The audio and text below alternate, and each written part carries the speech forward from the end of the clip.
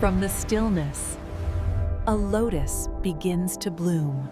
Sound awakens. In a world where war devours all and magic demands blood, the line between victory and destruction begins to fade. When the cost of freedom becomes unbearable, how much are you willing to sacrifice? Part 1. Flame. Chapter 1. Tisana.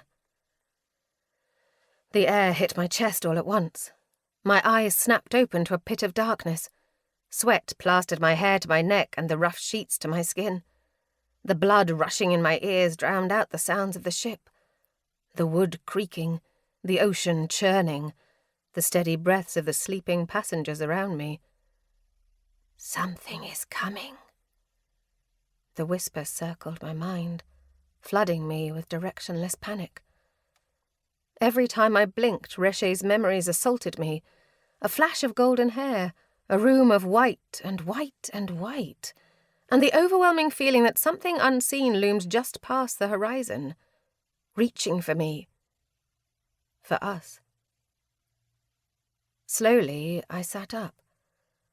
Rising to my feet, I channeled Reshe my calm, or at least as much of it as I could force.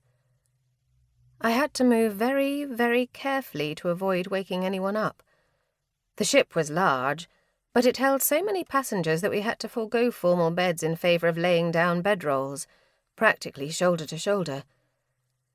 Esmarismikov's estate, after all, had really been more of a city, and that city had housed nearly 1,000 slaves, soldiers and servants and maids, horse trainers and farmers, craftsmen and cooks, and dancers, of course, like I had once been. Some had chosen to stay in Threl, either to reunite with family members or remain in the Mikov estate, now formally under the leadership of the Orders. But most had come with us, to Ara, a country where they could be free, yes, if only because it was now the country that held my leash. At the thought, Reshe slithered through the back of my mind. Even that small movement was enough to make me tense. I glanced down, looking for a clear path. Cyril was snoring softly on one side of me, and even now, more than a week later, when I looked at him, I felt a strange pang of disbelief in my chest.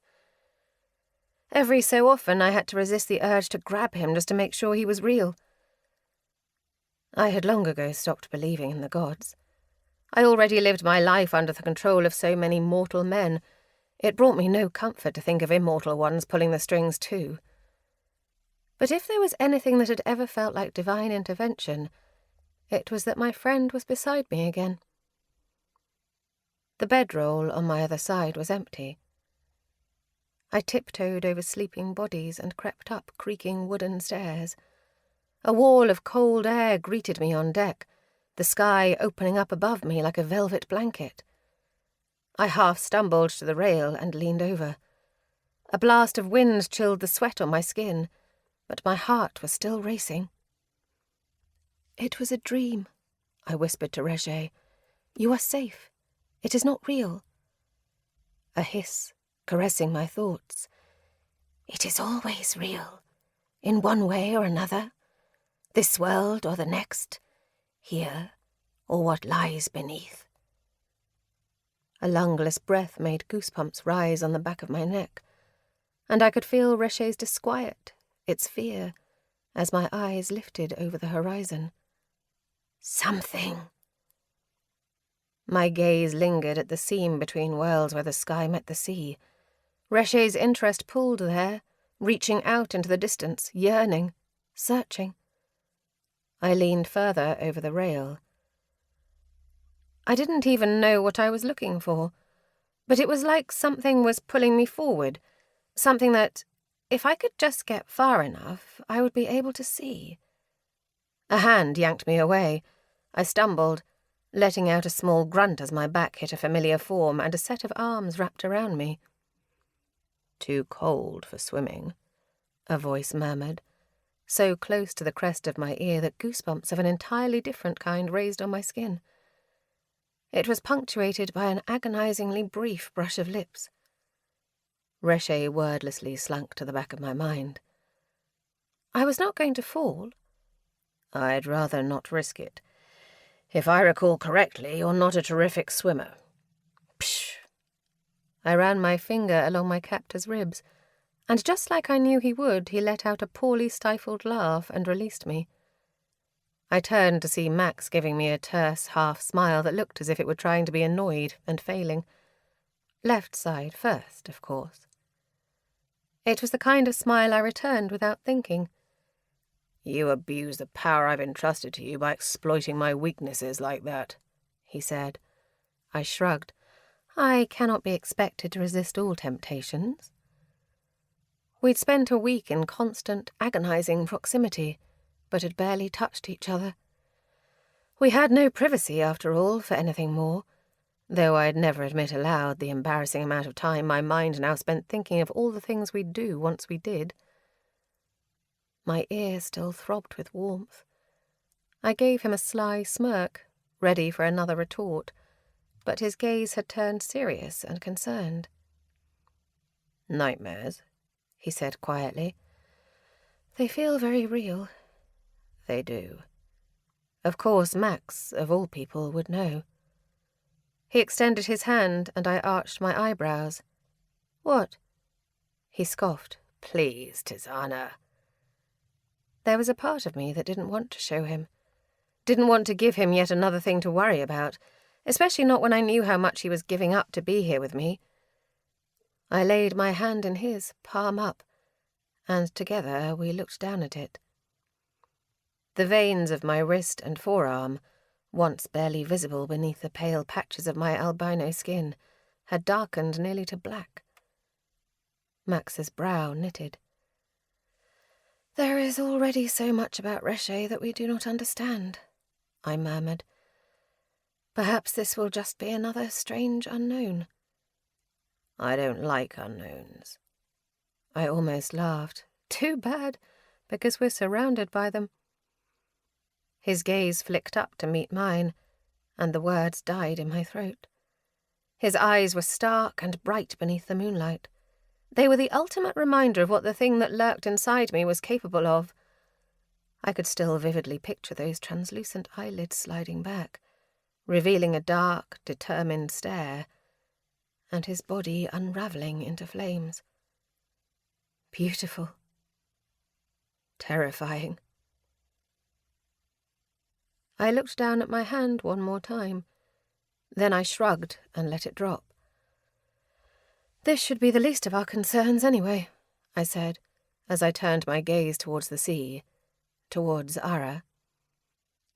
I did not know what was waiting for us there. After we left the Mikov estate, for a few blissful days the high of victory drowned out all else. But then the nightmares grew more vivid, and the shores of Ara grew closer, and I felt the Order's chains tightening. I had made a deal, after all. The Orders gave me the power I needed to topple the Threllian lords and save those I left behind. But in exchange, I sold myself back into slavery. Except now I would wield death instead of light touches and pretty words. A knot formed in my stomach at the thought of it. Max's memories of the destruction of Salazai still haunted the backs of my eyelids. I would not repeat that kind of devastation. I think I have the mental capacity to be equally concerned about all of it, personally, Max muttered, and I placed my hand over his.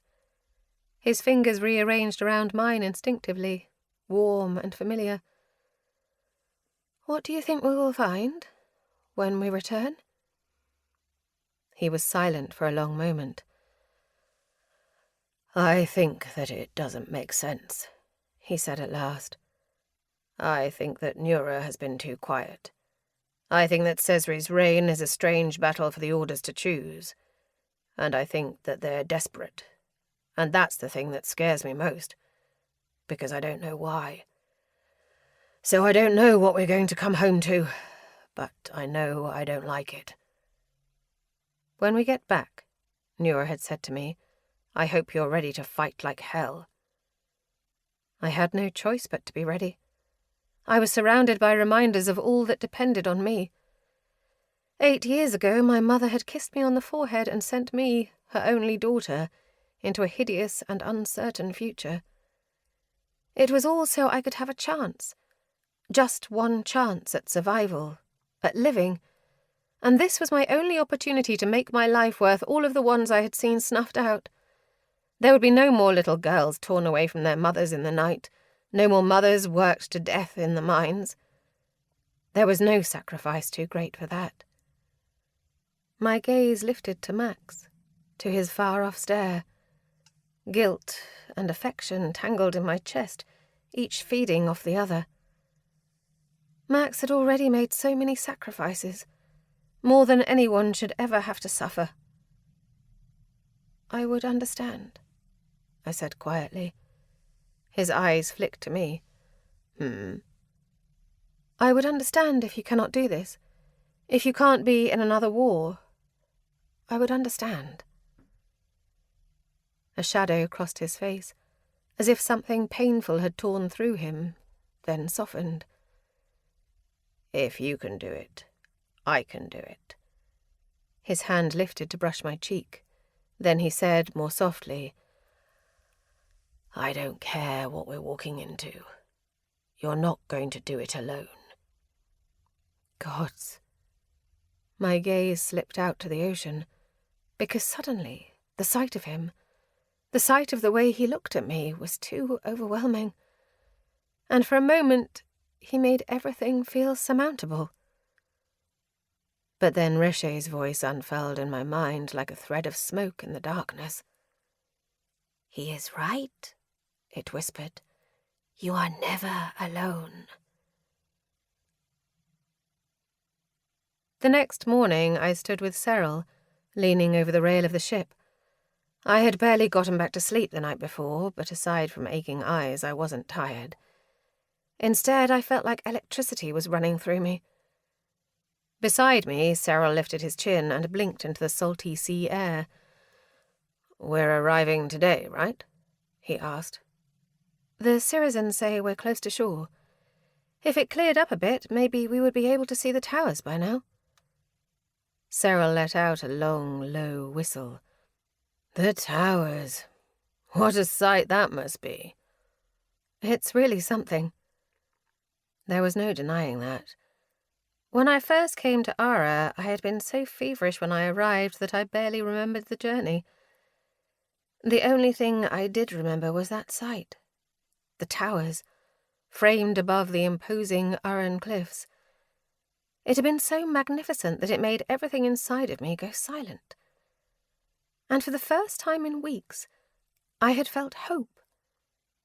Riche sniffed at the memory and let out a bitter chuckle. How foolish you were. How naive. I never thought I would live to see it. An easy smile still clung to Cyril's mouth, but his voice dipped a little as he said it, and I knew all the bittersweet depth hidden in that one sentence. A lump rose in my throat. You'll love it, I said. I told myself it was true. It had to be true. Cyril loved almost everything. He was effortlessly, ceaselessly optimistic.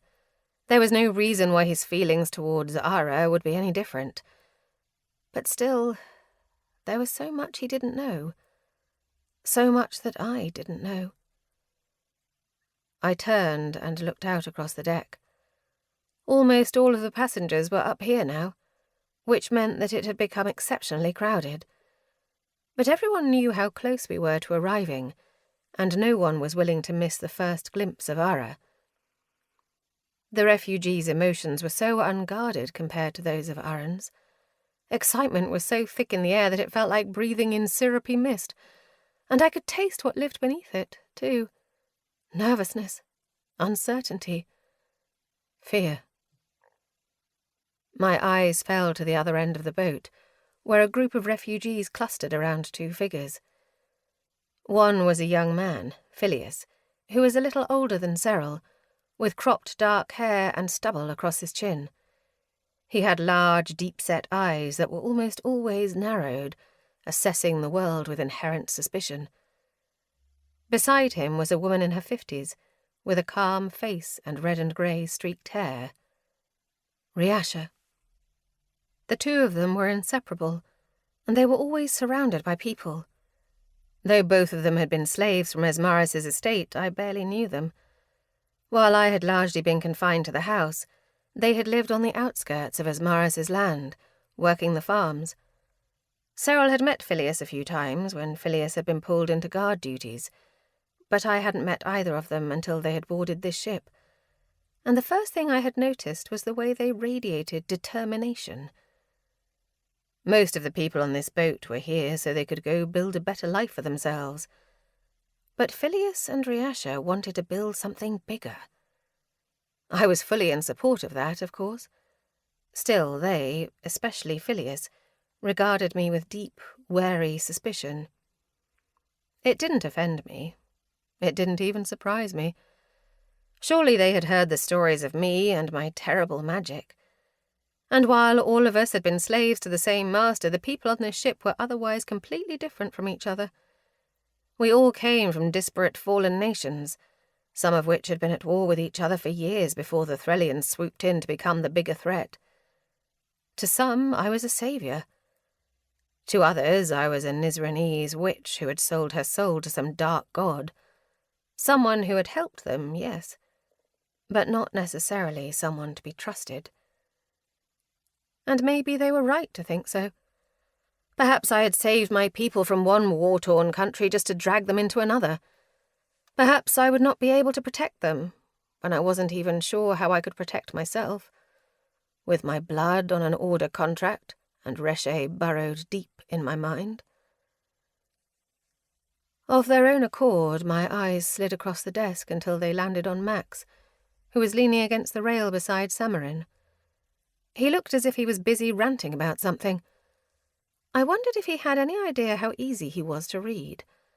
I was so far away, and yet I felt like I could practically hear him. So, how's the sex? My eyebrows leapt as my head whipped to Cyril, who gave me a sly smirk. What? You heard me. There's no sex. Oh, excuse me. Love-making. Cyril! I could feel my cheeks heating, even though I tried to look very serious and convincing.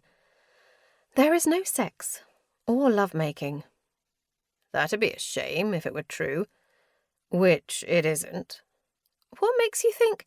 He looks at you like he wants to eat you. Slowly. With his tongue. Now my face was burning.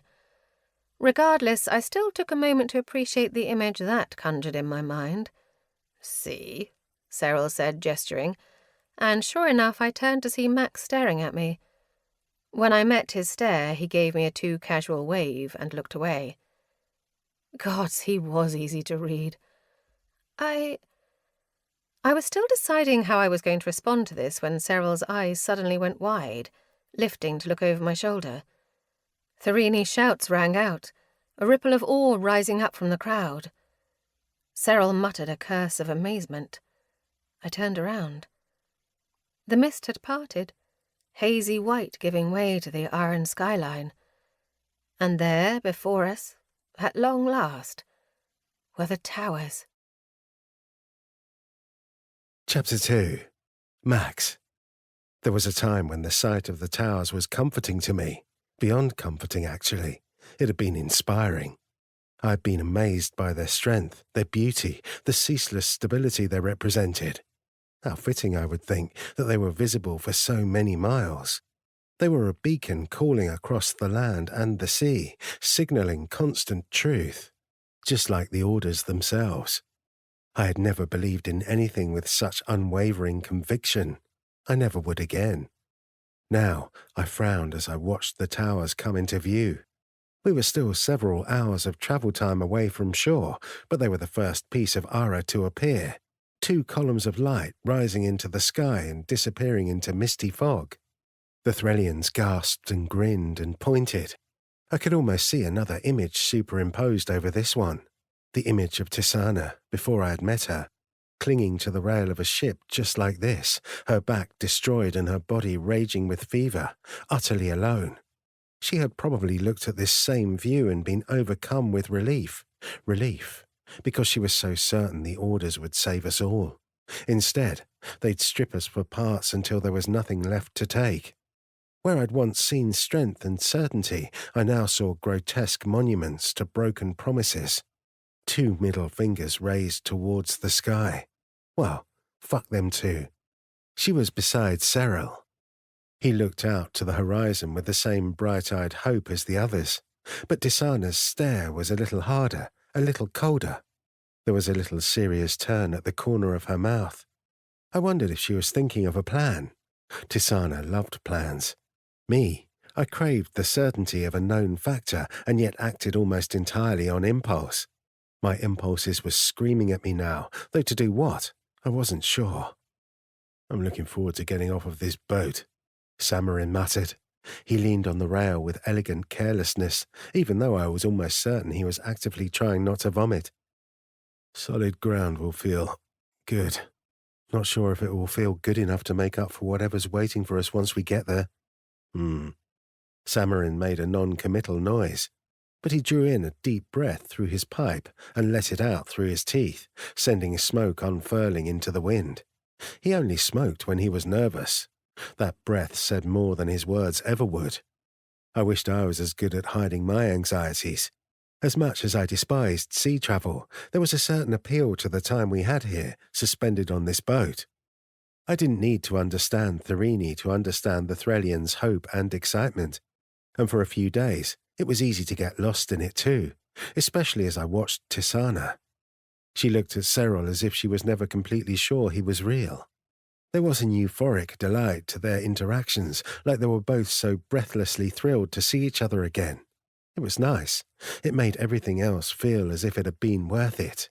Because anything would have been worth it to see her like this, to see her happy, even if I could feel the shadow looming. I glanced over to Nura, lingering near Eslin and Ariadnia, who looked abjectly miserable. Sirizen might be inherently unnerving, that eyeless stare just cut straight through you, but I found Nura's silence to be infinitely more foreboding. She had barely spoken during this trip, and yet I knew her well enough to read the hard lines of anticipation in the way she looked towards Ara every day. "Will you fight?" Samarin asked, in Cesari's war with Tisana. "I'm certainly not going to let her fight it alone." My answer was easy, quick. Still, it would be a lie to say the idea didn't make my palms sweat. It was one thing to cut down slavers, another to raise my weapon against people who just happened to follow a different leader than I did. The last war left enough marks on me. I knew too well how high the price was, and all for so little. "I'll stay with her," I said firmly, as if to myself. "But that's all. It's about her, not about them." Samarin let out another puff of smoke.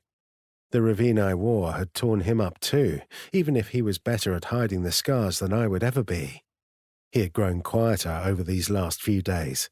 It was a different silence than his usual, leaden not with thoughtfulness, but with nervousness. "You know," I said, "I'm sure we could find someone else, if you wanted to return to your practice when we got back." I said it casually, but Samarin gave me a look that cut through my manufactured carelessness. "You couldn't find anyone as good." He gave Tisana a brief glance, one dark enough that I knew he wasn't looking at her so much as what lurked hidden inside of her. "And I don't trust anyone else to control that thing, even though I hope it doesn't come to that." A lump rose in my throat. I hated that I was relieved, because I didn't know if I trusted anyone else to do what Samarin could either. The strength of his magic, mastery of flesh, made him one of the very rare individuals who could force Tisana down if Reshe got out of control, and the strength of his character made him the only person in the world that I trusted to do it. He hadn't been there the day that Nura had forced my mind open and decimated an entire city, and he hadn't been there the day that Reshe used my hands to murder my family. And even if he never would say it aloud, I knew that he carried that weight. There was nothing left to say, so instead I clapped him on the shoulder and turned back to the sea, watching the towers grow closer and closer, and feeling their shadows grow colder. This doesn't look right, I muttered. I didn't even realize I was speaking aloud, but beside me, Samarin agreed. It doesn't. Tisana had joined Samarin and I at the bow. She said nothing, but I heard the uncertainty she didn't voice. We were close enough now to see the port. But while the Threlian passengers were bustling with excitement, the rest of us were clustered at the front of the ship, watching nervously. Something was not right. We were too far away to see people at the docks as more than little smears of colour, but I saw many, many gold jackets, the uniforms of the Crown Guard. The towers, which loomed over us, seemed darker than normal, quieter, and while it was typical to see the capital docks populated with dozens or even hundreds of fishing boats, now it was almost entirely occupied with sleek, polished ships. "Those are warships," I said. Tisana gave me a glance of alarm. "Warships?" she echoed, as if to say, "Already?" I had to agree. I'd been steeling myself for war, but I hadn't thought that it would be waiting for us when we arrived.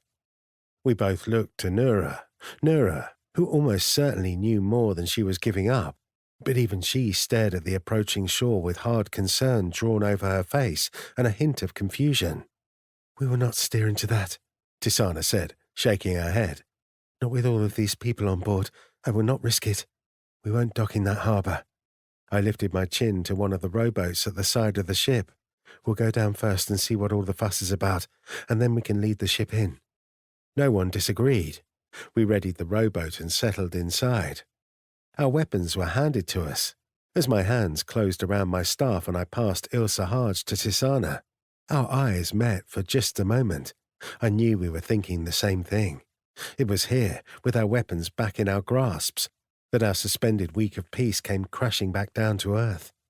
We hit the water with a splash. The boat held Tisana, Samarin, Nura, Eslin, and I. Ariadne remained on the ship, watching us with her eyeless stare as I took up the oars. We were silent. The docks lapped closer. I peered over my shoulder to see gold-clad figures standing there, gathering as we approached. It was only once we were a few feet away from the docks that I realized something was off about their uniforms. They looked similar to those of the Crown Guard, but the resemblance wasn't perfect. There was a splash of red on their chests, a sigil that I couldn't make out. That wasn't right. Crown Guard uniforms bore no house's sigil, not even the Queen's. By the time the boat slapped against the wood of the docks, I counted 24 soldiers, and more were coming. A captain, who wore a red cape spilling over his shoulders, stood at the front, watching us. 2 of the soldiers helped pull us up. No time to appreciate the way a non-moving floor felt beneath my feet. My eyes settled on the captain, and my confusion intensified. "Hello, Maxentarius," he said.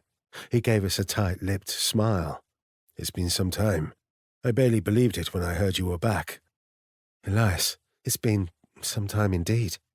When I had known him, he had been in his 30s and one of the finest warriors I'd ever met. I didn't doubt that he was still just as formidable, though now grey streaked through the temples of his brown hair and lines pinched his features. I did not miss the way his gaze moved from me to Tisana, to Samarin, to Nura, assessing each of us how a soldier assessed a target. Nor did I miss the way his men held the hilts of their swords, the same look of anticipation lurking beneath quiet politeness. I lifted my gaze, looking past them to the steps to the city beyond, and bit back a curse. The city was barricaded. From the distance of the ship, blocked by the shape of the docks, we hadn't been able to see it. Wooden structures clung to the steps leading from the docks to the city. Soldiers lined them. That's why there was no activity here. These docks had been closed. This was a trap, and by the way that Elias was looking at us, I could guess for whom it had been set. Elias gave Nura a nod. "Nura, always a pleasure. Can you explain why you're cornering us?" Nura replied coldly. He chuckled, as if he was not at all surprised by this response. "It's not my intention to corner you, and I'd happily explain why we're here if you would drop your weapons."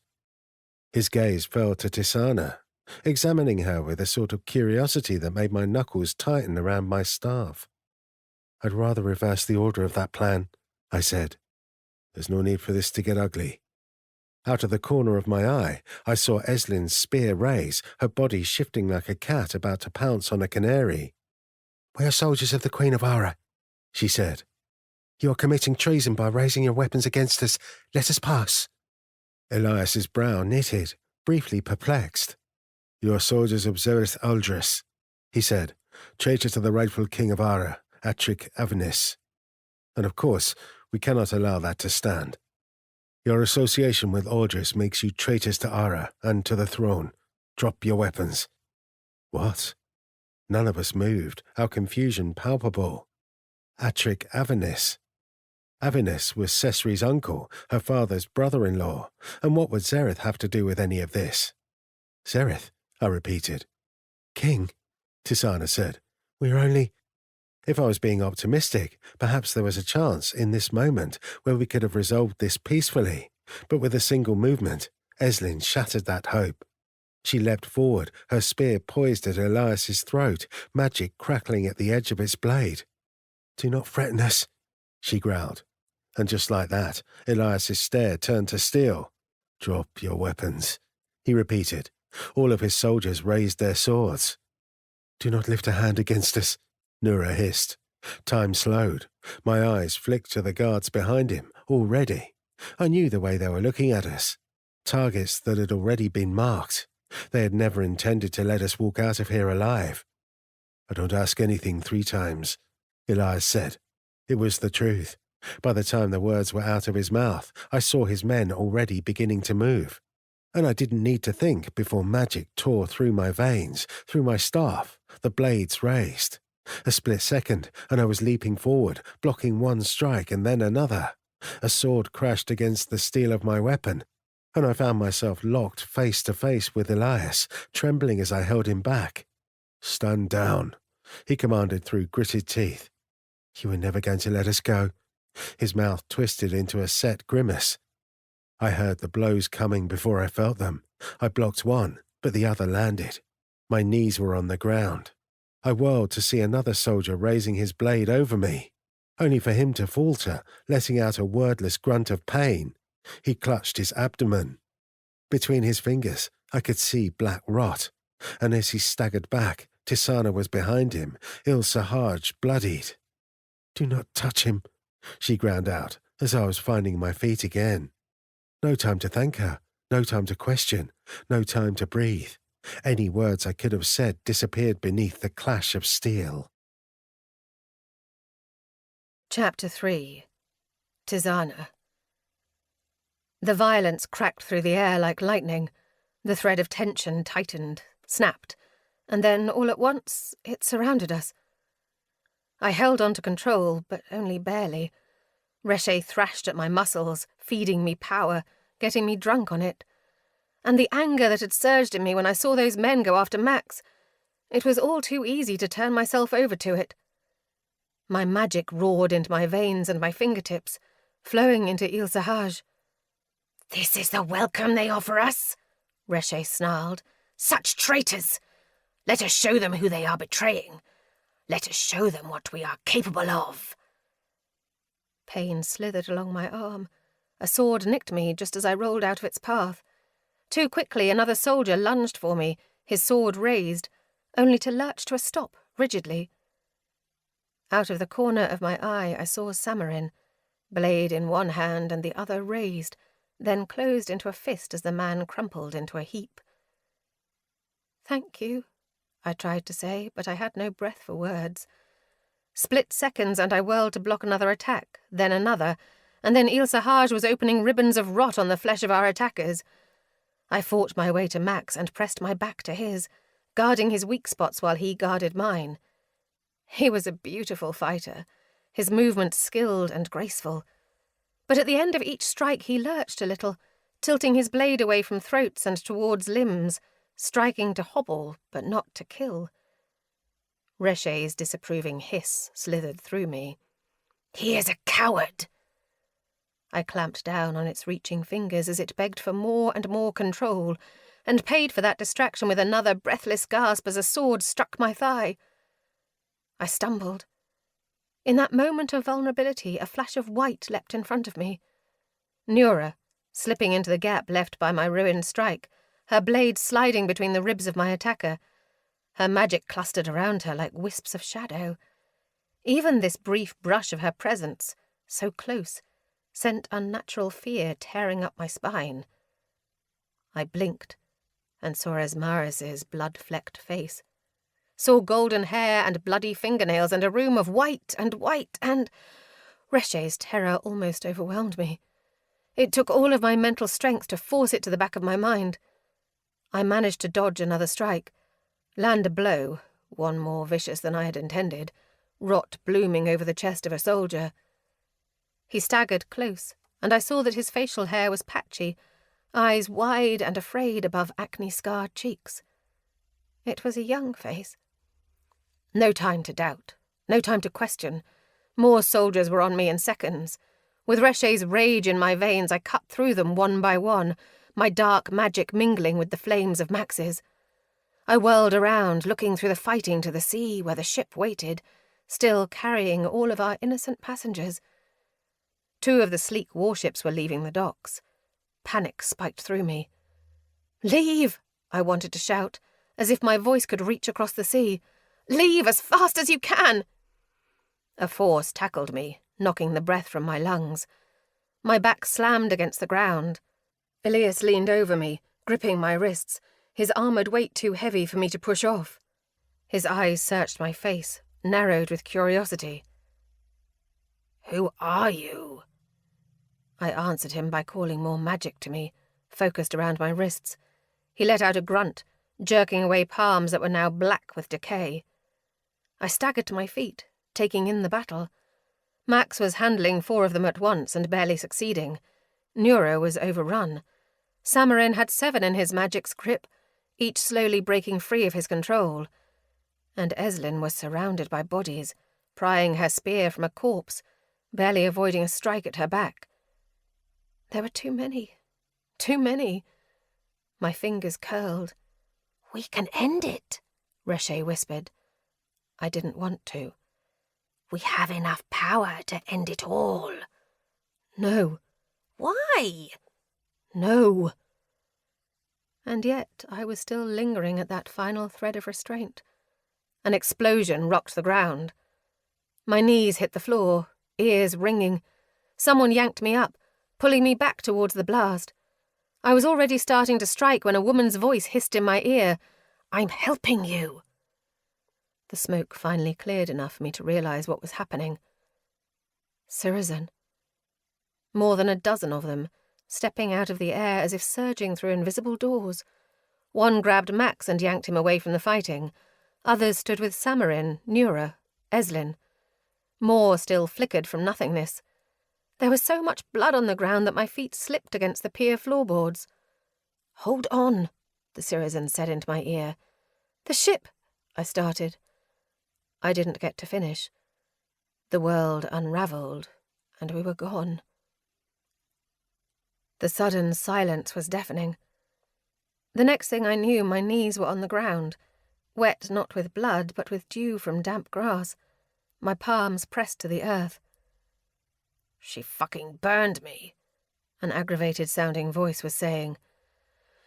"She wouldn't have if you'd given us a little warning," Eslin's voice grumbled back. "I was 2 seconds away from taking Vivian's head off myself." I turned my head. Max was beside me, also crouched in the grass. He'd barely scrambled to his hands and knees before he looked to me. "Are you all right?" he panted, and I nodded. I pushed myself to my feet and turned to the Citizen. The one who had saved me, a blonde woman with freckled cheeks, was sneering at a dark wound on her wrist. My fault, apparently. "The ship," I said. "The refugees were brought back with us." "We have the ship," she said a little impatiently. "We sent a few Citizen there too. They're bringing it down the coast. Was this really necessary? It's... Why are we here?" There was something in Max's voice that made my head whip around. He had risen to his feet, and now stood completely still, all colour drained from his face, eyes locked straight ahead. For the first time, I noticed our surroundings. Before us was a mansion. It was beautiful, the exterior crafted of smooth white stone, covered with gold-plated decorations and sculpture. Gold columns lined its front, cradling a wrought-iron balcony that extended across the whole exterior, breaking only to make way for the massive set of white, arched doors at its entrance. We stood beyond its gates, massive, extravagant things befitting the property that they protected, and a bronze lion stared down at us appraisingly. Beyond the mansion were mountains. I could barely make out a wall dotted with large, square buildings in the distance. Forts, perhaps. I knew this place. I knew it, even though I had never been here. Knew it and couldn't place it. I felt Reshe shift through my thoughts, as if unnerved. "It has been many days," it whispered, "since I have seen this place." A Syrian stood at the centre of the gates. She was wearing a red sash, wrapped around her waist and pinned to her shoulders so it flowed down her back. She was older than most Syrian, her hair grey-streaked and bound tightly. "Come," she said. "The king wishes to see you." "The king?" "The king?" Samarin said. Even he looked unnerved, eyes slightly wide as he stared at the building before us. Max looked as if he weren't even breathing. "Why are we here?" he said again.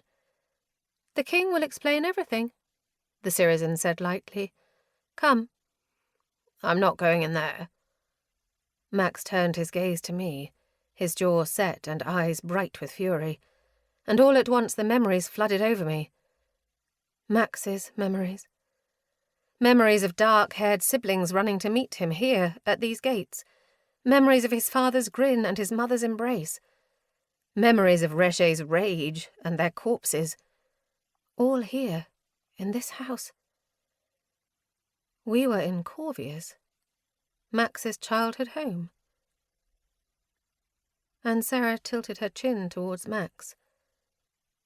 "He said that you wouldn't like being here," she said, "and to tell you that the sooner you come speak to him, the sooner you can leave." Max stared forward with a jaw set so rigid it trembled. "He?" The word rolled out between clenched teeth.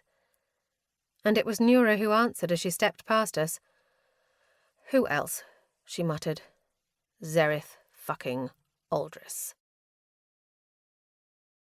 Chapter 4. Aoife. Once upon a time, I was a princess. I was just a child then, of course. Too young to know better than to wear that power, that safety, carelessly. Like most children, I saw my circumstances as constant and unmoving. I did not question whether I deserved what I had. I did not question whether I could lose it. But then, I'd have no reason to think such a thing. I was the Terness of the House of Obsidian, the heir to the greatest power in the greatest house of all the Fey nations. If there was anything to make one feel untouchable, it would be that. I lived in a beautiful room crafted of polished black stone, high at the top of the cliffs that housed the House of Obsidian, and I'd look out over the most incredible view and take it all for granted. I lived so far above the ground, and it never even occurred to me to look down. For 10 years I lived that way, gluttonous on comfort and power and, above all, love. Now it seemed like a whole other world, a cruel dream invented by a lonely mind. Perhaps it was a dream because when it ended fast, like snapping awake to a crack of lightning. It was all stolen time anyway. I should never have held that title. My blood was tainted, cursed, unsuitable. One night I went to sleep the Terness, and I woke up with my father's hands around my throat. Perhaps he should have killed me that night, for what I am. But instead of taking my life, he took my title. What had amazed me the most was how simple it had been. By morning, my sister occupied all the spaces of my old life, as if one princess could be seamlessly substituted for another, and the world went on as if nothing had changed, all while I was still falling from the heights of my power with nowhere to look but down. Once upon a time I was a princess. But that was a long time ago, and I've been hitting the ground ever since. My head smashed against the stone floor, teeth tearing the inside of my cheek, vision darkening, sound dampening. My lips curled into a smile. Thick warmth seeped between my teeth and dribbled down my chin, pooling in purple smears. For another second, the world was slow, silent. Then the rest of it hit me all at once. The smell of sweat and spilled wine, the raucous shouts of drunken spectators, the shift of the grit beneath my feet, the rough ground under my hands as I pushed myself back up, the cool air across my skin as I whirled, and the pain waking in my knuckles as they smashed against a bony, angular face. He staggered. My opponent was larger than me, but skinny and out of shape. I threw myself over him and bared my teeth, my razored incisors sliding from my gums. He turned away, but not fast enough. I caught the point of his ear. He howled. I spat his ear onto the ground, followed by a mouthful of his blood. And before he could rise, "Aoife!" That voice made me stop short. I looked over my shoulder just long enough to catch a glimpse of a familiar, deeply unhappy face in the crowd. That distraction was more than enough for my newly lopsided friend to stagger to his feet and send my world spinning with one decimating blow to my head. I hit the floor in a pile of limbs. Everything went grey. When my sight returned, I saw Siobhan, my commander, standing over me, powerful arms crossed over her chest. Dark curls dangled around her face as she shook her head. "If you're going to get yourself expelled over a pathetic pit fight," she said, "you'd better at least win." "He insulted the Turness," I shot back. Despite my best efforts, I was panting. "And you took it upon yourself to show him the error of his ways?" She cast a dry, disapproving stare to my opponent, who was mumbling a string of vulgarities while groping around the bloody floor for his ear. "He certainly looks like a man reformed." I don't need excuses. Get up, wall, now." She threw my cloak at me, and I winced as it thumped against my stomach. "Yes, Commander," I wheezed. She began to turn, then cast one more look down at me as I struggled to my feet, crimson eyes narrowing. "You insult your vows by using your training in a place like this. You insult the Turness by using her honour to justify this farce. And you insult yourself by losing." My mouth tightened. I drew my eyes down to the ground, suddenly very focused on adjusting my bootlace. "Yes, once upon a time I was a princess. Not anymore, and that was probably for the best. I was ill-suited for such things. I was too quick-tempered, too honest, too poor of disposition. And the House of Obsidian would be better, safer, stronger, with my taint far away from the throne. I would write my stories in blood on pub floors, rather than in curling script on royal decrees. But still, sometimes in moments like this, I couldn't help but look to the past and wish. By the time I scraped myself up off the ground, Siobhan was gone. The wall was nearly a mile beyond the edge of the obsidian pales, just far enough away that when you looked back the cliffs loomed in their full dramatic glory beneath the cresting sun. They reminded me of a star-dusted night, a black so dark that it glowed. That effect was only enhanced by the silver running in twisting rivulets along the stone surfaces. From this distance they looked like ornate metallic shocks of decoration, invisible until the sun hit them just the right way. It was only up close that one would see that they were actually thousands upon thousands of palm-sized swirls and images carved into the stone, painstakingly poured with silver. Each individual strand consisted of many carvings, and the longest of them spanned hundreds of meters of the cliff face, tangling with threads of other stories. Many of them immortalized epics, tales of deities or heroes, the origins of our kings and queens. But many, too, told tales of everyday mundanity. The birth of a child, the record of a wedding, The tale of a family business as it was handed down through the generations, all on equal footing. The obsidian pales were our home, and all Sydney Fay looked upon them with swells of admiration. But for me, it was less about pride of my home or my people or the grand achievements of our forefathers. No, it was more about the stories. The stories that we valued so much that we carved them onto our home just as we carved them onto our bodies. Aoife. Siobhan's voice was so sharp that my horse, Ree, yanked at the reins in a start, lurching me forward in my seat. I snapped my head up to meet her deeply unhappy glare. What? What? She says. She let out a scoff. I don't know what to do with you anymore. I apologise. Therein lies the problem, Aoife. Apologise. Apologies imply that you have accepted some form of responsibility. It implies that you have remorse and plan to do better. The first time you said it, I believed you. But now...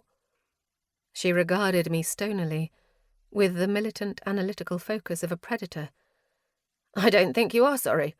I think you regret your actions, yes, but I do not think you have any interest in improving, because if you did, you would have done it by now. I swallowed a pang of hurt. I sighed and loosened the laces of my leather sleeves, yanking them up to my elbows, and thrust my arm out to her. Waited. Siobhan looked at it with pinched lips. Put that away, she said at last. You don't have any room for more anyway. But You don't. Put it away. I hesitated, then lowered my arm. She wasn't entirely right, but she was close. Every inch of my forearm was marked. A solid wall of black X's, scars on top of tattoos. 1 X for every infraction, for every shame, symbolising another piece of my skin that could not be occupied by tales of heroics. That was, after all, the greatest punishment among the Sydney, the erasure of a story, or worse, the potential for one.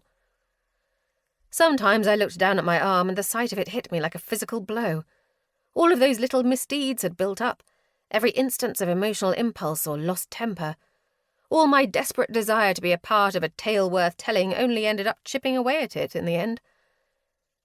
Jaw tight, I laced up my sleeve, hiding X's beneath black leather. But soon, Aoife, these matters will be beyond my control, Siobhan said quietly. The Blades cannot keep someone among their ranks who is so unpredictable. It is dishonourable, and it is dangerous. A spike of terror rose in my chest. I whirled to her, eyes wide. I cannot be expelled, Siobhan. Commander, she corrected sharply. Address me properly. Her rebuke hung in the air, heavy and sharp, as I struggled to compose myself enough to speak. I could feel Siobhan stare, even though I couldn't bring myself to meet it. Of the Blades' commanders, she was not the flashiest, the most accomplished, the most dangerous, but she was fair and steady, and that made her the most intimidating. If she judged you ill, that judgment was not based in the fickle throes of passion or pride, but earned through the careful weighing of a balanced scale. There were other commanders who disliked me, and in my anger I could tell myself that they held some personal slight against me. But Siobhan? If Siobhan decided that I was worthless, the only possible reason would be that it was simply the truth. Perhaps this was why I so sought her friendship and her respect, because I knew it was worth something. Siobhan's gaze softened. There is a part of me that wonders if perhaps you have no interest in being a Blade. Of course I do, I shot back. I need to be. Why? No one is more important to the royal family than the Blades, I said. No one serves them more loyally. No one better deserves their trust. I could have sworn that I caught a glimpse of pity in Siobhan's eyes. You do not need to serve the royal family, Aoife. You are one of them. We both know that is not true. It is true, no matter what your father says. Mathera. I didn't understand why it hurt, to hear it said as if it was so simple. I was torn in two, one half touched that she saw it that way, and the other wanting to rise to my father's defence. It was not his fault, after all, that I was unsuitable for a throne. But maybe there was a fragment of truth in her words. Maybe I had no interest in being a blade, and all I wanted was a way to prove myself. Like I was a cat laying dead rats at my father's feet. Look at what I brought you. Do you love me yet? I pushed the matter away. It doesn't matter, I said. I cannot lose my place. Tell me what I need to do to keep it. It's not my responsibility to save you from your bad decisions, and even if it was. But then something caught my attention. My eyes snapped towards the forest, to the wall of dense green before us. I cannot force you to reform, or tell you how to do it. Shh, I whispered. You can't shut this out, Ava. Commander, listen. My brow furrowed, ears straining. And there it was again, a sound I hadn't been sure I heard. A low, gargling voice far enough away that the forest nearly swallowed it. The faintest sounds of movement. Siobhan and I exchanged a glance, our hands falling to the hilt of our swords. We did not need to speak. Slowly we slid from our horses. When we pushed through the thicket, every footfall was carefully chosen to be utterly soundless. The noise grew louder. It was, unmistakably, a voice. Saying what? I couldn't string the sounds into words. Sutanaga. Another 2 steps. All at once I realized. Satanaga! I breathed. They're claiming Satanaga. Satanaga, a claim of help, of sanctuary, mutually understood and accepted between all houses, and called upon only in the most dire of tragedies. Siobhan's eyes widened. She whirled around, caution discarded in favour of urgency. Speak, she bellowed. We announce ourselves. We are Sydney Blades. We hear your claim. She levelled one mighty strike through the blanket of thicket, and we pushed through to a clearing of swamplands, and I drew in a ragged gasp. Laid out before us were bodies. 12 of them, if I had to guess, or maybe more, sprawled out in the swamplands in a macabre, bloody trail. Male, female, a few children. None moved, except for the one closest, a copper-haired male. One hand was outstretched, as if trying to claw himself farther.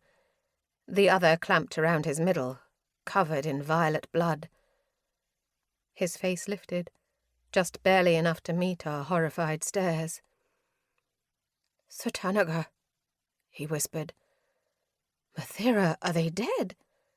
The words flew from my lips before I could stop them. I dropped to the man's side, kneeling beside him while he gazed up at me with glazed-over eyes. He shook his head, weak but desperate. Get back to the pails, Siobhan barked. Go to the base. Bring help. Now. If these people aren't dead yet, they will be soon if no one intervenes. She was already knee-deep in water, yanking bodies out of it. I began to stand, but shaking fingers clutched at my sleeve. I looked down to see the auburn-haired male, clearly fighting to stay conscious. Take me. I'll come back, I said. Please, he rasped. They must see. Is that really what he thought? That the people of the House of Obsidian were so cold, so heartless, that we would not help them unless we saw his entrails with our own eyes? I could not bring myself to leave him behind. So I straightened, grabbed the little tube of steel that hung around my throat, and whistled for Ree. When she galloped through the brush, I, as gently as I could manage, lifted him out of the dripping swamp. He was trembling so violently that he nearly slipped from my grasp, the hot warmth of his blood soaking through my clothes. There was so much of it. I'm sorry, I murmured, as I hoisted him onto Ree's back while he let out a little gurgling groan. When I climbed up after him and urged Ree into the fastest gallop she could manage, I tried to press my body against his to keep him as stable as possible. We flew through the trees. I peered down and noticed the distinctive cut of his jacket, a high collar finished with bronze thread, and a triangle sigil at the back of his neck. The House of Stone. A small but respected house, and Obsidian's closest neighbour, though it still sat miles away. My brow furrowed. Did they drag themselves here? "Who did this?" I whispered. We broke through the forest. The wall came into view, and beyond it, the sleek darkness of the Pales. What happened? I did not expect an answer. My companion was now slack against Rhee's neck, his blood soaking all three of us. But his face turned, just enough for me to see the edge of his profile, a sliver of green iris. "Humans," he ground out. Humans? As far as I knew, none of the houses had had any contact with humans in many hundreds of years, and compared to Fae, humans were so weak. I counted nearly a dozen gutted Fae in those swamps. That couldn't be. "Later," I said. "We'll talk about it later." Words I couldn't understand tumbled from the Fae's mouth. I leaned closer. We flew through the gates, falling into the familiar welcoming shadow of the Pales. "What?" "I am 13th, he mumbled. "For the crown." Then he went slack, falling utterly silent. Chapter 5. Max. I'm so glad to see you've made it here safely, despite the excitement. Apparently you didn't receive our letters at sea. Sit, eat. You must be hungry. Zerith stood at the head of the table and gestured down its length. Overflowing platters of food were artfully arranged down the centre. Chicken and fish, rice and breads, diced fruits with wet crimson meat glistening beneath the candlelight. The table could have easily seated 30, but the 5 of us were clustered at one end. Near the other, Ter, Cessary's Valtane advisor, sat with his eyes downcast, and at the head, Zerith stood and smiled at us with easy charm. Zerith was there, in the same spot my father used to sit, in the main dining room of my family home. Zerith Aldris, wearing a crown on his head. I was so furious I could barely speak. "Why are we here?" I demanded, but my words were sliced in two by the sound of splitting air. 3 silver blurs whizzed past my ear, so fast I felt my hair rustle. "You snake," Nura spat. In a split second, Zerith was leaning against the table, rubbing his neck and peering over his shoulder at the 3 throwing knives now embedded in the wallpaper behind him. Beside me, Nura stood rigid, her eyes icy with rage. "Welcome back, my dearest second," Zerith said sweetly. "You have no shame." "As opposed to who? You? Who didn't wait 30 seconds before your first assassination attempt?" She missed on purpose. I wish she hadn't. Words still escaped me. That was rare. "You have many things to explain, Zerith," Tisana said, quietly but with a deadly edge to her voice, and Zerith straightened as he smiled at us. "I do indeed. Sit down and we'll talk." Sit down. Funny how out of everything, those 2 words were the thing that made a bitter laugh slip between my teeth. Zerith's smile turned to ice. "Is something amusing?" Zerith Aldris just invited me for dinner in my own ascended damned childhood home, with a crown perched on his head. Amusing is not the term I'd use. I didn't realize I was leaning forward until I felt my palms pressed against the mahogany of the table. Beneath my left thumb, I could feel a scratch in the surface. Variaslas had made that mark some 15 years ago, when scratching away at 2 thin parchment with the nib of his pen. And now Zerith is sitting there telling me to sit down. "Where is Cessary?" Samarin asked. "Why are we here?" I added, because still, despite everything, it was the one question I kept coming back to. But I wasn't quite expecting the sheer lack of hesitation, the utter nonchalance as Zerith said, "Queen Cessary is dead." He took a bite of steak, chewed loudly. "Eat. Don't make all of this go to waste." We all sat there in stunned silence. Every set of eyes looked to Ter, who seemed to sink into his chair, staring down at his empty plate, expressionless. "Horseback riding accident," Zereth added. "It was horrible." "Accident?" Samarin repeated dryly. Zereth cocked an eyebrow, then put down his fork and continued. "Cesri placed a great deal of trust in the orders. Ter, after all, was her most trusted adviser." Zereth gestured to the Valtane beside him, though Ter's gaze remained dutifully lowered. "Obviously, Cesri has no heirs and likely would not for a very long time, considering her age. So prior to her death, she enacted a decree entrusting the crown to the Arch-Commandant as regent in the event of her death. Thus—" Zereth reached into his breast pocket and produced a sheet of folded-up parchment paper. He smoothed it out on the table, then slid it towards us. I craned my neck to read it. "By decree of Queen Cesri, first of her name, she of no successor, I hereby declare that in the untimely event of my death—" I skimmed through the rest, several paragraphs of winding verbiage, until I got to the end, the important part. "Crown shall pass to the Arch-Commandant of the Order of Midnight and the Order of Daybreak as one who is most committed to Ara and most qualified for the role." And there, beneath it, was Cesri's signature. "But of course—" Without looking up, I could hear the smug, sarcastic smile in Zereth's voice. "None of this is a surprise to my dear second. She didn't fill you in." The realization fell over me like a cold shadow. All this for what? For a 13-year-old's throne? I'd asked that to Nura merely weeks ago when we were travelling to Thrall. Now it all clicked together. They, Zereth and Nura, had been using Cesri, using her to replace lords with ones more favourable to their cause, using her to make herself so horrifically unpopular that any alternative would be welcomed with open arms. Nura wasn't flinging knives at Zereth because he'd stolen a crown. She was flinging knives at him because he did it without her.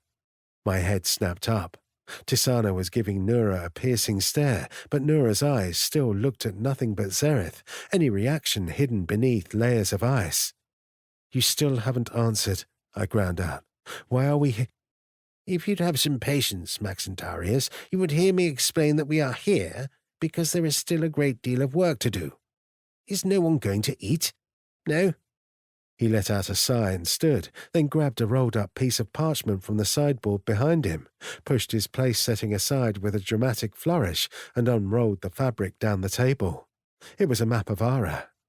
Red paint marked various cities across it, and the largest red circle of all was around the capital.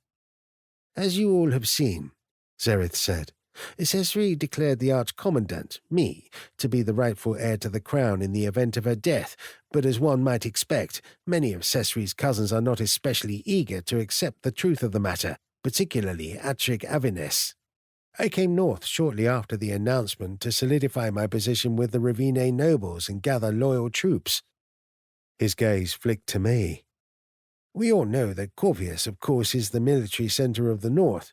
Your aunt Lysara was all too willing to host the new king, especially once she learned that you're an ally." "Lysara," I repeated. Of fucking course. I wouldn't put it past my miserable aunt to host Zereth. Still, there was a certain, was it disappointment? For a second, there had just been a part of me that was wondering. "Surely you didn't think Brian had invited me?" Zereth said. No, it was a ridiculous thought. He wouldn't have done that. Zereth's nose wrinkled. No, he wouldn't. As far as I knew, my elder brother had been gone from Ara for the better part of 10 years, all too eager to leave the estate in the care of our aunt and go wander Besrith. Not that I could blame him. Anyway, Zereth cleared his throat, voice growing sour. "I admit it was a mistake to leave the palace so soon. I underestimated the loyalty some in the capital would have towards the royal bloodline. Avines's forces took control of the palace while I was gone. Merely a stumbling block, of course, given our superior resources." His gaze fell to Tisana, and I ground my teeth.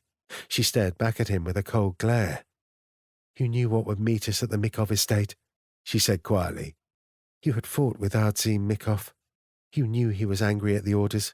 You knew that party invitation was a trap, and you told us none of it. Were you hoping that some of us would not make it back alive? Or was it just something to keep us busy while you came to Ara to steal a crown? I took the invitation at face value. Besides, I had great faith in your abilities. Rightfully, it seems. I heard some incredible tales of what happened that night. His eyes flicked to me. Very interesting things, actually. And after all that, Tisana said, you expect us to go take the capital and give you your stolen throne. I could practically see the gears turning in her head. I object to that description, Zereth said, brushing the crown on his brow. It seemed to sit oddly on his head, like he wasn't fully comfortable wearing it. But yes, of course we are to put down the rebels challenging the rightful line of succession. Rebels? Nura snorted. You make it sound like we're talking about a bunch of ragged militiamen. Atric Avinis was one of the best armies in Ara, perhaps even the world, and I see at least 5 other old blood houses on that map of yours. She was right. Some of the most oldest, most powerful districts in Ara were among those marked in red. It was no surprise to me that these would be the families to object most strongly to Zereth's reign. For some, the loss of a royal bloodline meant the loss of their own claim to power. But even beyond that, many would oppose on principle alone. Zereth had gained great power within the orders, yes, but he had come from nothing. For Aran nobility, a throne held by a nameless bastard would be seen as a threat to their very way of life. If you're suggesting that we take the capital back now, I said, then we're looking at a bloodbath no matter how much power we have. I did not miss the pleasure in Zereth's stare on Tisana, or on me. And how would you do it?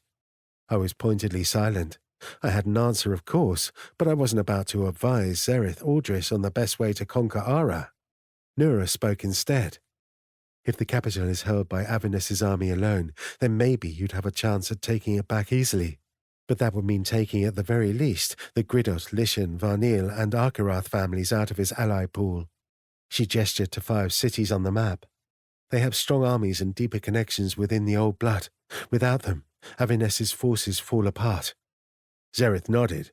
I think so too, and so that will be our approach.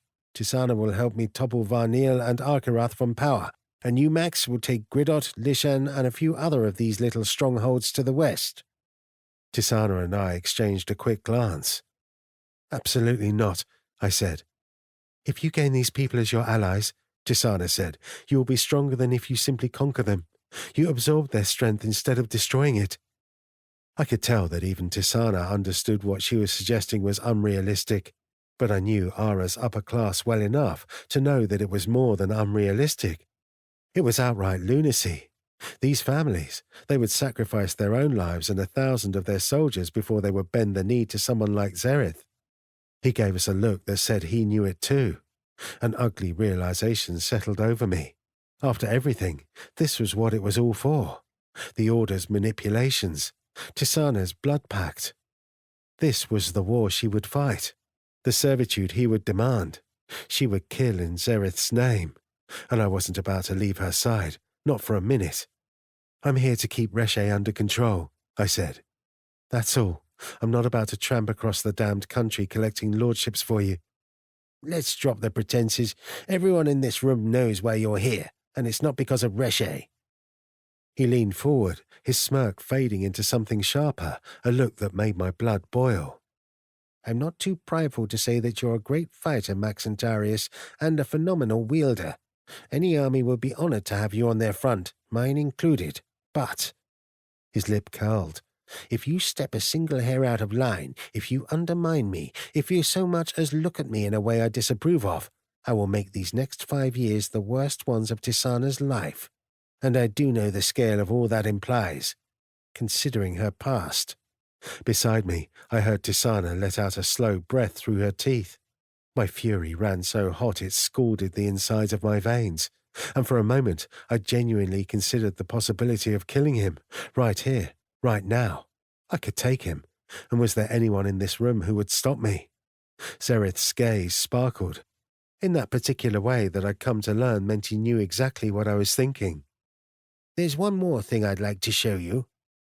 He reached down and unbuttoned the wrist of his jacket, then wrenched the sleeve up to his elbow. There on his forearm was a tattoo. I did not recognize the design, similar to a stratogram, but more twisted and chaotic, the lines twining through the circle's centre and growing so dense that individual shapes were indistinguishable. Circling its edge were tiny, jagged figures that looked as if they could be words, though not in any language I'd ever seen before. The black ink bled angry, mottled purple into Zereth's albino skin. "Nice," I said flatly. "Very pretty, Zereth. Looks infected, though." "This isn't just a tattoo," he said. "It's a spell. It combined my blood and Tisana's, and it binds her life to mine. If I die, so does she." My heart stopped beating. My gaze shot to Tisana, just long enough to see her eyes go wide. "Impossible," I barked. Zereth smiled as he rolled down his sleeve. "Nothing is impossible, Max. The people in this room should know that better than anyone by now." Impossible, a part of me still insisted. The part of me that wanted so desperately to be right. It can't be done. Impossible. Tisana moved so silently I didn't realize that she had stepped forward until she was leaning past me, pressing her palms on the table as she stretched towards Zereth. Her face was utterly calm, and yet her eyes were so bright, like something inside of her had lit on fire. "I signed your pact," she said, her voice quiet and sharp. "I will fight your war. I have no choice in this. But know that I've defeated more powerful men than you, Zereth, and in the end, their desire for power only made that easier." "It's nothing personal," Zereth said. "I'm realistic about the risks I face. I'm protecting myself. Don't pretend any of you would be doing anything different if you stood in my place." I wouldn't, and that's why I would never stand where he stood. His fingers brushed the crown absent-mindedly, and a flicker of thoughtful uncertainty crossed his face. But then that smile was back, easy and careless. "Do you know what power is?" he said, leaning back in his chair. "Power is sitting here alone in a room with 4 people who want to kill me, and knowing I'll walk out alive." Chapter 6. Tisana. I remembered very little about my life in Nizarene before it fell. I was so young when we fled. My lost country reduced to fragmented sensations burned into my memory. Sometimes, moments that I didn't realize I remembered would come roaring back at the most unexpected times. Now, as Max, Samarin, and I strode through the hallways of a beautiful house that I had never been to before, and yet recognized more clearly than my own homeland, as Reshe roiled and hissed in the back of my mind, awakened by the sheer force of my anger, one of those lost images bloomed to life. My father had kept a little useless metal contraption on his desk, a series of interlocking brass rings that went on in perpetual motion. The night the capital of Nizarene was conquered, I had been standing in his study, my fingers clutching the edge of the desk, watching those rings swing, swing, swing, the only thing in my world that remained a certainty. That was what my mind felt like now. Something that needed to keep whirring away, because if it stopped, too much would shatter. My fists were curled at my sides, fingernails biting my palms. Zereth's words echoed in my ears. "If I die, so does she." How casually he said it. How easily my life became a piece in his game, something to be played with and bartered away, something that ceased having value the minute it was no longer useful to him. "It has always been that way," Reshe whispered. It reached for a memory. Esmaris's face as he told me, "You are worth 1,000 gold." Max walked fast, his eyes straight ahead, as if by not looking he could avoid his surroundings. Not that I could blame him. I could see the ghosts of his family out of the corners of my eyes, edges of Reshe's frayed memories catching on every doorway or hallway or painting we passed. And still the beauty of it was undeniable. Mind-boggling, even, to see it first-hand for the first time. Every inch of the interior displayed the same delicate, elegant craftsmanship on the outside. Brass carved columns separated the hallways from the ballroom below, The floors composed of complex mosaics, the doorways immaculately crafted from mahogany. Art adorned all of the walls, paintings that I could only catch glimpses of as we walked. His hand found mine and held tight, as if he was afraid I would be pried away. Without hesitating, he led us down a spiral staircase, then through a stunning atrium filled with light flooding in from a glass ceiling, until we reached a set of double doors, which he barreled through immediately. A wall of cool, moist air hit me. The sky was overcast, darker now than it had been when we arrived. Max's pace slowed slightly. We were in a garden, crossing a large stone patio with pathways shooting off. Mountains loomed over us.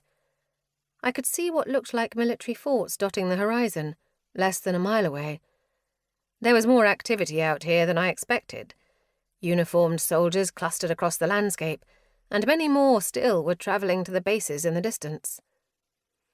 Zareth said he came here to gather loyal troops, Samarin muttered. I suppose that was accurate. Max swore beneath his breath. His stride did not break. Heads turned as we passed, whispers rising. Is that Max Antarius Falione? I didn't believe he'd really... Now what? Max finally ground out, so low I almost didn't hear him. Now what? That was the wrong question to ask. I knew exactly what would happen next. I would fulfill the pact I made to the Orders. I would fight Zareth's war, even though he betrayed me, even though he now used my life itself to manipulate the people I loved most, even though I hated him almost as much as I had hated the Mikovs. He would do all of that to me, and I would still hand him everything he'd ever wanted. But I didn't get the chance to voice this, because suddenly Max stopped short. His gaze snapped to one of the groups of soldiers in the distance, brow furrowed, a look on his face that made my heart still. What is it? Samarin asked, just as Max began striding across the path. Moth! He bellowed. Moth? I followed Max's gaze, and there he was, standing with a cluster of young men in deep green jackets. At the sound of Max's voice, Moth whirled around so fast that his blonde curls went flying, his face lighting up. He gleefully abandoned his conversation and half ran to meet us, grinning. You're back. They said you'd come here, but I didn't think it would be so soon. So, did you do it? Did you kill the slavers? Moth, Samarin said calmly, but in a tight voice that betrayed something deeper. Why are you... What are you doing here? Max barked. What the hell are you wearing? Max was not listening to Moth. He wasn't even looking at his face. He was looking down at Moth's jacket, at the sun emblem at the lapel, and the embroidered name, and those familiar brass buttons. My confusion soured to dread. That was a military uniform. Moth's glee faded. Well, you were all gone, and Helene wasn't a very good teacher, and 2 weeks ago they offered us a lot of money to... You enlisted, Samarin murmured. What the hell were you thinking? Max's voice began quiet, then slowly rose. Samarin leaves you alone for 2 weeks, and you run off and join the military? Moth was the only person I'd met in Ara who had such little control over his emotions that I still felt every ripple. And now I tasted excitement turn to hurt. I just thought... You and Samarin were both members, so... I thought... You weren't thinking. This was a stupid decision, Moth. Reckless. I just... You just what? Max, I murmured, putting my hand on his arm, and he let out a breath through his teeth. Moth's eyes darted between us, landing on Samarin. I thought you'd be glad, he said in a small voice, and Samarin looked as if someone had actually struck him. I felt it too. Why would you think that? Samarin said, and Max scoffed. Glad? No, Moth. We just thought better of you than to— Max? My hand closed around his wrist and his gaze snapped to me. Enough. For a brief moment he just looked at me, and I could see all of the invisible words neither of us could tackle hanging there in that split second of connection. Then he pulled from my grasp, turned away, and began striding down the path. Moth looked as if he were actively holding back tears. "I'm sorry," he said quietly, as if it were the only thing he could think to say, even though he didn't know what he was apologizing for. But I did. I understood exactly. "It's not about you, Moth," I said. I glanced back at the boy, took in the sight of him, round-faced, barely a teenager, still years away from so much as peach stubble. Then my gaze met Samarin's, and I knew we were thinking the same thing. I felt vaguely ill, nausea warring with anger. Not at Moth, but at everything that led him here. He was just a child. And now what? What was this world going to do to him? "What is it going to do to all of us?" a smaller voice whispered in the back of my mind. "It's not about you," I said again, and went after Max. I rejoined Max far behind the house. He had taken a sharp turn away from the main paths, veering to a secluded expanse of overgrown grass at the edge of the grounds. It was getting dark, and mist clung to the air, rendering the sky grey and flattening the distant mountains to silhouettes. Deep green forest spread out before us, and the house loomed behind. Max stopped walking abruptly, head bowed, hands stuffed in his pockets, facing the tree line. We stood there together in silence. "They will not send him out there," I said at last, quietly. "Will they?" I don't know. They took him. If they're desperate." He cleared his throat. "Last time, some of those soldiers were only 14, 13 near the end. Children." I did not miss the way his head twitched towards the house, as if he was going to look over his shoulder, and thought better of it. The soldiers were not the only children claimed by the war. A blink, and his memories, Reche's memories, flooded me. Blood and fire and anger, and the lives of all those Farleone children discarded in one terrible night like crushed flower petals. I reached for his hand, and his fingers twined around mine with unexpected force, as if he were a sinking boat and I was the only thing tethering him to the shore. Or perhaps the opposite. "And this is what it was all for," I muttered. "Zereth's throne." I should have seen it happening. He closed his eyes. But of course I didn't. I didn't see any of it until it was too damned late.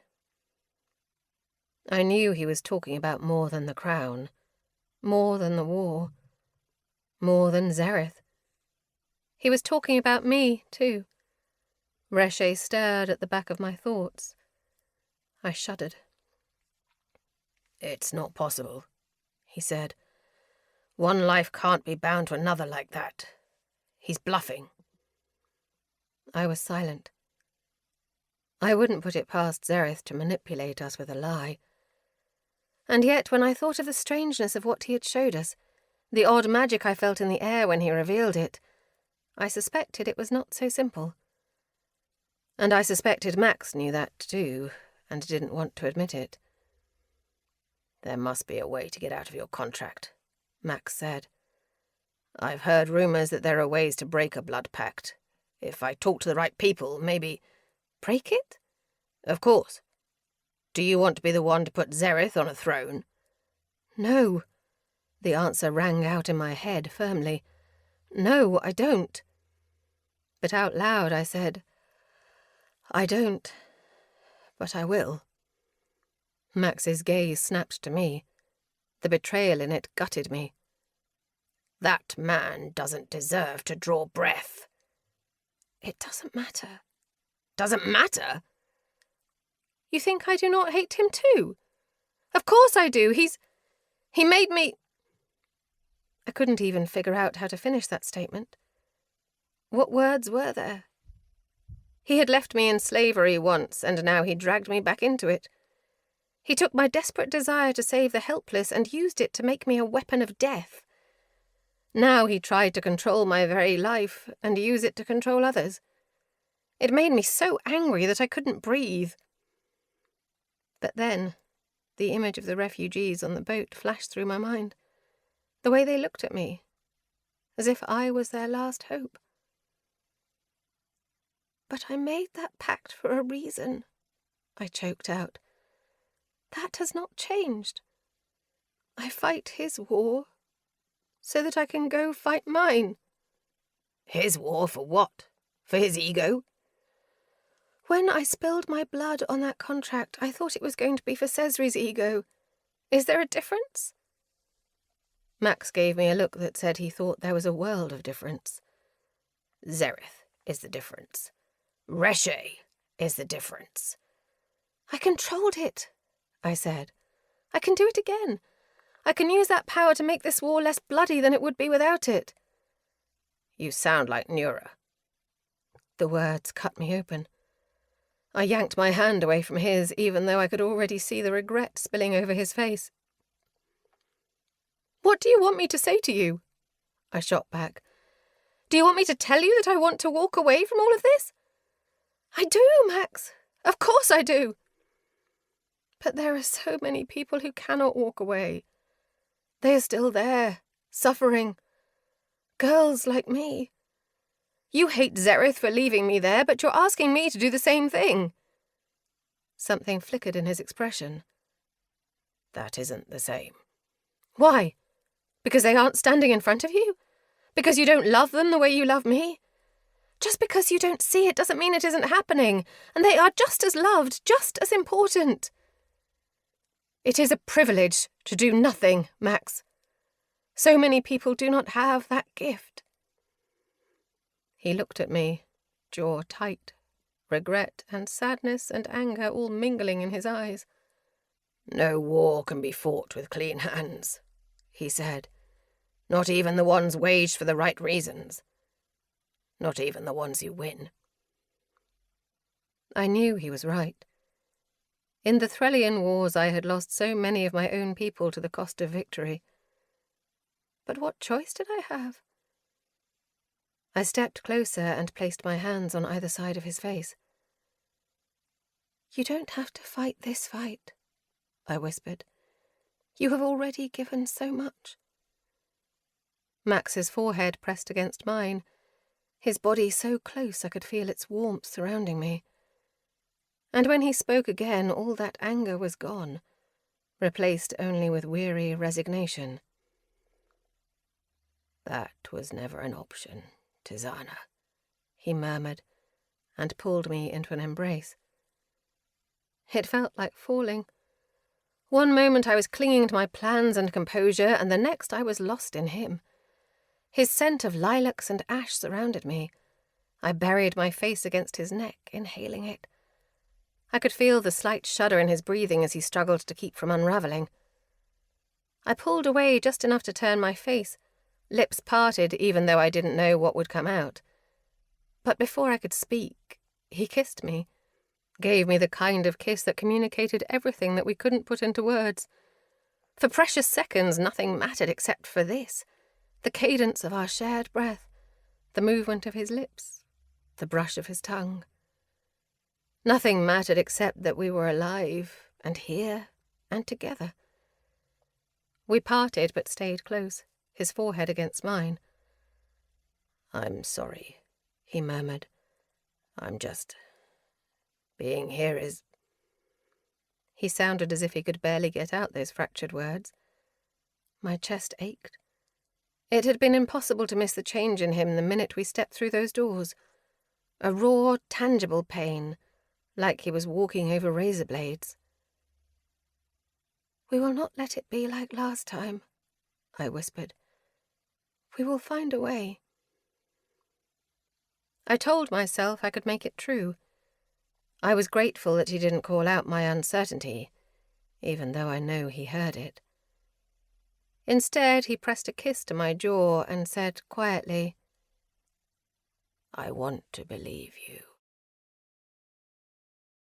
Chapter 7. Afer.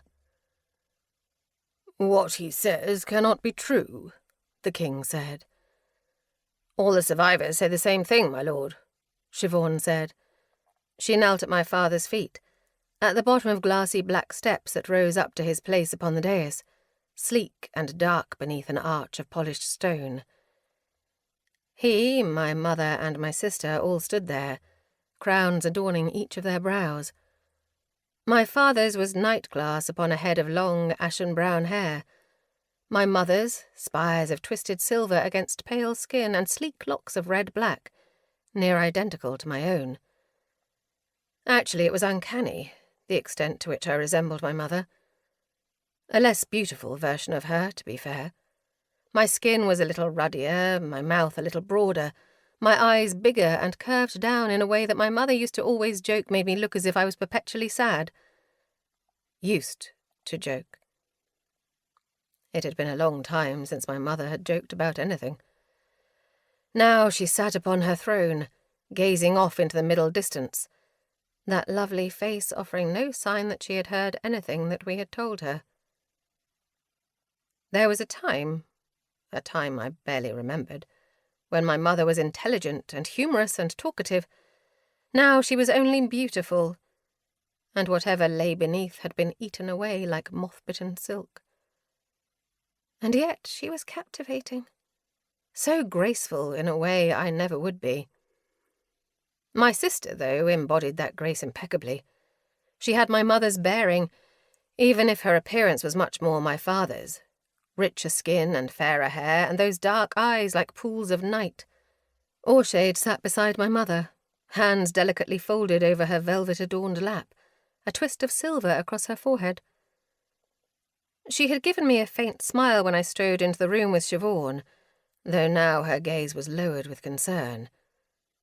My father frowned, still visibly sceptical. "I don't see how humans could have done this," he said. Siobhan bowed her head. "We sent 6 blades to the House of Stone. They found many bodies, Turner. They counted 60 before they stopped trying to account for the dead, but understand that was only a small fraction of the full loss of life. There may be other survivors, but our scouts found none in Ateko." "None in Ateko?" Orshade whispered. It was easy to tell that she was scared. She had the same look that she did when we were children, and I, ever the obnoxious older sister, would terrify her with some ghost story or monster tale. "The entire city? And none?" "None that we could find." That sentence hung in the air for several long seconds. "And how many survivors do we now have in our infirmaries?" my father asked. 19, I said. His gaze slipped to me. "Are any of them able to speak to us?" he asked. Stupid how I still found myself shrivelling under my father's stare. "Not currently," I said. "None of them are conscious right now. The one that I rode with was the one who told us it was the humans, but he didn't manage to say much more." "So I heard," my father said grimly. Surely everyone had, by now. My companion had been only barely aware enough to garble some frantic, meaningless words at the cluster of Sydney who met us at the entrance to the Pales, clutch at one shocked woman's shoulder, and then keel over. I glanced down at my sleeve. A smear of his purple blood still stained it. "There was one other thing," I said. "He told me that he was 13th in line for the Stone Crown. If Ateko has fallen and there are no other survivors, then that would mean—" A choked, wordless sound echoed through the room. My mother's fingertips were pressed to her lips. Dismay wrought over her face. It was the sort of innocent dismay that looked like it belonged to a small child. "All alone?" she whispered, so quietly that it seemed as if she didn't mean to speak aloud. But before she could say more, my father hushed her and wrapped her hand in his. He looked down at their intertwined hands, thinking. "Keep close watch on the survivors and tell me as soon as any of them awaken," he said. "Especially him. I will speak to them immediately. I do not wish to imagine what they have already endured." I was exhausted. After leaving my parents, I'd begun to head towards my room, only for Siobhan to stop me. "Surely you wouldn't be so foolish as to think you're done." "Siobhan, I just finished fishing a dozen bodies out of the swamps." "You also spat in the face of your vows less than—" She squinted up at one of the timepieces. 4 hours ago. The wall is more than well attended now, considering recent events, but all of that guard overstaffing does mean that weapon cleanings have been neglected." Any other commander, and perhaps I might have argued. But Siobhan? It would be like talking to stone. And as I loosed an exasperated sigh and went on my way to the armories, I couldn't help but glance down at my marked-up forearm and note the patches of remaining clean skin. If I had to choose, I would take cleaning duty over another X. So I mustered the last of my energy and dragged myself back to the blade's heart, located deep within the pales, so far into the darkness that it felt like you had to walk through the night sky to get there. The house of obsidian was built entirely within the cliffs of the pales, hallways burrowing into an endless expanse of glassy black stone. Twinkling silver lights were carved into the walls, adorning the ceilings in scattered illumination. Nestled within our cliffs were entire structures all on their own, everything from homes to shops to government buildings. Individually designed, yes, but all carved from the same stone, all connected to the same heart. When I was a child, and still the Turness, I used to visit other houses on diplomatic visits with my parents. I had marvelled at the freestanding buildings, towering state houses, and ornate palaces, all of which were clearly great sources of pride. But to me they had all seemed so vulnerable, like paper sculptures left to stand in the rain. They were just out there, beneath the sky and rain and wind, so separate from each other. It was unthinkable to me then. When I was young and afraid at night, I used to press my palm to the wall and I'd swear I could feel the heartbeats of 1,000 other people, the heartbeats of all the Sydney who lived within these walls, and the heartbeat of the Pales themselves. When I did the same in my rooms in those other houses, I felt nothing but cold brick. That night, all I could think of were those paper palaces. The House of Stone was one of the places I'd visited all those years ago, and now those lonely buildings were left to crumble. It was nearly midnight once I finished cleaning, but I couldn't imagine going back to my chambers and lying there alone in the darkness. Instead, the tavern welcomed me back with open arms, despite the trouble I had caused there earlier that day.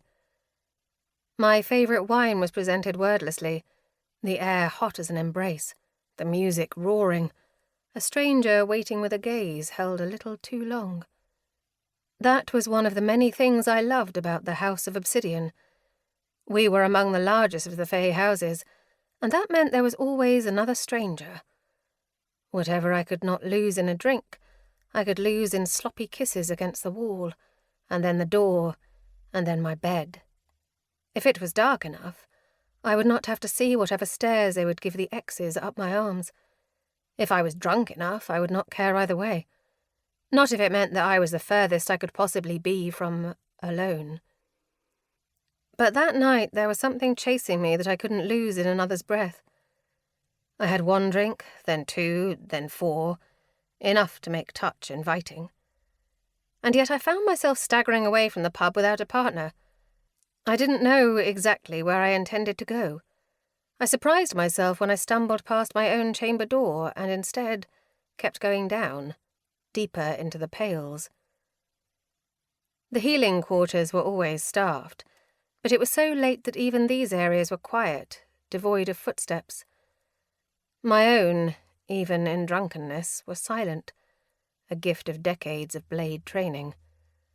I rounded a corner and slipped through a slightly ajar door, and there before me was the copper-haired, stone-held man. He looked like a painting.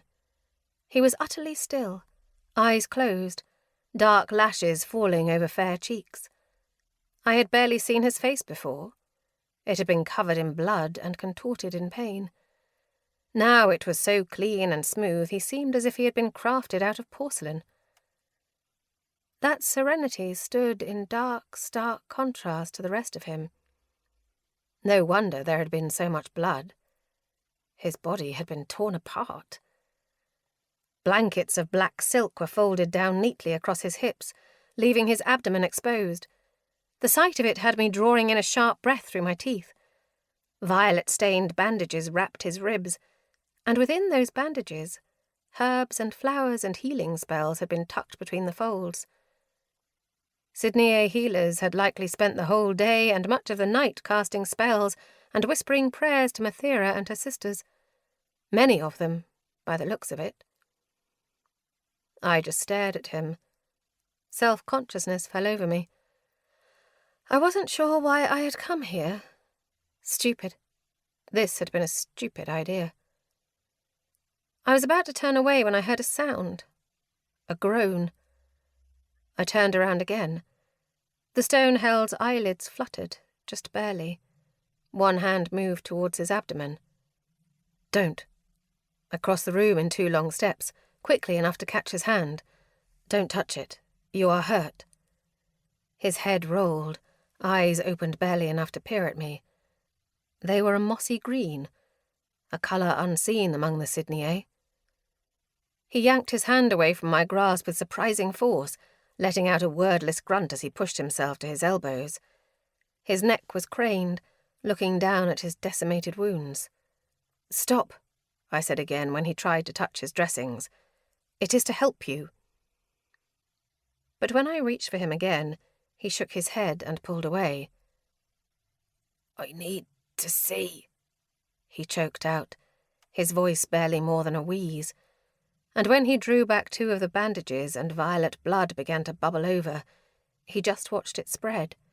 Even though I uttered a curse and looked around for a healer, more gauze, something, anything, to stop the sudden influx of blood. "It was real," he said, barely louder than a whisper. There was something in his voice that made me stop. His gaze flicked to me, raw and angry. "Yes," I whispered, and the words stung. How many left?" 19, including you." A wince shuddered across his face. The blood was now rolling over the pale valleys of his abdomen, blooming over the sheets. I cursed. "Stop moving." I pressed the bandages back down over his wounds. Surely it was agonizing, but he didn't react. "You're safe here," I said, and his stare darkened, as if I had said something appalling. "Safe?" His voice was a serrated blade. "Don't talk," I said, but he had already fallen back against the headboard, as if all of his strength had left him at once. "It sounded like rain," he murmured, and all at once his fury turned to utter, bleak sadness. I did not know what he meant. He seemed as if he barely did either. But that sadness just grabbed me and would not let go. I did not think. My hand covered his. "It's going to be all right," I whispered, and by the time his gaze flicked back to me, it was empty and impassive. He shook his head, barely a movement. "It is not," he murmured. But by the time the words left his lips, consciousness slipped away. I shouldn't have been there. In fact, some might have considered it downright dangerous for someone like me. Someone rejected by the gods to be in a holy place of healing. But I looked at this man, and all I could think of was my visit to House of Stone all those years ago. All of those little houses, separated in the rain. Nothing sadder than to be so alone. and alone forever now. And so I stayed, my hand over his until my lashes fluttered closed. And when sometime late into the night my eyes snapped open, my heart pounding with a panic, I reached through the dark until my palm met the cool solace of stone. I held it there, and I imagined that I was connected to them all. The warm flesh of the stone-held man against one hand, and against the other, 100,000 other people, and the Pales themselves. Chapter 8. Max. It was late by the time I returned to Zereth. His guards waved me in. I hated their nonchalance. It meant they had been expecting me. It meant that Zereth knew I would come back. When the door opened, Zereth was lounging at a desk in the library, looking dramatically unsurprised to see me. "Maxentiarius, what a surprise!" He smiled and gave me a face of overwrought confusion. "Did the end of our last conversation not sit well with you?" "Moth Retham," I said. "He's a new recruit in Commander Charles' division. I want him on mine." "A new recruit? But why?" "Will he be with me or not?" Zereth shrugged. "Fine, I doubt Charles cares much either way." Then he cast me a sidelong stare. "I take it then that means you have officially accepted the title I've so graciously offered you, General Farleone?" It made my skin prickle to hear myself referred to that way, and that prickling intensified to outright crawling as I heard myself answer, "Yes, I accept." "I'm glad to hear it," Zereth said cheerfully. I was already leaving. Halfway down the hallway, I stopped short.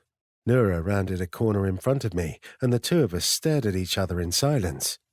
For a moment, I was struck by the bizarre realization that the last time I'd seen Nura here, in this house, everything about our lives had been different. My family had been alive, and I had loved Nura, had trusted her implicitly. Now, that thought seemed like a cruel joke. Here we were both surrounded by everything that war and Reshe had taken from us, and we only stood here because of her. "The great mystery solved," I said. "So all of this, it was just for a coup."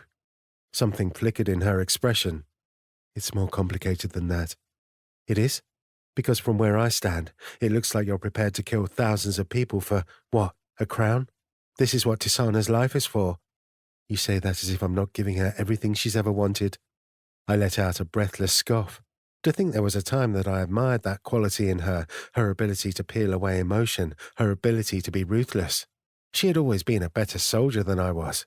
It just took me 10 fucking years to realize how much it had cost her. "I don't understand you, Nura," I said, turning away. "I don't understand how you can be in this house and say that with a straight face." I didn't wait for a response. I was already halfway down the hallway when Nura called out, "Max, did you tell Zereth you'd lead?" I paused, didn't turn back. My silence was enough. "It'll be worth it," she said. "I promise." I almost laughed, as if Nura's promises were worth anything anymore.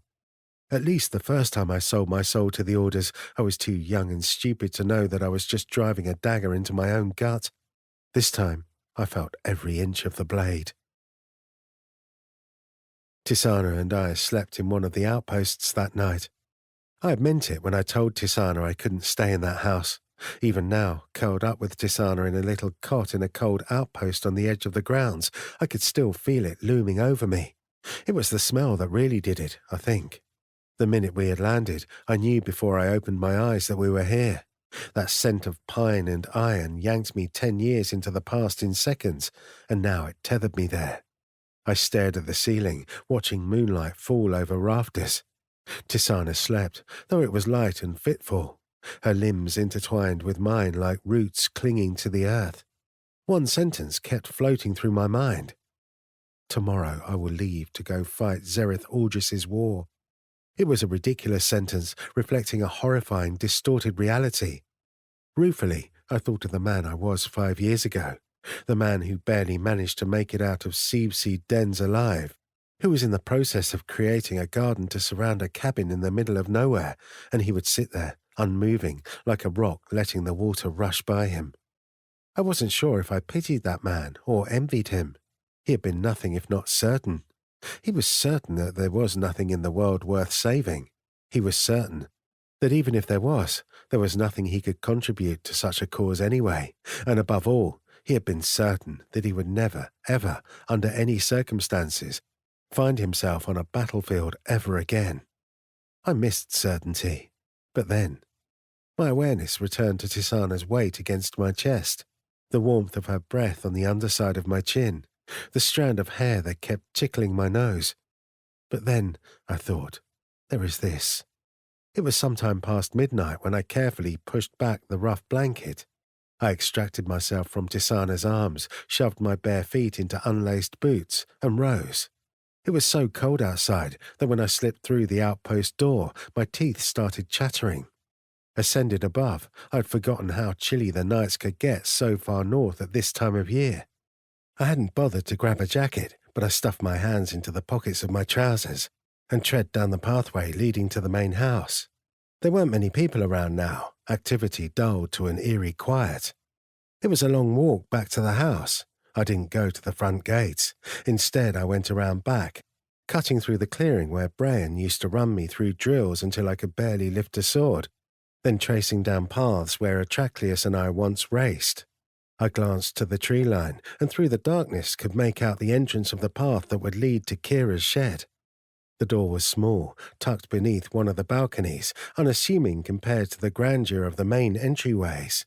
I slid my fingers along the inside of the doorframe. My instincts still knew exactly where it was. The notch that, if you pushed just the right way, would jostle the loose lock enough to turn the handle. Atraclius had been the one to discover it. It remained our secret among my siblings and I. We all, now and then, needed a way to sneak back into the house undetected, even Brian. I slipped through. It was so silent.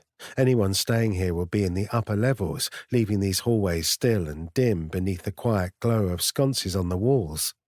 I paced through, climbing one narrow set of stairs, then two, until the small servants' passages opened up to the main atrium.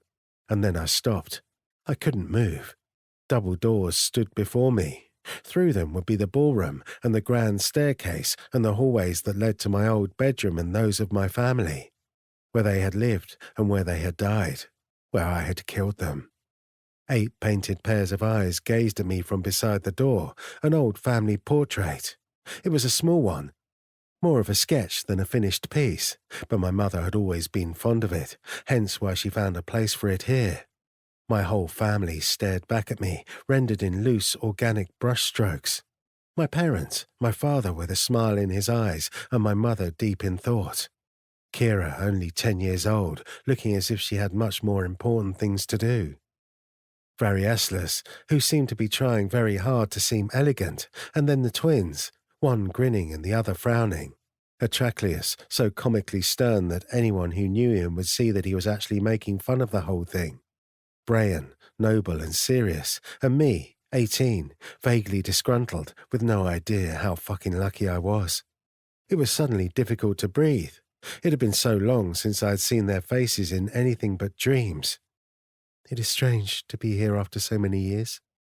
The voice came from behind me. My blood went cold. A familiar voice, with no accent. I turned. Moonlight fell over Tisana's face as she stepped towards the painting, but the movements, clumsy and lurching, were not Tisana's. I closed my eyes, every muscle suddenly tight. "Get out," I ground out.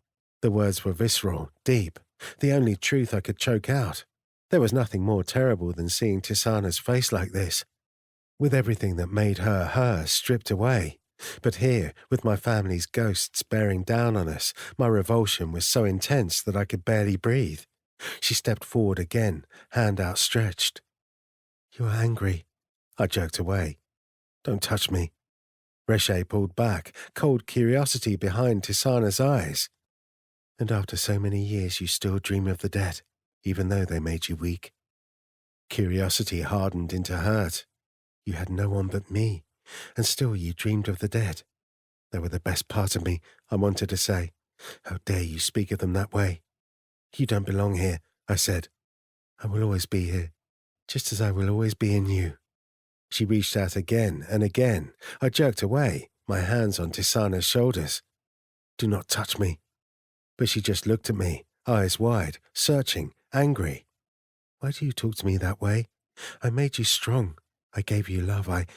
Love, I scoffed. My anger bubbled over, scorching. You don't know what love is. To love is to want, she shot back. To love is to covet, to desire. Do you think I do not know what that is? And do you think I do not see it in you? All the things you coveted, Maxentaris, all the things you wanted. If it is love to crave a heartbeat of another, then I do know it. I love her, and I loved you. For the first time in nearly a decade, I felt something else as I listened to Reshe, something other than hatred or fear. I felt pity. It must be agonizing, I hissed, existing this way, so close to humanity and yet understanding none of it. All you can do is mimic a shade of a shade of a shade of what you might have been once, a long time ago, and all you can do is destroy, because everything else is beyond your reach. Tisana's face lurched into an uncharacteristic sneer. Her hand reached out for me, even though I kept her at arm's length, fingers brushing my jaw. I could feel magic there, pulsing beneath her touch. I gave you everything, Maxentarius, and yet you mourn them, and you reach for her, and your heart turns elsewhere, just as hers does. I feel the pain in it. I see how she aches at the thought of losing you tomorrow, just as I see how you hurt for people who cannot even see your grief. It makes you both weak, and still you cling to it above all else. Why? The question hung in the air, sharp both with anger and with an odd childlike confusion, and in the seconds after, she searched my face as if she was really looking for an answer. Instead, I slowly pulled her hand away. I told you not to touch me. Her jaw set, and she stepped back, though her eyes did not leave mine. She's stronger than you are, I said. I wasn't, but she is. But if you hurt her, Reshe, I will put you in that white room you love so much, and I'll make sure you stay there forever. Forever. Do you understand? Her hand lifted and pressed to her chest again, over her heart. Something has changed, you know, she said quietly, far underneath, deeper than all of this. It feels like... She frowned, as if something is searching, reaching, trying to see me, but I do not think I wish to be seen. I had no patience for Reshe's incoherent ramblings, especially not here. Do you understand, Reshe? Mismatched eyes fell to me, first dull with hurt, then bright with anger, and then sparking with an eerie, inhuman glee. A smile spread across her lips. Do I understand? She repeated. Of course I do. We always did understand each other's darkest shadows, Maxentarius. Chapter 9. Tisana. Max left the next day. Zereth hadn't wasted any time assembling his division.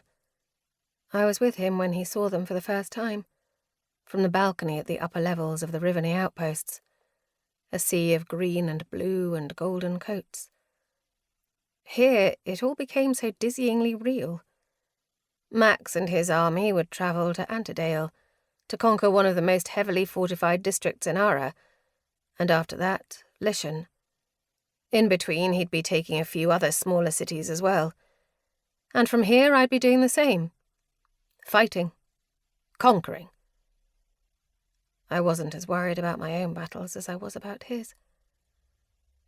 I did not need my magic to know what Max was thinking. His hands were clasped tightly together in front of him, shoulders square, jaw set, as he watched the army prepare. He was wearing a military general's uniform. The sun was rising, outlining his strong profile in gold. Perhaps to an onlooker he looked every bit the noble military leader, lost in concentration. But I had been there to watch him button that uniform jacket up and then stare at the mirror for 30 long seconds, seething resentment written over his face. And I'd felt the way his hand squeezed mine before we arrived, in a silent plea or apology or some combination of the two.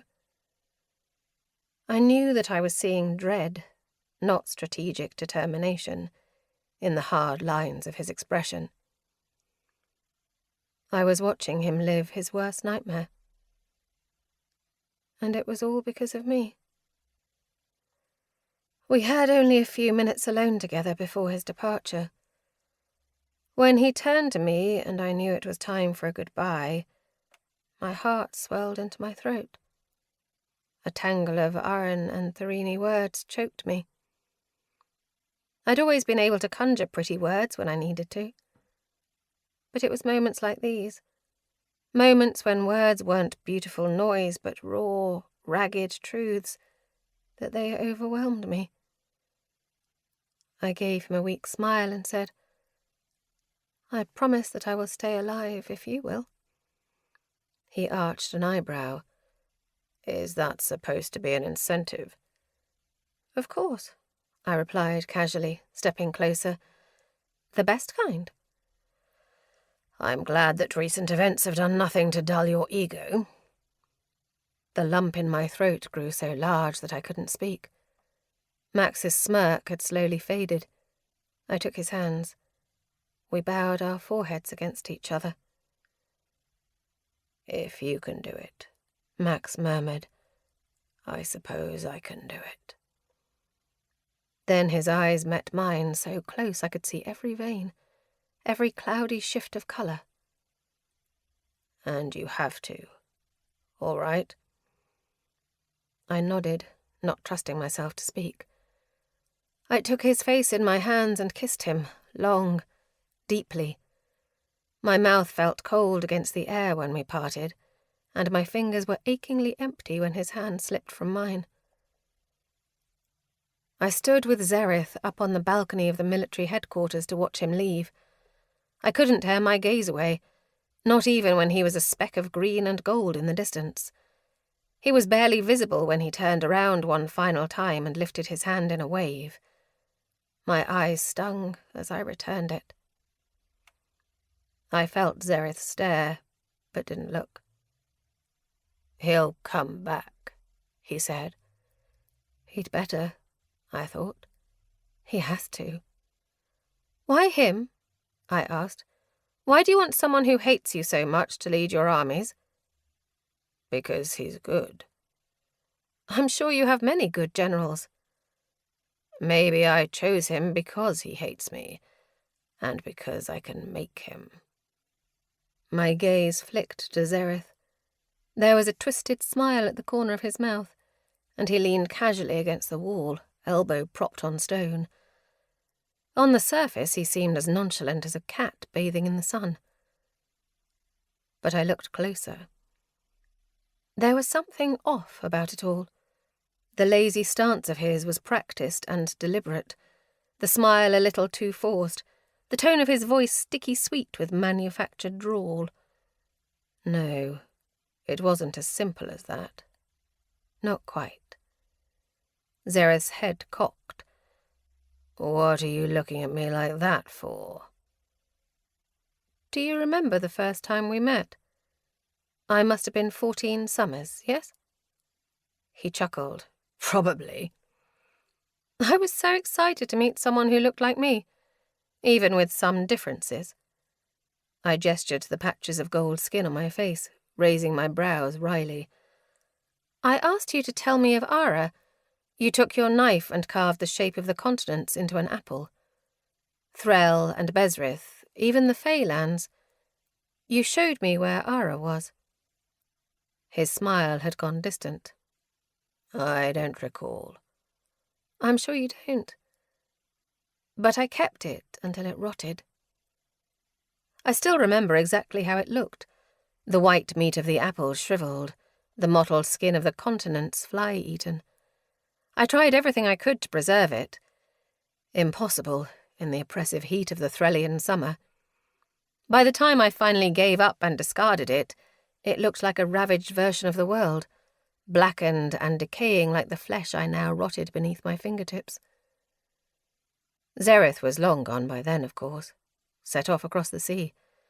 And after I threw that apple into the trash, I returned to my little windowless room with nothing but a dream of whatever lay beyond it. I was so young, I said. I thought that it was kindness, what you did for me. But you have always been so willing, Zereth, to dangle a world just out of reach. Then I pulled my cloak closer around me, slid my chilly fingers into my pockets, and went down the stairs. I understood, in an abstract way, that Max's family had been powerful, but walking the halls of the Farleone estate put that into a whole new perspective. It was so different, seeing it in person rather than in the imprints of Recher's memories. Those fuzzy images didn't capture the scale of it, or the unfamiliar beauty. Max rarely spoke of his family. Now I realized exactly what the Farleones must have been, before their fall. This estate was befitting of a family only 2 steps from royalty. The hallway was lined with paintings. I paused at a portrait of a woman with long dark hair and brown eyes that gazed into the distance. The half-smile on her lips was the same one Max wore when lost in thought. His mother, surely. Beside her there was a man with grey at the temples of his black hair and deep smile lines, and the angles of his face resembled Max's so strongly that I knew I had to be looking at his father. I heard light footsteps approach from behind me. "We need to start working today," Nura said. "Start strategizing. And training, of course. Taking Kazara won't be easy with our forces split. We'll have to rely on you heavily. And the sooner we take back the capital, the sooner this nightmare is over." It was the first time I'd heard Nura say much of anything, let alone express such strong distaste, since she hurled blades across the dining room the day before. There was something else in her voice, too, a glimpse of a deeper discomfort. Even beneath Nura's stoic ice, I had seen the expression on her face shift, ever so slightly, when we walked into this house. I turned around. "Why did you miss when you threw those knives?" Her lips thinned. "Did you think you were the only idiot to spill your blood over a contract?" Ah. Now that it was out in the open, it seemed practically obvious. How had I not seen it before? "You can't act against him." "I certainly can't kill him." Her wording was different than mine. Noted.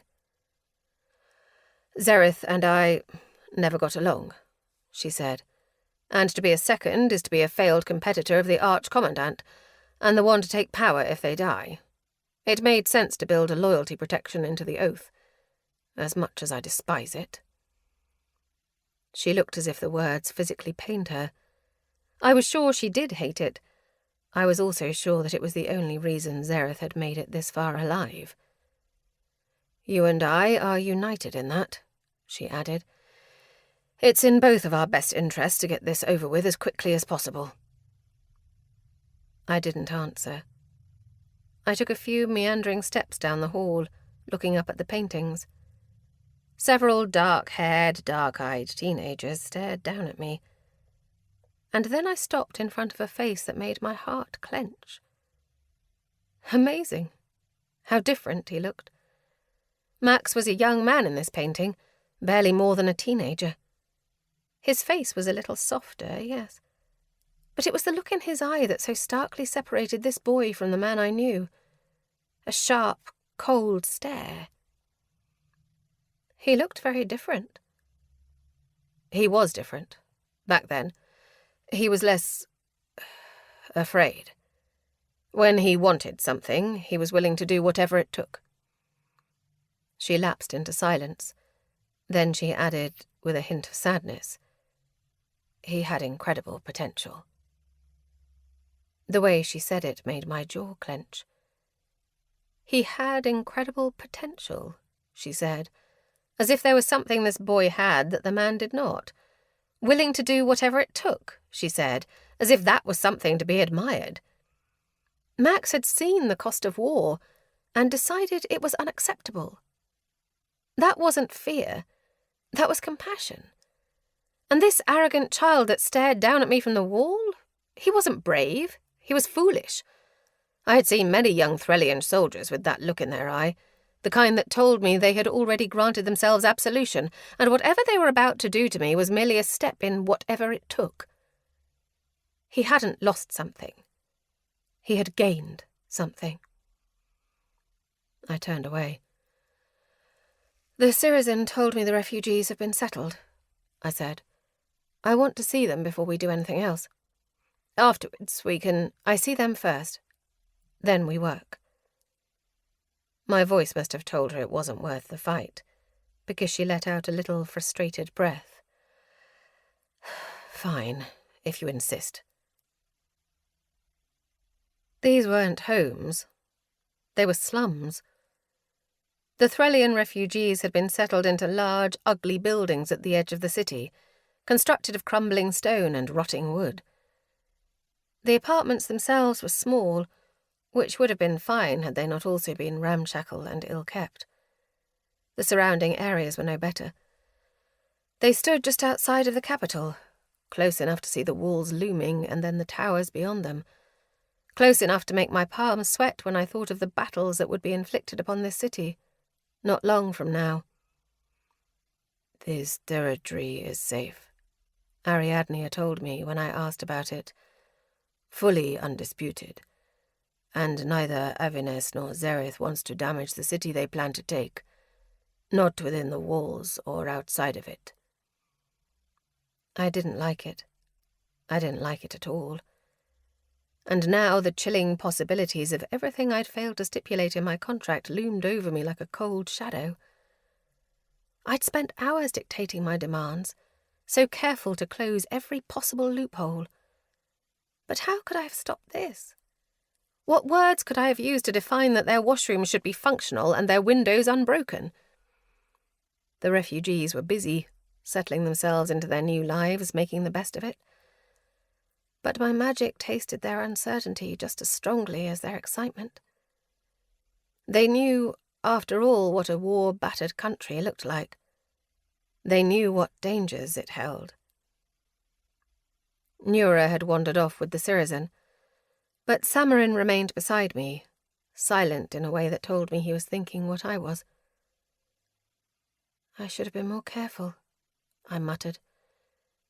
"You were never going to be able to control every outcome." But couldn't my life buy more than this? I didn't say the words out loud, but Samarin placed his hand on my shoulder, a brief, wordless comfort for the things I did not voice. Later, I helped Cyril move into his new apartment. Move actually wasn't quite the right term, because that would imply he had belongings to unpack. He brought only one small bag with him from Asmaris's estate, a worn leather satchel that he had carried with him the day he arrived at the estate. I wandered around, counting water stains in the ceiling as he shelved 3 shirts and 2 sets of trousers. 4 books, worn and torn, that he meticulously arranged in the corner where the wall met the floor. He had no bookshelf. Then, upon his single set of drawers, he placed 3 items: a silver necklace that I knew had once belonged to his mother, a tin flute, which he had learned to play quite beautifully over the years, a little carved bone figurine of a bird, and at last, his sword, by far the most valuable item in this place, probably worth more than this apartment itself.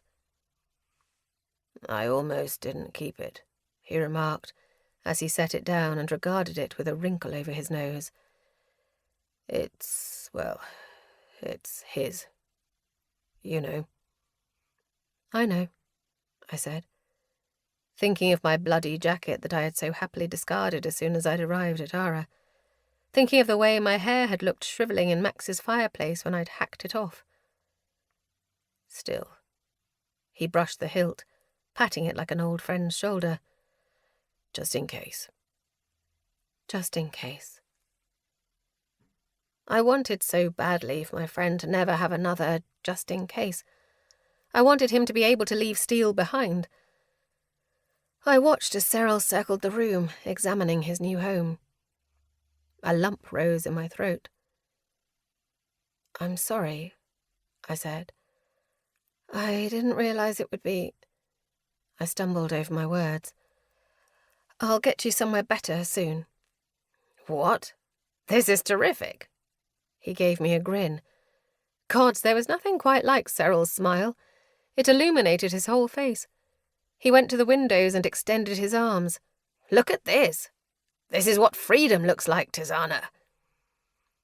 The freedom that he was gesturing to was, in fact, an utterly breathtaking view of a narrow alleyway, a pile of trash, and a brick wall with some very unpleasant Aran words painted on it. "So what if it's not pretty?" Cyril added, as if he could hear my scepticism. "None of the best things are." In any other scenario, I would have happily taken the door he'd left open for my self-aggrandizing, silly joke. But I could barely speak. I wanted to believe him. But I watched his silhouette as he dropped his arms and looked out into the capital slums, watched his smile fade and a wrinkle form between his brows. And in that moment, I could feel it. His doubt. Freedom, yes. But he and so many others had once again been ripped away from everything they knew and thrown into a world that had no care for them. I would need to care enough to make up for it all. I went through the rest of the day in a haze. I trained, I strategized. I followed Nura and the Syrian and Zereth as we ran over strategies and maps. I kept careful track of Reshe, and carefully patched the gaping wound of anxiety in my chest. And of course, I showed none of it. There were few things I was more adept at than hiding uncertainty, so now I draped mine in calm confidence that was smooth as silk. Still, that evening when I ate dinner with Samarin, he looked at me in a way that told me he saw hints of what I refused to show. "You look tired," he said. Coming from him, it sounded soothing rather than somewhat insulting. He did have a gift for that. "So do you." He let out a small chuckle. "I don't doubt it." "Are you worried about Moth?" "Max will protect him. From all that he can." From all that he can. We both understood what that meant. It was one thing to protect Moth from magic and steel, to protect him from wounds and opened flesh. But Samarin and I, we both knew that war cut deeper than that. I watched Samarin silently swirl his wine. When I had first met him, his calm had seemed utterly impenetrable. But now I could see the uncertainty he did not voice, collecting on his silence like fog on glass. "Sometimes I'm afraid that none of this will ever end," I murmured. He paused before answering. "Sometimes I am too." He set down his glass, eyes drawn to the table. "But I fought to become a healer because I wanted to fix things, even though my abilities are so well suited to destruction." Well suited to destruction. I thought of the way my flesh looked when Samarin was healing it, muscle and sinew and flesh weaving together as if of its own volition, and I thought of the way my body had felt under his power, when I lost control of Reshe, back at the Slavers' hub in Threll. He did what he had to do, and I was glad for it. But I'd be lying if I said that I didn't see the darkness inherent in such a power, and perhaps Samarin shouldered that just as I shuddered the darkness of the power in me. "The human body is a magnificent machine, you know," he said as if to himself. "All of the muscles and veins and nerves are all in perfect sync. It's so easy to disrupt that. I'm only a passable fighter, but I had the highest kill count in my division. I was efficient. They didn't want to let that go." He said the word with a subtle sneer of disgust over his nose, and a chill ran down my spine. "How did you get out?" "They needed me for Max when he got Reshe. Still, they expected me to be a warrior, not a healer. Max pushed for it, back then. Told them that he needed a healer, and it might as well be me, since he was saddled with me anyway." A small smile. His words, of course. I smiled. Of course. "It is hard to imagine you as anything but a healer," I said. "You are so well suited to it." The truth, Tisana, is that healing is a fight. And only now did his eyes flick up to meet mine. Something a little sharper, a little harsher, beneath their deep calm. Sometimes you need to act on nothing but gut feeling. And sometimes, no matter what you do, you lose the battle. Healing is more difficult than killing in every way. But that's how it always is. I've walked both roads. Destroying is easy. Creating is hard. He leaned back and took a long drag from his pipe. When he spoke again, smoke slipped from his lips. But worth it, he said. Always worth it. I was given a room in the guest wing of the house. It didn't reek of death the way the main living quarters did, nor did it arouse Reche's memories quite as much. But still, as I lay there in the dark, Max's absence ached in my bones. I was so accustomed to losing those I loved. I didn't expect the loneliness to eat at me like this, with razored teeth and ravenous bites. Reche curled around my pain like smoke caressing the rim of a pipe. I felt it pick up my sadness and examine it. Curious.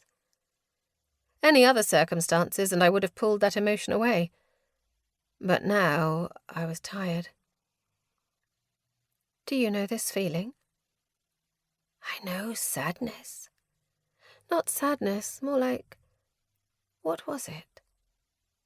I let it see the memory of leaving Cyril behind, the way that I had craved his company in the minutes since, the still seeping wound of the loss of my mother, even though that had been so many years that my memory lost the details of her features. Grief, Reche murmured.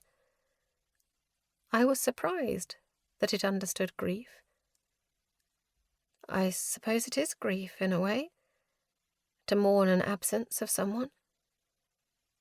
I felt that for Max Antarius, before you came. I suppressed my revulsion. I wanted to say, what right did you have to mourn him, to miss him, after everything you did to him? But I carefully hid those thoughts, tucked away beneath a shroud, far away from Reche's reach. Instead, I asked, what about before that? There is nothing before that. What about the other people who carried you? Before Max Antarius, there was only white and white and white. There were others, but now they are nothing more than shattered windows into other lives. The smell of the sea, a woman peering into a mirror, drawing copper hair back from her face, the taste of raspberries. And before? Before what? Before you were with others. Is this what you always were? Silence. A mournful emptiness. I do not think so, it whispered. Perhaps once I was something, but I do not remember what. And maybe I have never been anything but the discarded remains of others. Hands through the fields, again and again, gold beneath the sun, a sheet of glossy black and a reflection within it with a face that would never come into focus, no matter how Reche clawed at the memory. It felt almost human, that sadness. What do you want, Reche? It seemed silly now that it had taken me so long to ask. Perhaps I thought I knew what Reche wanted. Love, or its dark, twisted version of it. Unyielding loyalty with no demands. There was a long pause. I felt it grapple with this question. I want a story. A story? A story is the thing that proves something existed between life and death. I have lingered in between for so long. I want... It groped for the right word, reaching and failing. I want something that is real, and I want life or death, but not this nothingness between. I blinked back my surprise. I wasn't sure what I expected, but it wasn't for Reshe to wish for death. But then, wouldn't I, if I lived as it did? "We have work to do," I murmured. "We will need to show them all that we're capable of, and we will need to do it very carefully. But if you help me, Reshe, I will find a way to give you a story, and I will find a way to give you death." Why should I listen to you? You have betrayed me many times. In the sparring ring, Max's hands on my body, the way I had shut it out in the Mikov estate. "I cannot prove my truth to you. You will just have to trust me." Trust! Reshe spat with an ugly laugh. How humans treasure such things. To believe in something without reason. "Or you will fight me and I will win. Just as I won when we were in Threll." Though sometimes I did wonder, did I win? Or did I do what Reshe, or some part of it, had wanted me to do? A long silence. "Your choice," I said, then drew the curtains of my mind up tight. I had a choice too. It wasn't my choice to fight Zereth's war, true. But just because I couldn't control everything didn't mean I couldn't control anything. I would win, and I would win quickly. I had spent my life stealing little fragments of power from the gluttonous hands of the Threllian lords. I knew how to manipulate scraps into something more. I was made for this. Chapter 10. Aoife. What are you doing here? I awoke to a scraggly voice, sandpaper over my throbbing headache. I forced my eyelids open. My neck hurt. My cheek rested against black silk, and I was wedged awkwardly over at the waist, face pressed to the edge of a bed. My memories, clouded by last night's alcohol, were a smear. An old healer woman looked down at me with disdain. You should not be here.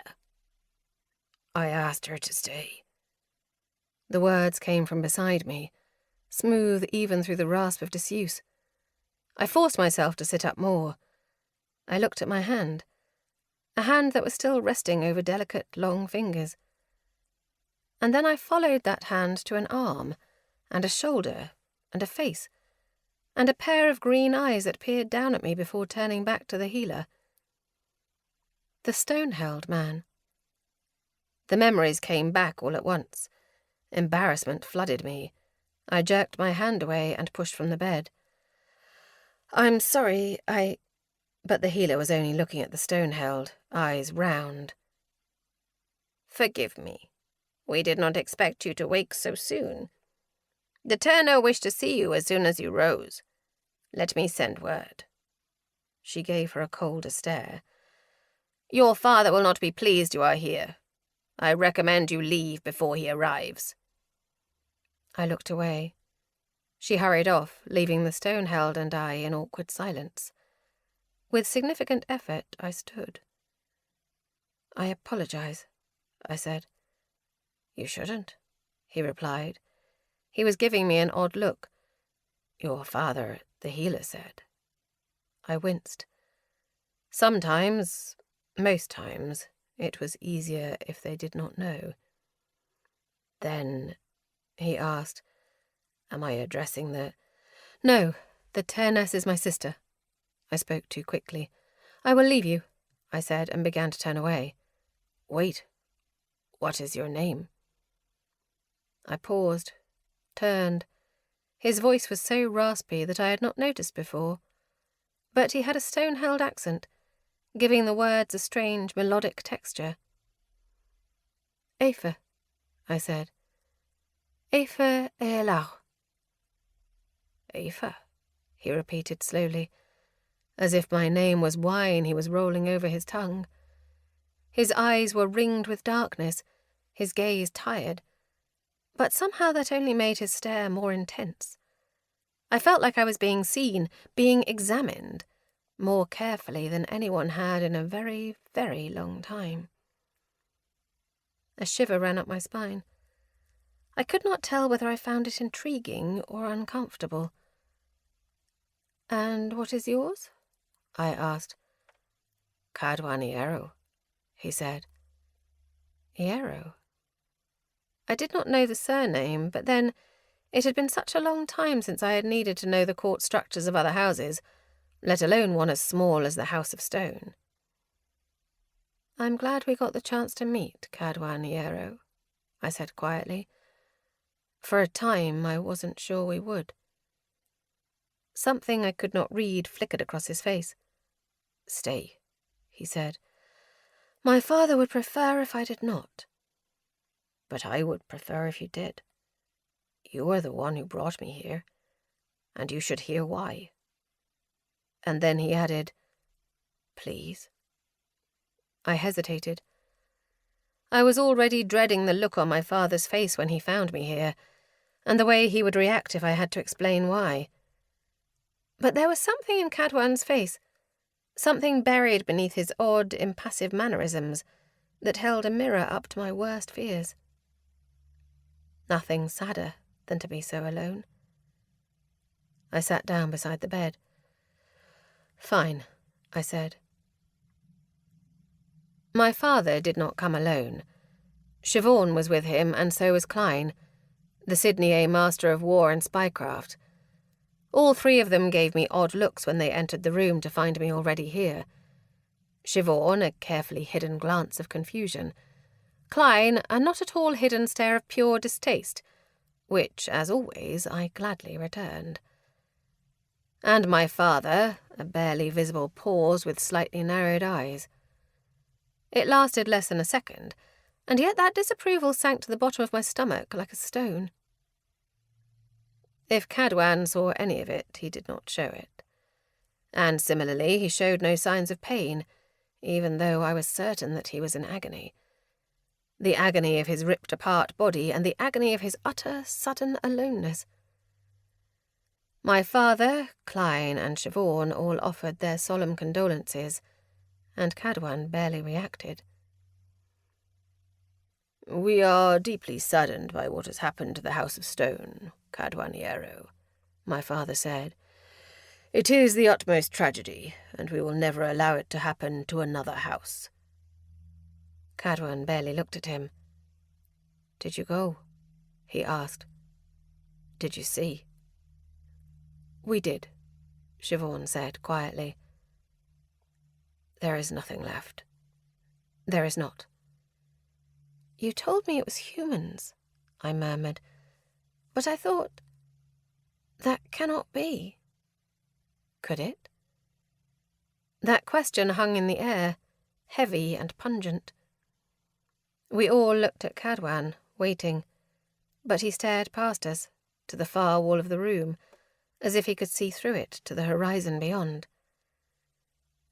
"Did you know," he said, "that there are no creatures in the world more sensitive to the circumstances around them than the stone-held Atrevez butterfly?" My father's brow furrowed. "Pardon?" "They are one of only a very small number of Fae-dwelling creatures that have an inherent sensitivity to magic. Trace amounts, but enough to anticipate things that go beyond the typical senses of an insect. As a result, they are difficult to kill. They have an explosive population in Ateco, because few predators can catch them. The faintest distant hint of danger, and they just fly away." And only then did that mossy stare turn back to us. That morning, they all left. Thousands of them, shooting into the sky like steam over the lake.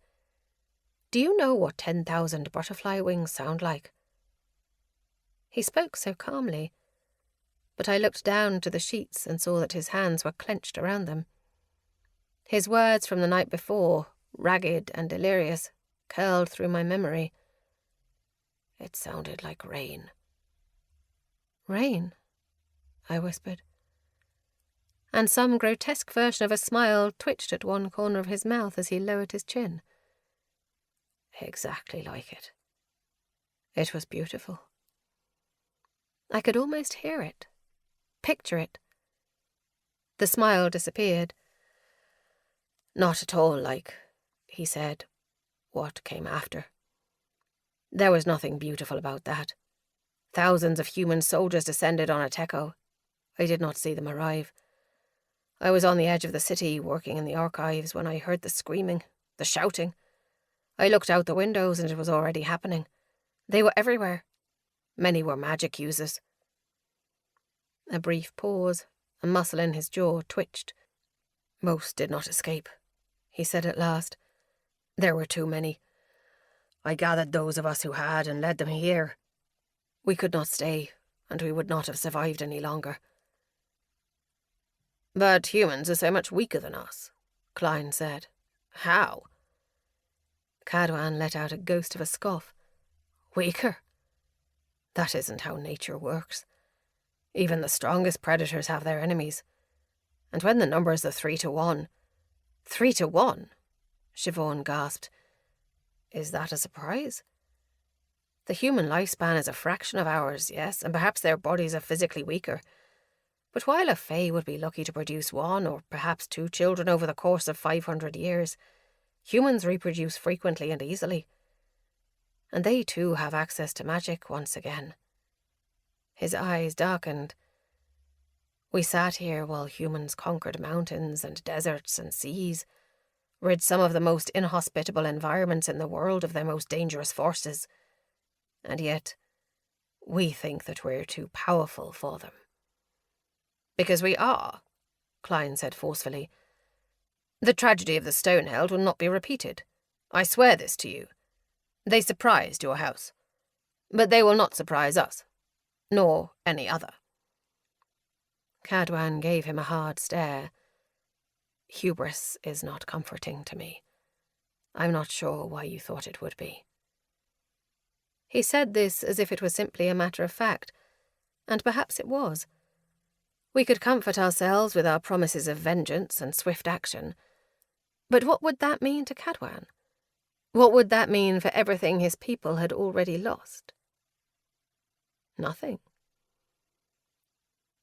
I thought of all those houses, standing alone in the rain, reduced now to little more than piles of cold brick. You can stay here. The words left my lips before I even knew I was speaking. For as long as you need it. You and the remaining Stoneheld have a home here, if you want it. My cheeks began burning by the end of that sentence. I could feel 3 sets of eyes drilling into my face. I'd just made an offer that wasn't mine to give. The House of Obsidian was staunchly separatist, and though we weren't on bad terms with the House of Stone, they were not among our allies either. I carefully avoided my father's stare, meeting only Cadwan's. Once again it seemed that he had no idea that I had committed a faux pas. Instead, the faintest glimpse of something flickered behind his expression. Thank you, he said. That is very kind. Of course, you and the other of your kin may stay here as long as you wish, my father said. I blinked in surprise. Even considering my inappropriate offer, it would be rare for my father to give indefinite shelter so easily. My kin, Cadwan repeated, quietly as if to himself. There are 18 others, all in the infirmary. Most are not yet conscious, but you may visit them as soon as you're well enough to walk. Cadwan went a shade paler, the line between his brows deepening.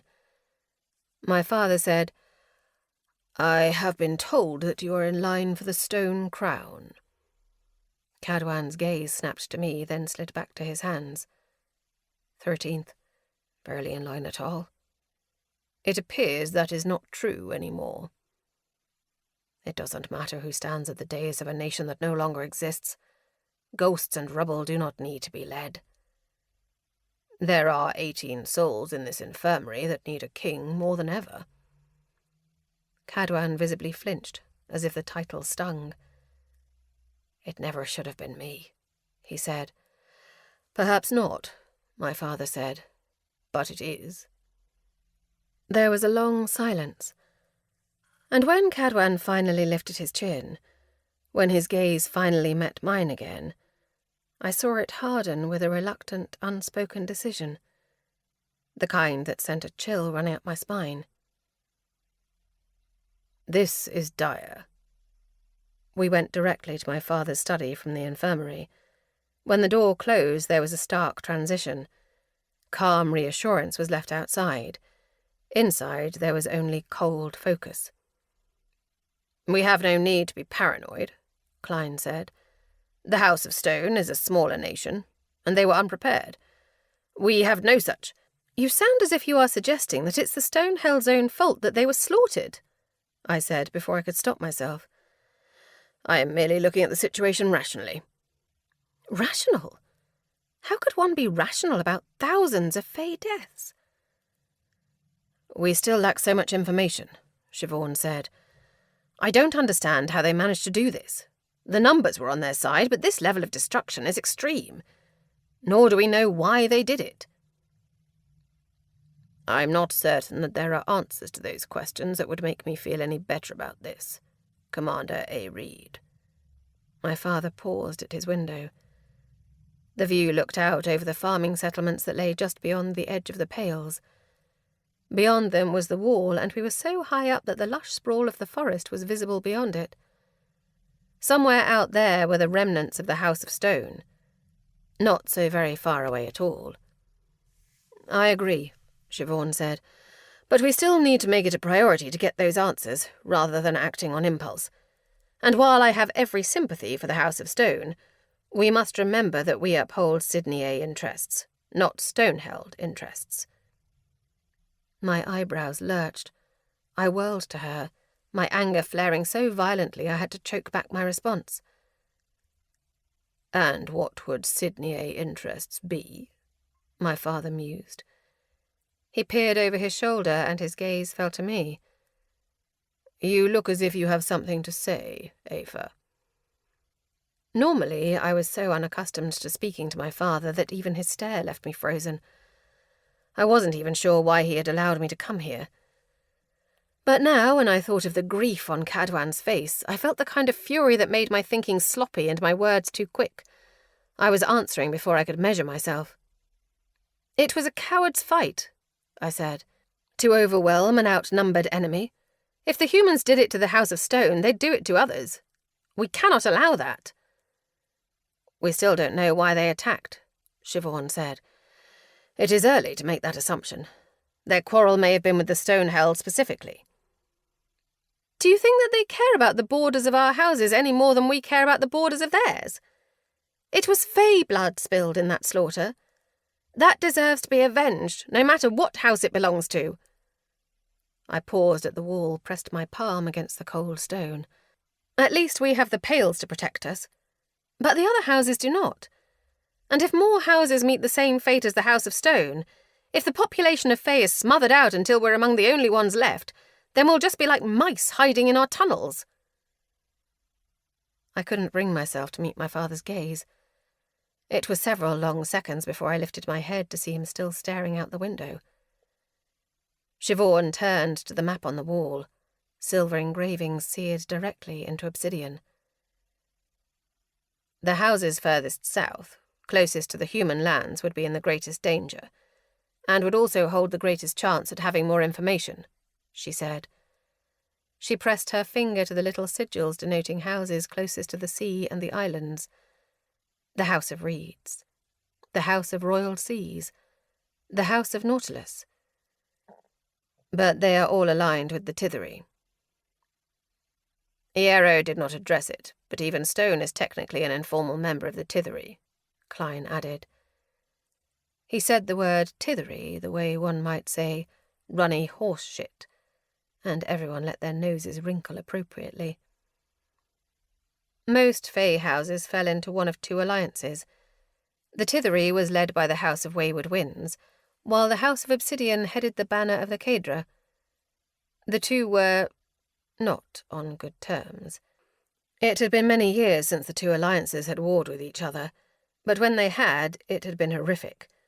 No one had been quick to forget it. Aoife is correct, my father said at last. I couldn't help but blink in surprise to hear those words. This may be larger than house conflicts, he went on, and if getting the answers means working with the Tythery, then so be it. Klein's eyebrows lurched. With all respect, we cannot trust wayward winds. We can't allow our fear of one imaginary threat to overshadow the one that's already poised at our throat. I've made my decision, my father replied. I'll write to wayward winds tonight.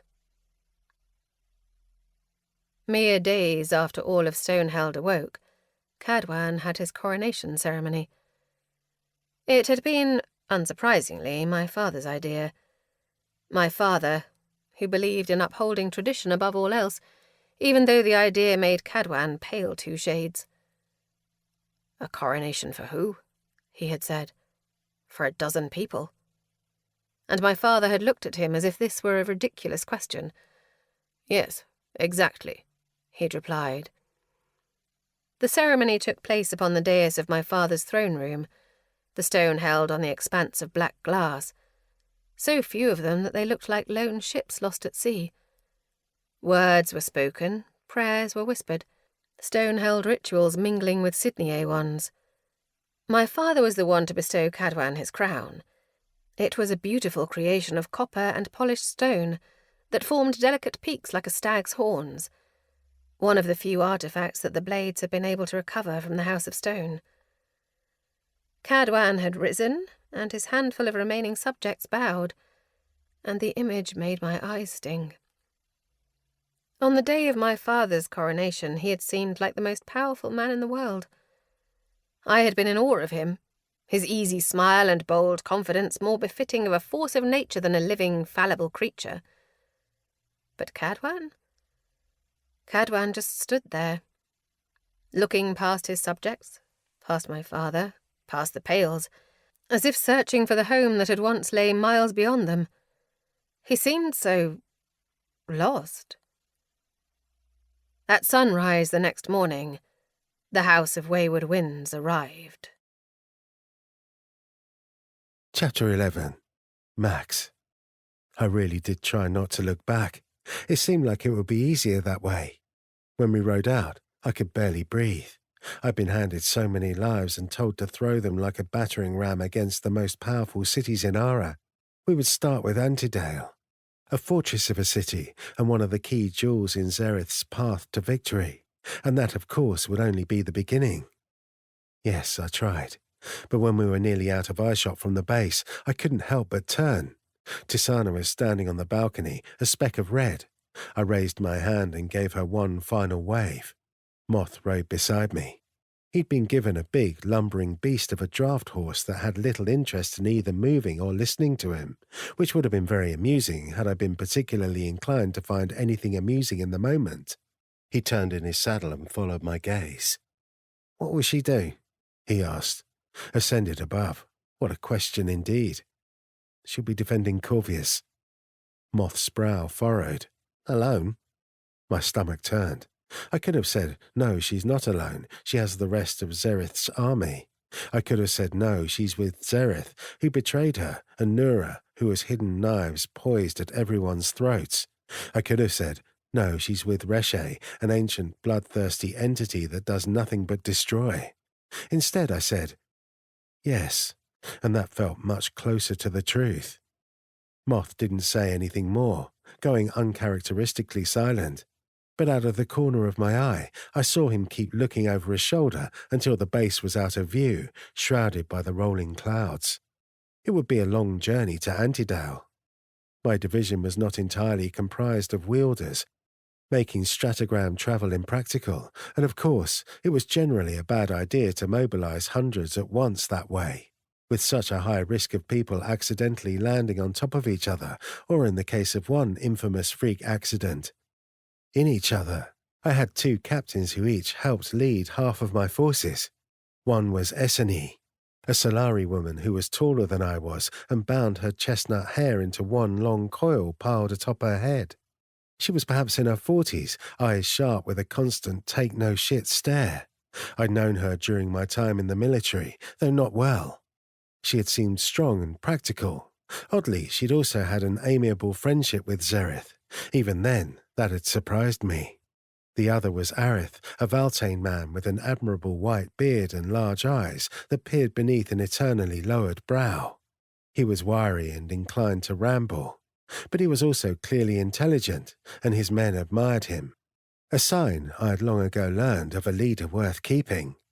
They both seemed like competent captains, skilled wielders, and good soldiers, but I knew that surely they weren't chosen for their skill alone. No matter whatever illusion of control Zereth had bestowed upon me, he would be an idiot not to surround me with people he trusted implicitly. Essene and Arith deferred to my commands, but Zereth certainly had their true loyalty, and if I stepped out of line, they would report me to him in a heartbeat. Not that I would. As much as I hated it, Zereth was right. I was a woefully cautious man, and Zereth's threats against Tisana echoed constantly in the back of my mind. I wanted to believe it was impossible. Hell, I still believed that it was impossible.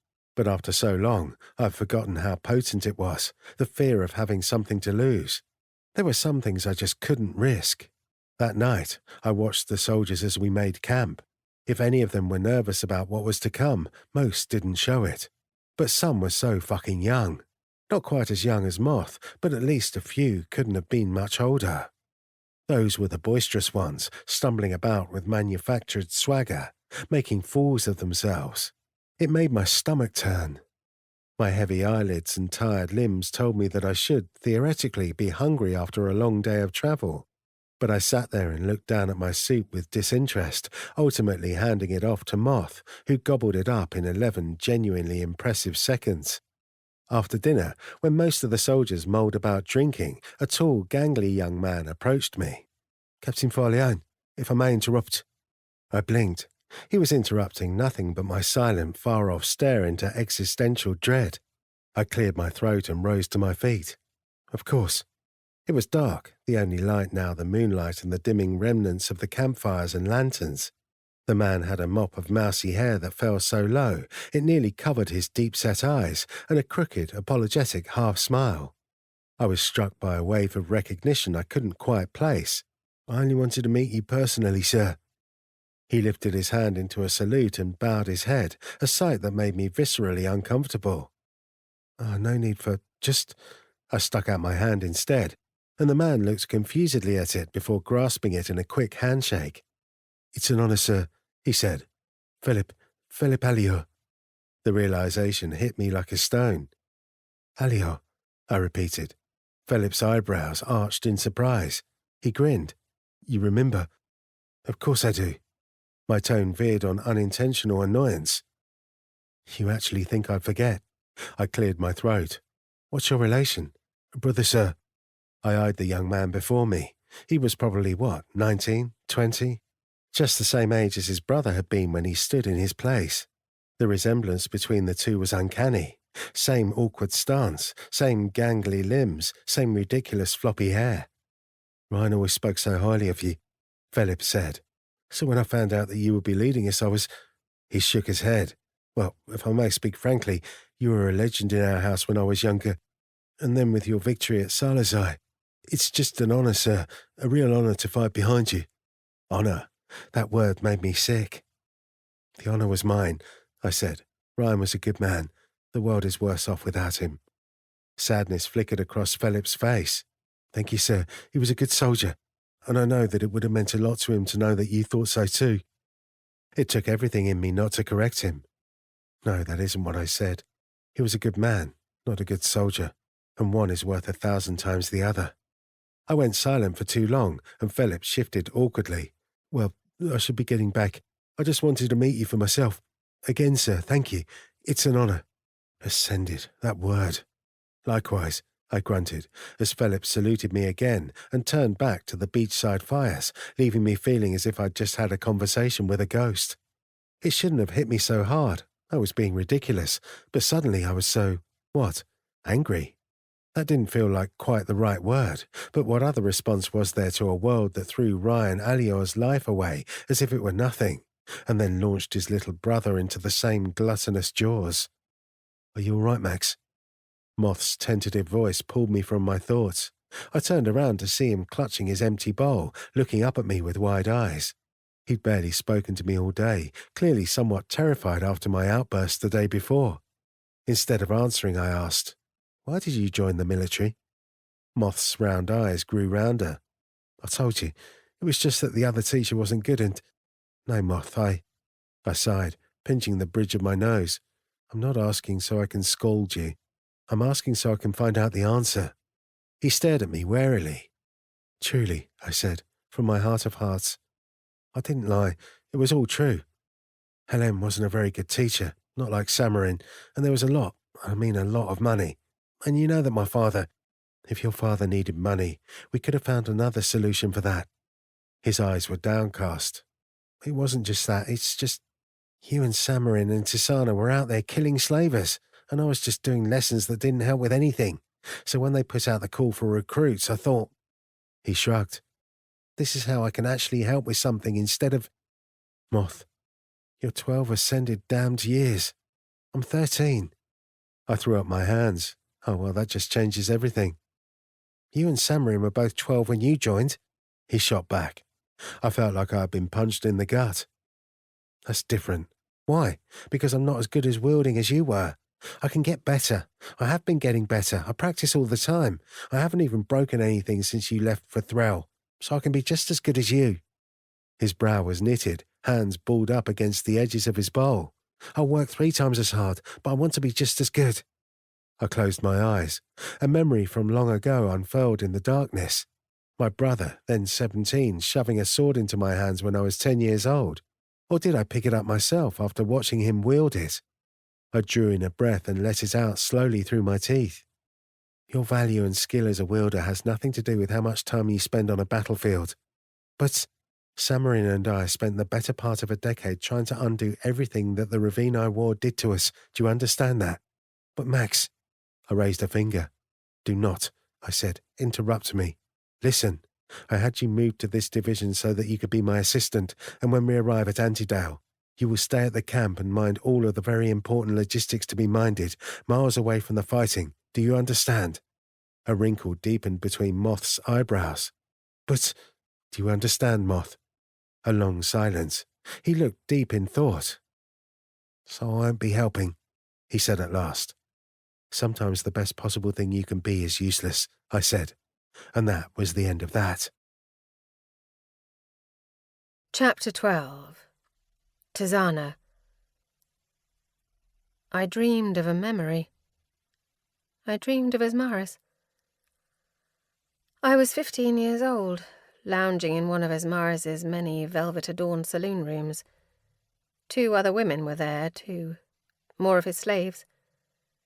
By the end, I was his favourite, but that was not true just yet. They were older than me, and 2 of the most stunningly beautiful women I'd ever seen. They draped themselves over Esmaris and his general, both of whom treated them as mildly irritating scenery.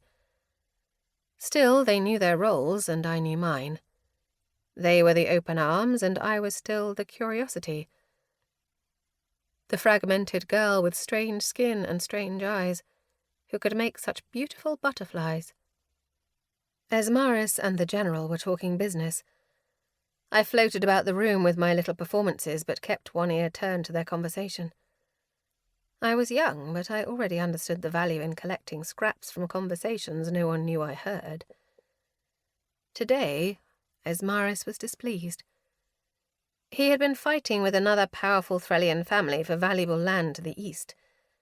Through the sheer might of his military force, he'd claimed one small section with intention to tighten his fist around the rest.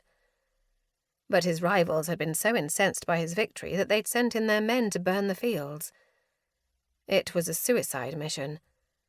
The men who'd lit the fires, slaves, had died doing it. The family would not reclaim their land. It was a move made out of spite, and nothing else. But of course that was how the Threllian lords played their games. They were not hungry, so a few £1,000s of destroyed food meant nothing to them. Their slaves were possessions, not people, and so a few discarded lives in the name of revenge was considered to be an appropriate cost. Esmaris's general was deeply displeased, his face growing mottled and purple the longer he talked, flecks of spittle landing on the slim arms of the woman draped beside him. It was an admirable feat of self-control, I thought, that she didn't wipe it away. "We will destroy them," the general spat, bringing his fist down on the table. "Our forces are nearly double theirs in size, and none in Threll are more skilled. We could rid Threll of their house forever." But Esmaris's rage was cold and calculated. "We could," he said calmly, "but we will not." Even I had been surprised by that. The general's face contorted in confusion. "We can't let their disrespect stand." Of course not. But they chose meaningless destruction because they're too small-minded to think of anything bigger. "They disrespected the Mikov name," the general growled. "They don't deserve mercy." Esmaris's anger struck like a viper. That's always how it was. Nothing but cool serenity, and then suddenly his hand was at his general's throat, wrenching him down across the table. "Mercy," he breathed slowly. "This isn't about mercy." The general was twitching, struggling to breathe. I couldn't move. The two other women in the room avoided looking at Esmaris, making a careful show of not acknowledging what was happening right in front of them. "What will I do with 1,000 dead men?" And then Esmaris leaned forward and said, "Dead men are useless. Dead men don't remember your name." He caught me staring. His eyes flicked to me, and I was so afraid of the hatred that I saw in them that I couldn't breathe, couldn't speak. I was not supposed to look this cruelty in the face. I was not supposed to acknowledge what I was seeing. But perhaps Esmaris thought so little of me that he saw no more judgment in my stare than he did in the faces of his decorative statues. He released the general, letting him fall over the table in a heap. Esmaris Mikov did not attack that rival house. He could have destroyed their cities and burned their crops. He did not. Instead, he had their children taken, mutilated, sterilized. I heard only stories of what was done to them, and prayed that most of it was exaggeration, even though I suspected it was not. In one swoop, with merely a handful of lives, Esmaris killed the family legacy. He sent them back the corpses. And he kept just one child from each branch of the family alive, tongue intact, to make sure they knew exactly who was responsible and just how merciful he was. And they did not attack Esmaris Mikov ever again. "Tisana." My eyes snapped open. I knew right away that something was wrong. My hand was halfway to Il Sahaj's hilt by the time the darkness came into focus. A silhouette carved from the shadow as my sight adjusted. White skin, white hair, white eyes, white clothes. "Get up," Nura said, and I was already obeying. What happened? I knew somehow before the words left her lips. There was a certain buzz in the air, like the kind that lingered before a crack of lightning, one that nagged at Reshe's hunger. "Kazara struck first," Nura said. "They're at our doorstep. Time to turn them away." She said it as if it were a grim chore to be done, the way one might speak of rats that had gotten into the grain shed or a long overdue need to trim the hedges. I rose and threw on the military jacket that she presented me, shoved my feet in boots, dressed quickly in the dark. When I rejoined Nura, she gave me a quick glance that held just a shred of uncertainty. No time to acknowledge it before she stratagrammed us away, and a wall of cold air hit me. The darkness of the bedchamber was replaced by the silver-dipped shadow of the mountains at night, moonlight falling over their peaks like spilled nectar. We stood on one of the outposts, a wall sprawling in either direction. We were surrounded by Sirizen. Their faces were all tilted to the horizon. At first, topography of the landscape disguised what I was really looking at. And then, all at once, it snapped into focus. I fought the urge to curse. How many men was that? 1,000? 2? They spilled from between the rocky ridges in the distance, on horseback and foot, bloody red torches dotting their lines. How the hell did they make it here so fast? Nura bit out. Stratagrams. The shelter of the mountains. And Sarah shot me an appraising look. At least we have our great saviour. Saviour, indeed. A familiar voice purred, and I turned to see Zereth approaching, his hands stuffed into the pockets of his long white coat and a smile twisting his lips. And yet, as he stepped closer, I could see something simmering beneath the surface of that smooth voice, that smirk, souring them to an off-colour pantomime of his usual manner. Do you know the things I laid at Esme Varneel's feet in exchange for Kazara's alliance? And this is how she repays me for my generosity. Word spread fast, Ansara said. They'd know that your armies had left yesterday. So they think I'd be stupid enough to present myself up like a little lamb for slaughter. They don't know who's on the butcher block. When his gaze fell to me again, all traces of that smooth exterior were gone, replaced only with ragged steel. Something was different about him, rougher, sharper, less carefully controlled. He pulled close, and when he did, I saw nothing but hatred in his eyes that were ringed with uncharacteristic darkness. I saw what you did to those slavers, he snarled. I want what you do to them to be worse. Reshe shivered, stirred to hunger by my fear or the promise of blood, or both. I looked to the armies. Thousands of men. Thousands of lives. The slaver hub was 50 men, I said. These are thousands. Nothing compared to what we can do, Reshe hissed, as if insulted by my hesitation. Zereth let out an ugly cackle, and his fingers tilted my chin towards him as he leaned close enough to have kissed me. Don't act as if I don't know exactly what you're capable of. This close, I could see spiderwebs of dark veins beneath the pale skin around his eyes. He released me and turned to the others. They're coming through the Irvi Pass, Zereth said. If you bring down the cliffs there, you can crush them. Crush them? Literally crush them? Bile rose in my throat.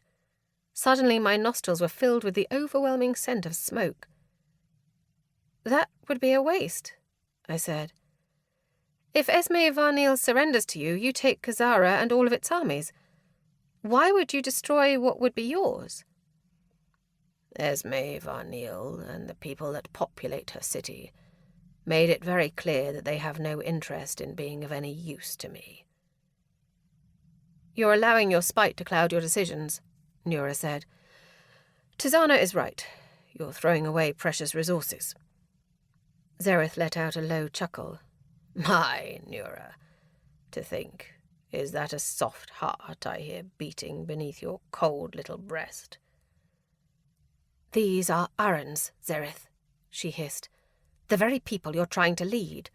Think about this. These are people, Nura. The memory hit me fast, gone as soon as it had arrived. Max's words in Salazai before Nura forced him to slaughter a city. And they never forgot him, Reshe whispered. He showed them what he was capable of. Now he has remembered. Those deaths brought victory. Are you questioning my decision, second? Zereth's mouth twisted into a sneer. I have thought about it. I thought about it every time Varneel threw my negotiations back at me. I thought about it every time she called me low-blooded trash. Bring down the cliffs. Give me a victory that shocks the world. He reached into his pocket and shoved a vial into Eslin's hand. Go with her, he said, and use this to help. Eslin frowned at her hand. Is this? You know what it is, Zereth said, but I could barely hear him, my blood now pounding in my ears. This is a mistake, Zereth. He whirled to me, anger finally sparking. Do not question me. These are your orders, and I invoke your pact, Tisana. A rough gasp escaped my lips. The words snapped something around my throat, like a leash yanked suddenly taut. I could feel Zereth's magic, too, reaching for me, reaching for my mind and squeezing. Squeezing. Give me a victory, Tisana. Give me a victory that leaves Varneel and all of her noble-blooded friends quaking in fear at my name. Make me someone to fear, and do whatever it takes. Those are your orders. Those are your orders. Those are your orders. Every word was a link in a chain, one that bit into my skin, sawed at my thoughts. Everything was suddenly foggy. Zereth was gone fast, leaving me swaying as he strode away. Just as quickly, Eslin was beside me. Looks like we have our commands, she muttered. Wait, I said. My head was pounding. Wait, I can't do this. I couldn't speak the words aloud. They got caught somewhere between my mind and my lips, like flies stuck in honey. Yes, we can. We can do all he asked, and more. That was what I feared. Humans, always so afraid of what you are capable of. The soldiers were spilling through the pass, faster and faster. Eslin gave me a look that veered on pity. What did you think you signed up for? Nura yanked me aside, pulling me close. I know it's hard, she said. Believe me, I do. But what he is asking for is a decisive victory. The more force we show today, the sooner the war will be over, and the sooner you can go fight your war in Threll, Tisana. Just think of that. Gods, the way she rationalized it. As if it were a simple equation, a scale to be tipped, a game to be played only in numbers. And yet, I thought of the people who were waiting for me and the promises I had made. Was this it? Would I have to clear their path by burying this one in bloody rubble? Do you think any of those people would have cared about you or your people? I didn't have time to question. Eslin grabbed me, and the two of us disappeared into the air. These are your orders. The words were a collar, a heartbeat, a promise, and a curse. I didn't think. Il Sahaj was out, my muscles barely my own. The violence hit Richer like a drug, its rage-soaked satisfaction flooding me. These are your orders. Eslin and I landed in the middle of the fighting. Already Zereth's other troops had begun to spill forth from the outposts, defending the wall. Before Max left, we would have outnumbered our opponents many times over. Now our defences were noticeably weaker. Even through the fog of my command, I could acknowledge that in this, Zereth had been right. I was the difference between victory and defeat. These are your orders. We need to fight our way up, Eslin said, her voice nearly lost beneath the chaos. We travel along the ridge. I can place stratagams. You can help weaken them, and we push through. Something must have looked strange on my face because she said, Don't worry. We can do this. Of course, that was what she thought I was worried about. Under any other circumstances, it would be insane for any wielder to take down an entire cliff on their power alone, let alone a Valtane who would have limited control over stone. But I had Reshe, and I knew what Reshe was capable of. It had taken a moment for the opposing soldiers to realize we were here, in their midst. Right after we landed, so did other Sarazen, stepping out of the air with their spears drawn, leaving bloody bodies like morbid gifts. So quickly it devolved into chaos. The first man I killed because I had to. He came at me with his axe raised, and I struck before I could think. By the time I had turned to meet his face, it was slack, his leather armour rotting. Il Sahaj covered in blood and blackened flesh. The magic was at my fingertips, in my skin, running through Il Sahaj's veins. These are your orders. I had forgotten what this was like. The heady intoxication of it, the way Reshe revelled in it. It pried away little pieces of control until I didn't know where its thoughts ended and mine began. "Let me help you," it whispered. "Let me do this." Funny how it seemed like an oddly tender offer, as if it was offering me mercy from my guilt. But I held on to my control, no matter how hard Reshe fought for more.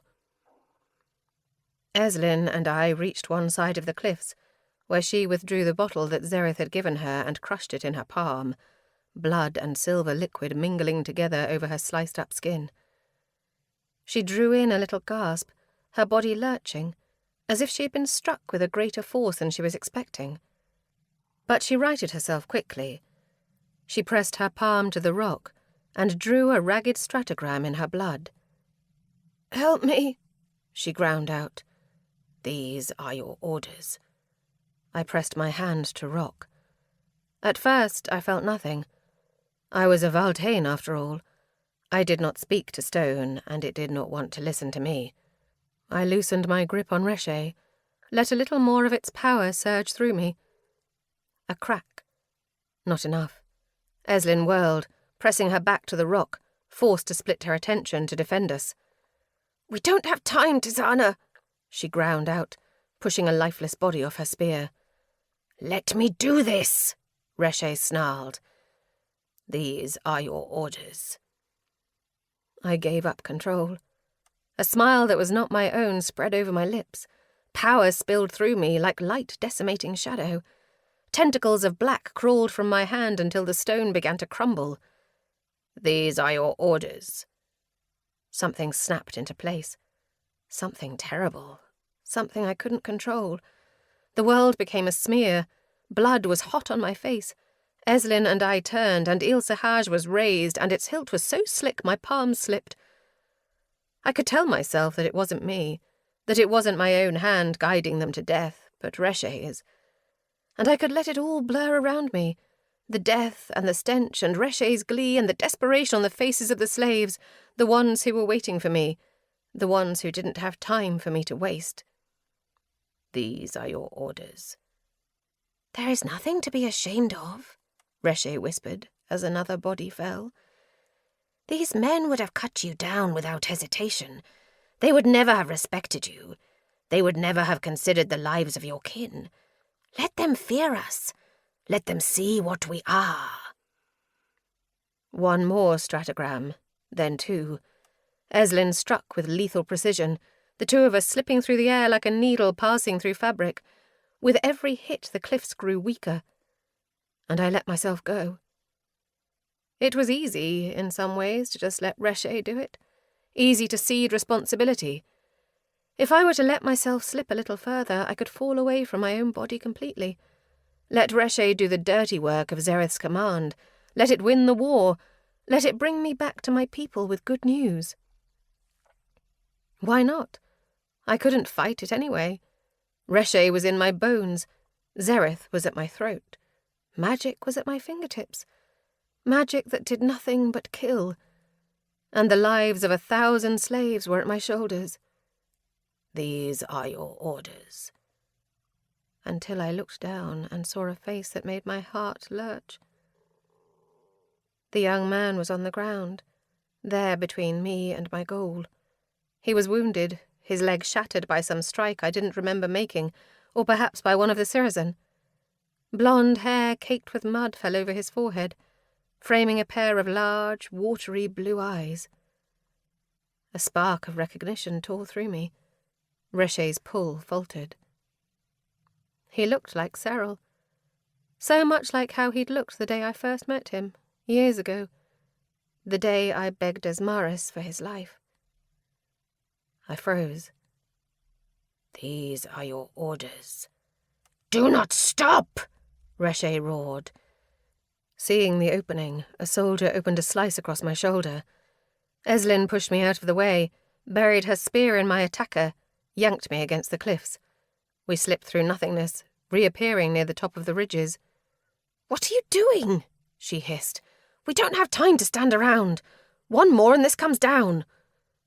Reshe's magic was already throbbing at my fingertips. "These are your orders." I closed my eyes and remembered the exact words of Zareth's command. "Give me a victory, Tisana. Give me a victory that leaves Varneel and all of her noble-blooded friends quaking at my name. Make me someone to fear, and do whatever it takes."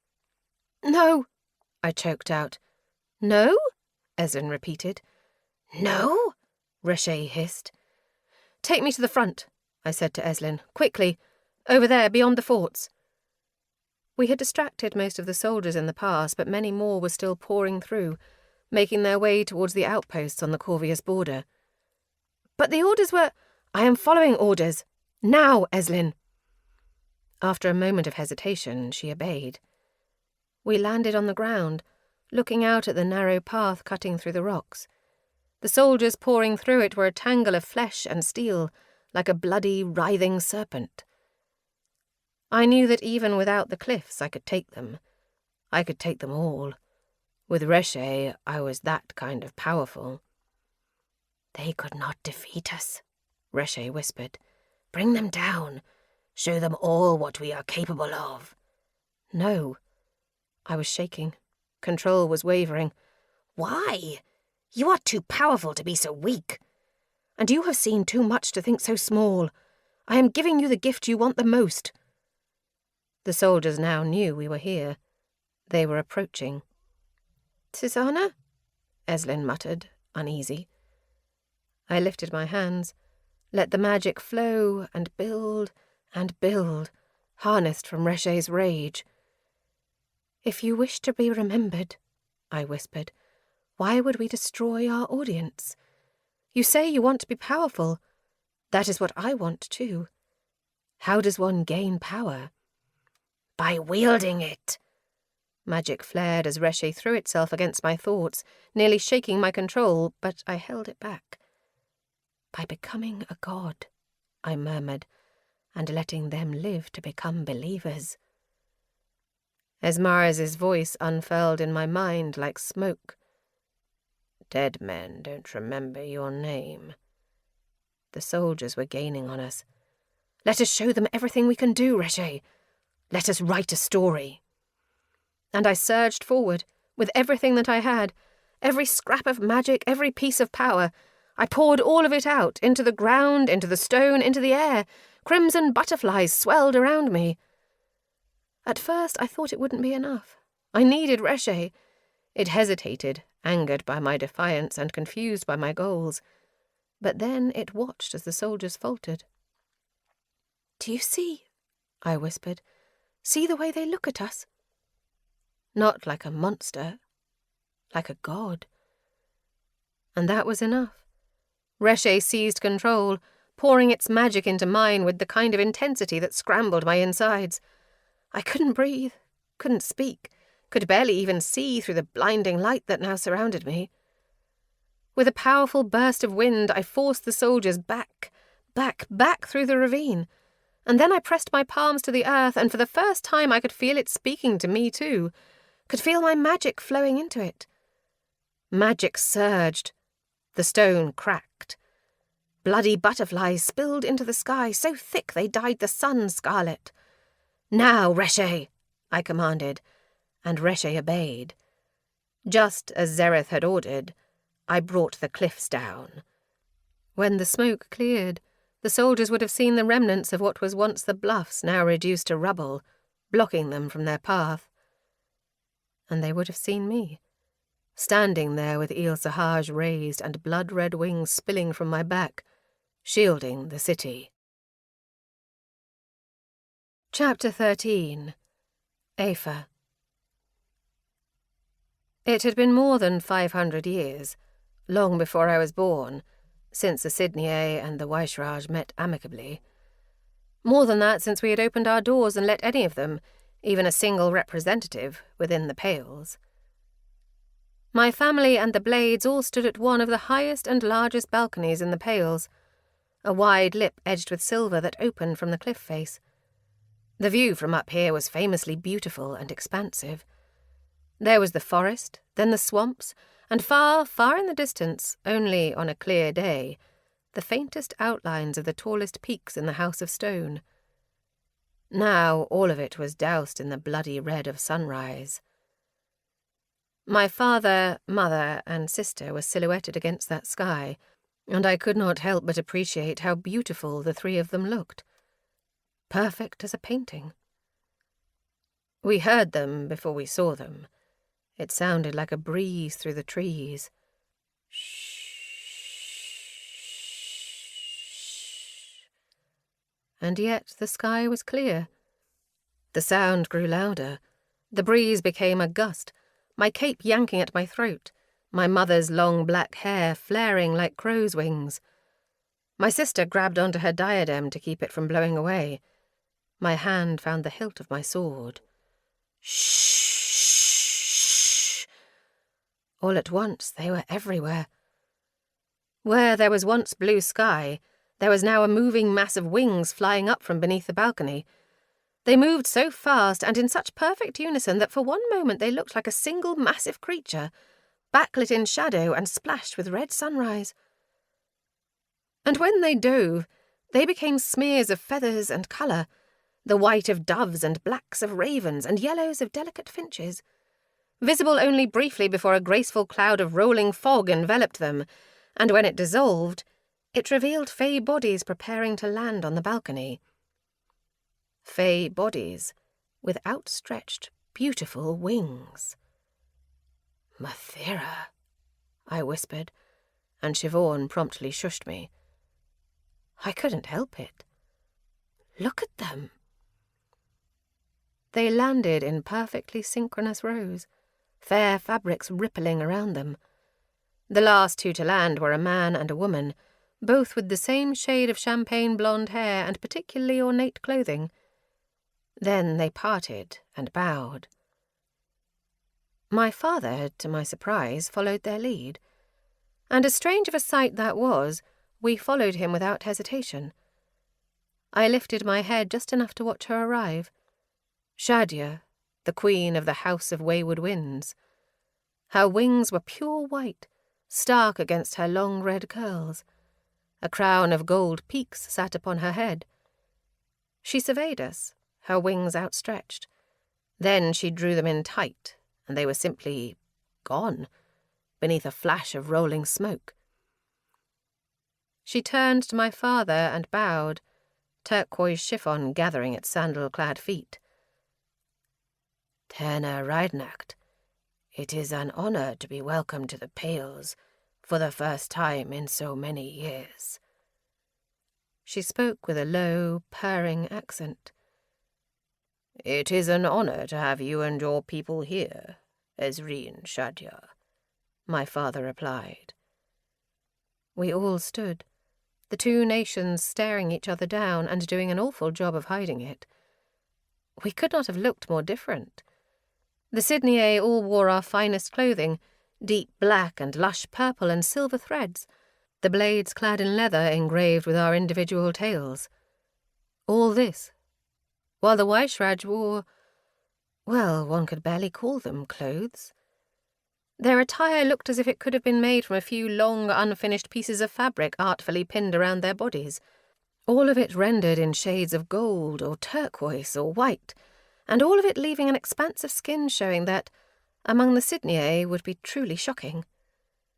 The men donned one single swathe draped over one shoulder, leaving practically half of their chest exposed, while the women wore theirs twisted to, mostly, cover their breasts and then drape down into capes. "You think they fight in that?" I whispered to Siobhan. "One wrong move and all your secrets are revealed." This time she didn't shush me, and a smirk twitched at the corner of her mouth. My gaze fell to the two Weishraj standing closest to the queen, with the long golden hair. The female was whispering something in the man's ear, probably some equally rude retort, though not very funny because he didn't react at all. The light spilling in through the windows cast a gold glow across his skin. Well-built shoulders, sculpted arms, a face that looked as if it were assembled from marble planes, both in beauty and in utter stillness. If they were going to walk around like that, at least they had the decency to be good-looking while they did it. No one could argue that. My father stepped aside. "It is my honour to introduce you, Queen Shadia, to my wife, Alva, and my daughter, Orshade, the Terness." My sister, ever ladylike, blushed as she lowered into an elegant bow. Shadia bowed her head. "It is a great pleasure to meet you both. Your beauty surpasses even what I have been told." I watched in silence. It had been so long ago since I stood in Orshade's place, but sometimes it was impossible not to imagine what it would feel like to be bowed to by the Queen of Wayward Winds. My father turned to Cadwan. "And may I also introduce you, my queen, to King Cadwan Niero." The Queen dropped into another bow, even lower than the one that she gave my father. Cadwan, to my horror, didn't. He just stood there, giving Shadia a stare that seemed to be picking her apart. I wished I could reach out and shake him. "Don't just stand there, Mathera damned idiot. Bow!" Tension pulled the air tight. Finally, Cadwan dropped to his knees, and it was like the entire room let out a silent breath. They rose, and Shadia gave Cadwan a warm smile, as if she hadn't noticed his infraction. "I congratulate you on your coronation, King Cadwan, though I am deeply sorry for the circumstances that led to it. I assure you that we will not allow what happened to your house to happen to any other." She looked out across all of us, and her voice rose. "Half a millennia, and the houses now unite to make it so." She turned back to Cadwan with fire in her eyes, and it was clear that she expected a reaction to match. Perhaps some hardened statement of solidarity, some declaration of vengeance, some furious promise of hope and blood. Instead, he said simply, "I appreciate that." I almost choked. "I appreciate that," I muttered. "Shh," Siobhan hissed, but even she could not pretend that she didn't have the same reaction. If Cadwan noticed that everyone was staring at him with perplexed horror, he didn't show it. Shadia at least chose to let this oddity slide too. She turned to the rest of us and swept her arms out. "And that, of course, does bring us back to the topic at hand, does it not?" she said. "We have an abundance of things to discuss and very little time." My father gave a serious nod. "This I cannot dispute. Come." We gathered along the long black glass table in my father's finest gathering room. The walls were adorned with the most intricate maps of the Fey courts and the human lands that Sydney artisans had to offer. Deliberate, of course, like everything my father did. Even these pieces of parchment needed to communicate to our reluctant allies the strength of the Sydney clan. We all spoke with honey-sweet words, but they still held a little bitterness. Bitterness that could merely be distaste, or could be poison. The table was long, seating entire courts along one sheet of glassy black stone. Light spilled through tall, silver-rimmed windows. The Vaishraj sat on one side, their backs to the windows, making their flowing hair and loose robes seem to glow against the backlight. The Sydney sat on the other side, all staid darkness and dark leather. Cadwan was in the middle, so clearly part of neither clan, and so conspicuously alone. Time ticked by as the most revered strategists from both nations outlined our current situation. Cadwan was called upon to recount what had happened to the House of Stone, which he did calmly and factually, though I didn't miss the way his eyes lowered as he spoke, the only crack in his composure. The Sydney and the Vaishraj shared what they each knew of human aggressions, which turned out to be, in short, nothing. "And this is why," Queen Shahja said at last, "my generals propose a very deliberate tactical approach." She nodded towards the 2 blonde Vaishraj that I had noticed before. "My 2 leading generals, Ishka and Yashka Sayes, have developed a plan that I think we will both find mutually agreeable," Shahja said. They rose, taking up a place on either side of the massive map. "One thing has been exceedingly clear while reviewing our current information, and while listening to King Kadwan's account of the attack," the woman Yashka said. Her voice was low and smooth. "The humans managed an unacceptable level of surprise, and our first step must be to mitigate this risk and learn the nature of our enemy. We propose an initial approach rooted in information gathering and defensive strategy," the man Ishka continued. "We have no time for careful measures," Klein said. "I certainly understand the impulse to respond with force," Ishka replied. "The atrocity that was committed against the House of Stone deserves blood, and I assure you that we shall have it. In time." He turned to the map, gesturing with an elegant hand to the northern Fey lands, where the obsidian pales stood. "I propose that we take a small elite team through the Fey houses, traveling south, investigating the aggressors and cause of the attack." He trailed his fingers over the Fey continents that soon gave way to smaller, more isolated Fey isles. "We will travel south, first to the House of Reeds, then past the houses of Nautilus and Roiled Waves, and then further to the independent lands and the human nations." "The human nations?" Siobhan said. "Is that wise?" Ishka's expression barely changed, but some faint movement of his mouth evoked the ghost of a smile. "I have served in the army of Wayward Winds for nearly a century, and led it for half of those years. In that time I have learned that there is little more valuable in times of war than a few chosen feet on the ground, with eyes that are sharp, and weapons that are sharper.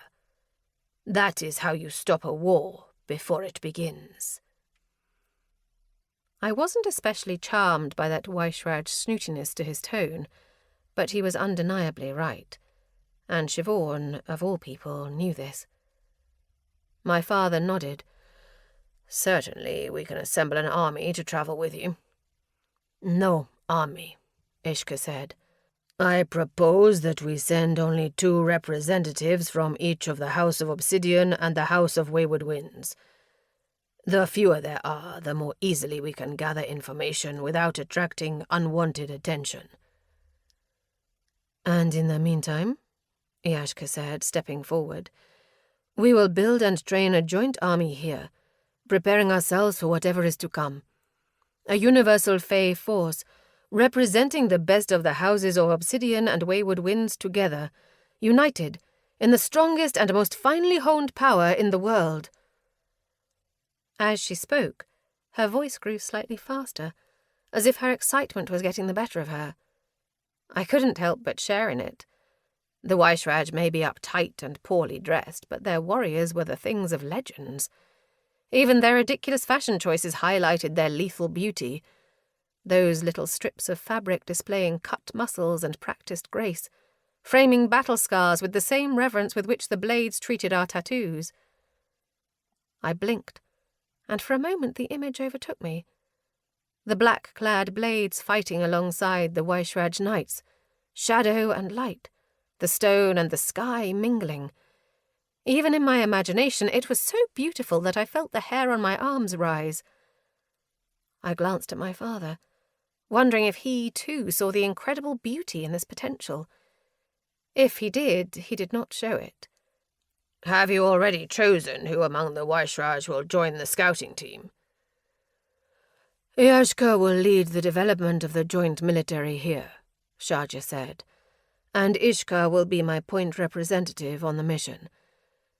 This, of course, in equal partnership with whichever general you would like to send on your behalf. You can decide once—" "I don't need to wait," my father said smoothly.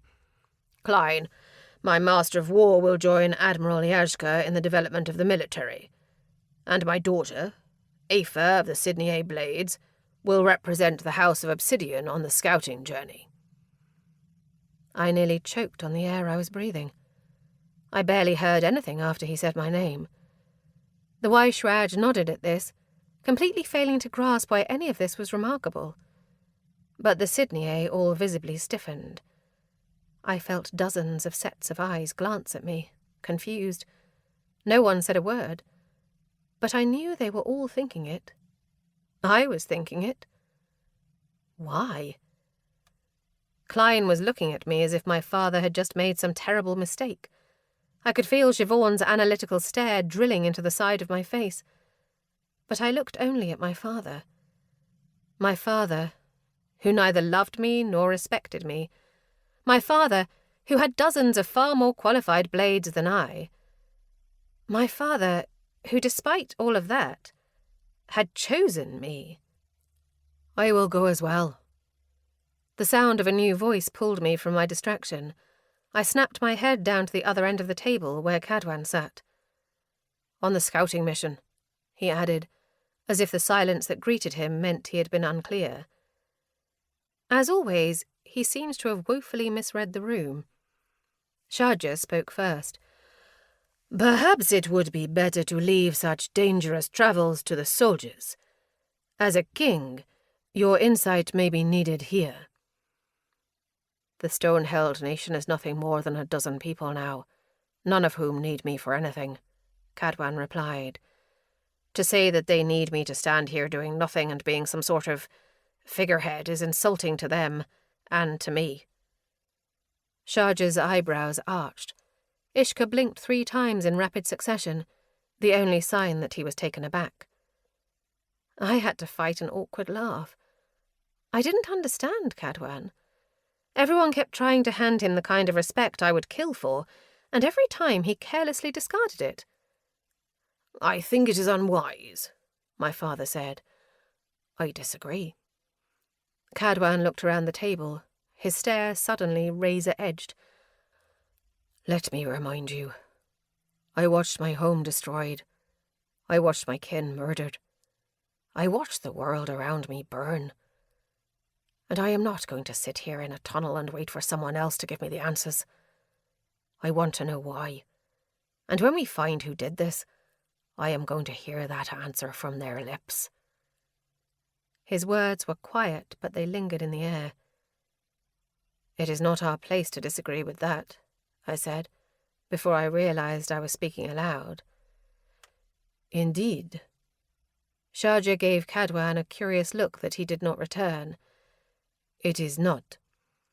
And so it shall be, King Cadwan." The meeting gave way to a feast. Once the shock wore off, I was so excited that I could barely think, an affectation not at all helped by the several mugs of celebratory whiskey that I guzzled down over dinner. I threw myself into the music of the band, into the dancing at the centre of the room, and when I finally saw my father stand and drift away, when I was finally able to find him standing in a quiet hallway, gazing off into the stone shadow of the Pale's tunnels, I chased after him, only to slow to a stop a few paces behind, suddenly self-conscious.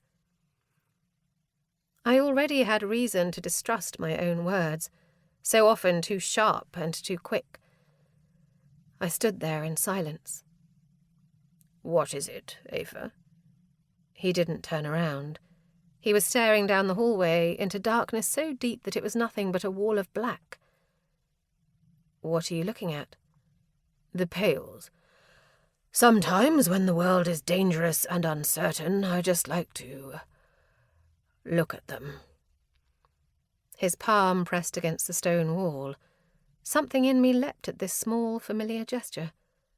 "I do that too," a childish part of me wanted to say, as if to cling to every thread of similarity between us. I cleared my throat.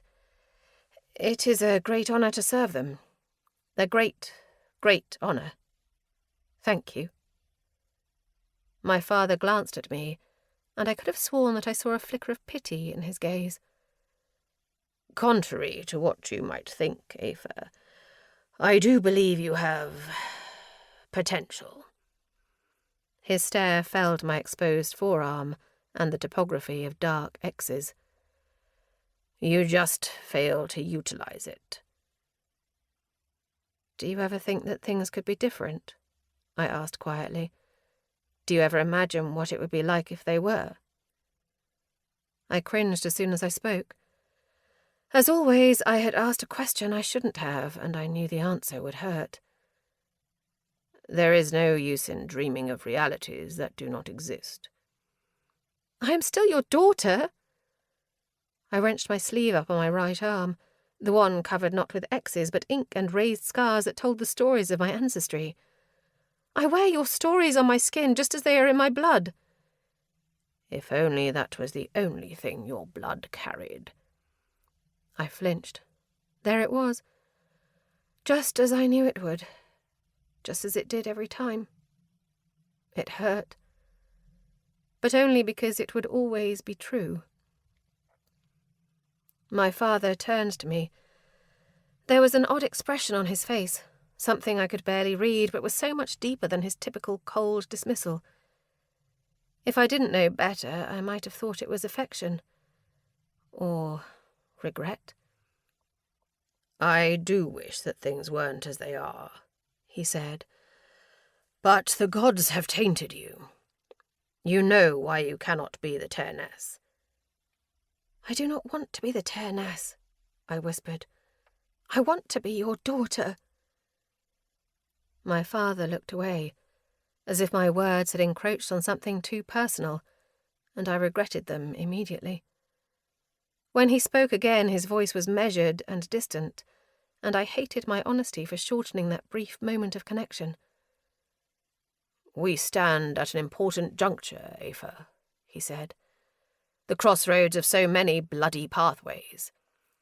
Your mission is important, and it will decide whether this one leads to blood. I do not trust the Weishraj. Watch them. And beyond that, watch for the truth. The Sydney are relying on you. He paused, then added, I am relying on you. I couldn't help but savour those words. I never thought I would hear them. He placed a steadying hand on my shoulder. Show me all that you could be. My daughter. Maybe it was the alcohol. Maybe it was the heady excitement of the day. Maybe it was the rush of his hand on my shoulder, the kind of familial touch I had not felt in so long. But I found myself fighting tears. Yes, I choked out. I will. I will. Chapter 14. Tizana. That, Zereth said, was not what I had commanded you to do. He was pacing the length of his office. This seemed unusual. Zereth was not the type to pace. I stood there in my soiled clothes, my jacket stained red, Il Sahaj still in my hands. I had been summoned straight here from the battlefield. I did exactly what you commanded me to do, I said. You wanted victory, and I gave it to you. You let them retreat. Zereth whirled to face me. Dark circles hung beneath his eyes. The look that glinted there reminded me of an edge of broken glass, rawer than I'd ever seen them before. Stranger. Did you want me to kill all of those people, Zereth? They need to understand the consequences of what they've done. They were certainly afraid. Not afraid enough. The pacing resumed. I watched him carefully. This was not the behaviour of a man in control of the situation. Did you expect me to hand you a mountain of corpses, Zereth? I said quietly. What makes you think they would appreciate that from you any more than they appreciated it from Cesri? His mouth thinned. For a moment I saw conflict war across his face. Fear. Gone as soon as I could identify it. You should know better than any of these other people here, he snapped. Do you think if you stood in my place they would ever respect you unless you forced them to? You, a foreign slave? Do not patronize me, Tizana. You know as well as I do that they won't get on their knees in front of a no-name bastard unless I force them there. Just like they forced me. His voice rose until it was nearly a shout, then echoed in the air, sticky with something resembling shame. He turned away. All at once, I understood. This was the real reason why Zareth had chosen Max, of all people, to lead his armies. It was because Max had what Zareth wanted most. Not just a military mind, but a family name respected by the Aran upper class. Max had told me about the competition for Arch-Commandant all those years ago. Now the memory returned, clicking another piece into place. There had been 4 candidates, he had told me. 1 had been killed in the war. Max had withdrawn after the deaths of his family, and Nura had been unable to continue while she recovered after Salazai. And that had left Zareth, and so he became Arch-Commandant. Not because anyone chose him, but because he was the only one left standing. The whole world shifted a little as I realized exactly how perilous Zareth's position was. "You're dismissed," he said. He didn't turn around, as if he didn't want to let me see his face. Maybe he knew that I saw the truth. By the time I got back to my room, blood was pooling in my footsteps. I'd been careful to remain steady when I was in the halls, but as soon as I closed my door, every seam snapped at once. I didn't even make it to the bed. I hit the floor in a heap. I was in Esmaris's office, lounging on a velvet couch, butterflies twisting from my fingers. On the battlefield they had been ominous. Here they were little wisps of silver, merely decorations, just like me. Esmaris had his general by the throat, and the other slaves and I acted as if nothing was wrong, as if a man's face was not pressed against the table, as if we weren't trapped in a box with a monster that could turn its rage on us at any moment. One day it would turn on me. "What will I do with 1,000 dead men?" Esmaris snarled. "Dead men don't remember your name." I looked up. Suddenly the room was empty. The general was gone, as were the women. Esmaris's dark stare turned to me, as if, all at once, he had realized how carefully I had been watching. "Do you find yourself clever, Tizana?" he said. I smiled. "Only a little." "You are still a slave. You always will be." I stood and crossed the room. I could see every tiny wrinkle on his face, every freckle, every silver thread of hair. Even in my dream I knew these parts of him. While he had looked at me and seen another decorative possession, I had been memorizing him. "Dead men don't remember your name," I murmured. "But tell me, do you remember mine? Wherever you are?" I tipped his chin up, the reversal sending a thrill through me. I loved the way it felt to look down on him. "There was a time when I had been eager to show you everything I had learned from you. I thought you would be proud of me. Isn't that funny?" No, it had not been pride in his eyes the day he tried to beat me to death for exceeding his expectations. "But I am still eager to show you, Esmaris," I whispered. "And I hope that you can see it. I hope you can see it when I destroy your world with the knowledge I stole from you." And only then did he smile. Suddenly it was Zareth's face cradled in my hands, dark veins beneath his eyes. "But they never told us the cost, Tizana," he said.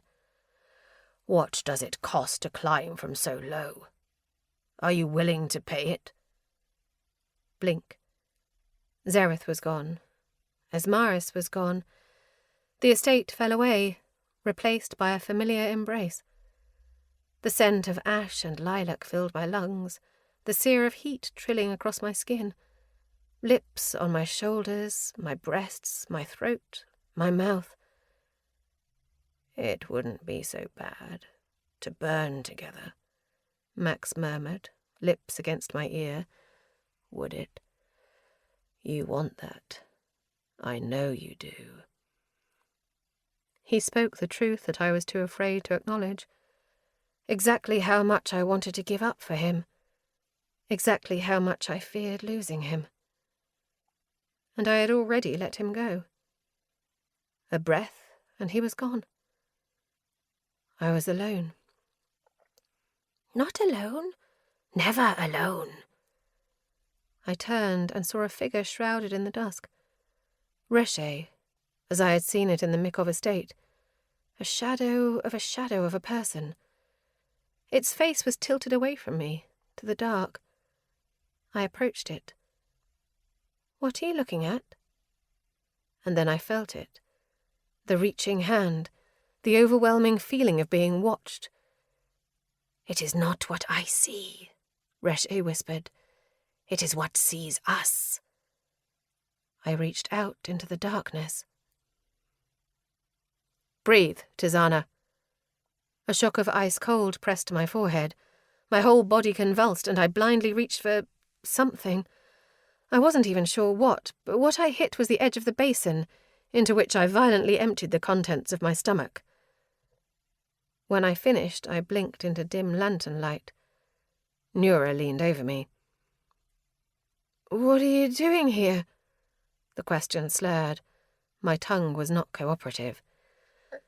I hadn't felt like this since the beginning. "You can't be alone this way. Here." Nura thrust a small bottle into my hands. "Drink." "How did you—" "What you did out there was remarkable, even compared to what I had already seen." She gave me a hard stare. "You forget that I was there through all of it. I know the toll it takes to do something like that. And forgive me if I didn't want our best asset to die alone in her room because she was being a show-off. Drink, for your own damned good."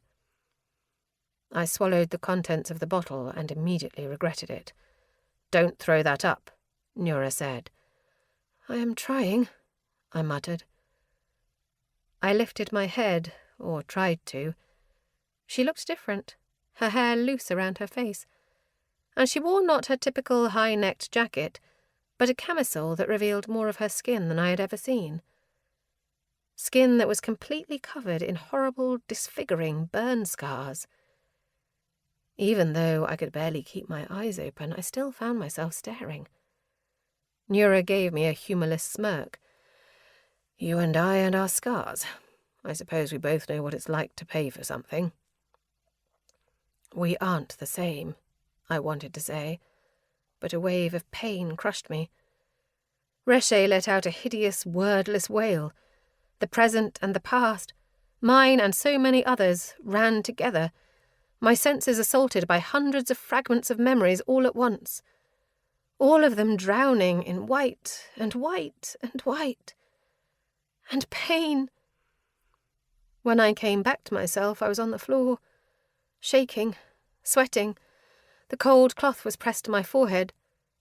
"Idiot," Nura muttered. "Was it worth it? All this to show off out there?" Funny how in the depths of agony you find the most clarity. "If you were standing in my place, would you agree?" Zareth had asked me. "You, a slave girl. How would you make them respect you?" Maybe Ismaris had been right. It was not enough to live like a human and die like one. I had to carve myself into their whispers. Today they had looked at me not like a slave, not like a woman, but like a god. "Was it worth it?" Nura asked as I sagged over the basin. An ugly smile lurched at my lips. "Yes," I choked out. "Yes, it was." I faded off again after that, reality melding with dreams in a grey smear of darkness. And perhaps I dreamed that, some time later, my eyes fluttered open under the control of another. Perhaps I dreamed that I rolled over to see Nura still in my room, reading, a glass of wine in her hand. "You?" my voice creaked out. Nura's gaze slipped to me, growing colder. She set her wineglass down. "Hello, Reshe." A smirk spasmed across my lips. "Are you not afraid to be here alone with me? If you were going to kill me, you would have done it by now. And yet I have seen your fear. I know how deep it runs." The memories were shards of glass. Nura, her face contorted in hatred, falling to the ground for the 50th time. Nura spilling her blood over an open, lifeless arm in a room of white and white and white.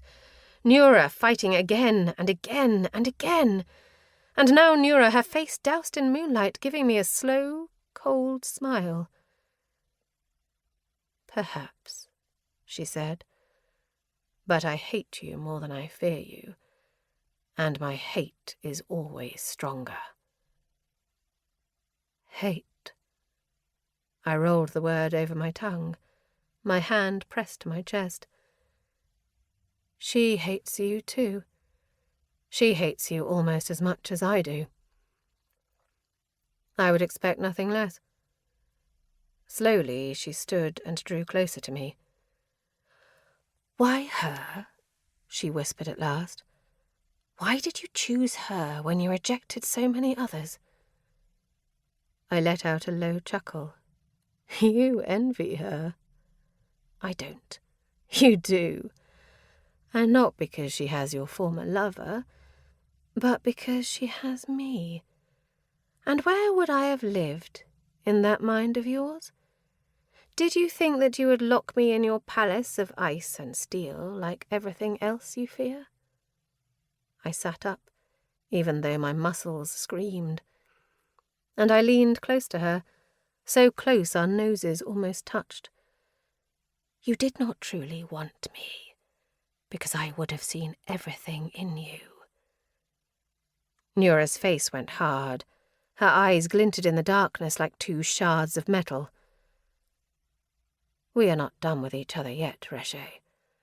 We can fester in our hatred and let it make us strong or stupid, or both. And make no mistake, I do hate you. I hate you more than I have ever hated anything." She pulled away and went to the window, gazing out over the mountains.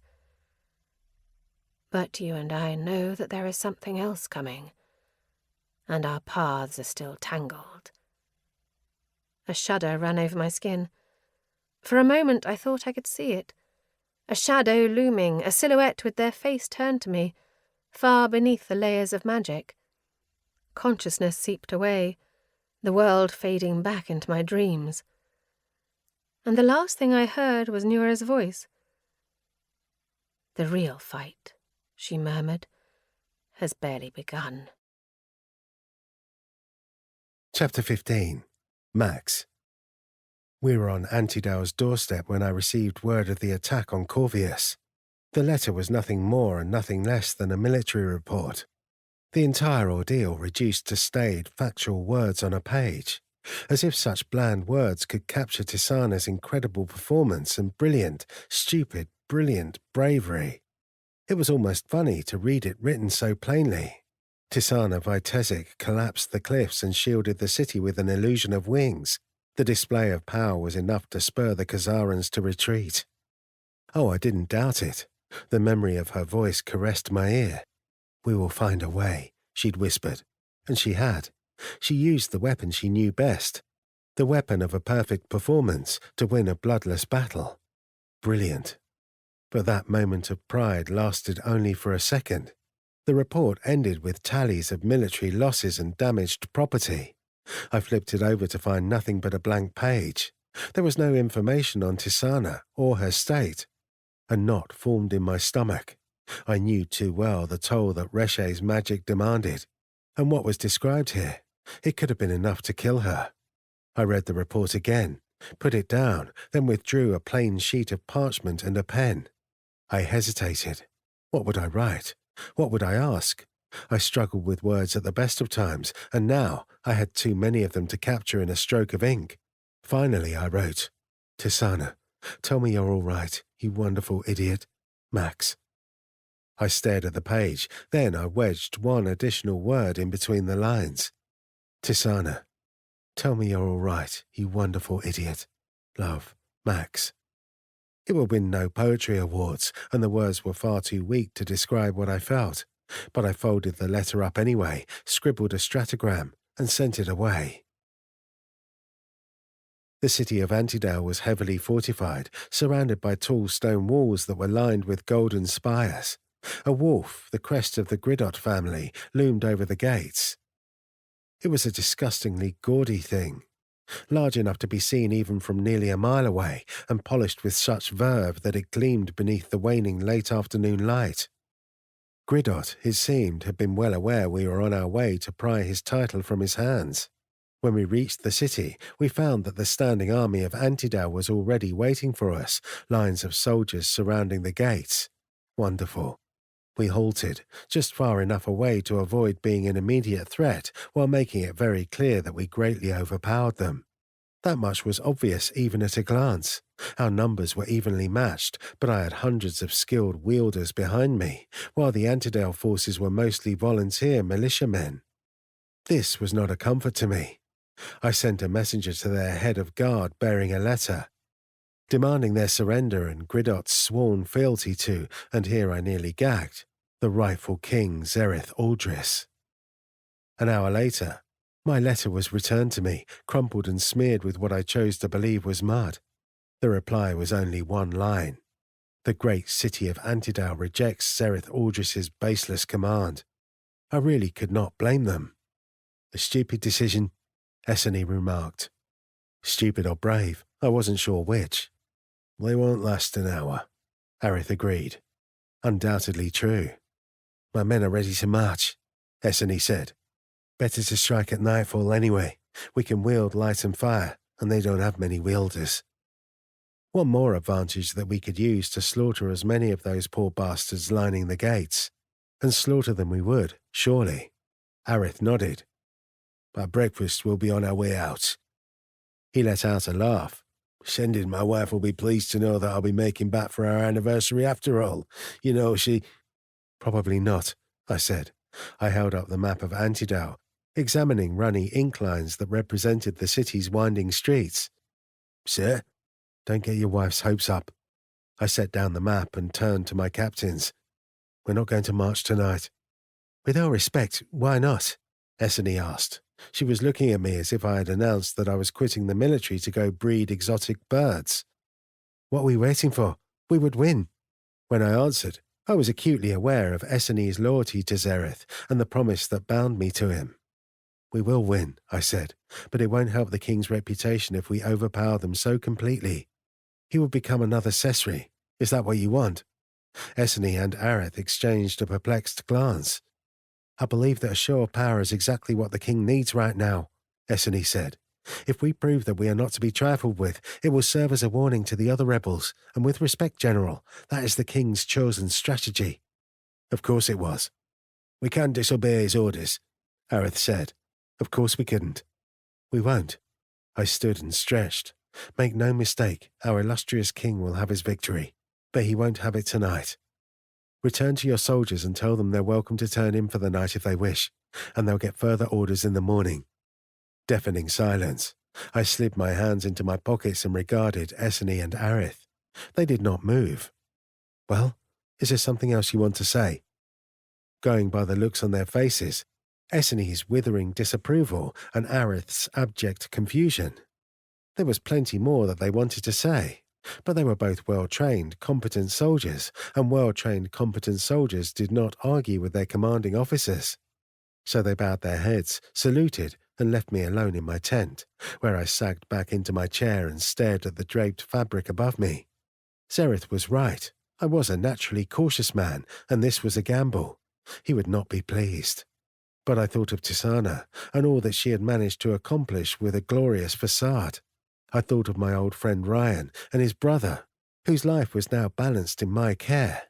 I thought of all those men lined up outside the gates who just as easily could have ended up on either side of this battle.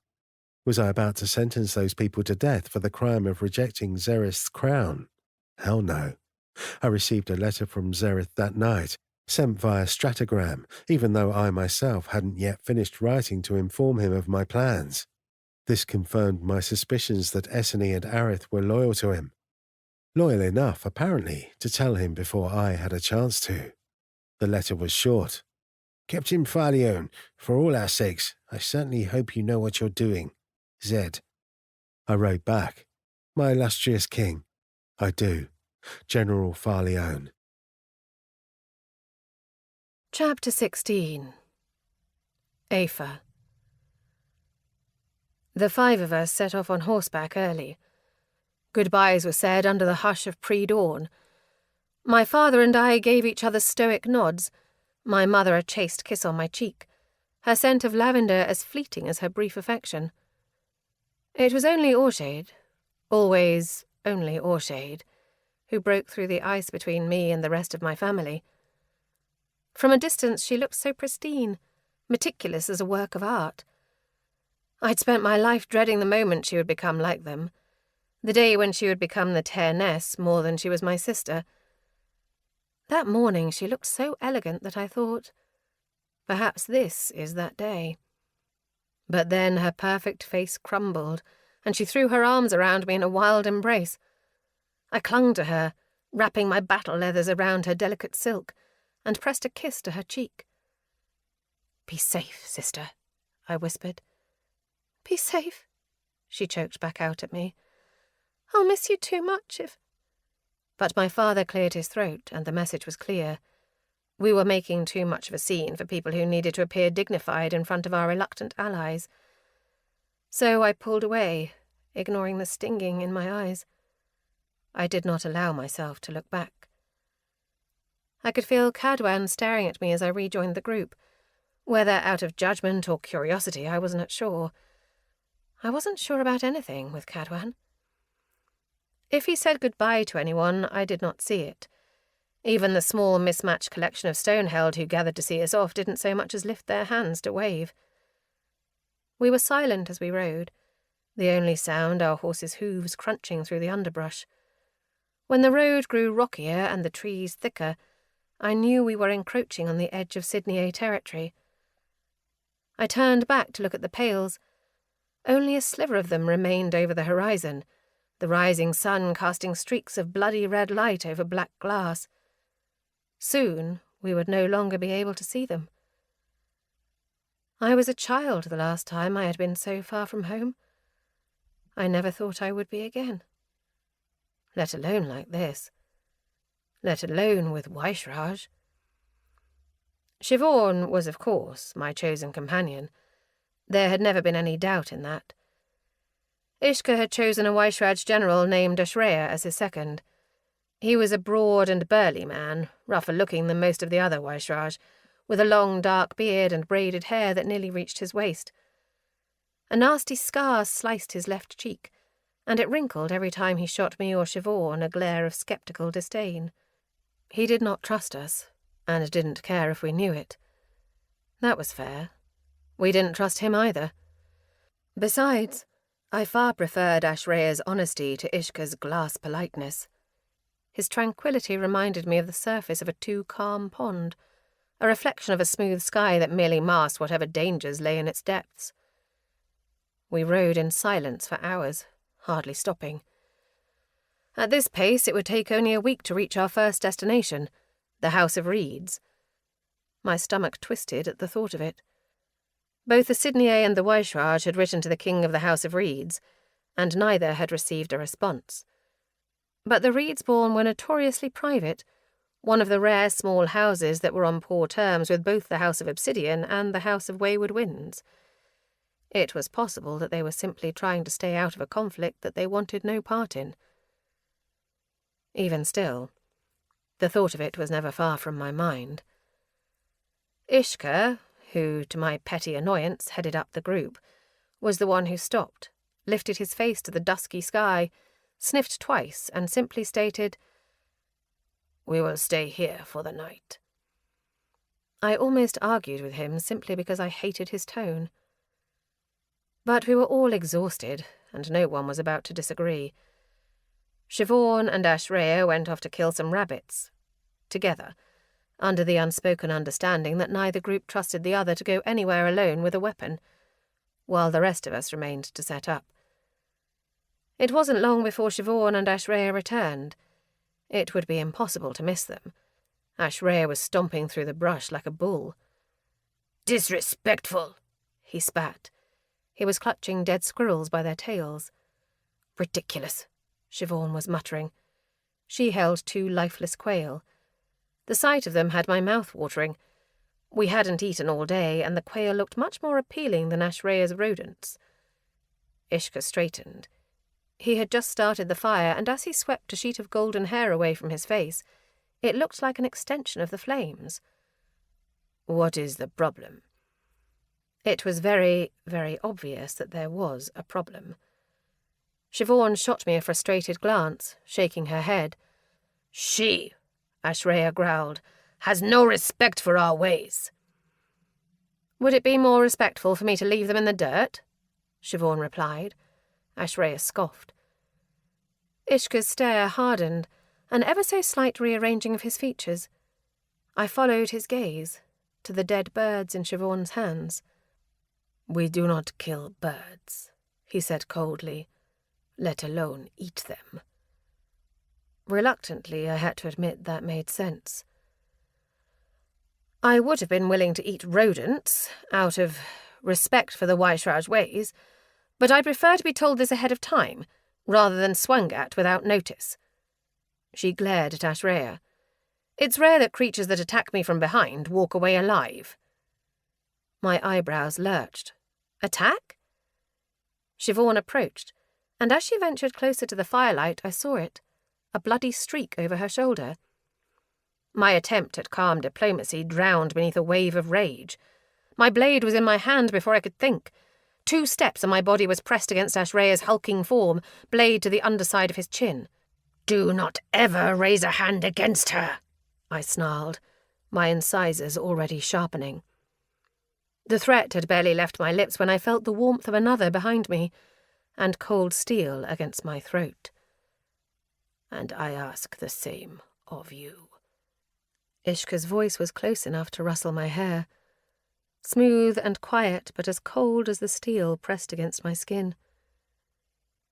2 breathless seconds passed, with all those weapons ready to strike. And then everyone let them fall at once. We all watched each other warily, a dare to make the first move. My eyes were locked on Ishka's. The fire roared up between us, heat rippling the still panes of his face. I felt the weight of the responsibility my father had placed upon me more acutely than ever. In this role, I was Ishka's equal. I had been allowing him to lead. No longer. The Waishraj had been our enemy for a millennia before this, and they would be our enemy again the second this strange blip in time was over. I could not afford to forget that. I refused to be the first to speak. Ishka seems to have made the same vow. We stared each other down, waging a silent battle for control. Cadwan's voice finally sliced through the silence. "You are all," he stated plainly, "acting like children." The sheer force of his annoyance was enough to crack the tension. Ishka turned to Siobhan. "Ashrea should not have raised his blade against you. I apologize on his behalf." "I'd prefer that he apologize on his own behalf," Siobhan said. Ashrea was silent, a wrinkle over his nose, and it was only after Ishka gave him a prodding look that he loosened a frustrated grunt.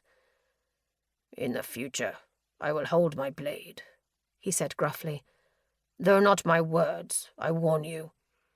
"Nor will I," Siobhan replied. "So I can't argue with that." Ishka turned a gaze to me, then to the quail at my feet. I knew exactly what he wanted me to say, what the polite and chivalrous thing to do would be. But I'd never been good at being polite and chivalrous. Now my notorious damned stubbornness clamped my lips shut. "Fine," I finally spat, Out of respect for your ways, we will not eat the quail tonight, and we will refrain from hunting birds in the future." It was not difficult to hear my irritation. Ishka cocked his head, and maybe it was my imagination or the warping smoke of the fire, but I could have sworn I saw a spark of amusement in his stare. "Thank you, Aoife," he said. "Thank you, Ishka," I replied reluctantly. "Thank you, gods," Cadwan muttered, with a sincerity that made me snort a sudden, unexpected chuckle. We cooked up the squirrels, a poor meal for 5 warriors who had been travelling all day. But still, I wasn't about to complain about any quantity or quality of food at this point. I had already downed several unladylike bites when I noticed that the 2 Waishraj were waiting, eyes closed, face lifted to the sky. They dragged their pointer fingers to their foreheads, then to their hearts, then to the soil. With each movement, their lips formed soundless words. Siobhan, Cadwan, and I ate silently, watching this. Ishka, noble as he was, managed to make this look, well, at least somewhat graceful. But watching someone as large and burly as Ashreya go through these movements painted a particularly silly image. They performed this cycle several times before, finally, opening their eyes. "Were those prayers?" Cadwan asked. No judgment in his voice, just curiosity. "Yes." Ishka looked to me, one eyebrow quirking. "The Sydney do not pray?" "I have heard that the Sydney are a godless people," Ashreya grumbled. "We do have gods," I said, tearing off a chunk of roasted squirrel, "but ours don't ask us to perform silly dances for them." "We make sure that our gods fully see our appreciation for them," Ishka replied smoothly. "And because we speak to them often, our gods gift us with appreciation in kind." "Our gods appreciate us just fine." "Do they now?" A jeering voice in the back of my head whispered. "Is that why they tainted you?" I pushed the thought away and tore off another chunk of squirrel. "We need their service now more than ever." Ishka's gaze went far away, the remnants of his smirk fading. It was the first time I'd seen anything akin to concern, true concern, on his face. "We cannot rely on the gods to help us," Cadwan said. "I think we'll just need to help ourselves." He barely had picked at his food. The fire haloed his profile, highlighting the severe line of his nose and chin, the serious set of his jaw. He didn't look up. Ishka gave him a look that veered on pity. "I know that your people, above all, understood the value of spiritual faiths and magics," he said. "The Stoneheld are known for building the most magnificent temples of any house, and for having the most committed spiritual scholars. In dark times as these, we need their faith more than anything." "The temples were beautiful," Cadwan said quietly, and he paused, as if remembering, a mournful smile at his lips. Then he looked back at the fire, and it was gone. "But when the humans came, they crumbled just as easily as the brothels. And the scholars and the whores ended up in the same graves." Well, what was there to say to that? From then on, we ate in silence. Long after everyone else drifted to sleep, I lay there, eyes wide open, staring at the night sky. It had been decades since I had last slept so far beyond the pales, and even back then I was a little tearness housed in the most luxurious places the world had to offer. Now I was alone beneath the sky. I looked up at the stars and had never felt so small, so exposed. Whenever I closed my eyes, I saw the bloodied faces of Cadwan's kin. By the time I heard rustling in the forest, I was grateful for the distraction. My eyes snapped open. Slowly, I rose. The fire was low. Siobhan was asleep, even at rest looking ready to leap into action.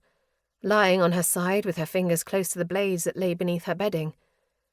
Ashreya was sprawled out like a sleeping bear, limbs escaping his bedroll at all directions, snoring loudly. And Ishka was completely still, like the stone carving on a crypt, his hands laid gracefully over the hilt of his sword. And then there was an empty bedroll. I followed the sounds off into the woods. I found Cadwan in a clearing. A ball of fire lingered in the centre of the clearing, hovering and self-contained. Clearly magic, though it occurred to me that I'd never asked if Cadwan was a magic speaker. His back was to me. It took me a moment to realise that he held his sword. I froze. My hand went to the hilt of my own weapon. "You don't need to worry." His voice was barely above a whisper. He peered at me over his shoulder, offering me a half-smile. "I have no ill intentions." "What are you doing?" My hand was still at my belt. Cadwan's eyes slid down my body, landing there. "It's embarrassing, honestly." My gaze fell to the ground. Years of training made recognizing patterns in the underbrush second nature, and it took seconds to recognize the pattern of the footsteps in the dirt. The same steps running back and forth. Exercises.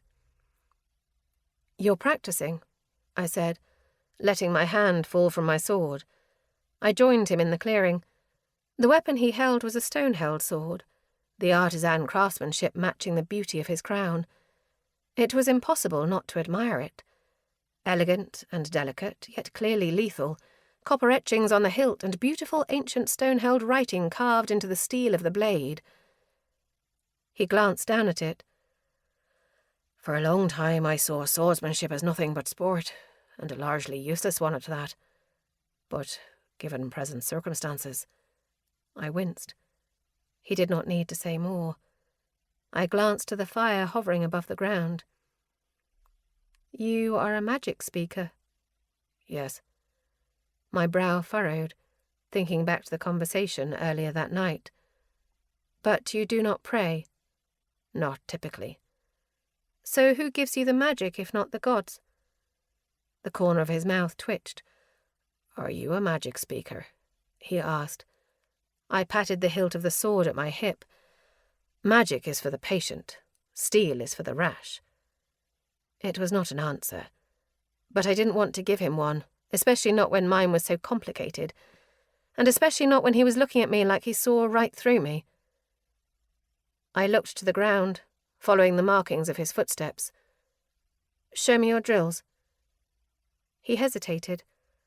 I cocked an eyebrow at him in a silent challenge, and moments later he was showing me the exercises. To my surprise, he certainly knew how to wield the weapon. His movements were graceful and technically impeccable. It was the sort of thing that surely had served him well in a marble training room, where a sword was meant to be a dance partner rather than a weapon. Pretty. Impractical. When he finished, he turned back to me. "It's what I know," he said, "but useless against them." Did he know from experience? Did he try to fight them and fail? I thought of his wounds, worse than any of the others. Not the wounds of someone who had been fleeing. "Do it again," I said, and he obeyed. But this time he made it 3 steps in before I slid in front of him, my blades raised, countering one of his strikes and forcing him to adjust. He stumbled, and I took that opening too, low, beneath the elegant strike of his rapier. But he recovered quickly. Another strike I had to dodge, and then one I blocked, our blades locked between us. "You can't practice alone," I said. "You need to learn how to make the movements effective, not elegant." Cadwan's eyes searched my face. I had to resist the urge to look away. Mathera, it was uncomfortable to be observed so closely. Even if there was, too, an odd excitement in it. "If only what I had learned in the House of Stone had been more practical," he said. "Perhaps things would have been different. And perhaps..." The gaze that had just been so sharp it carved me apart now drifted far away. and I felt a pang of pity for him. "There is no use in dreaming of realities that do not exist," I said, echoing my father's words before I even realized it. "Not unless we follow such dreams with action." He blinked. When his gaze came back to me, there was something in it that was so unfamiliar and yet oddly pleasant. No one wore that expression when they looked at me. "Why are you not the Tyrness?" he asked quietly. The tension broke. I pulled away, shoving my blades back into their sheaths. "Because my sister is." "I know the order of succession of the House of Obsidian. The power passes from mother to eldest daughter." "My mother is not well." "Then what of—" I'd had enough. I whirled around. One breath and I'd disarmed him, his rapier in my hand. I pressed him to the leaf-covered ground, his own blade at his throat. Our panting breaths lingered in the air between us. "You will need to get better than this," I said. He watched me, eyes narrowed. Surely he knew a distraction when he saw one. But then a smile twisted at one corner of his mouth. "I have no argument." "I will help you, if you want it." The smile warmed his eyes. They really were something. "I would be honoured to receive your instruction, Aoife." What was it about the way he said my name? I rose to my feet and threw his rapier to the ground beside him.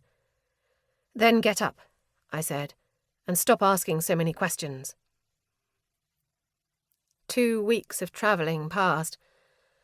Though we had all managed to refrain from drawing weapons on each other since that first night at camp, tension stretched out between us like a drawn bowstring. At night I crept away from camp and joined Cadwan in the forest, where together we would train. He was a passable swordsman, even a talented one, but what went further than raw talent was his obvious love for learning. Swordsmanship, though, was not the only thing Cadwan wanted to learn. Every night I dodged his questions just as I dodged his rapier. I quickly learned that he greatly enjoyed knowing things. Perhaps that was why his stare disassembled its subjects and put them back together again. But I was not ready to let him see so much of me. Still, for reasons I couldn't explain, our nights together became a bright spot at the end of long and exhausting days. There was a certain satisfaction in chipping away at something so tangible when there was so much we could not control. We still received no response from the House of Reeds. Their silence could mean nothing, or it could mean everything. The night before we were to arrive, our training session was a mess. My instruction muddled and short-tempered, Cadwan's practice distracted and clumsy. After a few half-hearted rounds, I sank down onto a log. I had never been very good at stuffing away my feelings, and now my anxiety overwhelmed me. "What do you think?" I asked. "What do you think we're going to find tomorrow?" He turned to me. He was panting slightly from the exertion of our last exercise.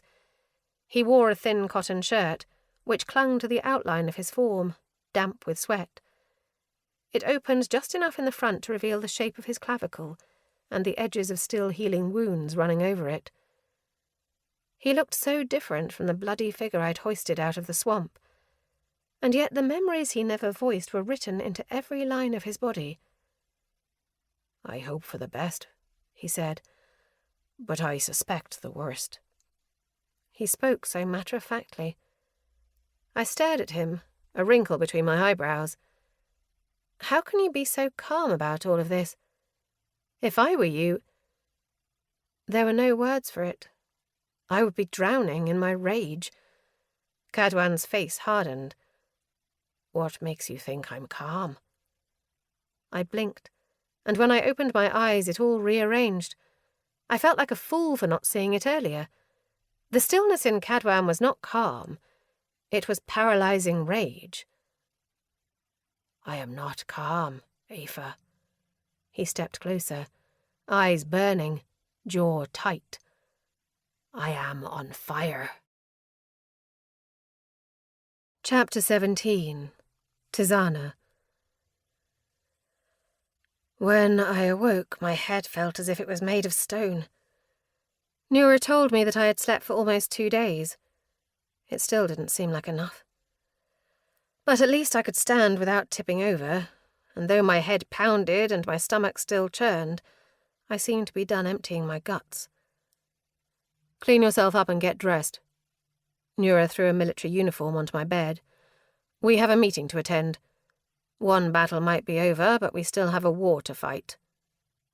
Didn't I know it? I obeyed, and when I met Nura again, she led me to the library of the Farleone home. It might have been one of the most stunning rooms I'd ever seen, even compared to the cold grace of the Threllian lord's architecture. The entire Farleone estate was beautiful, but this room was the one that reminded me most of Max's cottage, albeit a much, much grander version of it. Still, it had the same cluttered warmth, the shelves overflowing with books and packed with curious oddities. I wondered if Max used to spend a lot of time here when he was young. I could picture him, tucked away into little crevices with a book, hiding from whatever social gatherings were happening beyond the doors. But no one here today was looking at the books. There was a long table in the centre of the room, covered in maps. Zereth sat at its head, and Sarah was there too, as were Eslin and Ariadne. The others I did not recognise. There were 5 figures, all of whom looked to be in their 50s or 60s. 2 were Valtane. All of them wore red sashes round their neck, hanging down their backs. "The Council of the Orders," Nura murmured to me. "Or what's left of them, anyway." My interest was piqued. I had read of the Council, but never met any of its members, though I tried to get 1 or 2 of them alone during the ball, what felt like a lifetime ago. But even though I didn't know these people, they clearly knew me. When we entered the room, every set of eyes turned towards me. As I sat down, I could feel magic reaching for me, a mind trying to examine mine. I carefully guarded the wall across my thoughts, my gaze slipping to my left, where a Valtane man with long, wavy silver hair eyed me with great curiosity, smoking a pipe. I gave him a polite smile that told him I knew exactly what he'd been up to, and he returned it with what looked like genuine satisfaction. I still felt awful, but I was careful to appear completely put together. "Ah, yes," Zereth said, eyeing me. "Our saviour returns." He looked exhausted, the shadows beneath his eyes even darker now. He leaned back in his chair, gaze trailing around the table.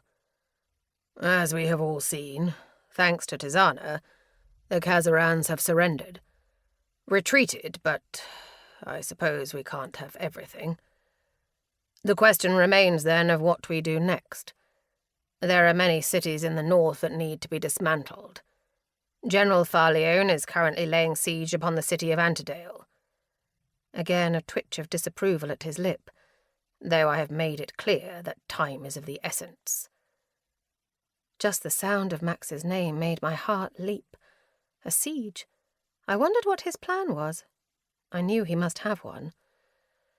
"And after that," Zereth went on, "he will move on to other cities in the south. We, then, are left with many here." His gaze fell to me. "Thankfully, as we all saw, we have significant resources. It should be quick work if we leverage all that we have. And so that brings me to my request for all of you. Many of you have strong connections among Aran nobilities. I ask you to write to them. Ask for their support, from their private armies. We have cities to conquer, and we must conquer them quickly."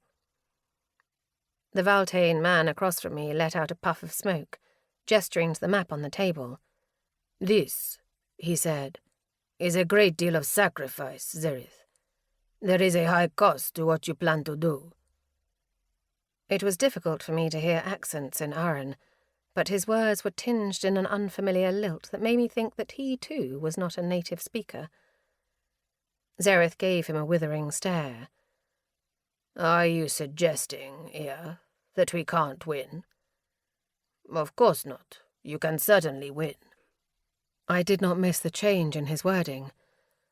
But the orders were never intended to be an Aran institution. They belong to no nation. And yet you want to discard thousands of lives in an attempt to secure Ara's throne. This is not our fight. Zereth's lip twitched. We have already had this discussion. Does anyone have anything more helpful to contribute to this conversation? But Ea was not done. Are you feeling all right, Zereth? You don't look well. Zereth gave him a cold smile. I feel perfectly fine. Ea leaned back in his chair. As I said, there are some things, some magics, that are not worth the cost. Did I imagine the way that his eyes landed on me before moving back down the table? As always, I so appreciate your insights, Counselor, Zereth said. Then pointedly he rolled out the map. But we have more important things to discuss. Our path has already been decided. It's just a matter of how. The meeting went on for hours, and by the end my head was pounding. The future yawned out in front of me like a terrible, endless mountain. Whatever sense of accomplishment I'd felt after this victory withered away with every new X slashed over the map. Perhaps I had managed to avoid the worst of a battle once, but I would have to do it again, and again, and again. The thought sickened me. As it was, I already felt the hot blood of those that I had killed staining my hands. By the end of the meeting, I could barely breathe. Not that I allowed myself to show anything other than calm confidence. When we finished, Zereth was the first to leave, and slowly the others filed out of the room too. But I remained, walking the library. Every inch of it was packed with books or plants or archaeological specimens, every piece of white wall covered with tapestries or paintings. I paused at one display of insects mounted on little golden stilts. There were moths and enormous spiders, caterpillars and shiny, colourful beetles. The one that caught my attention was a small butterfly, wings glinting with faded flecks of gold. It reminded me of the one that Kira had shown Max all those years ago. "This one looks too pretty to be a part of your collection," Max had told her. Words I could remember so clearly that it felt like they'd been my own. I wondered if this had all been for her. Perhaps it had been one of her parents' many efforts to avoid more live insects in the house. "The Altrevez butterfly." A smooth, accented voice came from behind me. "Beautiful. Extinct now, of course, like all magically sensitive creatures." I turned to see Ea approaching. "They used to say they were impossible to kill, because they were so skilled at sensing danger," he said. My eyebrow twitched. Perhaps this one was not so good at it, I said, and Ea let out a short laugh. "Perhaps not." There was a brief silence, and I looked up to see him regarding me with a wrinkle between his brows. "How are those that came here from Thrall?" he asked. "Are they settling well?" I blinked. Perhaps my surprise showed on my face because he chuckled and said, "Please don't tell me that I'm the first to ask about them. Not that it would surprise me. Ara is a self-centered country." The truth was, no one seemed to give any thought to the refugees beyond mild annoyance. "It is a big change," I said. "But at least they are safe. Still, there are many more that need help." "And the orders have demanded such a high cost from you to give it to them." I didn't answer. I wasn't sure how much Ian knew about my blood pact, about Reshe, but the weight of his gaze told me enough. "I believed in the orders once, for what they were intended to be," he said. "An organization that stood for all wielders in the world, independent of any nation, no matter where the towers stood. And perhaps once I thought I could guide it back to that light, from within. I'm ashamed to say I've grown tired and lazy. But," his head cocked slightly, It is nice to see someone so young who is still willing to try. If that was supposed to be an encouragement, it felt like a somewhat weak one. But though his words were calm and his tone oddly disaffected, I could sense that they were genuine. People like me have always had to fight, I said. It's easy to abandon the dream of easy victory when it was never an option at all. Ear let out a wry chuckle. I suppose that is true, he said, and before I could respond, he was drifting away, as if the conversation was simply over. When I got back to my room, a letter was on my pillow. My heart leapt when I saw my name rendered in handwriting I now knew as well as my own. I tore it open and unfolded it, and despite myself, despite everything, I smiled, my chest suddenly warm. Tizana, tell me you're all right, you wonderful idiot. Love, Max. I wasn't stupid. I knew that love was a late addition. Max's attempt at communicating what he didn't know how to paint in written words. And that was funny to me, because this letter held more affection than pages of flowery language ever could. It was always so easy, after all, to feel Max's love. It radiated from him like the warmth of his skin. He didn't need to say it. A brush of my hand, I love you. A conspiratorial half-smile, I love you. A wrinkle of concern between his brows, I love you. And even here, even now, with him half a country away, I felt it here in the words he did write and the ones he didn't. I love you, you wonderful idiot. Of their own accord, my fingers wrapped around the butterfly necklace at my throat. My chest ached, with affection, with longing, and with the wound of his absence. I went to the desk, grabbed a blank piece of paper, and started to write. Chapter 18. Max. We set up a barricade around the city. All roads leading in were blocked by my soldiers. No traffic in, no traffic out. Antidale was compact, with tall buildings, narrow roads, and little in the way of space for farming or livestock. Thus, the vast majority of their food production happened in the fields beyond the borders, then shipped the short distance into the city. If the goal is to starve them out, Essany said when I made this order, it won't work. It will take far too long, and they have enough food sources within the walls to keep their population alive. She wasn't wrong. They would have grain stores, certainly enough to keep everyone fed. Fed, sure, but not happy. Antidale was a prosperous city. The population was not used to going without variety, even for short periods of time. Add on to that the fact that these volunteer men were choosing to be separated from their families to do nothing but stand idly out in the cold for weeks on end, well, morale would be starting to fall. And with it, attentions would be growing slack. But many of the soldiers shared Essany and Arith's trepidation. Every night, I listened to action-starved young men lament. "How we could have them in the ground in 2 sended damned hours," I heard one of them grunt, taking a swig out of his beer. "Never would have expected Farleone to be such a pussy. The man who won Salazar." Indeed. Still I waited. Soon the time began to take its toll. It was visible, even from a distance. The soldiers beginning to wander around instead of standing in rigid lines, the space between them widening as they tried to hide their thinning numbers. They were distracted, they were tired, and their numbers were fewer. Perfect.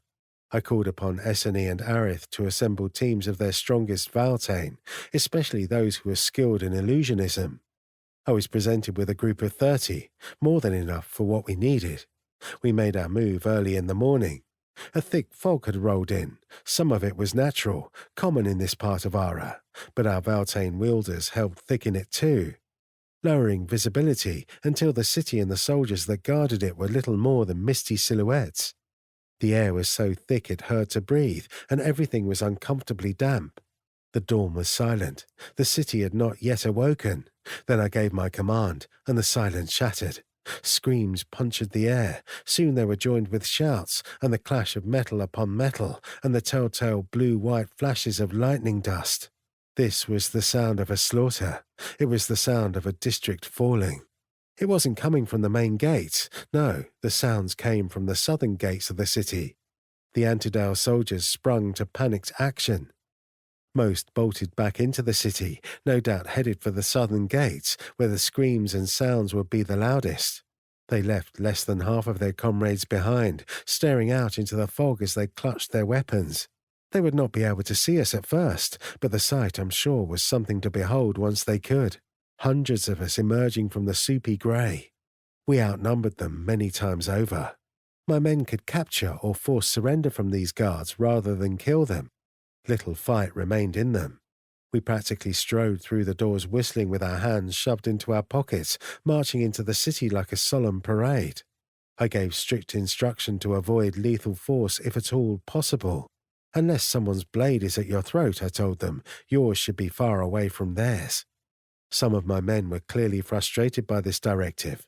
Resolve was tested, and it began to unravel as we made our way to Gridot's keep on the east end. His personal guards were more vicious and skilled. By then, the soldiers that we had distracted had realized their mistake and had begun rushing back into the city. This was when the fighting grew thick as we wound through the narrow streets that led to the elevated keep. There was no choice but to fight through the men that stood in our way. Gridot's estate was perched on the top of a rocky overlook that loomed over the rest of Antidale, with two winding sets of stairs that led up to its golden arched entrance. Those spiralling stairs were known as the Twin Serpents, a striking but horrifically impractical Antidale landmark. They were horrible to fight through. We had no choice but to slice through whoever stood in our way. The stairs were so narrow that only a maximum of 3 men could stand shoulder to shoulder in the best of circumstances. Fewer, of course, with swinging weapons. Despite my best efforts, my staff grew slick with blood, which covered my fingers, my hands, my face.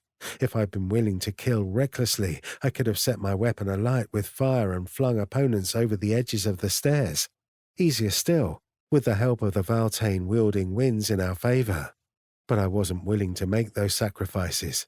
I fought twice as hard, 3 times as hard, with my staff split in 2 and flames carefully controlled, my strikes aiming for legs and limbs instead of throats and hearts.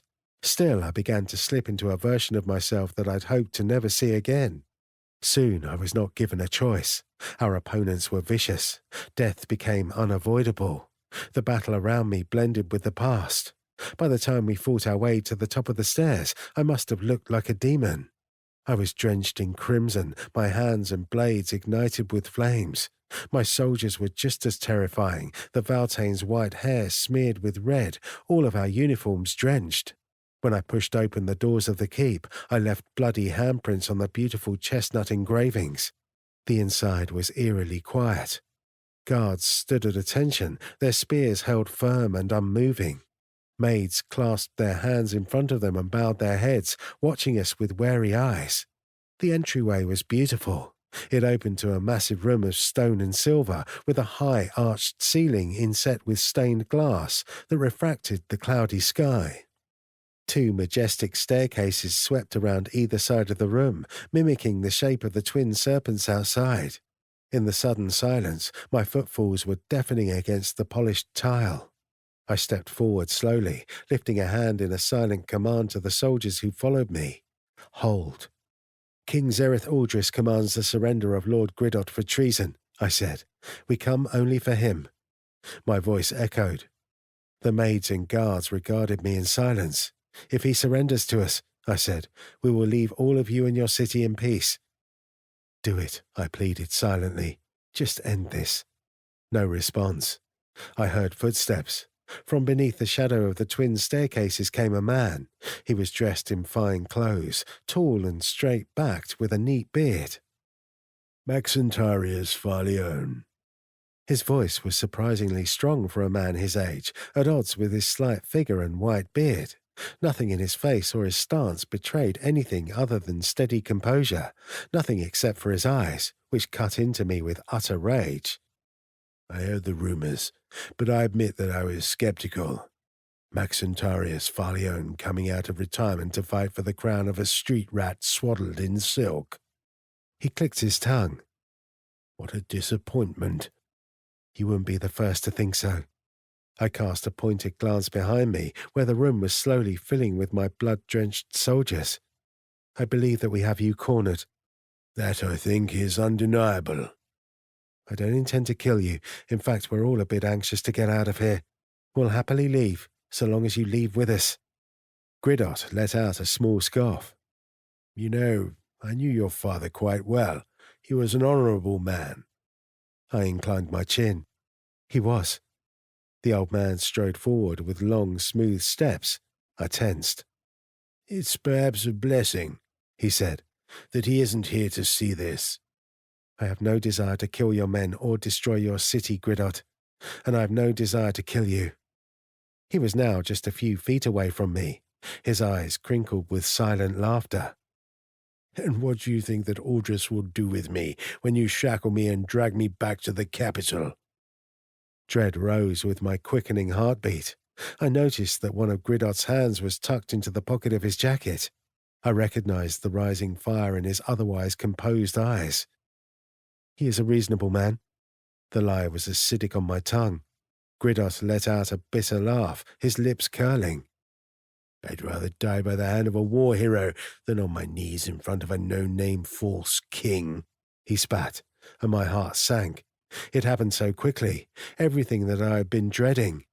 Gridot's hand flew from his pocket, wielding a dagger with an artful, well-trained grip. He lunged for me, fast enough to make a true and admirable swing for my throat, fast enough to open a river of blood across my shoulder when I dodged. But he was an old man, and he knew that. His skill alone ensured that his strike was only as good as it needed to be to force a proper counter. I had no choice in my response. A blade buried in his side. He fell to the ground in a heap. I called the healers to him, but he faded in seconds. He smiled at me as he died, a mouthful of crimson blooming over his teeth. We stayed in the city only for a few days, just long enough to sort through the logistics as we waited for Zereth to send additional forces for ongoing occupation of the city. When I returned to camp that evening, Moth looked as if he was staring at a ghost. I probably resembled one. I was exhausted. A headache pounded between my temples, and a deeper ache settled far beneath that. I met Moth's wide-eyed, horrified stare with my own. This is what winning looks like, I told him. Still wish you were out there? Moth declined to answer, instead handing me a rag and the inventory lists I'd asked for, then ducking away before we could speak again. Zereth, of course, was very pleased with the results, though his letter noted, I should be considering how long it took you. But I wasn't sure I was. I threw our resources into healing the wounded. I had both Arith and Essene's teams do a thorough record of any dead that they were unable to save. I double-checked, Essene said, sounding a little bewildered when she handed me the final tally. 54. Just 54 bodies, including that of Gridot himself. Some dead from falls off of the twin serpent stairs, 2 even slain by friendly accidental strikes. 1 fell off of the wall as he rushed to get back to the fighting, having realized the initial illusion. It was a good death toll, an incredible death toll even, for a battle that involved so many. Amazing, Essene said, shaking her head, but I felt numb and heavy as I tucked the parchment away. Right, I said. Amazing. Chapter 19. Aoife. It was dusk when we arrived at the House of Reeds. It was located in the marshy, rocky areas bordering the Southern Isles, known for its sprawling wetlands and the blanket of soupy mist that hung over all of it. I'd visited the House of Reeds only once before, when I was a very small child, and all I could remember was that mist. The Sydneyite did not overly rely on eyesight. The pales, after all, were often dark and shadowy. But the mists here were something else entirely, a sort of mystery that sank into your lungs, and I remember clinging to my mother's skirts in fear of the beasts I imagined within it. That was decades ago, and now I was the kind of skilled warrior that little girl hadn't even dared to dream she'd become. And yet I felt that same terror. It was very, very quiet. The House of Reed's territory was surrounded by a grey stone wall, topped with intricate copper metalwork and overgrown with grey-green vines. The roads leading to the entrance were covered with just enough water to creep through the soles of my boots. Tall reeds lined the path and enveloped the wall, flattening the distance into one huge expanse of yellow and green. To the south, glassy still water disappeared into the fog. From all of this, the gates loomed, 2 sets of spired, vine-covered iron. The sight of them made the hairs on the back of my neck rise. Siobhan spoke quietly as we approached. "It is too similar. Too similar to what we saw at the House of Stone, when we went there after the attack." The silence. I cast a glance over my shoulder at Cadwan, who was staring off into the distance. "We were too late," he said softly. "We do not know that," Ashreya said. His booming voice was jarring in a place like this, even though he tried to be quiet. "The House of Reeds is known for this. They could be hiding, after hearing the news of the Stoneheld." Ishka, who had been leading the group, turned around. The look on his face was grim. "You and Ashreya should fly over," I said. "See whether there is movement within the walls." "Yes," Ishka agreed. He and Ashreya exchanged a glance, and then they transformed. It felt rude to stare, but I couldn't help it. It took only moments for them to shift. A rolling puff of smoke surrounded them, and when it cleared, where Ishka and Ashreya stood were now 2 birds. Ishka, a beautiful golden owl, champagne gold feathers glistening, and a white face with those same piercing yellow eyes. And Ashreya, a large black and brown eagle, with the same scar and the same disgruntled glint in its eye. Ishka turned to me, and even through his wordless, inhuman stare, I understood exactly what he was telling us. "Wait, and we shall see." And then they were off, launching into the air with one powerful pump of outstretched wings. Despite everything, my breath still caught at the sheer beauty of them. It was the sort of elegance my own rough, cursed magic could never capture. The 2 of them disappeared into the milky white sky, and the rest of us remained in agonizing wait. Cadwan wandered closer to the walls and placed his palm against the stone. He bowed his head and pressed his forehead to the salty rock. "What?" I said.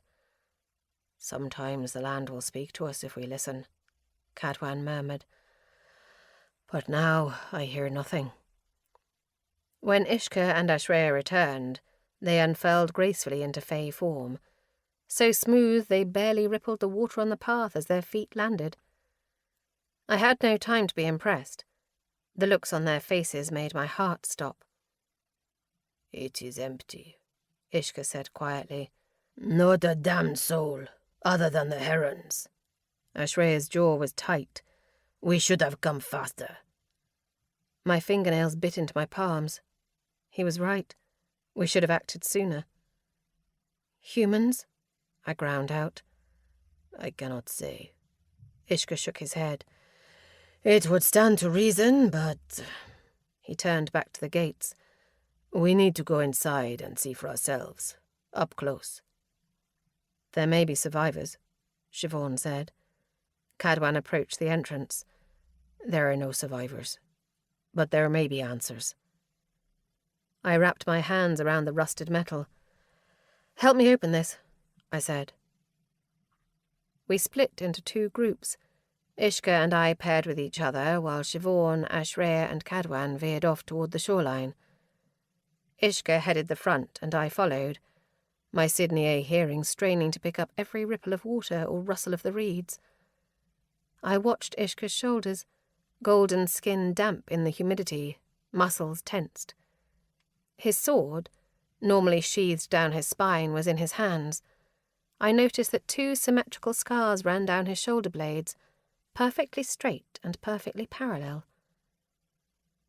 The House of Reeds built out rather than up, their structures balanced on stilts to lift them out of the brackish tidewater. We were up to our ankles and then our shins in water. Only then did the paths turn into stone stairs, then raised pathways lined with moss-covered railings. We came first to tiny homes built of wood and moss. Ahead, closer to the main city, the larger, more ornate homes rose through the fog. It was very, very still. "Did you see the bodies?" I asked quietly. "No, we did not." "Then perhaps they fled." "Perhaps."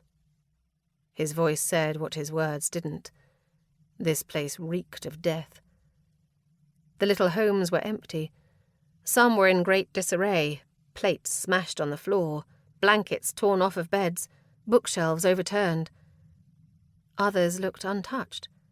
None held any signs of the Fae who had once lived there. Ahead, the central capital of the House of Reeds loomed. These buildings were constructed of iron and stone rather than wood. At the centre of it all stood the Reeds' Temple, the only building that rose up towards the sky, a moss-draped spire of metal surrounded by taller bamboo shoots topped with crimson flowers. The stalks were so tall that the petals hovered high up in the mist, fluttering in the breeze, like blurry, bloody butterflies. When we reached the door, I touched the stone, then brushed my fingertips to my lips. The taste made my entire body recoil. "What?" Ishka said, reading my face. "What do you sense?" "I don't know.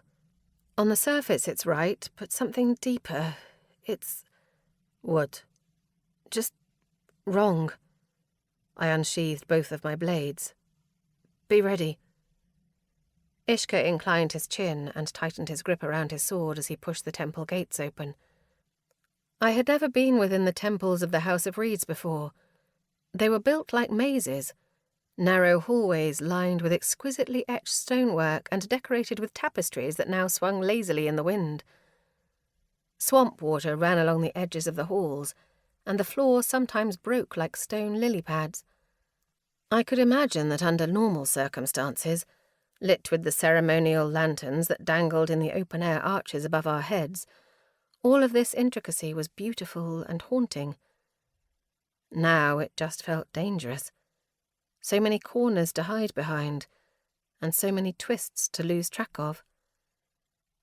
We were deep into the temple when we heard the voice. It was a woman's voice, broken up with a terrified sob. At first too far away for us to understand her words.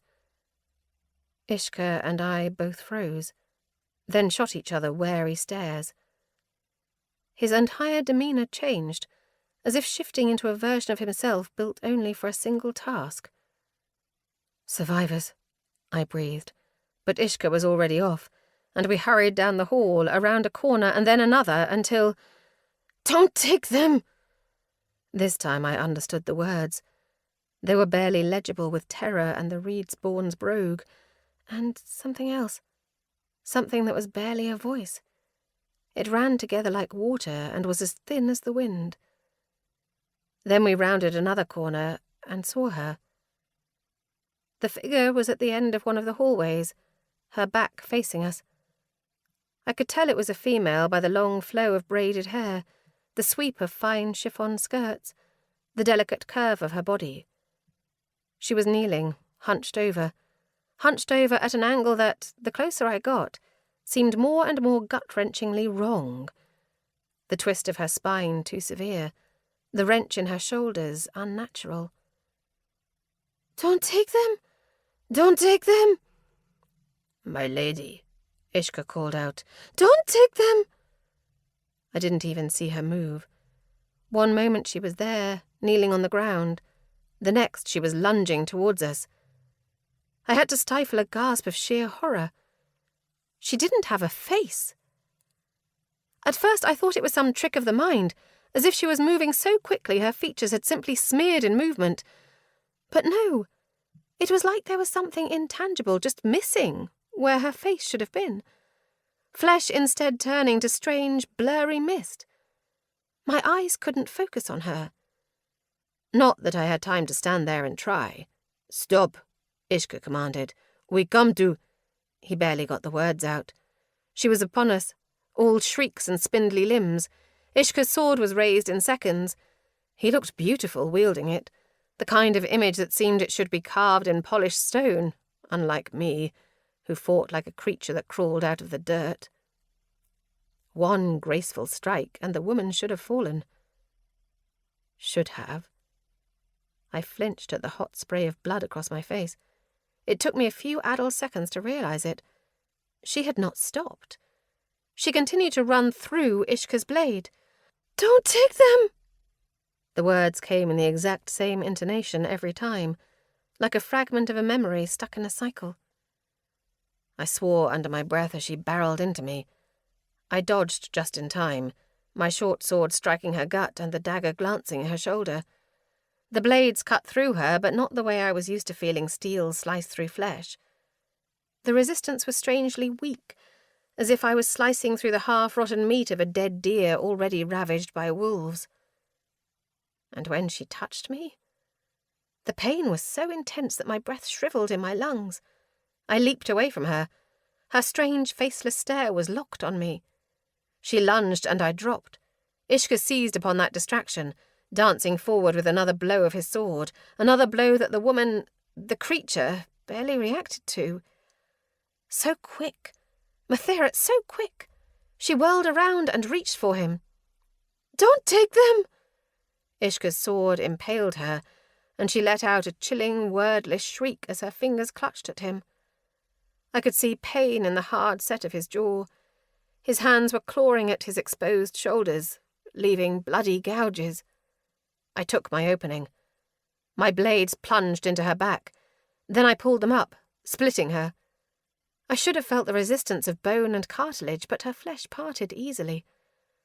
For a terrible moment she remained that way, clinging to Ishka, and I thought we were dealing with something truly invincible. But then she let out an inhuman wail that sounded more akin to the whistle of wind through the rocks. "Don't take them! Don't take them! Don't take them!" The intonation never changed, but the words faded like dissipating echoes. The creature fell to a heap on the ground. Unmoving, she looked even stranger. I swore, lowering myself to take a closer look, and a shriek, and then another, off in the distance. Ishka and I shot each other a glance of alarm.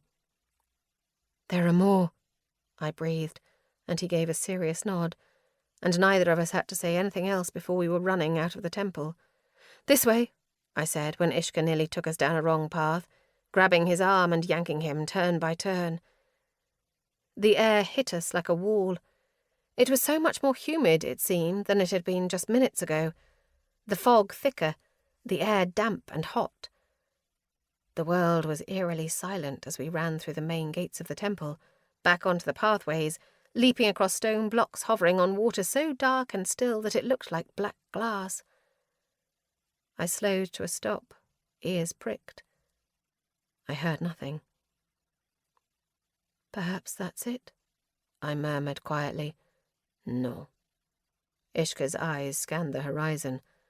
Of course he would be looking to the skies, but my gaze slipped down to the slate under our feet, and further, to the water that surrounded us. Water so smooth that it was practically a mirror. My own face staring back at me. My own face and horror rose in my throat like bile. "Ishka?" I whispered. "They're in there." And that was when all of the eyes beneath the surface of the water, hundreds and hundreds of lifeless, disfigured fey faces, opened at once. My blades barely made it up before they burst out of the water. They were on us in seconds. Ishka and I only had time to clumsily fight back. Their blood spattered my face.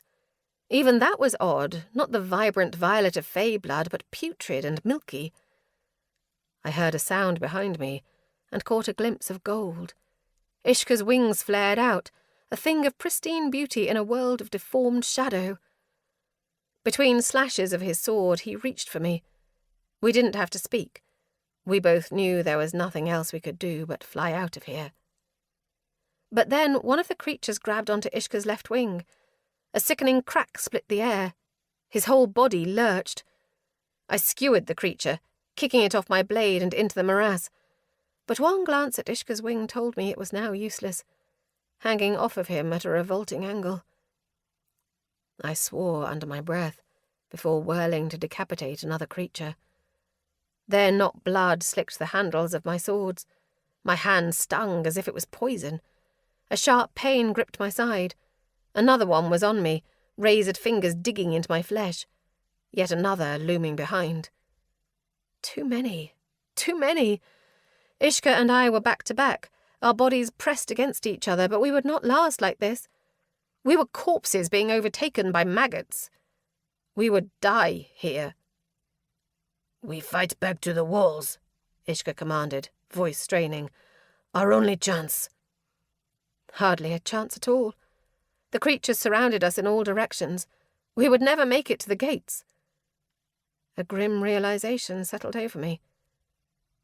We couldn't fight like this. But I could do something more. Even though I didn't want to. I didn't want him to see what I was. "Aoife," Ishka pressed, between panting breaths. I could save us, even if it meant revealing the ugliest piece of myself. "Trust me," I said, skewered two of the creatures in the eye, and in the split seconds of time that bought me, I whirled around and buried my teeth in Ishka's forearm. He nearly yanked his arm away, uttering what I had to assume was a Weishraj curse. But I didn't release him, my incisors digging deep, the hot warmth of his blood flowing over my tongue. I swallowed. Once. Twice. I couldn't hold on longer than that. It would have to be enough. And as I released him and returned to the fight, I prayed it would be. "What in the skies were you doing?" he spat. Claws sliced my left shoulder, more at my right forearm. Ishka barely held off one that dove for my throat. I waited. And then I felt an unfamiliar magic bubbling up within me. Ishka's magic. My greatest shame. My curse. This was my horrible gift. My ability to steal the magic of others. It was such a dirty, shameful thing that I barely knew how to use it. I had never done this before with magic so unfamiliar to my own. Never mind a power that would force my very body to change. I imagined wings. I felt wings. And to my frantic relief, slowly, I felt them shifting. I just didn't expect it to hurt so much. My back seemed as if it was splitting, my flesh parting, blood soaking my leathers. That was when Ishka noticed what I was doing.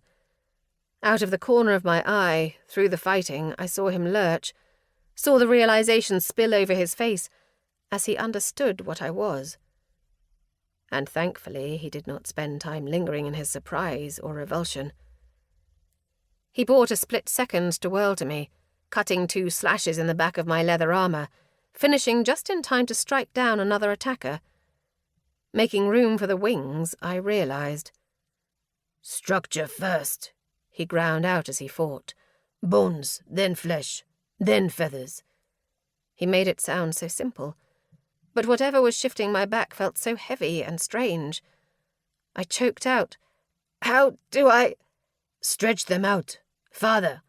They are not big enough yet." More pain as creatures grabbed onto my newly formed wings. "Not yet, Aoife." "It has to be." "Not yet." No time. This was it. We were overrun. I pushed with everything I had. Snap as bones cracked. Crack as my body twisted with unnatural force. "Now!" Ishka shouted, and I locked my arms around his shoulders and lurched these unfamiliar muscles in what I thought, hoped, prayed would be enough to get us into the air. Ishka's wings, one powerful and one ruined, pushed too. The pain was so intense that I didn't realize it had worked until I looked down and saw a mass of limbs squirming beneath us. "Focus, Aoife. Stay level. Tilt to the left." Ishka's arm was tight around my waist, the two of us supporting each other. Our wings tangled. My muscles burned. There was nothing graceful about this. We were flailing through the sky. "Keep going," Ishka said. "Just beyond the wall." The edges of my vision were going grey. Distantly, I became aware of the fact that we were falling. "Aoife!" The wall hurtled closer. We lurched through the air as Ishka's wings pumped desperately to keep us airborne. The last thing I saw was the ground rushing towards me. And then... nothing. Somebody was screaming. A horrifying, jagged noise. Hands were on me, on my back. Gods, my back! Something was terribly, terribly wrong with it. Something was being torn out of me, or plunged into me, or both. I looked up, through blurring vision, and saw my sister leaning over me. My perfect sister should not be in a place like this. "Put her to sleep," a voice was saying. She can't stay like this." I blinked. The face looking into mine was not Orshades. No, it was Siobhan's, lined with concern. And then I realised that the screaming was mine. "She can't," another voice said. "That's why she needs to be awake." Awake? No, I couldn't be. Surely I was dying. I had to have smashed into the ground and shattered into 1,000 pieces. Aoife, look at me." Fingers turned my face. Ishka was there, the waning sunlight spilling from behind him. "You cannot stay this way. Do you understand? You need to shift back." "I don't know how," I tried to say. "The wings are a part of you. Bring them back within, like you are drawing air into your lungs." "I can't," I choked out. Warm fingers curled around mine. Cadwan stared down at me. The touch of his hand felt like the touch I'd press against the pails, now so far away. Steadying connection. "You can," he said. "You must." He said it as if it were a truth, and I allowed myself to think that it could be. The pain tore me in two. I heard cracking sounds. My fingers trembled around Cadwan's hand. "I can't," I sobbed. "I can't! I can't!" "You can," he repeated firmly. It was going to kill me. But one more time I drew in breath, curled all of my limbs in on each other, let out a ragged scream. Crack! The pain dimmed my vision. I felt hands running over the bare, smooth skin of my back. "There." Siobhan gave me a shaky smile. "You are done, Aoife." I fell back into darkness. Chapter 20. Tizana. It is strange to call war mundane, but that's what it became. Conflicts running together like blood between rain-soaked cobblestones.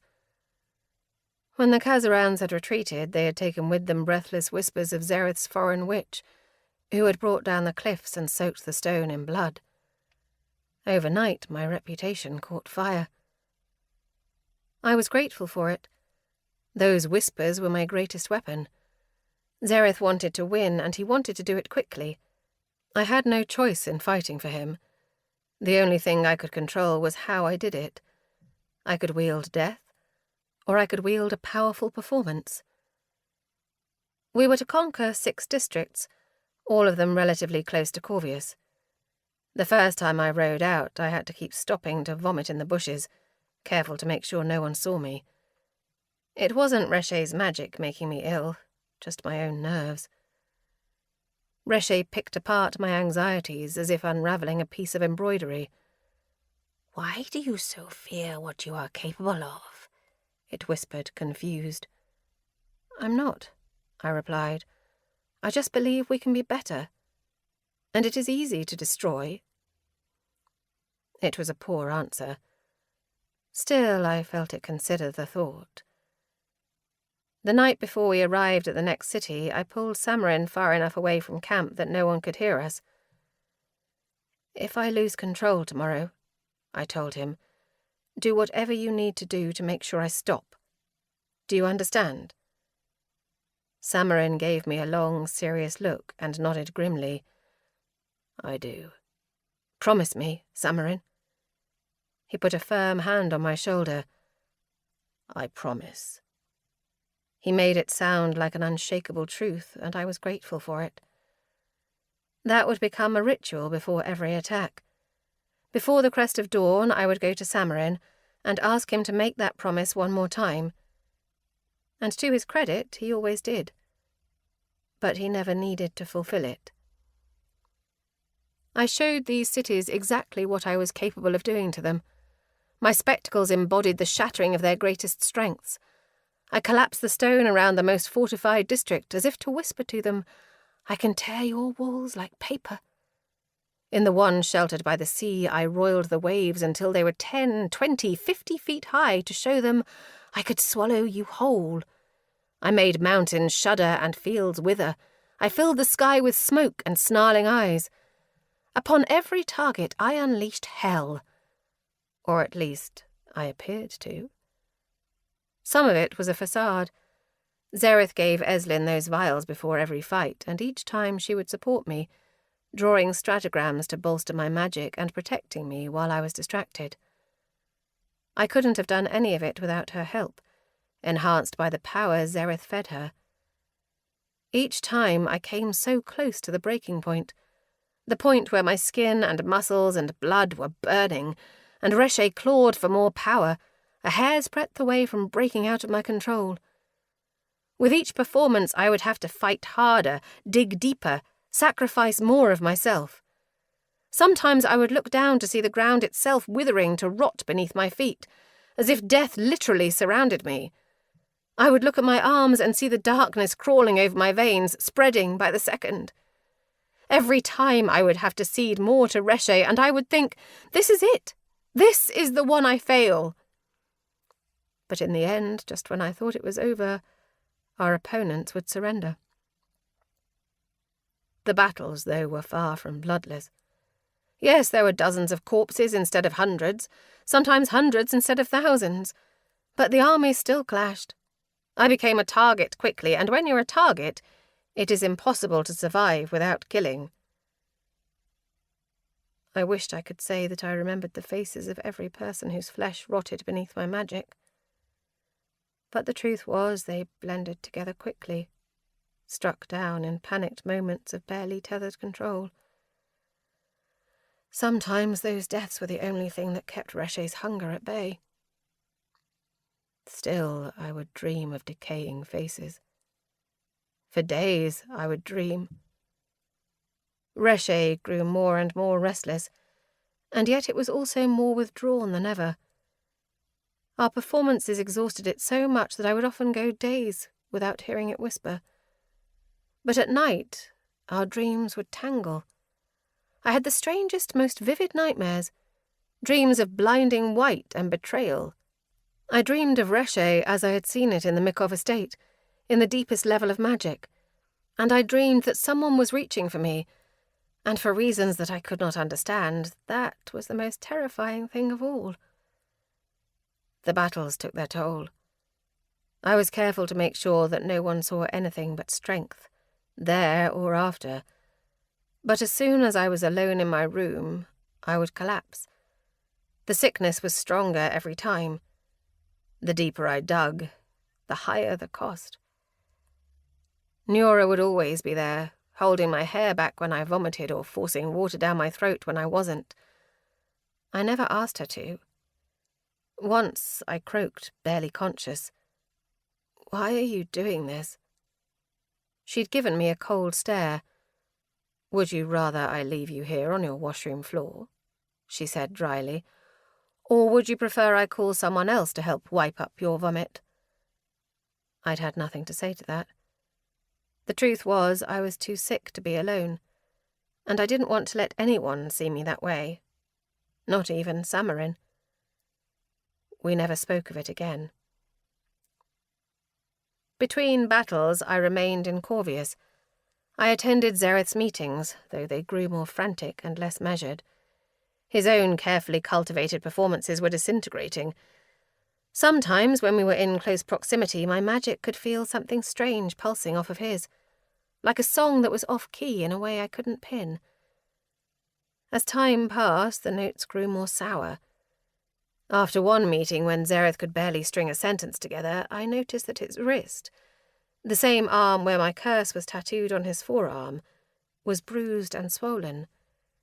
He was always in the worst condition after our battles, although he himself never fought. I thought of the vials he gave Eslin before each battle and concocted a weak theory. "He is sick the same way I get sick, isn't he?" I asked Nura afterwards. "Because of the potions he gives to Eslin. It makes her stronger, better. But I can tell that it isn't—" I struggled to find the right word. "Normal magic." Nura gave me a pointed look. I have been instructed not to discuss this. The tone of her voice made it clear we both understood it to be a confirmation. Still, I took no pleasure in being right. Because if Zareth was dabbling in deep magic to do whatever he was doing to help Eslin, that meant the curse may not be outside the realm of possibility. "And what about the spell binding my life to his? Is that part of it too?" I said. "Does that mean it's real?" Her expression flickered and she shook her head. "That I don't have the answer to." No one did, it seemed. In my spare time, I combed through books, searching for information about whatever he had or hadn't done and whether it was truly possible. Hopeless. I found nothing. Not that I had much time for such things, and in the grand scheme of it all, my research seemed pitifully insignificant. When I was not fighting or training or studying, I was with the refugees. It was hard for them to acclimate to a country so different from their own. I'd had Max to help ease me into this new life. They were all alone. But they were resilient. They adapted, albeit slowly. Still, it was impossible to forget what hung in the balance of my bargain. Every time I visited, Phileas or Riasha would pull me aside, handing me another request for help for someone's brother or wife or long-lost child. For every soul I had managed to save, there were so many who still needed my help. "I'll try," I always told them, and meant it. But my hands were tied. As long as Zareth's war raged on, I could not go fight mine.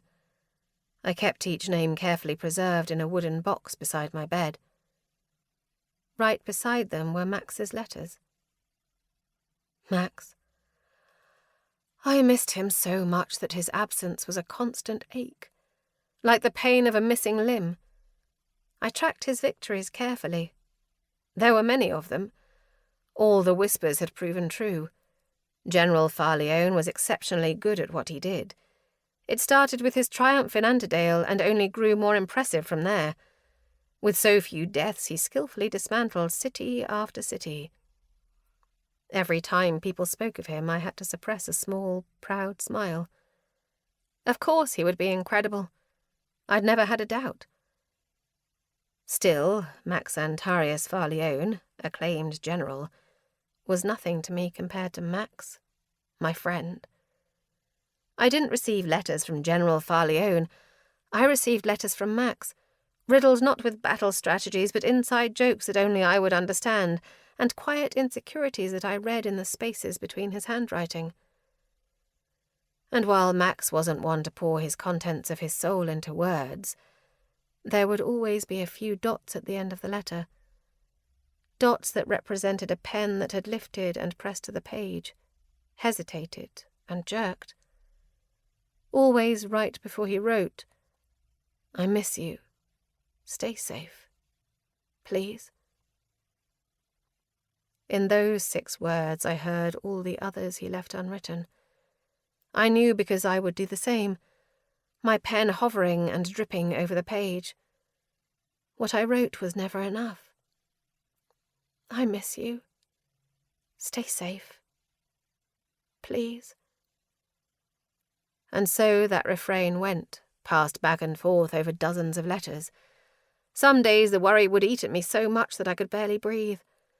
Worry for Max, yes, but also for the refugees, for Moth, for all the lives that were hanging in the balance, for the noose Zareth tightened around my throat. And then, one day, not long after I returned from one of my most exhausting battles, I was summoned to the refugee dwellings. And that day, my worst fears came to life. Chapter 21. Max. Like most things, it happened in 1,000 little steps. Zareth gave me other orders quickly. There was no shortage of work to be done after all. All across Ara, there were lords who disputed Zareth's reign. After a few too short, exhausting days in Antidale, we packed up and moved on.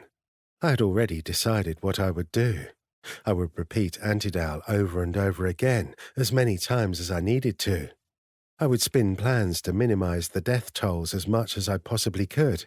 I used illusions to smoke out fortified strongholds. I cut off production and starved out cities. I assembled teams of spies and sent them to kidnap key figures instead of barreling through an army's defences. Tisana, after all, had taught me that there was so much one could do with the right kind of performance and a little creativity. I followed her stories closely. It became almost amusing. The divide between what I heard whispered in the streets and what I read in her letters at night. I'd hear the soldiers poring over the stories with hushed, amazed voices, speaking of her as if she was some sort of mythological creature. Some swore she practiced ancient Threllian blood sacrifices, others speculated to her lineage. Those Threllians will fuck anything, I'm telling you. And a few seemed bizarrely set on the idea that she ate, specifically, a rare breed of Besrithian scorpion to gain her power. I'd listen to these people speak of her with such awe, chuckle softly to myself, and then go to my tent and read her letters. Letters filled not with mythological greatness, but with her intimate, rambling thoughts, and, with few exceptions, at least one incredibly immature joke. And for my part, I would collect little stories throughout the day for her. I'd grown so accustomed to having her near me, to sharing those things with her. Now I hoarded them like ravens hoarded shiny buttons, presenting them to her compressed in paper and ink. It was never enough to describe everything that I really wanted to say. For a long time, I tried to keep my distance from most of the soldiers. I was stuck with Moth. He rarely strayed from my side, and though I'd never express it, I preferred it that way. But the less I interacted with the others, the better. They had good leadership in Arith and Essany, I told myself. I had little more to offer. But then, one day, not long after we departed Antidale, I was walking through the camp only to come across a makeshift sparring ring, a few soldiers gathered around it. One of the men fighting was getting absolutely destroyed. I stood there for 5 minutes and saw him hit the ground as many times. I watched, then paced, then left, then backtracked, growing increasingly restless. What was I supposed to do? Sit here and let them do it wrong? Eventually I couldn't stop myself from swooping in, grabbing the losing soldier's sword from his hands.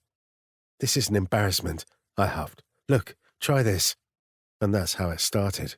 A corrected technique here, a suggestion there, 1 or 2 throwaway demonstrations. But soon they became organized lessons, and soon more and more of the soldiers began to attend them. They extended beyond fighting to encompass wielding too, and before long I found myself mentally planning entire training structures, identifying the army's biggest gaps and figuring out how to close them. One day, I blinked and realized I had taken over Essany and Arith's regular training duties, leading the troops through drills myself. I now knew many of the soldiers by name, and beyond that, I knew their strengths and weaknesses. I was good at this. I even enjoyed it. There was a deep satisfaction to it, seeing it all come together, click, like a puzzle piece snapping into place. But this was also the same thing that kept me awake at night, feeling the weight of all those lives pressing down on my chest. With every new name I learned, my resentment of everything that had led them to this moment festered. The weeks wore on. I collected another victory, then 2, then 6. They didn't have significant death tolls, all things considered, or at least that's what others told me. I was never convinced. I composed every one of the letters to the families of those we did lose, and whether those letters took an hour or 6 or 10, they all weighed equally on me. I couldn't look at the body of a 22-year-old boy and pat myself on the back because there weren't more in his grave. I was acutely aware at all times exactly what was at stake. Sereth demanded a pace that was near inhuman.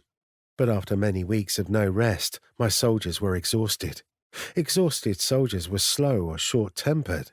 Slow soldiers got killed. Short-tempered ones killed others, both things I wanted to avoid. And we happened to be within a detour's distance to Meriata.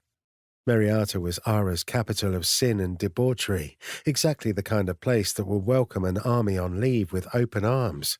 But more importantly, it was the home to an old friend, one that might have answers about the curse Sereth claimed to hold over Tisana's life. That, I decided, would be worth the detour. Chapter 22. Tisana. Saryl's message, asking me to visit the refugees, seemed urgent. I was exhausted when I received it. I'd only just returned from one of the bloodiest battles so far. Reche's dreams had been especially vivid the night before, and my eyelids were lead. Not that any of that mattered. Whenever any of the refugees called on me, I went.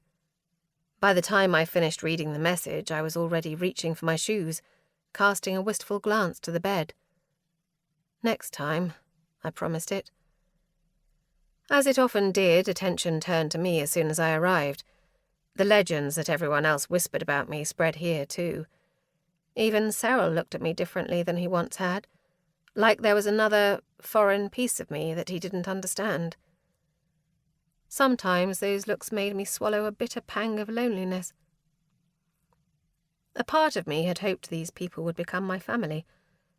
But just as I was not Nizranese enough, not Aran enough, not Valtane enough, I was not quite enough one of them either. There was an unspoken rift between us, a certain distance to the way they interacted with me.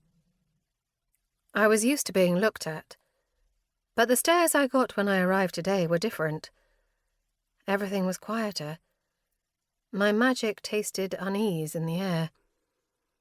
Something was off. Tisana. Still, it was amazing how the sound of that familiar Thorini voice lifted my spirits. I turned to see Saryl approaching. He pulled me into a rough, quick embrace. "Thank you," he murmured in my ear. "I know you're busy." Never too busy for this. I surveyed the people who had paused to stare at me, a wrinkle forming between my brows. "Is everything all right?" Something dulled in Saryl's expression. "We're fine," he said, "but—" My smile faded. What happened? Over Saryl's shoulder, Phileas appeared in an open doorway. Saryl was at least trying to keep up a cheerful facade. But Phileas? Phileas's face was hard with anger. Pinched between his fingers was a parchment letter.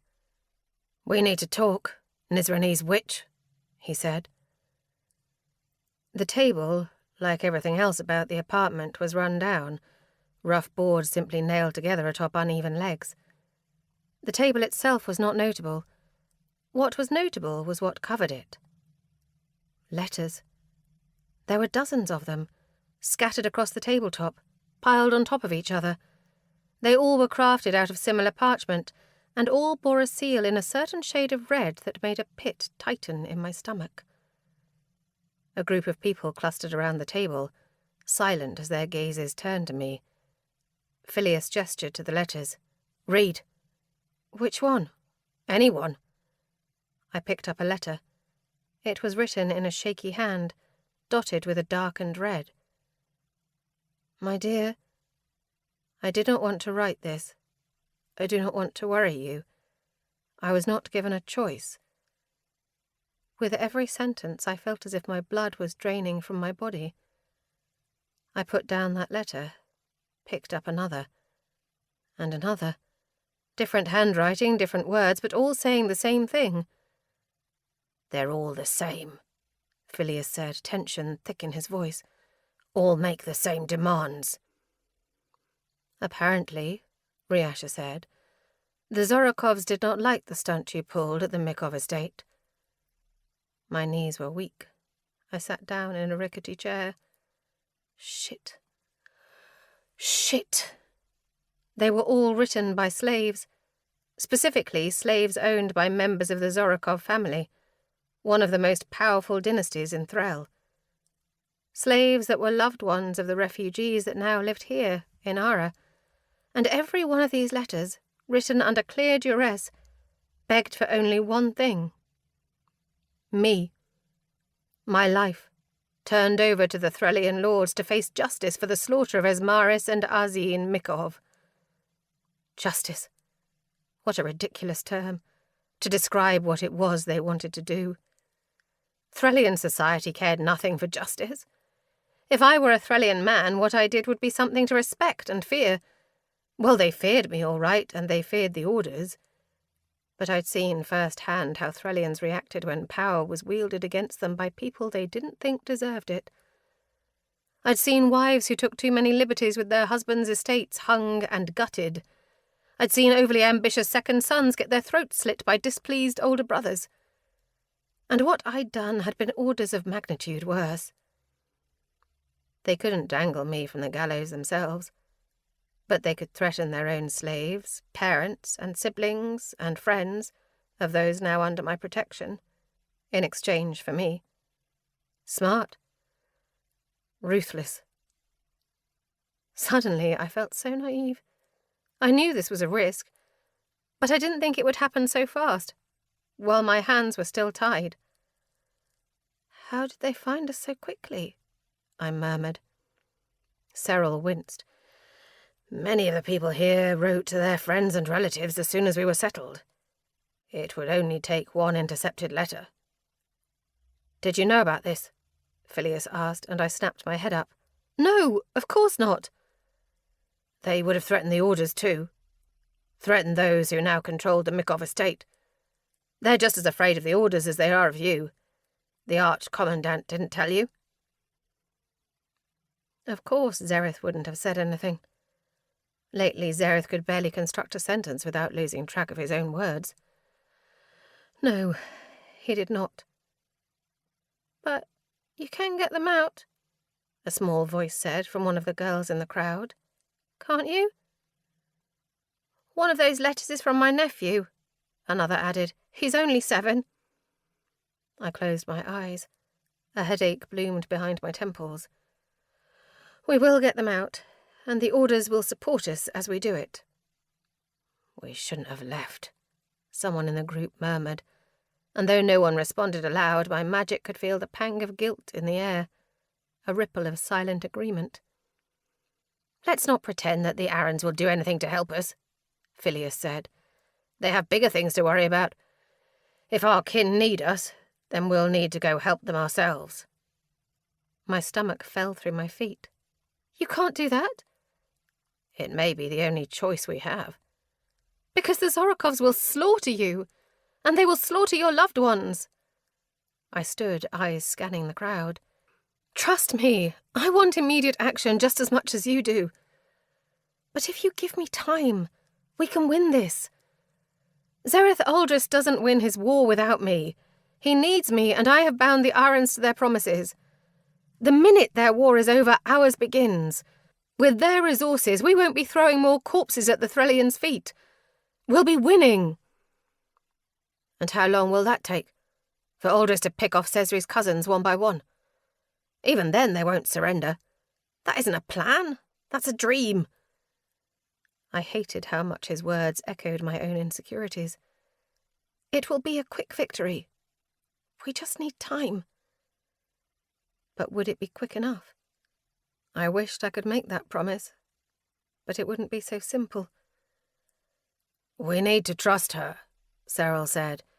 She came back for us when no one else would. She didn't have to do that. If she says it's the truth, then it's the truth. A bitter laugh came from another corner of the room. Bullshit. I knew that voice.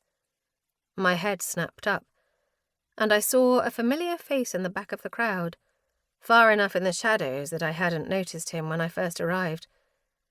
He looked better than he had when I last saw him. The scars of his face had been repaired, revealing freckled, healed skin. But his lip was still split, and his nose still missing, leaving behind 2 gaping holes. A cane was clutched in his hand. "Voss," I choked out. Voss, my old friend, whom I had betrayed at Esmaris's estate the day that Cyril had helped me leave. He had paid the price many times over for my escape. He regarded me with a cold stare, a sneer twitching at his ruined mouth. "Say that to me," he spat. "Tell me that they should trust you." I needed words. The right words. Now more than ever. I needed words that were comforting enough to assure the refugees that I would be able to help them. I needed words that were strong enough to keep them from doing something stupid. And above all, I needed words that were true. In Esmaris's court, my tongue had spun so many honey-sweet lies. But these people deserved more, deserved better. What did I have to offer them? "We will find a way," I said. But Phileas was already shaking his head, and Voss had turned away. And still, I couldn't shake the cloying, nauseating taste of sugar. Chapter 23. Aoife. When I woke, it took me several long seconds to realise that what we had witnessed in the House of Reeds had not been a nightmare. My memory came back slow. The monsters first, and then the memory of what I had done, what I had let them see. I lay there, unmoving. I wasn't ready to see how they would look at me. Siobhan already knew what I was, just as everyone in the House of Obsidian did. I had gotten used to that. But Cadwan, Ishka, Ashrea... It had been a long, long while since I had seen someone find out for the first time. But I would need to face it eventually. I opened my eyes. It was dusk. The others gathered around the fire, and every one of them turned to me as soon as I stirred. They had been waiting. I sat up. Everything ached. There was a tenuous silence as Cadwan offered me water, which I accepted, and food, which I did not. "Did you see?"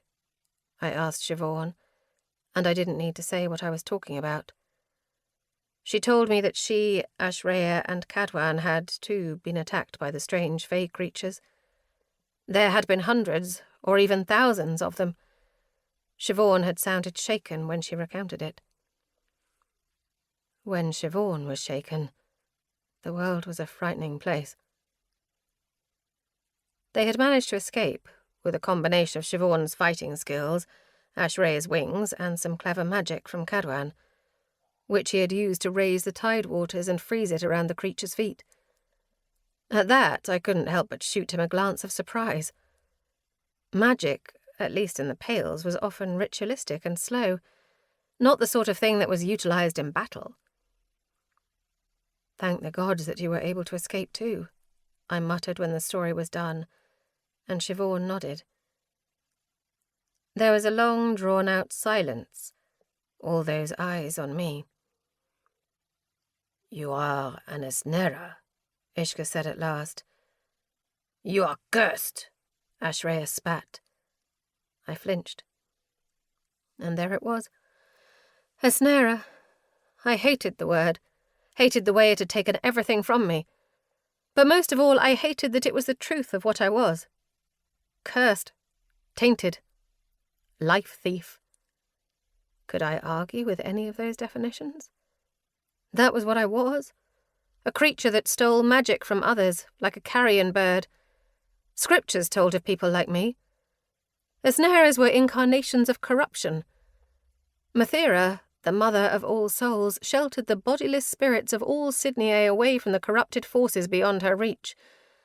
But before birth, my soul must have slipped from her grasp, wandering out into the poison beyond her safety. It was very rare, and it was terrible.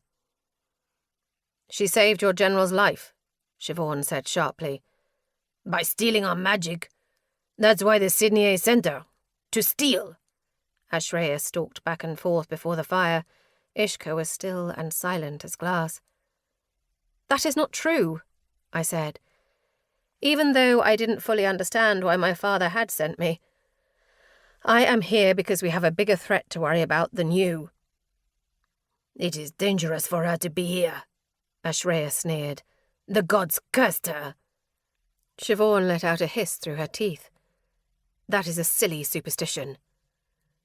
"Not so silly that your own Tana doesn't believe it," he shot back. "I had been wondering, but now I understand why her title was stripped." "She is still a loyal Sydney, Siobhan snapped, "and a good soldier." I flinched. The truth of it was a stabbing pain, striking deep before anger overwhelmed the hurt. The anger was for Ashreya, because I'd be damned if I was going to let a Vaishraj brute speak to me that way. But the hurt ran deeper. I did not miss Siobhan's choice of words. Still. Siobhan respected me, and I treasured that respect more than any precious gemstone. But that one word reminded me that she respected me in spite of what I was. She still saw the corruption in me, still judged it, even if she thought my character was stronger. Cadwan's voice came from behind me. "Perhaps it's easier for you to hate what you know than to hate what we just saw. But we don't have time for you to make yourself feel better by tearing apart a false enemy. Aoife's magic is the only reason she and Ishka made it out of there alive. And who would have saved them if she didn't have it? The gods!" He drawled the word, the sarcasm as sharp as a blade drawn across skin. I could not look at him, but I could imagine the intensity of his stare as it dismantled Ashreya piece by piece, the same way it did me. "What we saw," he said, deadly quiet, "is what could become of us, and we do not even understand what it is." There was a long silence, and then Ishka's stare fell to me. "Thank you," he said. "You saved both our lives." Ashreya started to protest, but Ishka shot him a harsh look. "We have bigger dangers looming over us than this," he said. His gaze slipped far away, and I knew he was thinking of what we had seen. Those people. Those monsters. "No one found any survivors?" I whispered. "Nothing but those things," Ashreya said, voice gruff. "Entire population of the House of Reeds, surely." I muttered a curse beneath my breath and cast Cadwan a sidelong glance. "Was that anything at all like—" "No," he shook his head. "No, that wasn't what they did to us." "They?" Ishka repeated. "Then we believe this to be the work of the humans?" I scoffed. "Of course we do. Who else would it be?" A long silence. Here sat some of the most powerful warriors of the most powerful houses in the Fey world, and yet we were all too frightened for words. It was one thing for humans to attack a small house with the power of their numbers alone. But this? "We should go back and burn it," Ishka said at last. "It would be the most respectful thing to do." My head whipped towards him. "Burn it?" "That is a mistake," Cadwan said. "We need to investigate further." "The things we saw," Ishka said, "were hardly alive, and whatever is left of them has been debased beyond all recognition." My chest ached at the thought of it. I couldn't bring myself to answer. He was right, of course. The House of Reeds were a proud people. It would be a great dishonour to them to allow them to live this way. Cadwan spoke, his voice low. "I thought there would be nothing worse than for them to kill us all. But now here they are, making us do it for them. It is the only mercy we can give them," Ishka said. Cadwan gave Ishka a cold stare, then got up and left without another word. The House of Reeds was difficult to burn. The air was damp and the ground wet, and we needed to start fires all around the perimeter of the walls, then accelerate them with Ishka and Cadwan's whispered spells. It was dusk by the time we succeeded, the orange flames bleeding into the mist. The sky was bright red when the screams began, sickening shrieks that raked down my spine. The fire moved slowly. They wailed long into the night, and we just lay there and listened. Chapter 24. Max. The excitement around our trip to Mariata was palpable. Everyone was hungry for rest and fun, more than ready for all the delicious trouble the city had to offer. This, after all, wasn't just any stop. It was Mariata, the city famously willing to cater to any vice. Mariata? I heard one of the soldiers mutter to his friend once the news of our stop began to spread. Was that Farleone's idea? I tried very hard not to smirk as his companion let out a snort and replied, I doubt he'd even know what to do in a place like that, after what, a decade off in the mountains? Oh, if only they knew. I'd spent plenty of time there years ago, though the city probably remembered me more than I remembered it. In the years following the war, when I'd wandered the country in a grief and drug-induced haze, Mariata had welcomed me with a lover's open arms. After all, there was no better place to lose yourself, and myself was the only thing I had left to lose. I remembered very little from that time. Still, once we got there, the atmosphere dredged up memories that I thought I'd long ago buried. Even from a distance, the city was beautiful. Glittering glass spires lit with strings of lights, all rising to the city's famous domed peak, which was topped with flower arrangements that spilled down its sides. That dreamy, glamorous excess trickled down the streets, which were winding and narrow, teeming with music and the scent of sweat and perfume. That was what got me. The little things. The faint whiff of those Mariatan flowers, the twang of a song, the misty image of inns lit up with warmth. All painfully sharp shards of memories I thought I had discarded, but still couldn't assemble. The soldiers dispersed almost immediately upon entering the city limits, though Moth lingered by my side. Ever been here before? I asked him, even though his round-eyed staring made the answer very obvious. He shook his head. It's easy to find trouble here, so don't go wandering into any... No, Moth, definitely don't go there, I grumbled, yanking his arm. He had slowed a bit too much while walking past a gaudily decorated building surrounded by even more gaudily decorated women. Still, even as I dragged him along, his neck craned as he turned back to wave back at the giggling ladies. I rolled my eyes. Samarin was a bad influence. Listen, I said, this is probably the only time off we're going to have for quite a while, so you'd be smart to use the chance for some actual... Hey, Moth! Moth! We both turned to see one of my soldiers, George, a teenage boy just a few years older than Moth, waving wildly from down the street. Without another word, Moth was already hurrying off to meet him. See you tomorrow, Max. Don't do anything idiotic, I called after him, somewhat insulted to be so easily abandoned. I watched him go and fought an inexplicable tension in my chest as I considered all the trouble that one especially accident-prone teenage boy could get into in a city as seedy as Mariata. Ascended above, I was getting old. I shoved my hands into my pockets and turned out towards the streets. Crowds surrounded me, which, of course, I hated. If Tisana was here, it might have been worth putting up with it just to watch her as she experienced it all. It would have delighted her. I remembered her face the day I'd brought her to the capital. She had gotten this look in her eyes, this gleeful, overwhelmed amazement, and for the first time I had thought to myself, I suppose I could get used to seeing that look. I allowed myself the wistful memory, then shrugged it away and started walking. There was a reason I had come here after all. I had work to do. The city was quieter as I left downtown, venturing beyond the throngs of partying visitors. In these neighborhoods, sparkling lights meant to entice were replaced by shadows meant to conceal. My memories of my time in Mariata may have been a blur, but my footsteps still knew the path. The building looked exactly as it had 7 years ago, though perhaps a little more run down.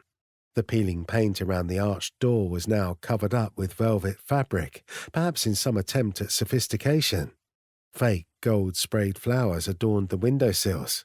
There was no sign, but then it had never needed one. When I stepped inside, I was hit with the scent of rose so strong it made my nostrils burn. Slightly off-key music hung too loud in the air. It was so dark that it took a moment for my eyes to adjust. Even the arrangement of the place hadn't changed. The small lounge lined with benches topped with velvet pillows, little chipped cafe tables, and the suspicious couches that, even back when I was out of my mind on ascended knew what, I knew better than to sit on. I sat down at an empty table, wooden chair of course, hard surfaces only, and watched the room. They were doing good business tonight. Topless women and topless men leaned over their shadow-draped patrons, dispensing honeyed whispers. "Good evening, soldier. What can I—" I pulled away from a set of hands sliding over my shoulders. "No, thank you." The woman arched an eyebrow, pushing blonde curls behind her ears. "Are you sure about that?" "Very much so, I'm afraid." She shrugged. "Suit yourself," she muttered, wandering off to a more accommodating patron. "After so many years," a familiar voice purred from behind me. "You really have so little interest in seeing what you've been missing, Lord Farleone." I turned to see an old friend standing behind my chair, her arms crossed and lips pursed. She was swathed in silky, brightly coloured fabrics, a low neckline cradling several gold and silver necklaces. Her grey-streaked chestnut hair was pinned away from a regal face that hadn't aged much since I'd last seen her. "If I remember correctly," I said, "paid affection wasn't my particular vice. I'm surprised that you remember anything at all about the years you spent passed out on my floors." I winced. That does sound more familiar. Her eyes narrowed at me, and she regarded me for a long moment. Then her face broke into a grin, and she waved to the barkeep. "Come, tell me what you're drinking these days, and tell me why you're wearing an ascended damned military uniform. Let's talk somewhere more private." She paused, eyebrow raising. "That's very flattering, Maxentarius, but I'm long retired."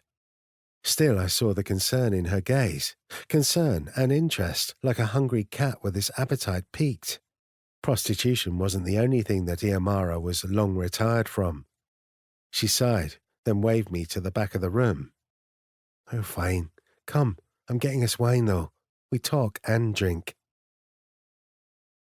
Iamara's office hadn't changed much since I was last here either. It was jarringly different from the cafe up front. Blue and purple seductive lights replaced with the warm glow of lanterns, gaudy decorations switched out for bookshelves packed with tomes of every possible colour and shape. The room was just large enough for 2 desks, which faced each other. A middle-aged, spindly man with sandy hair and gold glasses hunched over one of them. He looked up as we entered, pushing the glasses up his nose as his eyebrows leapt. "Maxentarius Farleone, ascended be damned. I thought we'd seen the last of you. Actually, thought you'd probably wound up dead in an alley somewhere, to tell you the truth. Until I started hearing those stories about you and Antidale." "Max has plenty of time to tell us all his stories, Eric," Iamara said, waving a silencing hand at her brother. She perched on the edge of her desk and motioned for me to take a seat, opening the bottle of wine. "Tell us what brings us the pleasure of your visit. Like Eric said, we did hear all about Antidale. People around here were shocked when it fell." "Not just Antidale. I've been following all of it, the others too." Eric blinked at me, as if his eyes were struggling to adjust to something that wasn't ink-stained pages.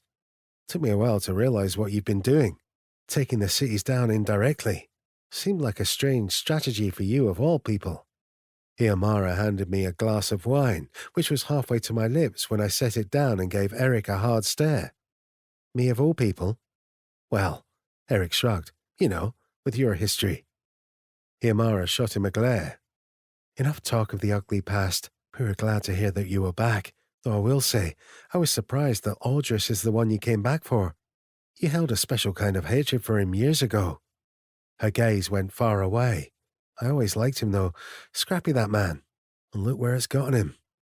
Look indeed. I took a long drink of wine, mostly to stop myself from getting into an argument that would serve no purpose. Then I set it down. Iamara, I said, what do you know about life magic? Iamara's face lit up. She set her own drink down and leaned forward, her chin in her palm, looking at me with an interest that was nothing short of ravenous.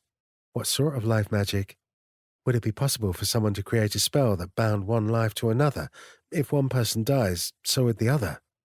That would be terrible, remarked Eric. Oh yes, agreed Iamara, a gruesomely delighted smile tugging at her lips. Terrible. I didn't think that such a thing was possible, I went on. Certainly not something that Valtane magic nor Solari magic could accomplish on their own.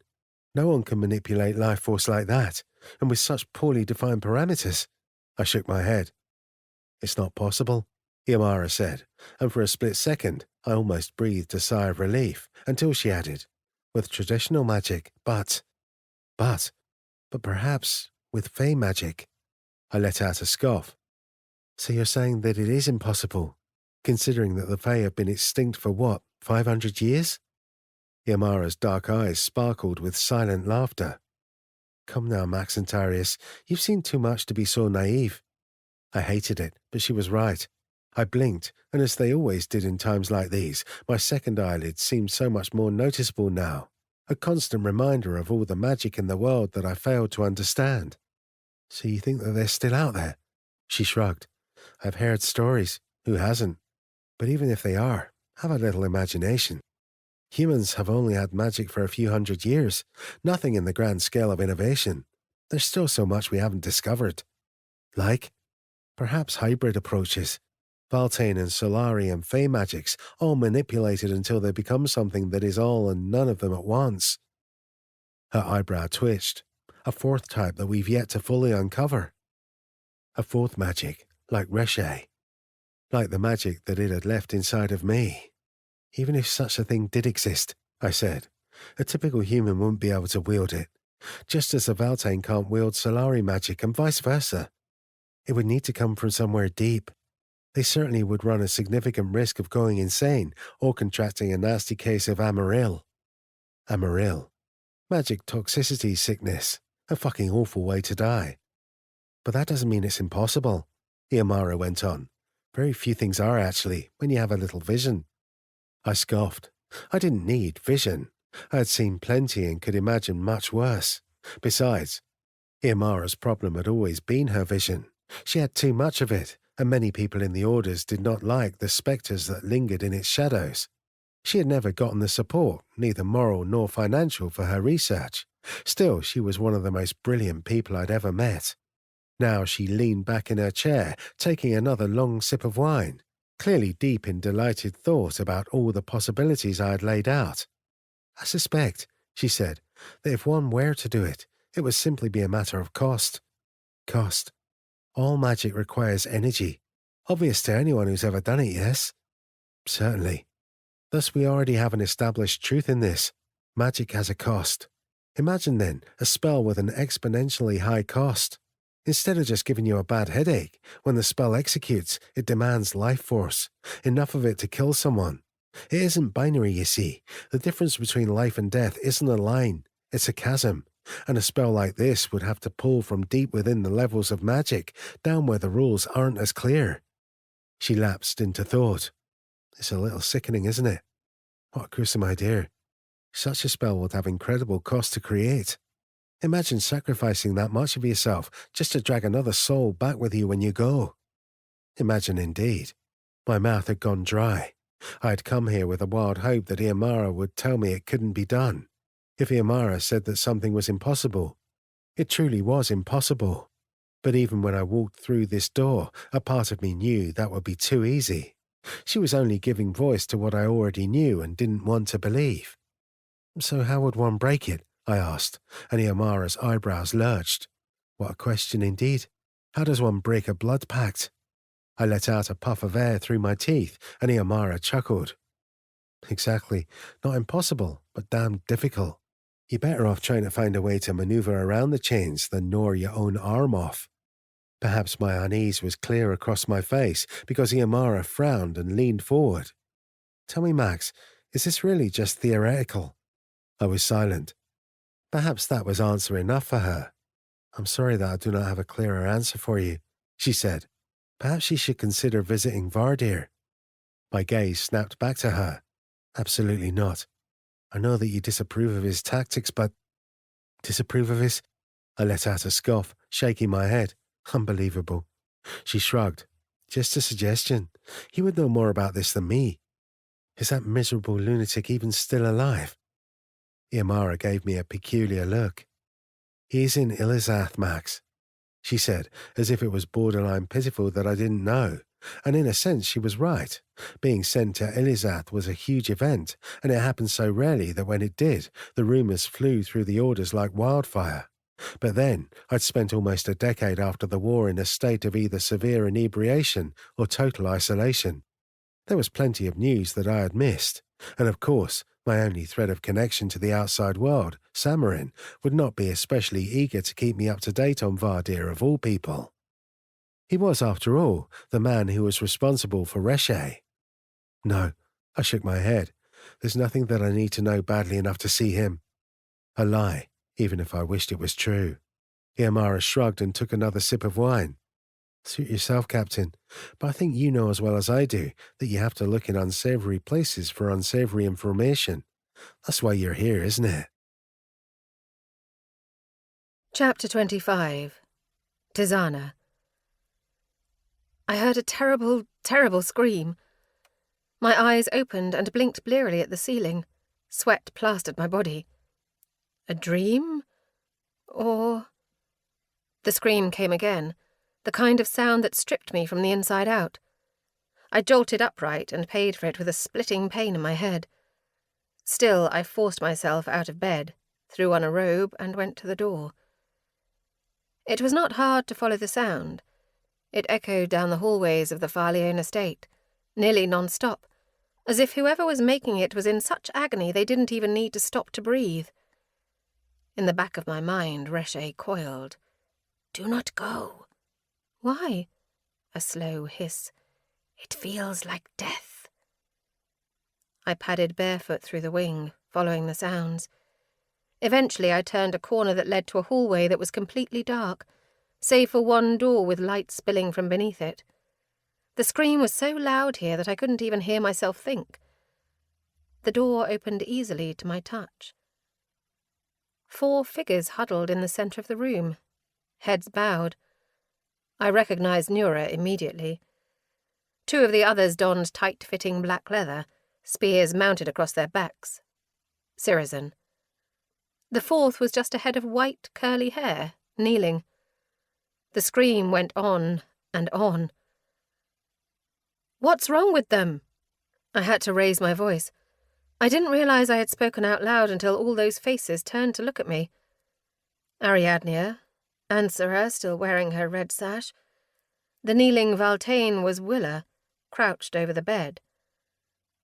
I realized who lay there. Eslin. She was writhing in the most unnatural way, as if every muscle in her body was spasming in different directions. Her black jacket had been opened, and her tanned skin was mottled with patches of purple. "What are you doing here?" Nura said sharply. "I heard the screaming." "Screaming?" I went to Eslin's bedside. The figure I was looking at looked nothing like the cocky, strong woman I fought beside. This looked like a corpse, or worse. Her abdomen, once powerful and muscular, now twitched with sweat-slicked shudders. Tiny veins beneath her skin seemed to all push towards the surface, pulsing and black. "What happened to her?" I asked again. "Amaril," Willa murmured, not looking up. Amaril? I had never heard the term before. What? Another scream split through my skull. Reshe recoiled so violently that I staggered backwards, my hands going to my ears. Ansara muttered, "Get her out of here." Nura approached me, eyes narrowed. "What's wrong?" I looked at her as if she were insane. What's wrong? What kind of a question was that? I could barely hear any of them over that scream. Gods, how could any set of lungs scream for this long? But then I realized. No one else was reacting to the sound. Eslin's lips, though they were contorted in agony, were not parted. I opened my mouth, but no words came out. Eslin's pain surrounded me. Reshe ran circles in my mind, desperate to escape her suffering. The next thing I knew, I was on the ground. Nura reached for me, and I gave her a snarl that I wasn't sure fully belonged to me. "Get her out of here," Ansara said more sharply, and Nura shot her a glare before grabbing my arm and dragging me upright. "Let's go." I was so disoriented that I barely tracked our path. Nura led me to a separate wing of the house, far from where my room was. It was another apartment, bigger than mine, and she barely paused before leading me out through a set of glass doors onto a small balcony. The screams were quieter here, and the cold air made my heart beat slow. Reshe settled, though it still paced my thoughts like a dog guarding the windows.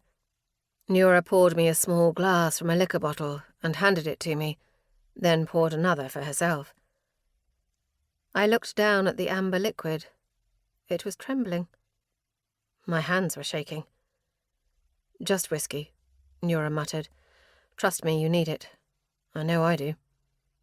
She wasn't wrong. I downed it on a single gulp and exhaled tension.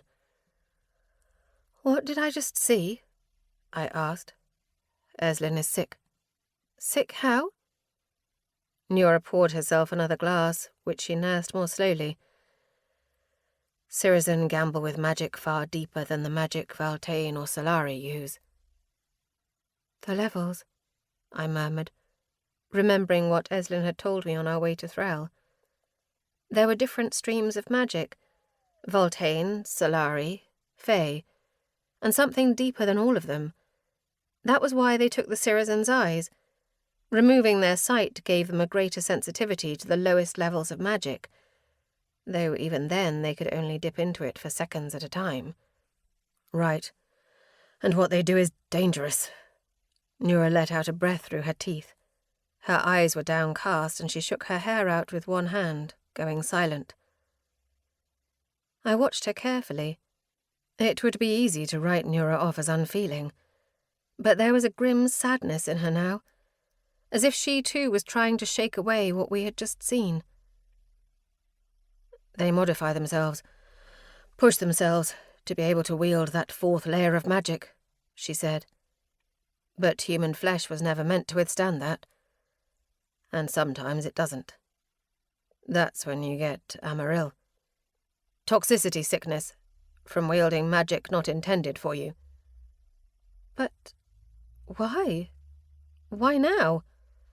"Why does any illness choose its target? Amaril is so often random. Maybe she pushed a little too far or stayed down there a little too long. Maybe she hit some toxic pocket of magic. Maybe she ate undercooked meat 5 days ago, which interfered with her body in just the right way, and the stars aligned. We just don't know enough about it. But," her face hardened, "Eslin has been taking extra risks lately." "Zereth's potions?" Nura nodded, barely. Because of the vials that Zereth gave her before battles, the ones that made her so much stronger, I understood that whatever he was doing to create them played a role in his decline. It stood to reason that it would play a role in Eslin's too. Nura took another sip, her eyes slipping out over the mountains. "But even aside from Eslin's unique circumstances, it's not a terribly uncommon fate for the Sirizen." Then she gave me a curious look. "You said you heard screaming?"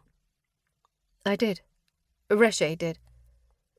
As if awakened by the sound of its name, Reshe slithered to the front of my skull, taking in Nura with detached disapproval. "It draws from deep magic too," she said. "Like the Sirizen, but even deeper. What you were hearing may have been coming from... there." She waved her hand out into the air, "instead of here." "Is that how it works?" "Who knows? No one understands this. But that's why you need to be careful. Eslin got sick because she wielded magic that was too deep for too long in the wrong way. And I was wielding magic even deeper than that for longer. I did get so sick after using Reche's magic, but that was nothing compared to what I just witnessed. "What will happen to Eslin?" I asked quietly. "She'll die. They always do." "Always?" A pause. "One time I saw someone survive it. Just once. But she was never the same." Reche still paced at the front of my thoughts, like a caged panther sizing up the bars of its cage. My head was still in splitting pain. "Stop that," I told it. "Not as long as she is here." My fingers went to my temple. It took all of my strength to push Reche back, forcing it into a secluded corner of my mind. "What?" Nura was giving me a curious look. "Why does Reche hate you so much?" The corners of her mouth tightened. "Reche hates everything." "What I feel is not hate," Reche hissed, as if offended by this characterization. "It hates you more." "Probably because Max does." Despite myself, despite everything else I had to worry about, hearing Nura say Max's name always made my jaw clench in sheer petty protectiveness. "It isn't that." "Again and again she fought me," Reche whispered. "It never ended." "You tried to wield it," I said. "Of course I did." "Of course?" My stomach turned. To think that she wanted this thing, after what it did to Max, after what it did to the Farleones. Sometimes I found myself thinking of Nura as a reluctant ally, but in moments like this, I was revolted by her. I didn't let it show, but she cast me a knowing glance, as if she still felt my unspoken judgment. "Do not think," she said quietly, "that I did not have a reckoning with that thing." Reche snarled, and the memories came in razor-sharp flashes. Nura looking into the mirror, flushed, shaking. A set of bloody hands in the sand of the sparring ring, forcing herself upright again. Nura in cold water and utter darkness. Nura slicing her own arm open. The images disappeared just as suddenly as they overtook me. The silence and the gentle breeze assaulted me. Nura had poured herself another drink.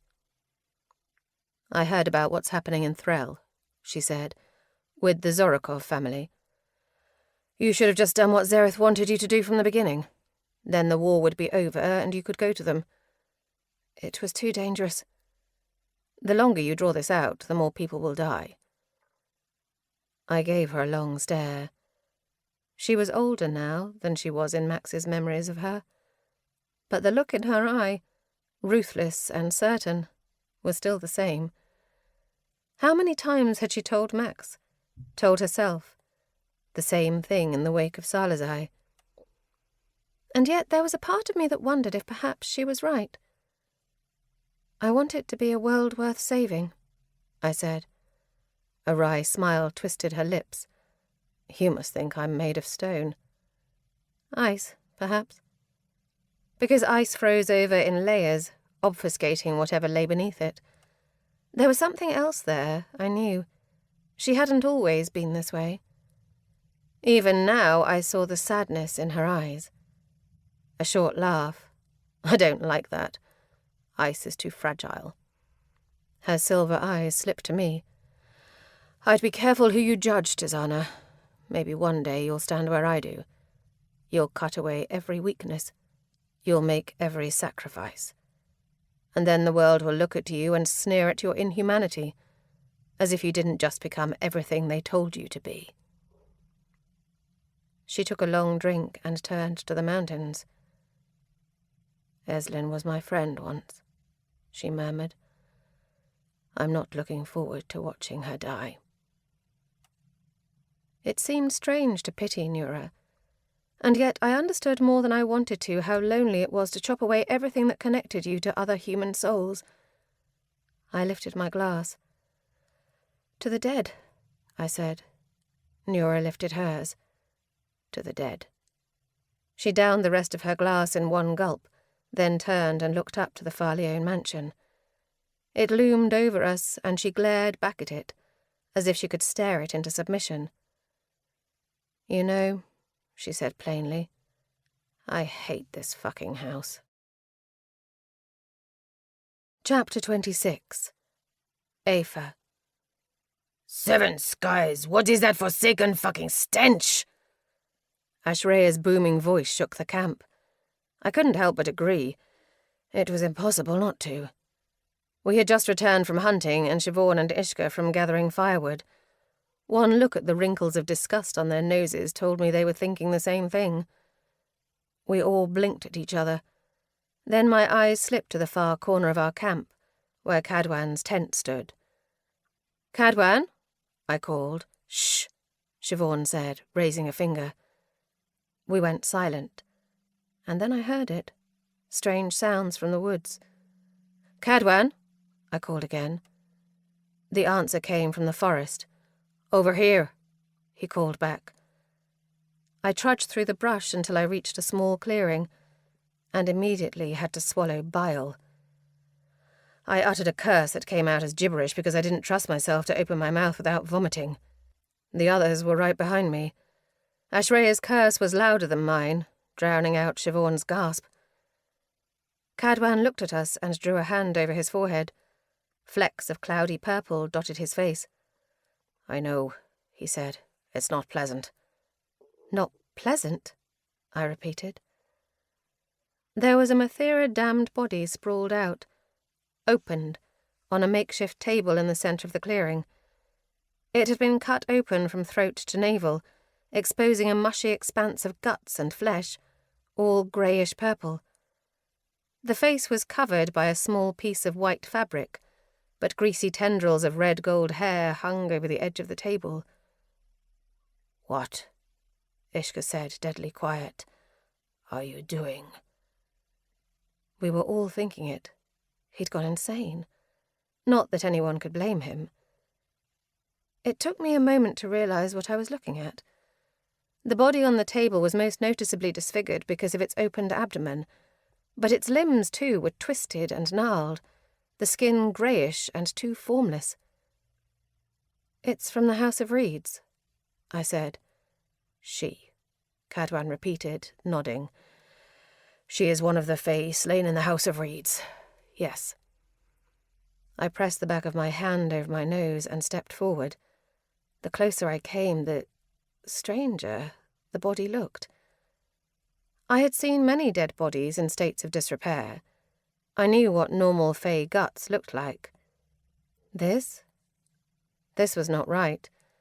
This was too grey, too formless. "What are you doing?" Ishka repeated most sharply. "We needed answers," Cadwan replied. He didn't take his eyes off the thing on the table. "I was hoping I was wrong." His gaze flicked up to meet mine, and I glimpsed raw fear. "This is a Fae woman," he said. "Or was a Fae woman. No longer."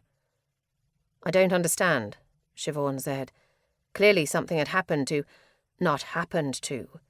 She has inherently changed." He stepped back, grabbing a cloth to wipe his hands. "Her blood is tainted with human blood. And there is something else there, too. Something magic. I can't identify it, but..."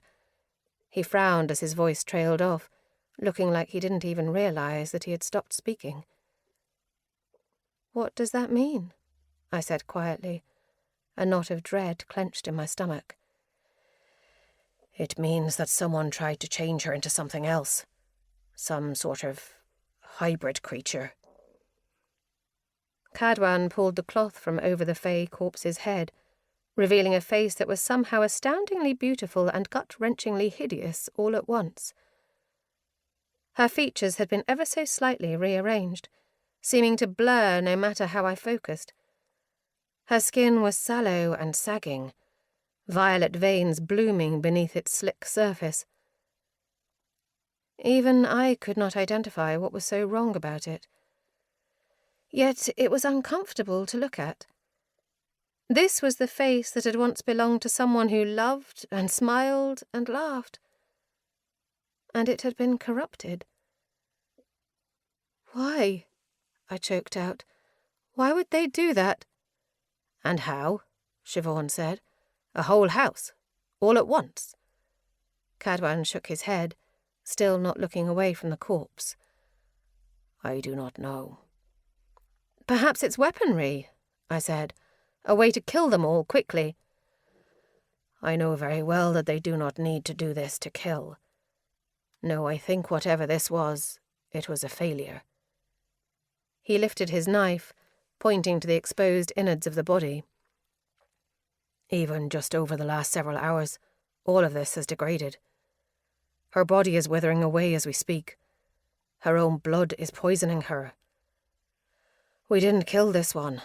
I found her beyond the walls, untouched by the fires, likely drowned in her own dissolved organs. Slowly. His voice was calm and level, but his knuckles were white around the handle of his blade. I do not think, he said, that this is what the humans wanted to happen. I think that this is a failed experiment. They weren't trying to destroy. They were trying to create. And what we are looking at now is a Fae caught in between. Just as Aoife was caught in between last night. His eyes flicked up to mine, bright and furious. The land itself was corrupted there. Don't tell me that you did not feel it as I did. I had felt it, seeping all the way down to the core of the earth. Whatever they did, it killed their own kind too, he went on. I found a human corpse not far from this one. The same corruption, same disfigurement, but in worse shape.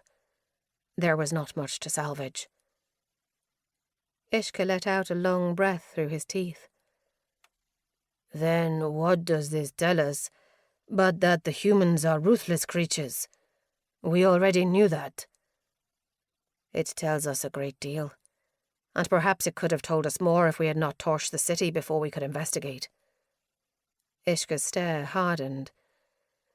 You're saying that they are trying to create something with Fae magic, I said. Fae and human magic melded.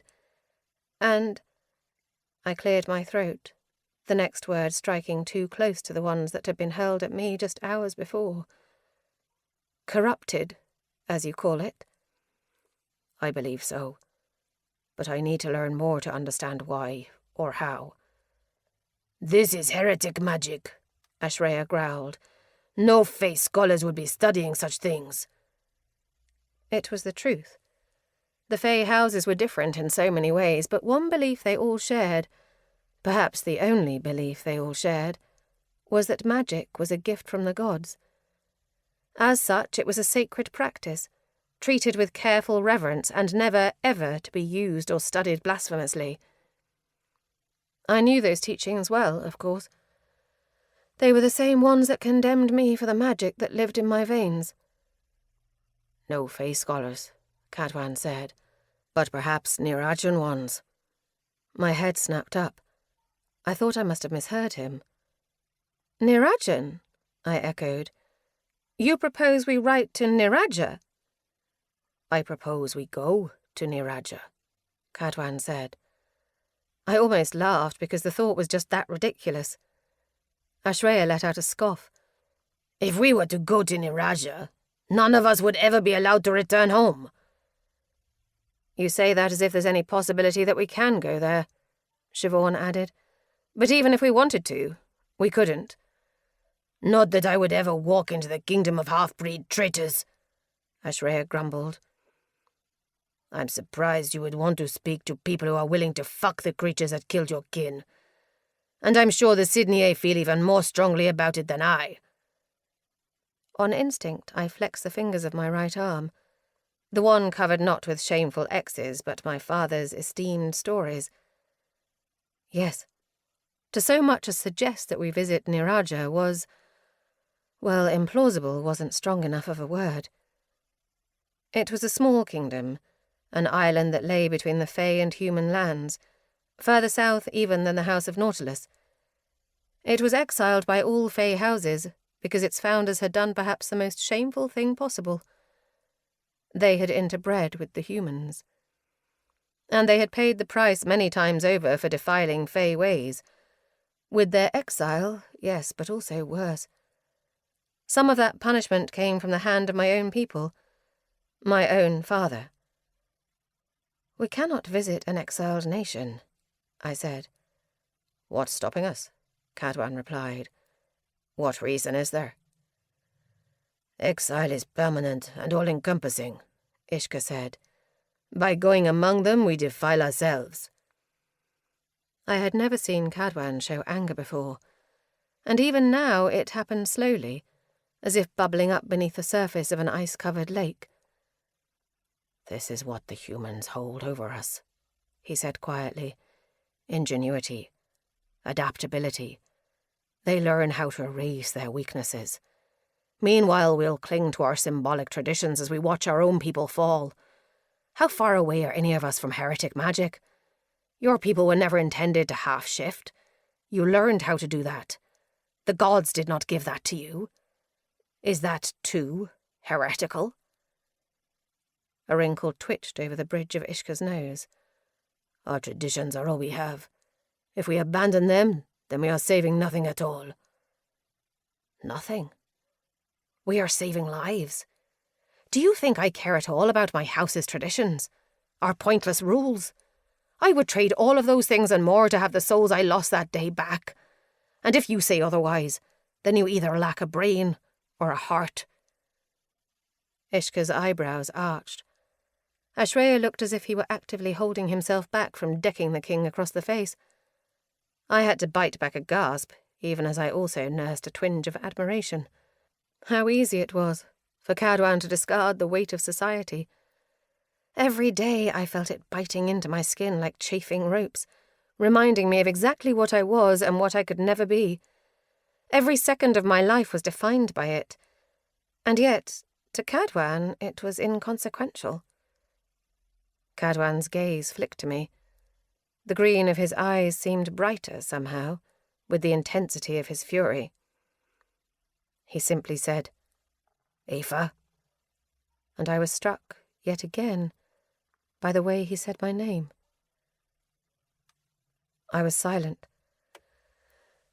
Perhaps a part of me thought he was right, but that was the part that I spent my whole life choking back, the part that railed against the confines of my blood, that hated my father for discarding me just as much as I loved and admired him.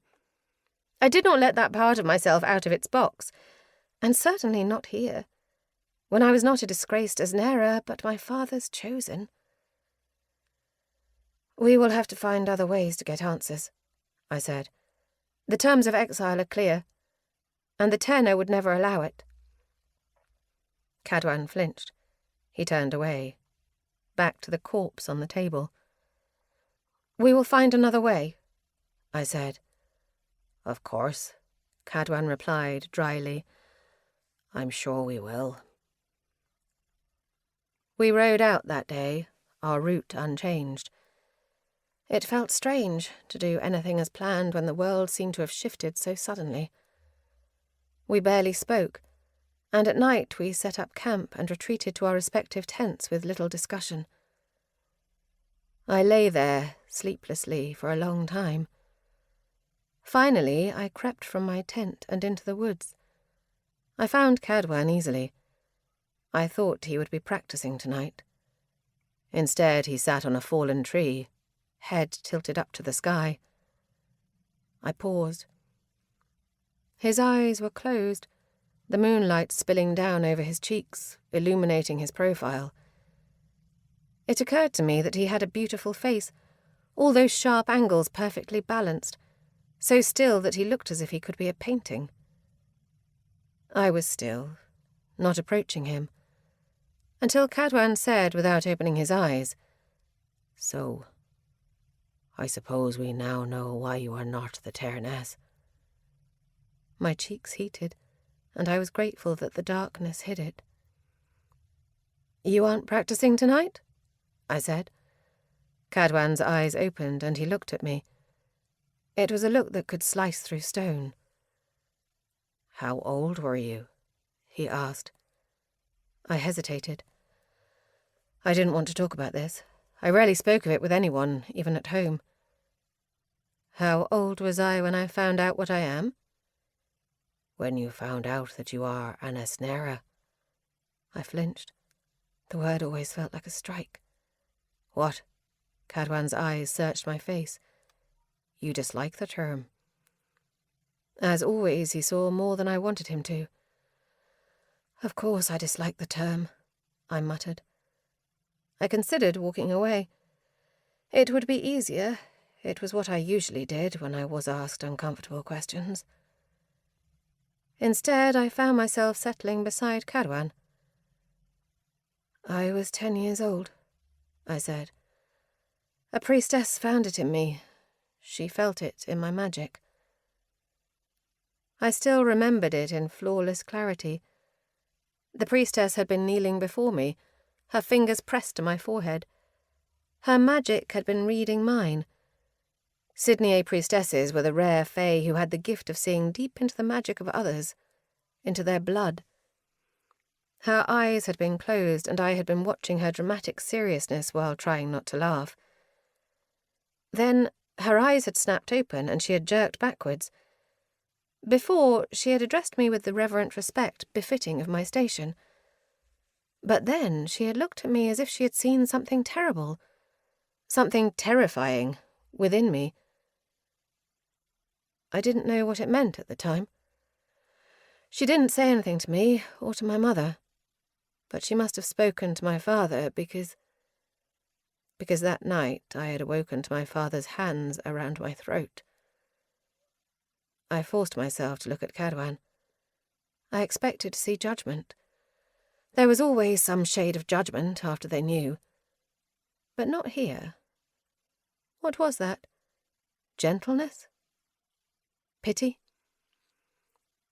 In the House of Stone, he said softly, they kill Esneras. Sometimes in the House of Obsidian they do too. I didn't fully remember that night. The memories were broken pieces that didn't quite fit together. The sensation of my father's hands around my throat, the razored edge of my terror, a light that spilled through the door, or perhaps I had imagined that, as I lost consciousness. I remembered begging. I remembered fading. And when I opened my eyes again, my life had changed. My father spared me, I said at last. But of course I could not be the Terness. Something I could not read crossed Cadwan's face. I'm sorry, he said softly, with a tenderness that I was not expecting. I'm sorry that happened to you. I lifted one shoulder in a shrug, one that I hoped looked more nonchalant than I felt. It is not up to me to judge the choices of the gods. The words felt ridiculous rolling off of my tongue. Cadwan practically winced, as if they sounded that way to him, too. He stood, pacing through the brush. Then he turned to me. I do not think you believe that. About the gods. I blinked. What? And I do not think you believe what you said this morning. But his gaze bore into me, unrelenting. Am I wrong? Mathera, I had always been so bad at lying. I said nothing, but my answer was written across my face. We have a chance at getting answers, Aoife, he said. Legitimate answers. Do you truly believe that we should abandon that in the name of... It is the role of a Terna to uphold our ways. What would you have him do? Understanding settled over Cadwan's face. The Terna, he said softly. So you are not giving me your opinion. You are giving me your father's. I am here as my father's chosen. It doesn't matter what I think. I believe it does. You say that as if I'm something other than a disgraced blade, I scoffed. The truth is, Cadwan, I am honoured to hold this position, and I will not jeopardize it by telling my father to abandon his ideals. His lip curled. He began to pace. Ideals are worth nothing to corpses. Not the one I had open on my table, and not the ones I crawled away from in my home. and you should know that more than anyone. You, of all people, should have no patience for their pointless games." What was that supposed to mean? "My father doesn't play games," I shot back, "and you should watch how you speak of him. He respects you." Cadwan whirled to me, his green eyes starker than I'd ever seen them. Furious. "He doesn't respect me. He thinks I'm useful. There is a great difference between the two. And for that gift, he should be beyond reproach. Should I allow your house to be slaughtered as mine was if it means avoiding damaging his fragile ego, all because he thinks I have potential?" My father's voice rang out in my mind. "I do think you have potential, Aoife."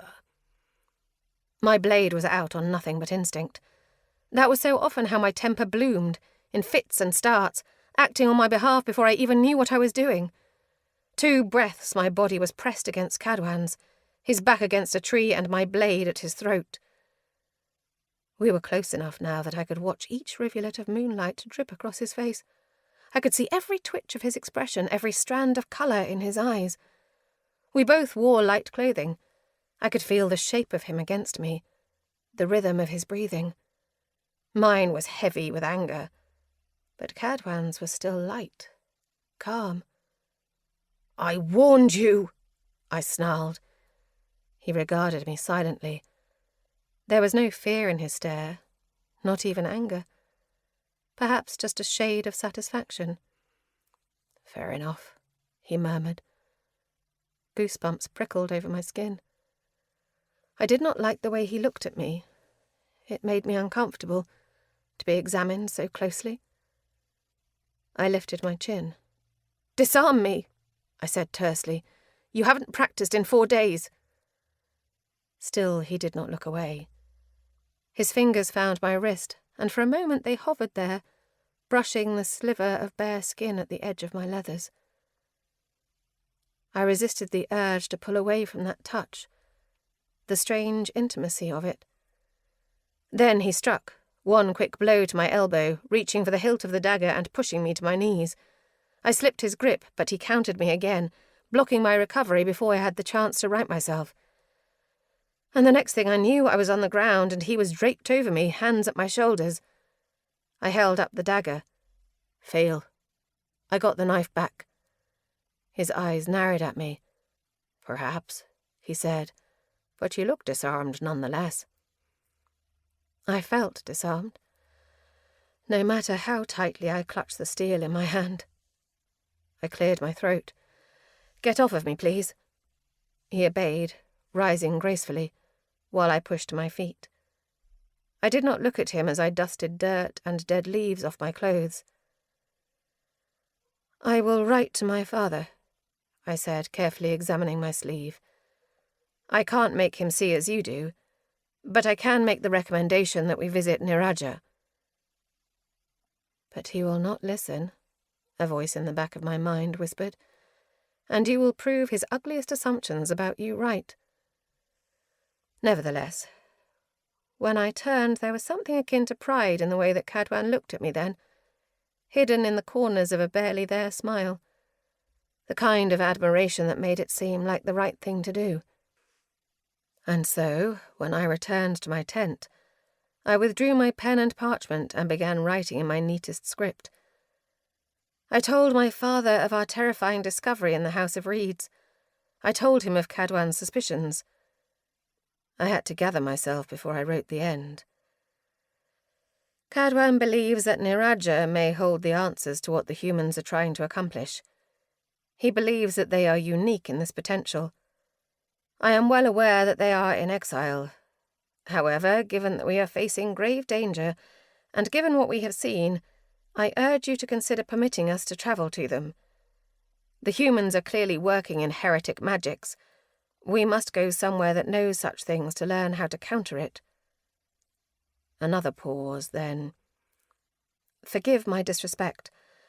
I write this only with the mission of protecting you, Mother, Orshade, and the Sydney Ways. My pen hovered.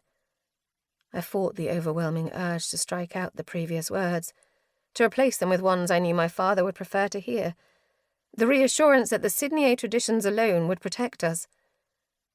But instead I signed my name, folded the letter, and sealed it up with my dissent carefully nestled inside. Chapter 27. Max. When I arrived back at the inn, the ground floor was oddly quiet. My eyes landed on a familiar set of blonde curls. Moth was at a pub table, sagging over a mostly empty glass of what looked to be piss-poor mead. Ascended help us all. I approached him. You look like you're having an incredibly good time. Moth lifted his head and gave me a grin that made me roll my eyes. You're 30 years too young to be this drunk alone at a pub, Moth. Actually, you're too young to be drunk at all. I wasn't alone, not until... He looked around, as if realizing for the first time that all his friends had gone. Ascended above. How many of those did you have? Just 2, Moth said, taking another gulp out of his glass, which was roughly the size of his head. May the gods be with you in the morning. I sighed and settled into the chair beside him. I was feeling my own wine. It had been quite some time since I'd drank that much. In the back of the room, a maid stumbled down the stairs, causing a small stir as she hurried over to another barkeep, whispering frantically. I watched them, blinking blearily, a wrinkle forming on my brow. Even through the haze of drunkenness, I noticed that something seemed off. The maid looked shaken, though she didn't speak above a whisper. Even from across the room I could sense the panic in her words. Her eyes slipped to us, wide and frightened. Moth, I said quietly, where did the others go? He shrugged. Upstairs, bed. Just like that. I was very, very sober.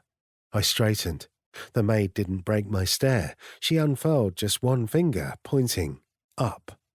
A decade-old memory surfaced of another inn, not unlike this one, an inn where my troops and enemy troops had found themselves in the same place at the same time. I had lost 2 friends that night, all to what amounted to nothing more than bad luck. Wrong place, wrong time, wrong people. Our next target was less than 100 miles from here, and Mariata was a central hub for rest and pleasure-seeking, the kind of place that soldiers from any army, would find themselves drawn to. I had been careless. I'd been so desperate to come here for my own reasons that I hadn't stopped to think of the risks. I'd been so damned careful until now. I rose. Get up, Moth. He looked up, confused. Why? Do you have your sword? A sudden stillness fell over Moth's face. He nodded. We aren't alone here. Slowly I lifted my chin towards the stairs. Moth followed. The maid's eyes followed us silently. The most frightened-looking maid was young, but the barkeep looked old enough to be unsurprised. Perhaps this was not the first time this had happened here. There had been many clashes like this in Mariata after all during the Ravenna War. We crept up the stairs and rounded a corner. The first thing I saw was blood. It rolled from beneath the doors, creeping over floorboards. Fuck, I hissed. I shot Moth a look. What was better, for him to stay here alone, or to come with me into what would almost certainly be a fight? He hadn't even seen combat before. Stay here, I said. We can't go in there alone. Stay here, Moth, I said again, and I didn't give him any time to argue with me before I was gone. I conjured my magic to the surface of my skin, flames at my fingertips and simmering at the edges of my blades. In 2 steps, I was around the corner and pushing open the door. And just as it always did in times like this, my brother's voice was in my ears. Evaluate, judge, act, that's all there is. Evaluate. The first thing that hit me was the blood. There was so fucking much of it, spreading over white sheets, over wooden floors, so much that it took a moment for my eyes to find the source. There, crumpled on the floor near the foot of the bed, was a body. One of my soldiers. His throat was torn open, his sword clutched in his hand. A few feet away, another bloodied figure. A partially dressed young woman lay lifeless. Judge. The blood was warm. The bodies were fresh. Whoever did this was still here. I backed out of this room and threw open another to see another body, another one of my dead men, this one looking as if he was killed so swiftly he didn't even have the chance to fight. And then to my left, I heard a thump. I turned. The sound had come from the next room over and ended quickly. Like whoever was responsible had hurriedly tried to cover it. That's where our assailant was. That room. Act.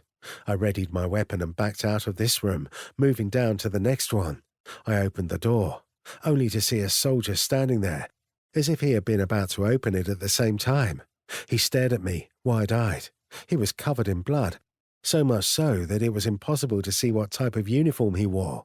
He was young, barely older than Moth. Time suspended for one split second, the two of us staring at each other, and just as quickly, the spell broke. He started to raise his sword, but I countered the strike quickly, sending him staggering back. His weapon went clattering to the ground. I pushed him against the wall, my staff against his throat. "Who are you with?" I demanded. "Avines?" The boy was afraid.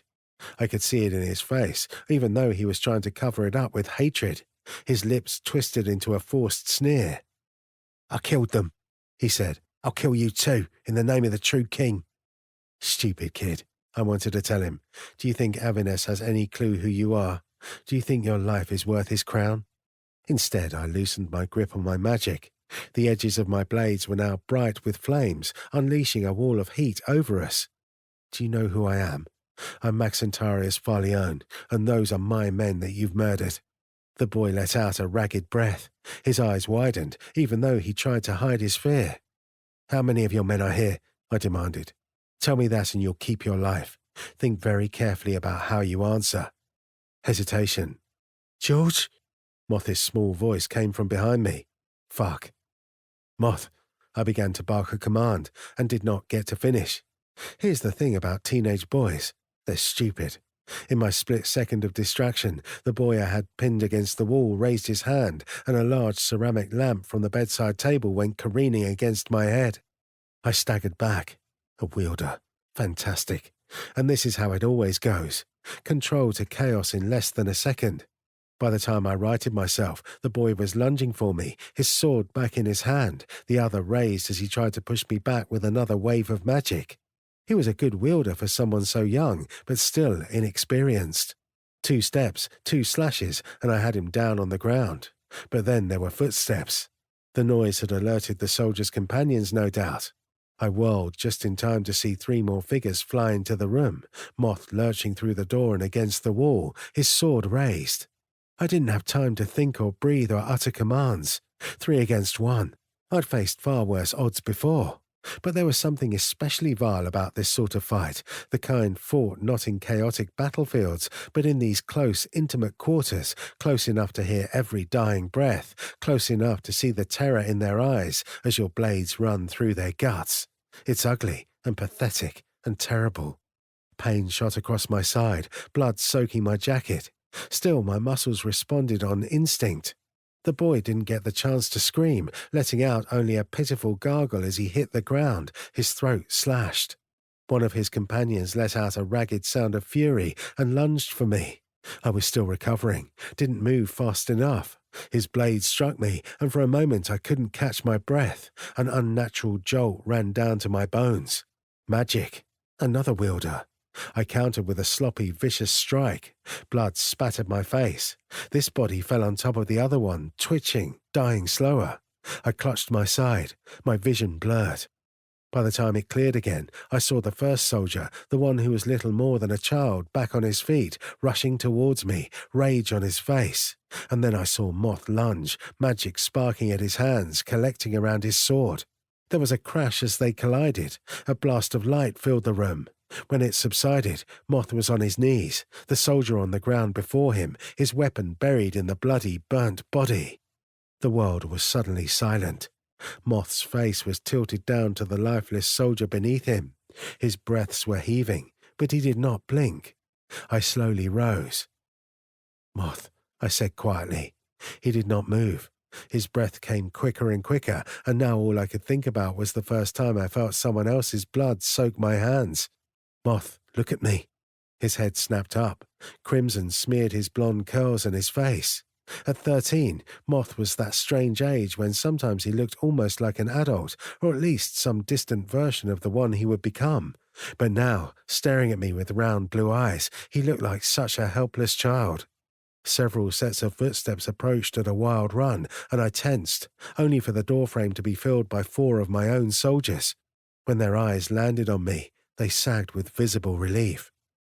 "General," One gave me a sloppy salute and I waved it away, still panting, as if it was the first time for performances like that. Another went to the soldier dead on the bed and let out a curse. Fuck, poor George. The bastards came out of nowhere, one told me, everywhere at once, all over the fucking city. They weren't Averness's people. I looked down at the bodies at my feet, using the tip of my blade to push one of them over. It had been impossible to make out the sigil at his lapel in the thick of the fighting, but now I recognized it, a coat of arms with twin roses at its apex. Morwood. Yet another powerful family, one that hadn't yet joined the fight.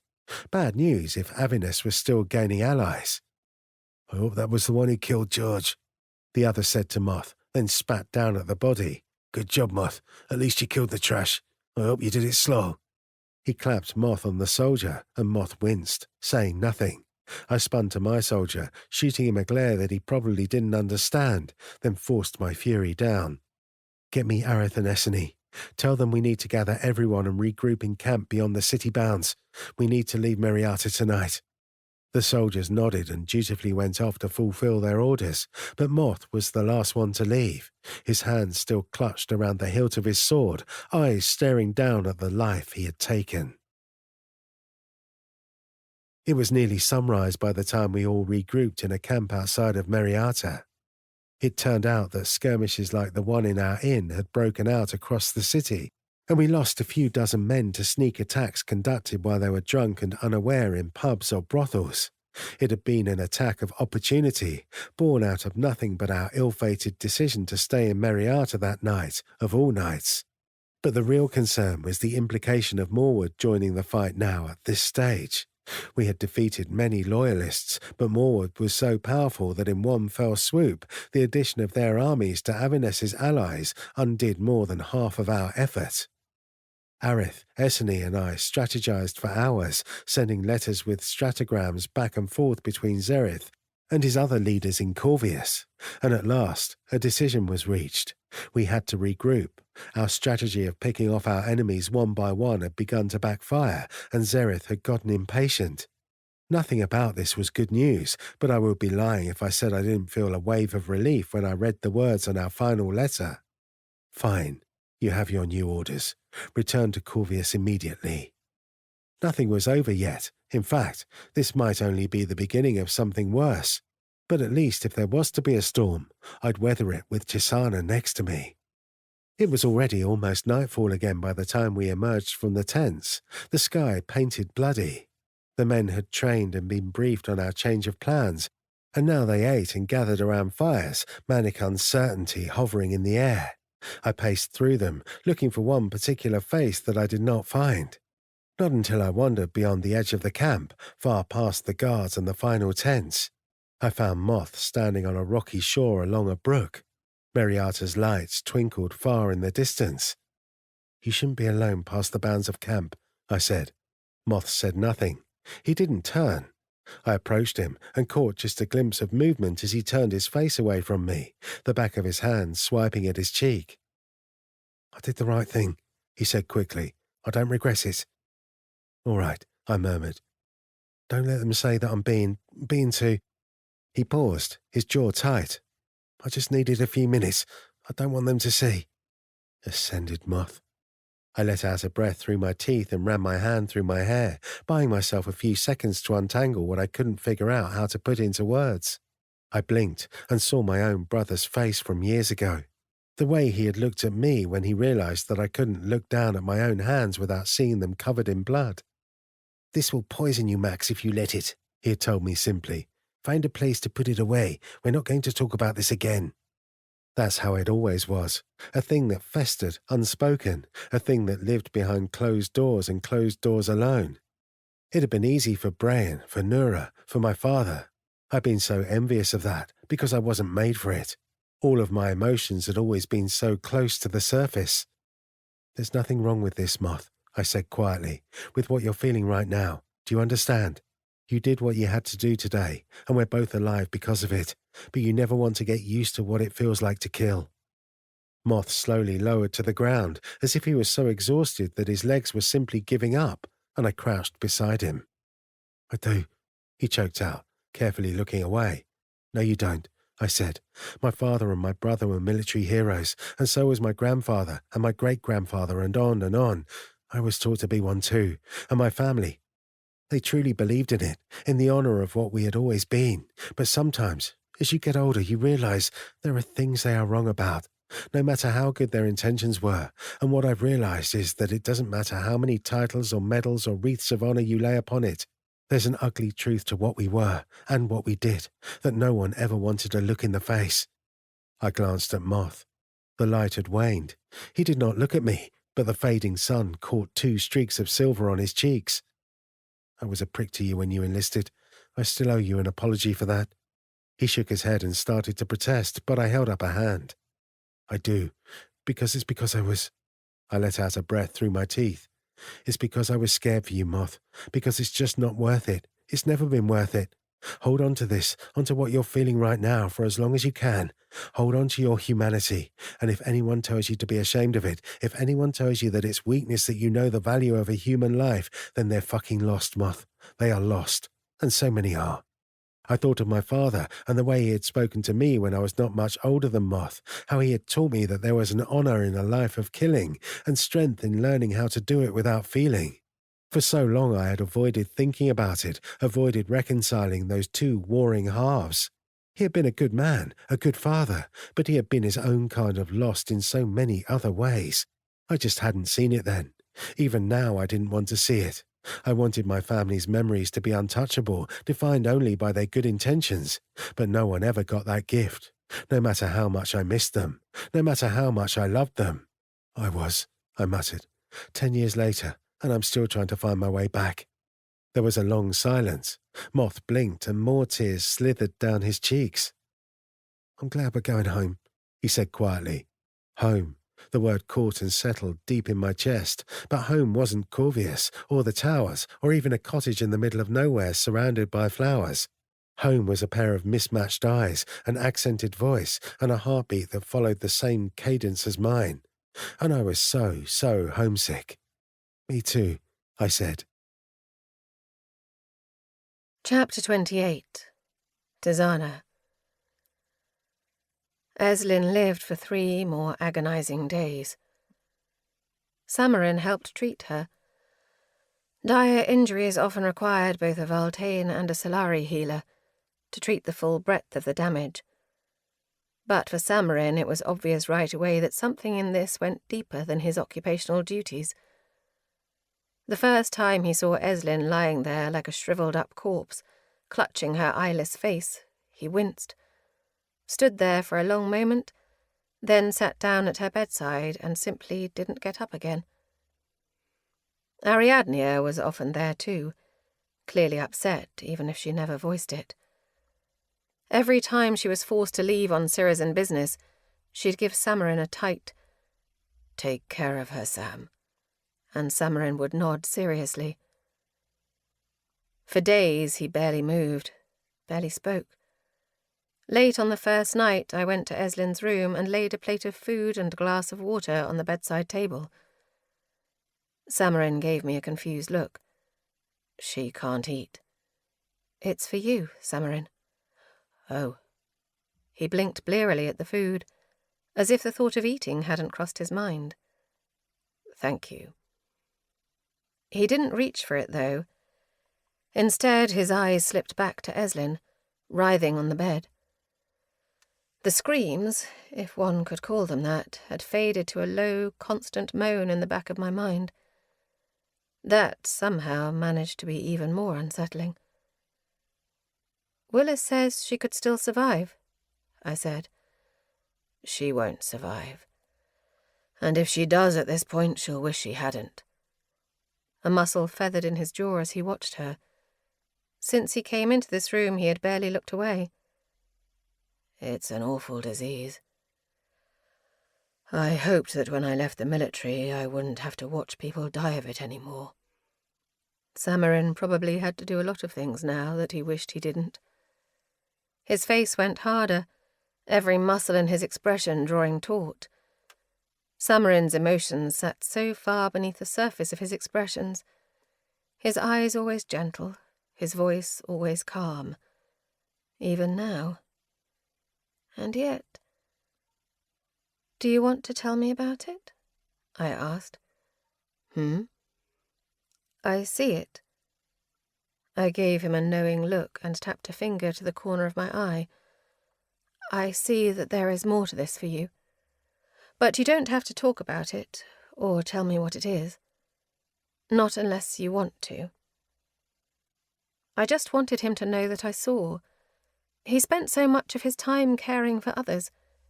He deserved to be seen, too. He gave me a small smile that faded quickly. "Do you know how the Syrian recruit?" I shook my head. "They don't choose this. Not any of them. The Order screens for a very specific, very rare set of magical skills. And if you have them, you become one. Yes, it's considered an honor to be a Syrian. They get money, power, respect. But..." His voice trailed off, and we both looked at Eslin. The scars where her eyes used to be now wrinkled in a perpetual wince of pain. He didn't need to finish. But look at all they give up. A shudder ran up my spine. To think that when I came to Ara, I had been certain I was going to a world that was so much kinder than my own. Foolish. Samarin was silent for so long that I thought our conversation was over. But then he said quietly, "A friend of mine was chosen once. She was a little on the older side when they realized she had the skill set. Just old enough for it to be a shock. She had wanted to leave the military, actually. But then the war happened." He trailed off, his thumb tracing his lower lip in thought. His eyes didn't leave Eslin, and now I understood that he was seeing someone else in her place. "She was a painter, actually. Striking eyes." I reached over and placed my hand on Samarin's shoulder, the same wordless comfort that he would give me when I spiraled in unspoken anxieties. "It's a battle worth fighting," I murmured, then lifted my chin to the tray. "Keep yourself strong enough to face it." He gave me a weak smile, patted my hand, and finally reached for the food. I did eventually manage to convince Samarin to go get some rest, though he did so reluctantly. After he left, I stood at Eslin's bedside in the empty room, looking down at her. Reshe slithered through my mind, both curious and repulsed. Eslin's mouth was closed and contorted in pain, but I could still hear those sounds of agony. A thought occurred to me. "Could we help her?" I asked Reshe. "No one can help her." I reached out, my fingers brushing her face, then her temple. I heard her when no one else could. We both drew from the same deep pool of magic, even if in different ways. Didn't that mean there was at least a chance I could do something for her that no one else would be able to? "There are powers that are beyond you. There are even powers that are beyond me. She is already dead, like a withered leaf clinging to the vine. She is just waiting for one gust of wind." Still, I reached out with a single tendril of my mind, reaching into hers. Deeper. And I nearly gasped. There it was. It was impossible to miss. I felt the sickness, like an open wound, gushing blood. It was so noxious that everything in my magic recoiled from it. It was everywhere. Every drop of Eslin's mind and magic was consumed with it. "Even if she lives now, she'll wish she hadn't," Samarin had said, and now I understood. There was nothing of Eslin left anymore. I pulled back, shaken. I so wanted to help her.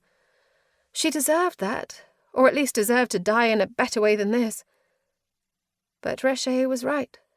This sickness overwhelmed her, eating her alive from the inside out. She was already dead. The next day I returned to find Samarin sagging in the chair beside Eslin's bed, looking thoroughly exhausted. Ariadne was kneeling beside her, forehead pressed against her friend's shoulder. Samarin looked to me and simply shook his head. She was gone. I remained at Samarin's side as they covered the body.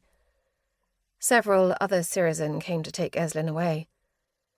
Nura came too, watching the scene unfold, her face still as ice. "Well," she said in the hallway, "this at least could solve some of your problems with the Threllians." I shot Nura a confused look. "Eslin was with us in Threll," she clarified. "She was among those responsible for the attack on the Mikov estate.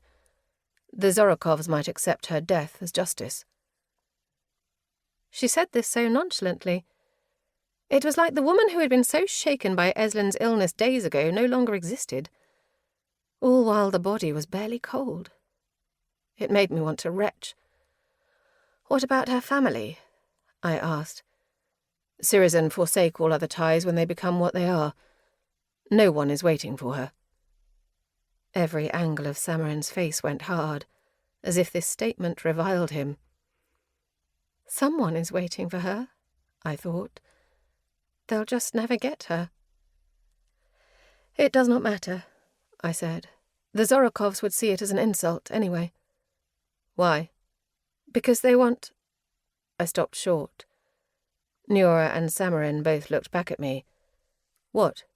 Nura said at last. "You? That's what you were going to say?" I felt sick to my stomach. I wished I hadn't even had the thought. Yet the idea burrowed into my mind and wouldn't let go. It wouldn't be perfect. It might not even be good. But how could I ignore any possible solution when so many lives hung in the balance? "Samarin," I said, "I have a question for you." And Samarin nodded. His face pinched with a resigned dread that told me he already knew what I was about to ask. I didn't want Samarin to do this. I told him so when I asked him if it was possible. Let us find someone else with a mastery of flesh to do it. Or let us find some other fresh body.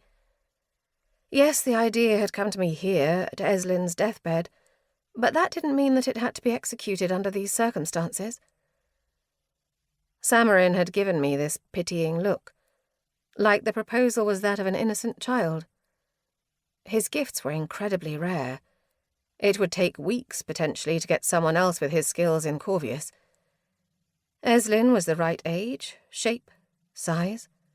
The stars had aligned, he told me flatly. We might as well take advantage. I was grateful that the corpse had not yet begun to smell. It was one less thing to find horrifying as we hacked off Eslin's head at the throat. Ariadne helped us do it, to my horror. When Samarin and I tried to tell her that we didn't want her help with this, she merely gave us a flat, eyeless stare and said, "The Sirizen have given her body to this purpose. It's my job to do it." "It shouldn't be," I would have said, but Ariadne turned away before I could argue further. Still, I felt her presence acutely as we cut off Eslin's head, a process that took agonizingly longer than I would have expected it to. Then Samarin took Eslin's decapitated head and began to— there was no other way to describe it— sculpt it. I wondered if I would ever stop finding Samarin's abilities shocking. By now I had watched him heal wounds and illnesses and broken bones more times than I could count. This, though, was something else completely. Samarin placed his hands on either side of Eslin's face, and her flesh responded to him as if it were nothing but clay. He started with the bones, which produced terrible cracking and grinding noises that even made Ariadne flinch. First the jaw, which he made longer and softer, then the cheekbones, raised, and the eye sockets, further set apart. The nose he made flatter and wider, and then the muscle and fat in her face shifted, like thousands of ants were crawling beneath her skin as he rearranged muscle. Finally, he pulled out several small bottles that contained thin, greenish liquid. "The colouring won't be perfect," he said. "That's harder for me to change. But it will be good enough to pass." Samarin brushed the liquid over parts of Eslin's face, leaving others untouched. And then he placed his hands on her again, closed his eyes, and slowly the colour began to sap from her skin and chunks of her hair, leaving behind patches of white hair and greyish, colourless flesh. The greyish, colourless flesh of a dead, fragmented Valtane. The whole process took nearly 2 hours. When he was done, Samarin gently set the head down on the table and looked at me. Then it, then me. "I think," he said, "it is possible." It was better than possible. I was looking at my own corpse. Certainly someone who had never seen me before with their own eyes would have no reason to question it. "It's good," I said, though giving it any compliment seemed strange. Samarin himself stared at it not with pride, but disgust. I hoped that however Ariadne saw the world spared her from how we had defiled her friend. But her head tilted towards it. "The eyes," she grunted. "You'll have to do something about that." It was the only thing missing. "I can," I said, and reached out to Eslin's smooth, eyeless sockets. When I touched them, the flesh began to rot beneath my fingertips, flesh shrivelling. When I pulled my hands away, the head was left with 2 empty black pits for eyes, rotted out in decay, as if my eyes had been pried out before death, and the remaining ruined flesh left for the maggots. The Zorokovs would appreciate the extra cruelty. Removed eyes were an especially favoured punishment of the Threllian lords. We all stared at it. "I think that is enough," I said. Enough. What a word. It was such an imperfect plan. Enough to buy the slaves in Thrall some time.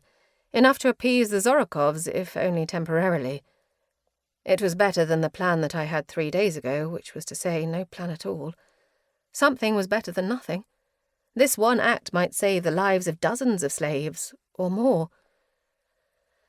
Still, I felt sick when we began to return to our room. Samarin's silence was not his typical thoughtful quiet, but one heavy with shame. I cast him a sidelong look as we walked together, remembering our discussion from weeks ago, how he had sounded as he told me how difficult it had been to claw his way out of using his gifts for terrible things. Was this a terrible thing? "Thank you, Samarin," I said quietly. I'm sorry you had to do that." Samarin gave me a tight, humourless smile. "At least she was already dead." I failed to find this especially comforting. And something told me that Samarin didn't, either. Chapter 29. Max. My back hurt, and my legs, and my left arm, which I pulled something vicious the day before. I hurt more or less everywhere, but none of those aches and pains measured up at all to the one that pounded on the inside of my skull as I watched Zereth, wearing a crown and sitting at what used to be my father's desk, lean back in his chair and smile. It was a grotesque expression, absent of Zereth's usual lazy charm. Actually, everything about the way Zereth looked right now seemed grotesque, like a poor mimicry. He had lost a shocking amount of weight since I'd last seen him, and his eyes were so dark that for a split second I had wondered whether he'd developed a sudden affinity for coal. I'd needed to hide my shock when I walked into the room. At the sight, Iamara's words echoed in my mind. Imagine giving up so much of yourself to drag someone back down with you. "I have to admit," he said, "as much as you and I have had our personal differences, no one can deny that you're good at what you do." What I do? How those 3 words make me want to fucking retch. What was that exactly? Fighting? Killing? Warfare? My teeth gritted. Have, I said dryly. Have our personal differences.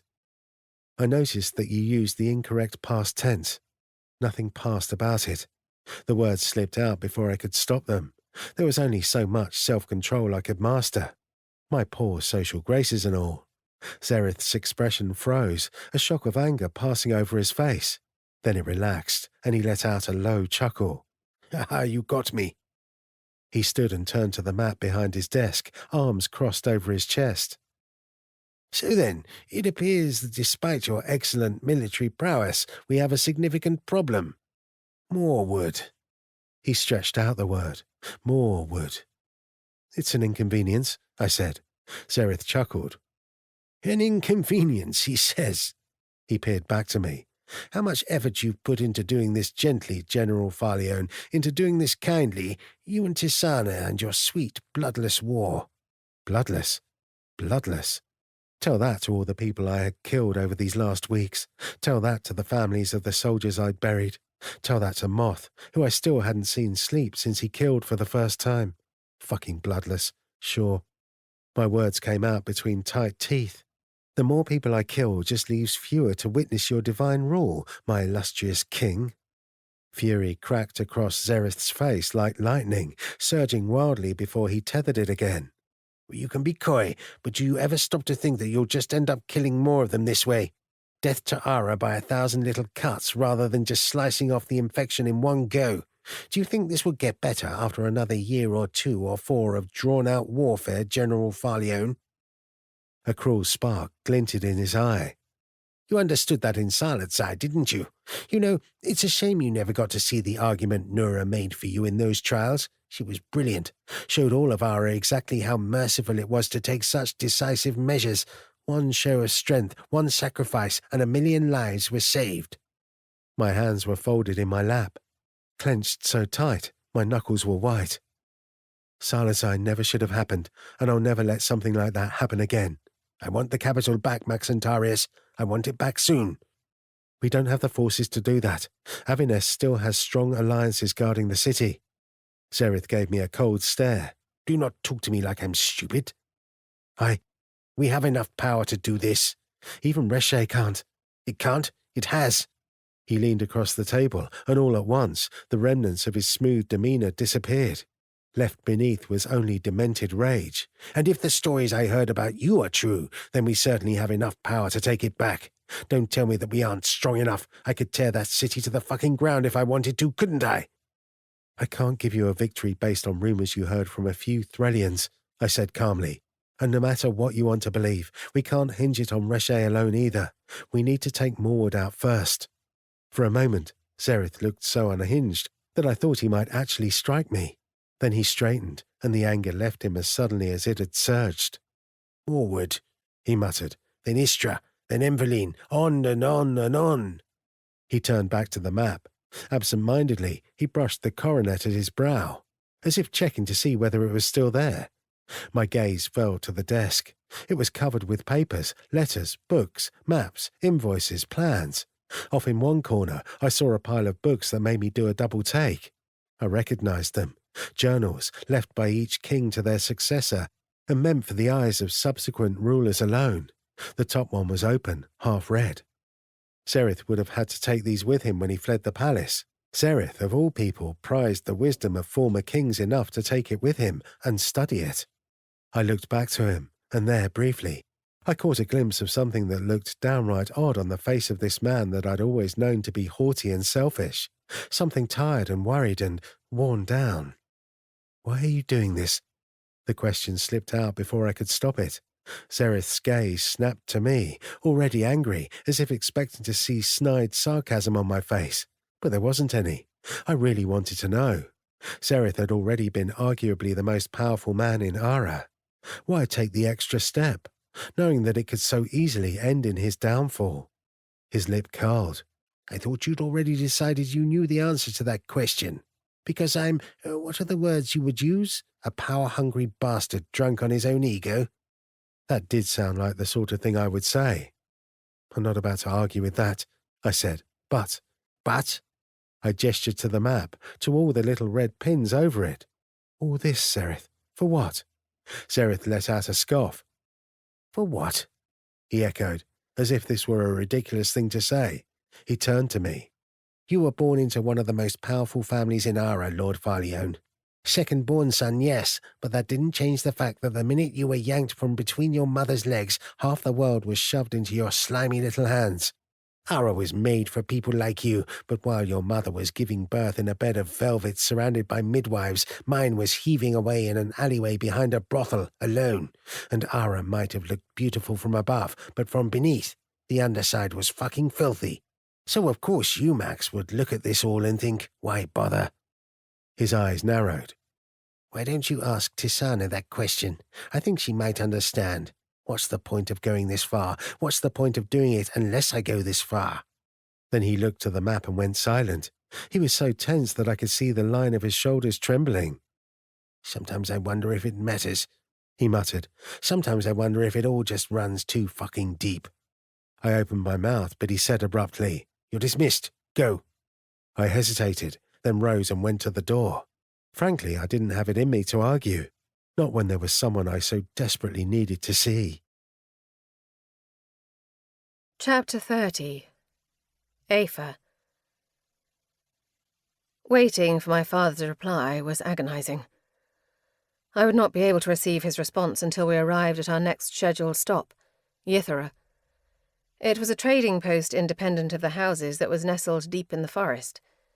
There we could receive letters back from home. Impossible otherwise while we were on the road and untraceable. I eagerly looked forward to our arrival. The silence of our rides, combined with my growing anxiety, was beginning to eat me up. I craved the sight and sound of other people, the familiar comfort of being surrounded by other, more light-hearted lives. It wouldn't be the soul-deep connection of the Pales, but it would be something. And yes, when we arrived at Yithera, it was everything I'd been told it was. Fae, wearing the clothing of every house, or no house at all, mingled with each other, bartering at stalls that packed the roads. The streets wound between massive trees with trunks that were bigger than some of the buildings, which were all designed to fit so perfectly that they seemed to be an extension of the forest itself. Structures straddled the space between smooth-barked trees, rising up and up until they disappeared into the canopy of leaves. Above our heads, a series of bridges connected the upper levels. Yithera was not a large city in surface area, but its overall size was 4 or 5 times larger than the space it occupied on the woodland floor. It built up. Beautiful. Yet another monument of all that the Fae could create and become. I had so hoped that seeing all of this activity, all of this living, would ease my fears. But when we actually arrived, I looked around and all I could think about was the House of Stone and the House of Reeds. Their cities had been majestic too, and how easily still they fell. I need a drink, I muttered to Siobhan, as we dismounted our horses at a stable on the lower levels. Horses, after all, would be of little use to us in most of Yithera, seeing as they often weren't particularly fond of climbing trees. Siobhan shot me a wordless look that made me roll my eyes. I will behave, I said. No need. I didn't say anything. You're my commander here. You can do whatever you please. I scoffed, and she gave me a barely suppressed smirk. Commander. It didn't matter who my father technically chose to lead this expedition. I would never be Siobhan's commander, and she didn't even have to speak to scold me. Accommodations for us had already been arranged. The inn was on the 7th level of Yithera, far enough up to be buried in the green tapestry of the leaves. The walkways that connected the city up here were beautiful creations of polished wood and lightweight bronze, the handrails decorated with swirling designs covered with vines. As we climbed up, level by level, through wide staircases that spiraled up the length of the trees, I noticed Cadwan peering uneasily over the edge. Dislike heights? I asked. He let out a low laugh, embarrassed. It does seem unnatural to be so far above the ground. I recalled the time I had visited the House of Stone when I was a child. While many Fae houses built towering structures, The House of Stone's architecture was flat and sprawling, the tallest of their buildings no more than 3 stories high, and safely encased in stone shale besides. I shrugged and gestured to the upper levels of the city. Unnatural, perhaps, but isn't this that innovation you keep talking about?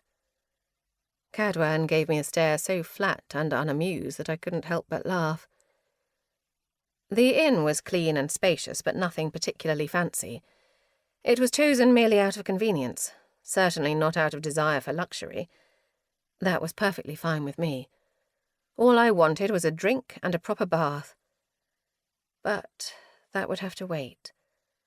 The first order of business was for Ishka and I to get any correspondence from home, and I wondered if it was obvious, as Ishka and I wound down the hallways to the lobby, that I was so nervous about what those letters would contain. 2 letters were waiting for me. One was from my father, or rather my father in the official capacity as the Turner of the Sydney, the outside marked with his seal and title rather than his name.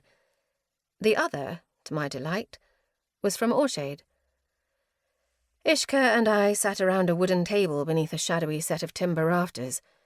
Ishka had 3 letters. One bore the seal of Queen Sharjah. Another had flawless inked script on the envelope, perhaps from his sister. I thought back to the pristine woman that had presented to us at the Pales. She seemed like the type to have that sort of handwriting. The third, though, the ink was scrawled across the front of that one, and it was bent, as if it had had a particularly difficult journey. When Ishka picked it up, a smile brushed his face that seemed at odds with his typical noble poise. "Who is that from?" I asked. As always, I spoke before I could stop myself. He glanced at me and simply replied, "My son." "You have a son?" I blurted this out with abject disbelief that made his brow furrow. "Yes. Is that worthy of such surprise?" "Yes. No," I said, "of course not." The truth was, I found it nearly impossible to imagine Ishka dealing with children. Children loved shouting and pretending and rolling around in the dirt and having wild outbursts about the slightest inconveniences. These were all things that I could not picture Ishka having much tolerance for. Ishka turned the letter over. There were ink stains all over the back, too, wild slashes of it. He frowned at his hands, which were now smudged. "How old is he?" I asked. 6 summers. Despite myself, I smiled. A good age. One might say so. He opened the letter. I glimpsed 2 scrawled lines of large, messy writing, then what appeared to be a half-finished drawing of a horse? A cow? A horse-cow? Ishka looked at this letter very seriously, a line of concentration over his brow. I couldn't help it. I laughed. He shot me a sharp look. "What?" "You look as if you're decoding military operations." He stared at me as if this answer meant nothing to him. "No one should look so serious when reading a letter from a child," I clarified. "Why not?" Ishka put the letter down. "He lost interest after 2 lines. "And?" He gave me a stony stare. "Do the Sydney not value education?" "Of course we do, but he's 6 summers." "At 6 summers, my father had me writing pages of Waishraj history." I almost scoffed. Mine had wanted me to write pages of history too. I just had never been any good at it. From the looks of it, Ishka had been better than me at such things. I shrugged. He is a child. "He is flighty and distracted," he huffed, in a way that reminded me all too much of how my father used to click his tongue and shake his head at my own sloppy, half-finished essays. "Perhaps he's a dreamer," I said. "A dreamer is a hard thing to be. I fear so now more than ever." He looked down at the letter, and the disapproval on his face softened. "I only hope that I'm raising him to be strong enough to survive such a world." A bittersweet ache twinged in my chest. Did my father ever wear that expression when he talked about me? I wondered. Was there ever any fragment of his disappointment in me that was secretly love in disguise? I looked back down at the table, at the letter waiting there, written in my father's unmistakable hand. A lump of nervousness curled in my stomach. "That's all any of us can hope," I said, then picked up the letters and excused myself back to my room. I read my father's letter 4 times. The response was brief. Aoife, the word sent by you and by your companions is deeply troubling to all of us. There is no hope left in denying that the humans want anything less than war. But this does not change the fact that what you propose is forbidden. I do not know what made you think that exile could be violated. Niraja is a sickened place. You have never respected our traditions, but I will not see them destroyed by such degradation. Keep your eyes open. Watch the Weishraj, for they are still not our allies. Do not raise such a question again. Do not make me regret choosing you for this. Tena. Chapter 31. Tizana. Tizana. My name was a whisper.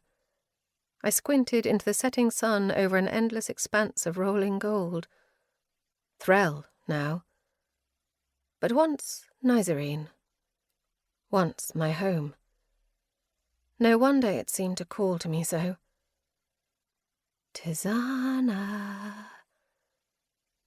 The sun was low, brushing kisses along the horizon line, running its fingers through the swaying grass. I lifted my chin to the sky and basked in it. In the distance, a figure turned around and reached for me. I could not see them. The light was so bright, flattening their form to a blurry silhouette. They called another name, a name I did not recognize but knew belonged to me. Sweat dripped down my neck. I stepped forward, but the sun blinded me. And suddenly it was so hot, too hot, my skin burning. I blinked and opened my eyes to a sea of fire. Blue, like the flames that had consumed the Mikov estate, like the ones that I had inhaled into myself when I fought Reshe in the deepest levels of magic. Those golden plains withered to decay. I looked down to see black knot crawling over my palms. Light spilled from my fingertips. "You saw me." And this time I recognized the voice. I watched my flesh wither. No more tongue to speak, no more throat to scream. My hands were only the stark ivory of bone, fractured with cracks of crimson light. "And when you look into a mirror," Reshe whispered, "you know what stares back." But still, all of that power spilled from me, surged and consumed, until I saw nothing but white and white and white. My eyes snapped open, even though I didn't remember closing them. Nura stood over me, holding a rapier that nearly nicked the tip of my nose. Her pale cheeks were flushed with exertion, silver hairs forming a halo around her head. "Where were you?" she demanded. I was unable to even answer that question. A second ago, no less than a second ago, I had been on my feet, dodging one of Nura's strikes, Il Sahaj halfway to closing the space between us. And yet now I was lying on my back in the sand floor of the sparring arena. A full 2 seconds, 3 even, gone. Just lost, Reshe whispered, like so many other things. "We don't have time for daydreams, Tizana." Nura nudged Il Sahaj's hilt with her toe, pushing it back towards me, then resumed position with 2 long, gliding steps. "Get up. 1 more." I came back to my feet, ignoring the pain that throbbed behind my eyes. I refused to let my movements betray any hint of it, certainly not after she just got me to the ground. 3 paces away from her, I took my stance, sweaty palms gripped tight around Il Sahaj's hilt. We both coiled, waiting, watching each other. When Nura and I sparred, we never announced the start of the match. We'd wait, every muscle ready, watch for any twitch of movement. Fitting. With Nura, one never really knew when the battle began. 5 seconds, 10, and then... Nura moved first this time, and I liked it better that way, because it gave me something to respond to. Her rapier came at me from the left, and I rolled right, meeting her strike with my own, steel and gold glinting violent pangs beneath the waning sun.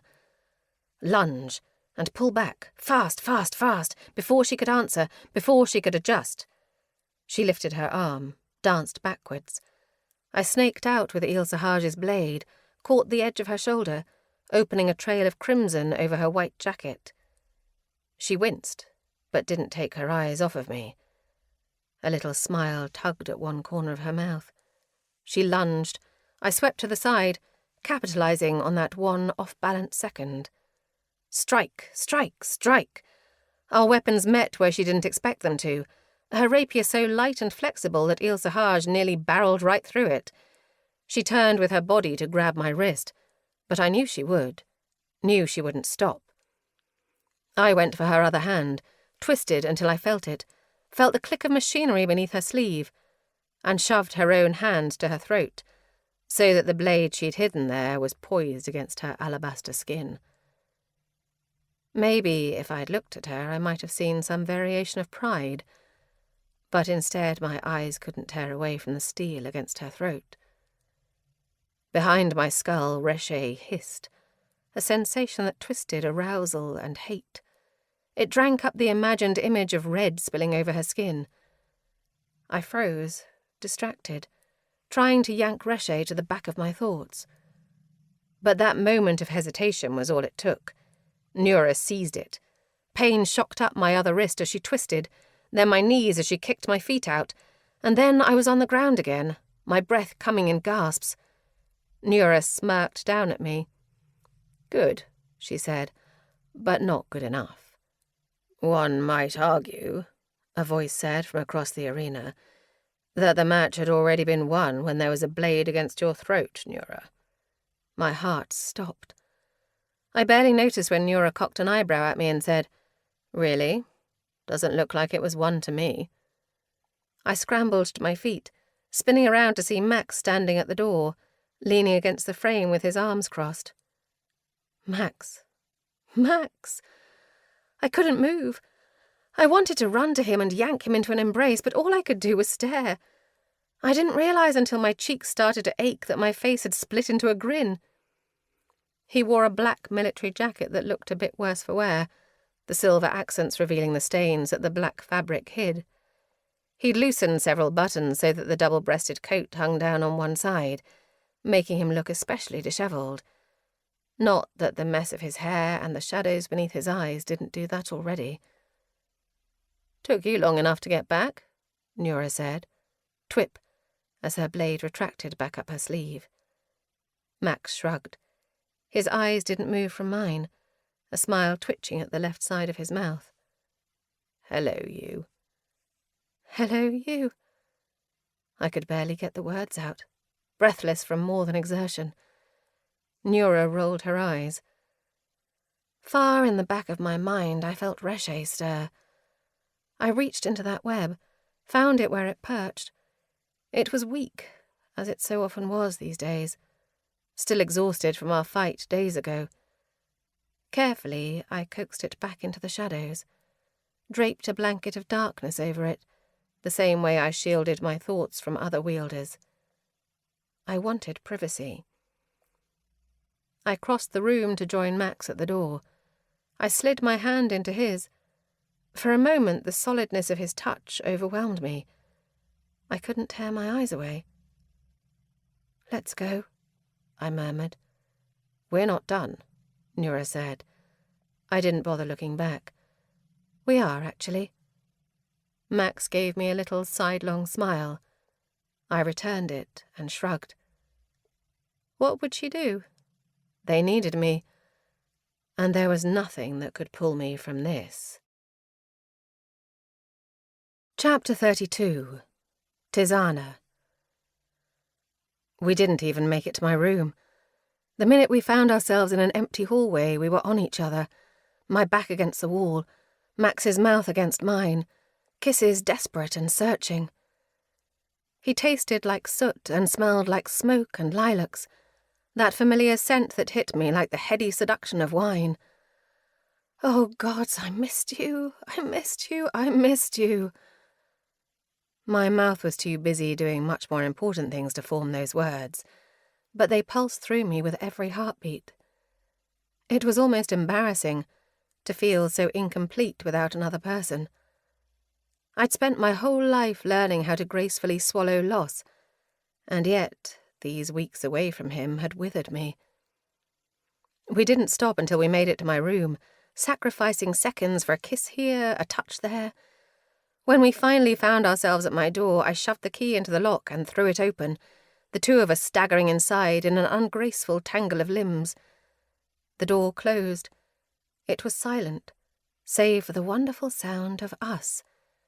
Beautiful, ragged cadence of Max's demanding breaths, the rustle of our fingers pulling at clothing, the slide of flesh against flesh.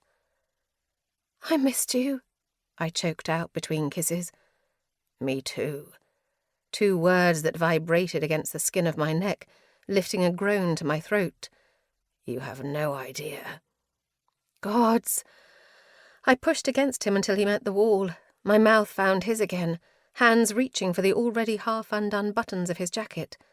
I wanted to touch him everywhere, reacquaint myself with all of his planes and angles, drown in the hot warmth of his skin. I buried my face against his throat, licked and kissed and nibbled, tasting salt and the faintest hint of iron, as my hands worked first at the final jacket buttons, then those of the plain cotton shirt beneath. He let out a groan, his grip around me tightening as my hand flattened against his abdomen, relishing the way his muscles twitched at my touch. I pulled away just enough to look at him, even though he strained to keep me close. Purple bruises bloomed like overripe petals over his skin, some as large as my fist. A red, angry cut that looked to be a few days old, dark with clotted blood, arced over one pectoral. My lips parted, but before I could say anything, Max's mouth was on mine again. "It's fine," he muttered between kisses. "I'm fine." And his hands were at my clothes, yanking my sweat-soaked sleeveless tunic over my head, then the camisole below it. His touch, warm and demanding and tender all at once, drowned out all coherent thought, all worry, anything but the all-consuming need to have as much of him against me, touching me, inside me, as I possibly could. We staggered to the bed. I fell back first and he started to follow when he paused. His entire expression changed. A wrinkle wrenched between his brows, a downward twist forming at the corner of his perfect mouth. His eyes drank in the sight of my bare body, starting at my hips and dragging up. But there was something darker than desire that doused his gaze. "It is fine," I echoed. "I'm fine." And I didn't give him time to respond before I yanked him to me, gave him one long kiss, then pushed him to the bed and climbed over him, my thighs on either side of his hips, his hands at my waist, my breasts, the curve of my hip bone, as if memorizing my form. "Where did this come from?" he murmured, brushing an angry circle of purple beneath my left breast. I raised an eyebrow. "Me? Look at you!" I leaned down and kissed his shoulder, at a red welt there. "How did this happen, I lowered myself over him, savouring the warmth of him against me. I took a moment to appreciate the exquisite shape of him, the topography of his muscles beneath his skin. Moved down to what looked like a halfway healed scrape over his ribs. I ran my lips over it, smiling against his skin when I felt him twitch, clearly biting back a laugh. "Or this?" I murmured.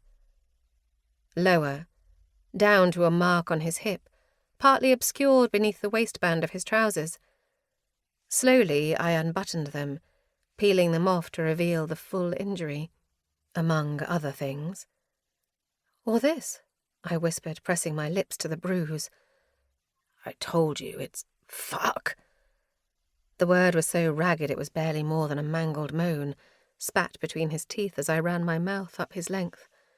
Tasted the tip, lips and tongue soft, my movements slow and languid, relishing the taste of him, relishing the sound of his quickening breaths, relishing the way that I could tell, even without looking, that every muscle in his body was tensed.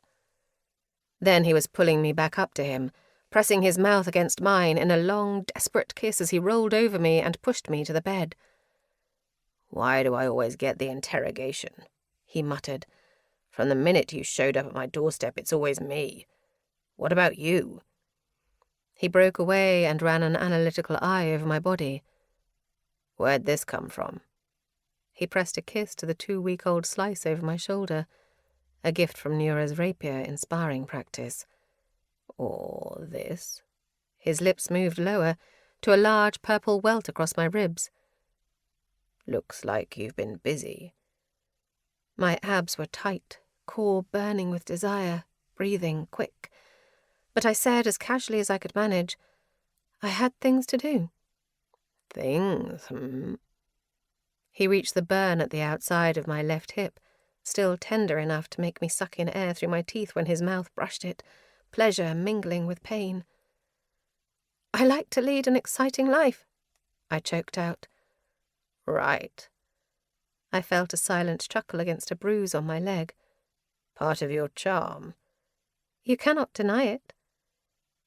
His breath came next against the inside of my thigh. Higher. Oh, gods. Gods. Time suspended, need pounding in my veins. I craned my neck to look down, and Max met my gaze. His hair was messy, falling over his forehead. A smirk twisted one side of his mouth. The left, as always. From this angle I could see the cut of his shoulders, the muscled definition of his arms, the way the light fell across his silhouette. He was beautiful. But the thing that took my breath away wasn't that. It was the sheer, all-consuming affection in how he looked at me. "You're right," he said. "I can't." And then he lowered his mouth to me, and pleasure suffused me all at once, so intense that I couldn't breathe. My back arched, my fists clenching handfuls of the bedspread.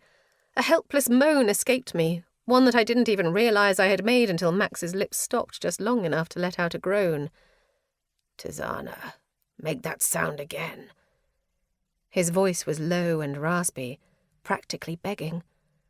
I couldn't speak, could barely breathe.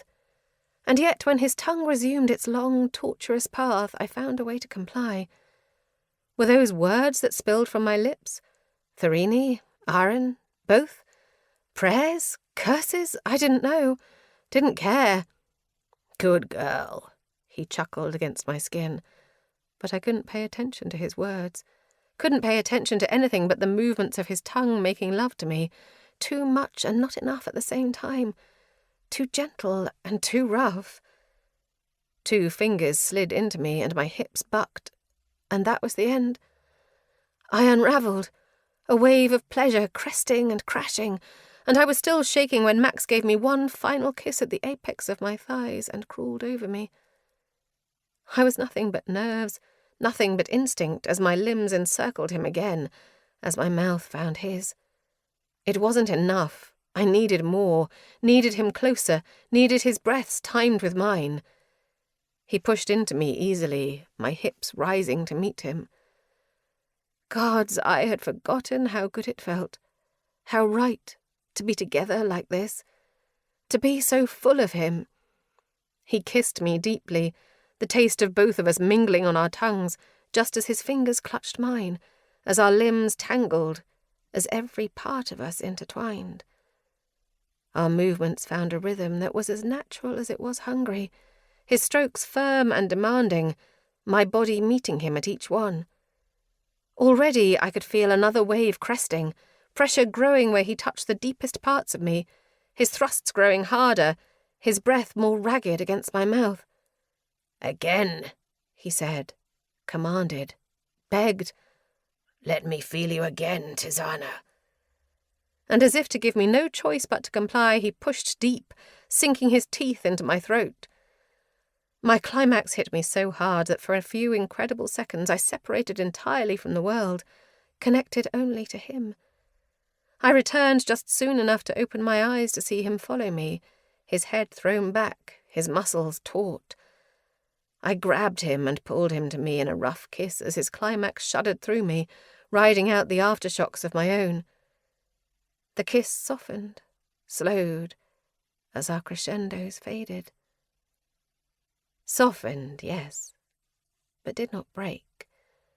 We were not ready to let each other go, and still we did not speak. He kissed me and kissed me, hands roaming each other until he slipped into me again. I could not be close enough. I wanted to feel him everywhere. And I knew, surely we both knew, that soon enough there would be words and worries and reality. But for now there was only this, nothing but each other, sharing our bodies and our breaths and everything that words were too weak to explain.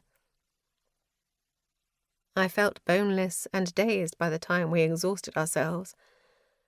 I was used to being tired by now. I was now always tired. But this was the pleasant sort of exhaustion, aching and satisfied at once.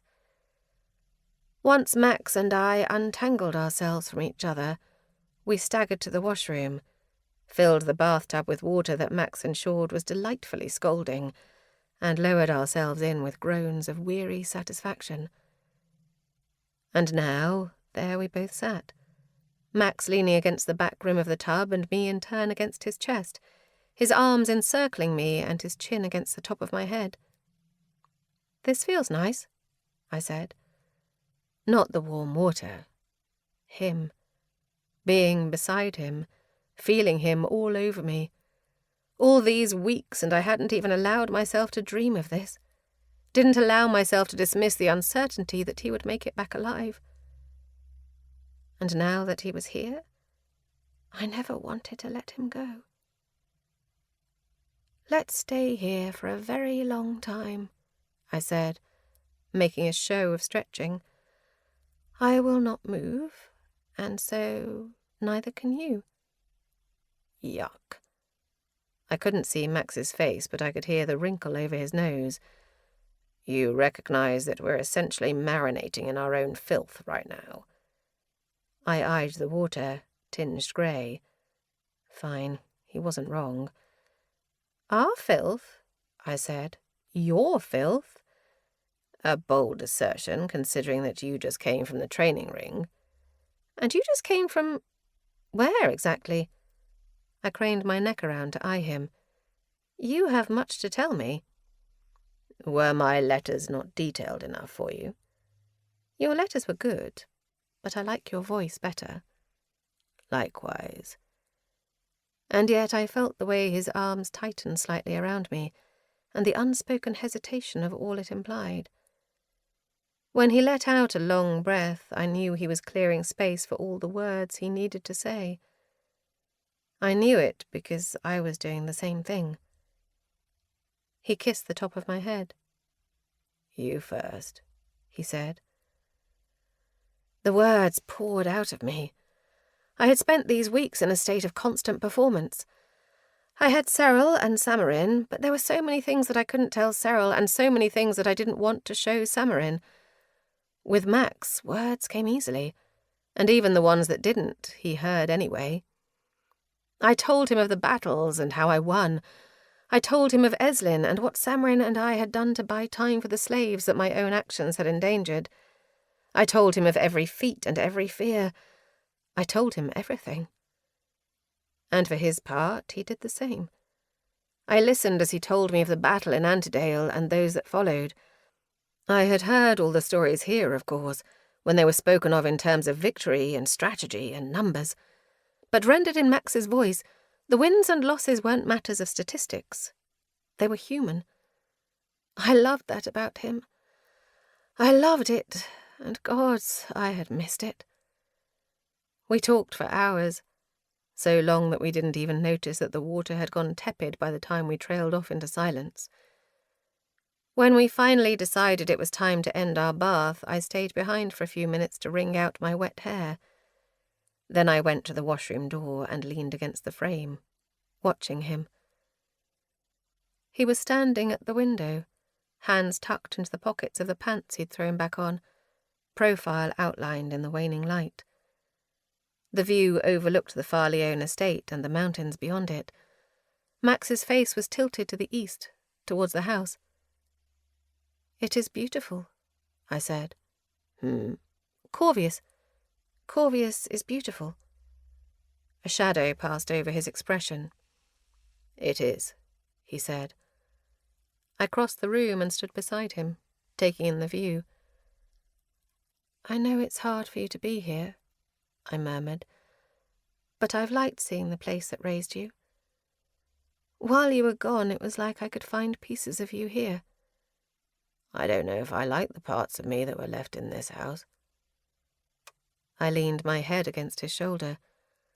I couldn't help drawing in a long breath, taking in his scent. Ash and lilacs, and a little hint, I had realized, that was from here, from this place, as if it was in his blood. Not the house, the city, the scenery, the flower gardens at the edge of the grounds, the trinkets in the libraries. There's a bookstore in town that made me think of you. The owner is very unfriendly. He snaps at you if you even say a single word. I gave him a coy smirk. It seemed like the sort of place he would enjoy. His eyebrows lurched a little, a distant smile curling his lips. "Matilda's." Yes, that was it. I was satisfied that my instincts were right. I knew him. He reached out and brushed the small of my back as if this was satisfying to him too. But his smile faded quickly. I watched him fall into serious thought. "Is it just as difficult," I murmured, "to be here again?" "I've never been able to face this place." He swallowed. "When the Saracen brought us here, that was the first time I had looked at those gates since... well, all of it. Brian tried to find me for a few years, tried to get me to come back, but I just couldn't." Brian, Max's older brother and the only other remaining Farleone, the only one who had not been present that day. I rarely asked about him. I knew it was a particular sore spot for many reasons. "Do you ever think about finding him now?" I asked quietly. "No." He said it fast, like it was a ridiculous thought. "No, I don't even know where he is. As far as I know, he hasn't been back to Ara in years. And he doesn't know the truth of what happened that day. He was fed the same story as everyone else. I can't look him in the eye knowing what I know, because if I were him..." A muscle feathered in his jaw. He still stared out at the landscape. "Like I said, there are a lot of things I haven't been able to face." I squeezed his arm. It was a long moment later when Max spoke, and said something that I was not at all expecting. "Would you come with me to see the house?" His eyes slid to me, a little wide, as if he had surprised himself too. My brow furrowed. "Are you sure?" A pause, like he himself wasn't sure. "I need to," he said at last. "It's loomed in my memory for so long. I need to..." His voice trailed off, but he didn't have to continue. "Of course," I murmured, and reached for my clothes. Chapter 33. Max. I could have shown Tisana the impersonal beauty in the Farleone estate. I could have shown her the artifacts, the artwork, the precious valuables, all the things my parents used to present to guests on tours of the house. But those were not the stories that were burning in my lungs, desperate to be released. And those were not the things I needed her beside me for the strength to face. Instead, we wandered through the living quarters. It was utterly silent here. Sereth and his leadership had taken over every wing of the house but this one, the place where we had lived our innermost lives, now carefully closed off to visitors. Perhaps even my miserable aunt had boundaries as to what she would allow him to use. When we walked through those doors, I felt like I'd walked into the past. Tisana and I went upstairs to the bedrooms. Neither of us spoke, but Tisana's hand was tight around mine. I was grateful for it. The first door I opened was to Kira's room, and when we stepped inside, I went suddenly still. The room was a frozen, dust-coated monument to the girl that had lived here, untouched for nearly a decade. Her insect books were scattered on the ground. Her hairbrush sat on the bureau, strands of black hair buried in its bristles. There was an indentation on her bedspread, as if someone had carelessly leapt from it in too much of a hurry, because she was always in too much of a hurry. I couldn't speak. I hadn't expected this, for everything to remain so preserved. Was it intentional? Had Brian instructed that everything stay exactly the way it had been when they died? Or had the world just moved on without them, and no one thought to look back? "Are you all right?" Tisana murmured. That was a complicated question. I nodded, even though I wasn't sure that was in fact the correct answer. I stepped back, closing the door gently behind me. I went to Variaslis's room next, and as soon as I opened the door, the scent of dust and old charcoal greeted me. 3 easels stood throughout the room. 2 were blank. One housed a half-finished sketch, one that I immediately recognized as depicting Shaelia reading a book, charcoal still waiting on the tray as if the artist had stepped out and never returned. Then we went to Mariska's room, all immaculately neat, long dead flowers still petrified in their perfect arrangements, and Shaelia's, which was decorated with everything and anything that once sparkled, and now hung dully in the darkness. Walking through the rooms was like stepping into a grim, grayscale version of my memory, and yet there was an odd comfort in it too, in allowing myself to see the marks they had left on the world.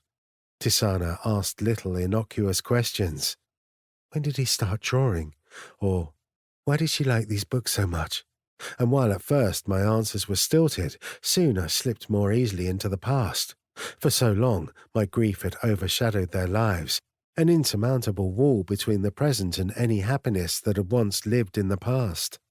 For the first time in a long, long time, I found myself peering over it. Atraclius's room was last. I opened the door and stopped short. I was expecting his to look the way the others did, preserved in the past. I was ready to see a room that was messy, an unmade bed, trinkets scattered across the floor. Instead, it was immaculate. It took me a moment to realize why. Because Atraclius had died here. The room had been cleaned and purged of all that made it his, because it needed to be when his body was taken away. My eyes drifted down. Burn marks peeked out from beneath the carpet. I suddenly felt ill. I stepped backwards, closing the door too quickly. I glanced at Tisana, and I saw her wince, her fingers going to her temple. I wondered if Reshe was whispering to her, awakened by the memory of what had happened here. This had been a mistake. I was halfway down the hall before I even realized I was moving, then down the grand staircase. I didn't stop until I flung open a door and felt the rush of cold mountain air against my face. I let out 2 shaky breaths and opened my eyes. I hadn't even paid attention to where I was walking, moving solely on instinct. I stood on the balcony. Before me was a breathtaking view of the mountains, the forts illuminated like distant candles, the snow-capped peaks glowing beneath the moonlight. I felt warmth surround me. Tisana leaned against my shoulder. Her touch was a grounding presence, tethering me back to the earth. Their lives were worth so much more than the way they ended, Max, she murmured softly. Don't let their deaths take that away from you. It is the most precious thing you have. A lump rose in my throat, ascended above. I wished it was that easy. But their deaths had taken so much. From their memories, from their lives, from me. I wish you could have known them, I said. I wish I was introducing you to them instead of showing you their empty bedrooms. I wish I was showing you this house when it was a home, not a shrine to the dead. And sometimes, I let out a breath through my teeth. Sometimes I wish you had known me the way I used to be. Sometimes I wish that was the version of myself I could give you. A better version. One that wasn't so broken. I had thought that when I noticed my feelings for Tisana beginning to change. The night I had given her the butterfly necklace, I had spent the rest of the evening trying to ignore the pleasant burn on my knuckles where they had brushed her skin. And when I lay in bed that night, unable to sleep because of this persistent nagging fantasy that I couldn't shake, a cold voice had echoed through my mind. Maybe once, long ago, you could have been worthy of her.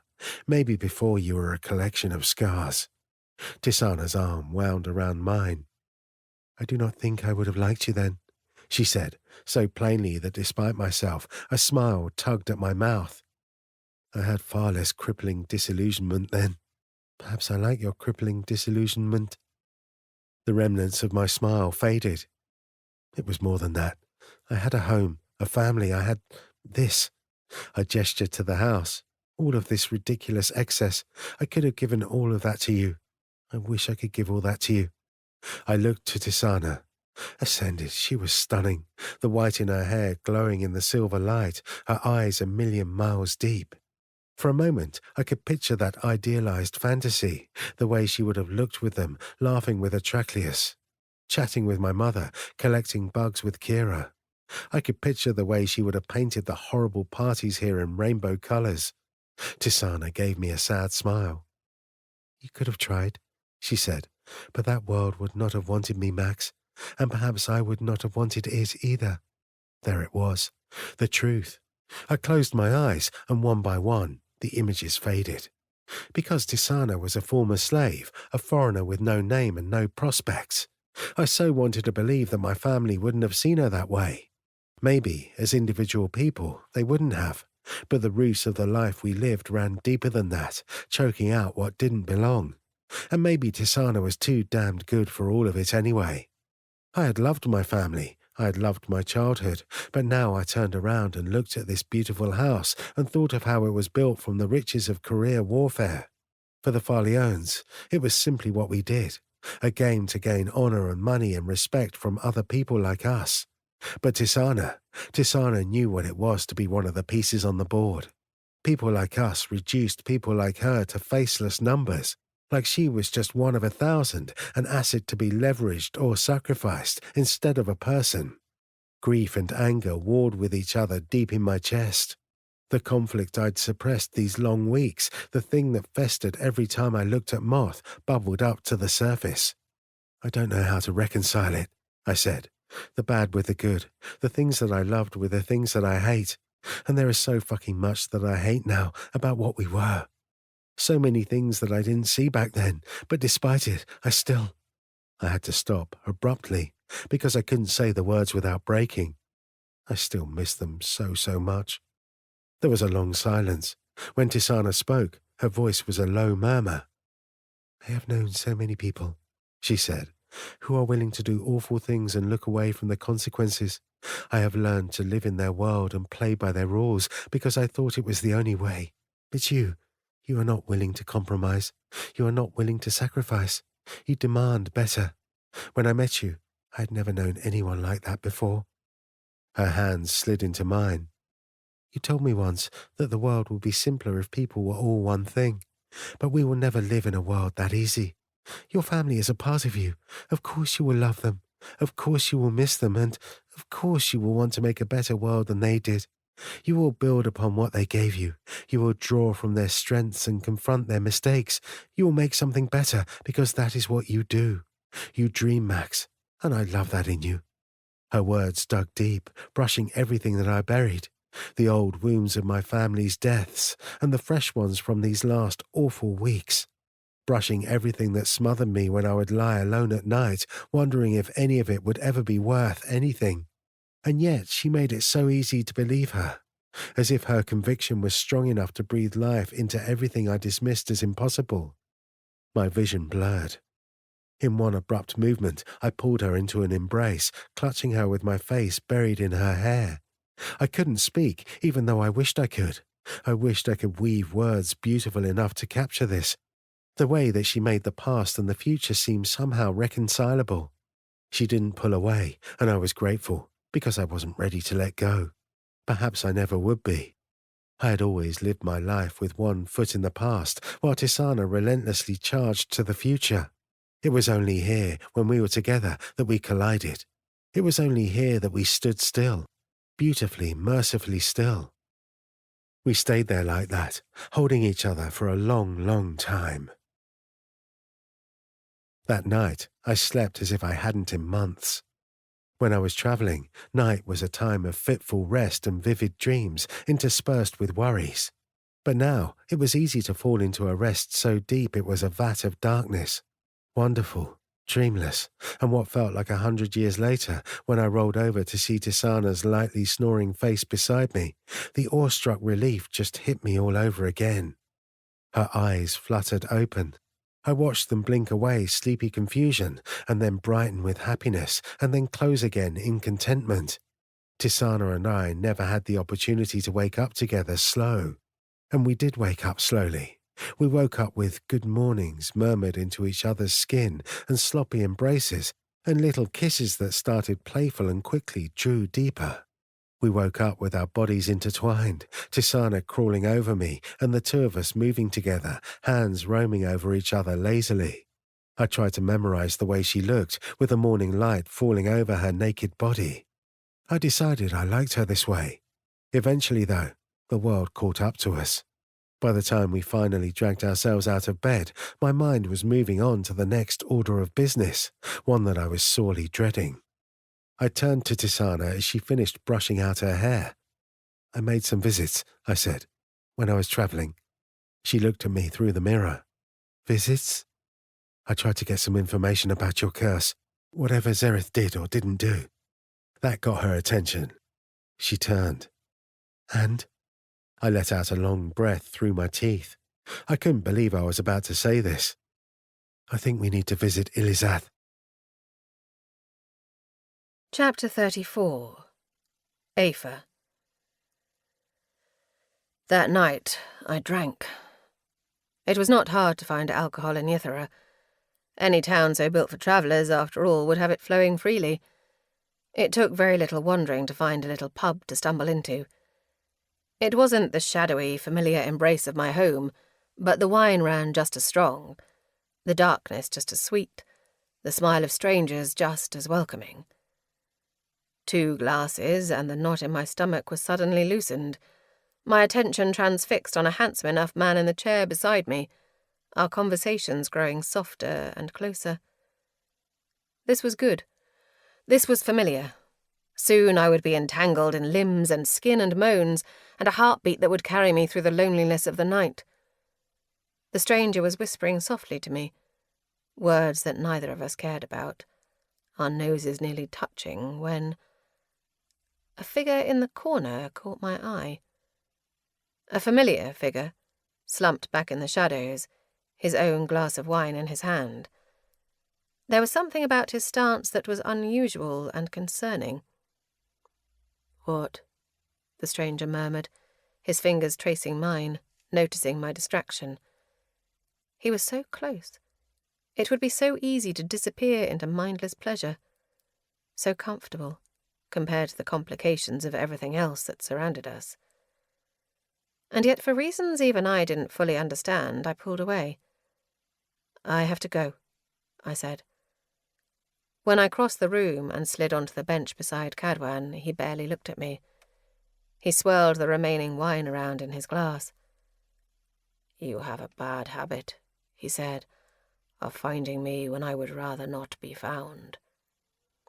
"Do you want me to leave?" I said, and he flicked a heavy-lidded gaze to me, held it. "No," he said. "No, I do not." My eyes fell to his mostly empty glass. Certainly not the first. "What are we drinking to?" A barely visible smile. "A good friend's birthday. One that he should be drinking to himself." Oh. I bit my lip. There would be many lonely birthdays for Cadwan. "He would have been a much better king," he said, looking down to his glass. "It should have been him. It's laughable, actually, that I am the one who holds the title now. Someone should have made a rule. Once you get past the 10th person in the line of succession, perhaps it's time to give up. You're the king now. You could make that rule.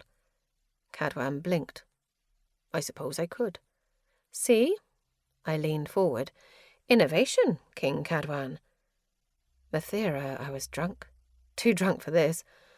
I half expected him to be insulted. Instead, he let out a short laugh. Innovation. Yes, maybe. But even that. His gaze went far away, face lapsing into seriousness. I just keep thinking of how many more useful people could have lived. I knew some of the most brilliant people that have ever walked this world. When I had that corpse open on my table, all I could think about were all the more intelligent minds that could have been standing in my place. Minds who could assemble the pieces I cannot. And yet I was the one who walked away. My mouth was dry. I took a long gulp of wine. I was acutely conscious of the letter in my pocket and what it forbid. Cadwan wanted answers, but he would not be able to get them in Niraja. I didn't want to tell him that. Not now. But when I put my glass down again, he was looking at me with that stare that stripped me bare. I assume, he said, that you received a letter from your father. I stiffened and silently cursed myself for abandoning the promise of a wordless embrace for this. My non-answer was answer enough. I'll guess, Cadwan said, leaning back in his chair. We are not going to Niraja.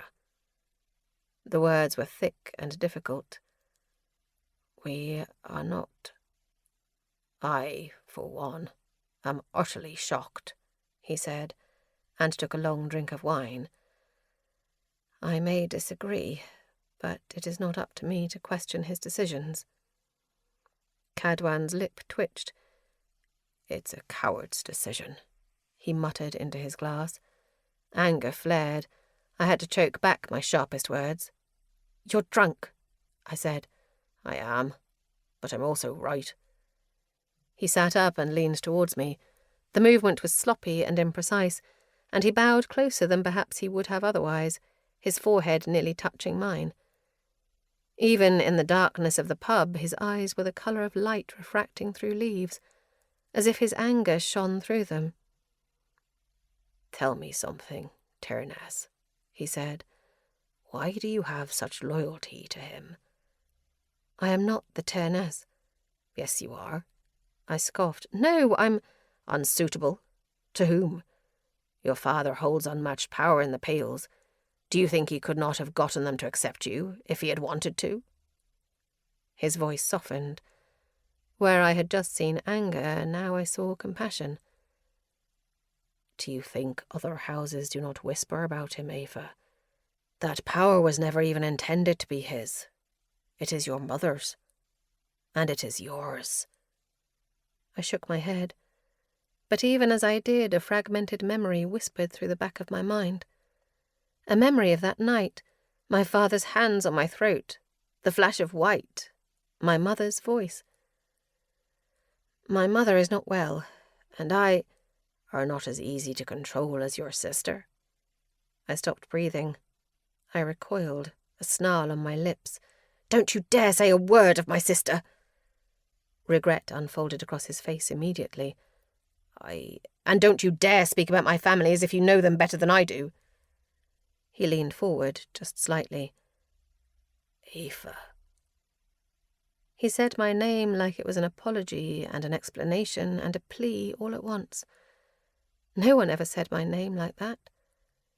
No one ever had extended that sort of tenderness to me, and I liked it better that way. And so I didn't need to think before I stomped it all out.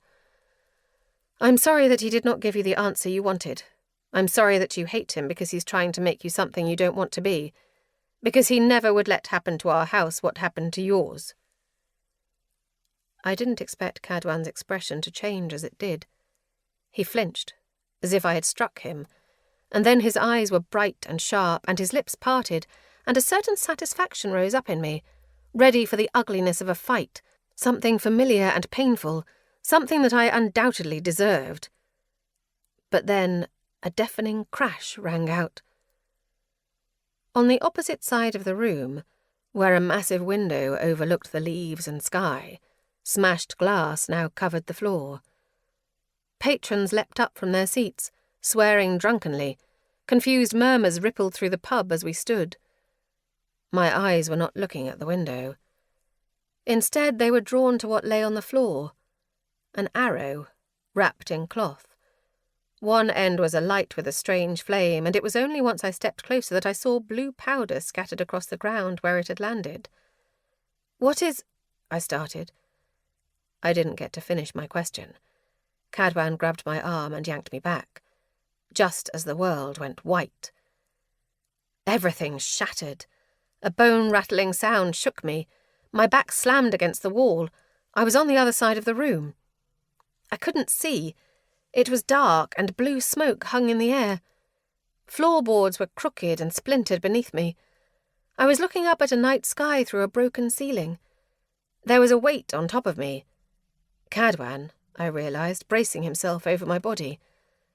There was a warmth spilling over my right arm where he pressed against me. Blood. His. I wasn't prepared for the wave of panic that realization brought me. My hands clamped to his side, trying to quell the bleeding. "You're hurt." But Cadwan didn't seem to care. There was something more urgent than pain etched into his expression. "Humans," he ground out. It was the only thing he had time to say before there was a hideous cracking sound, and the floor fell out beneath us. Chapter 35. Tizana. I wasn't sure what exactly I was expecting.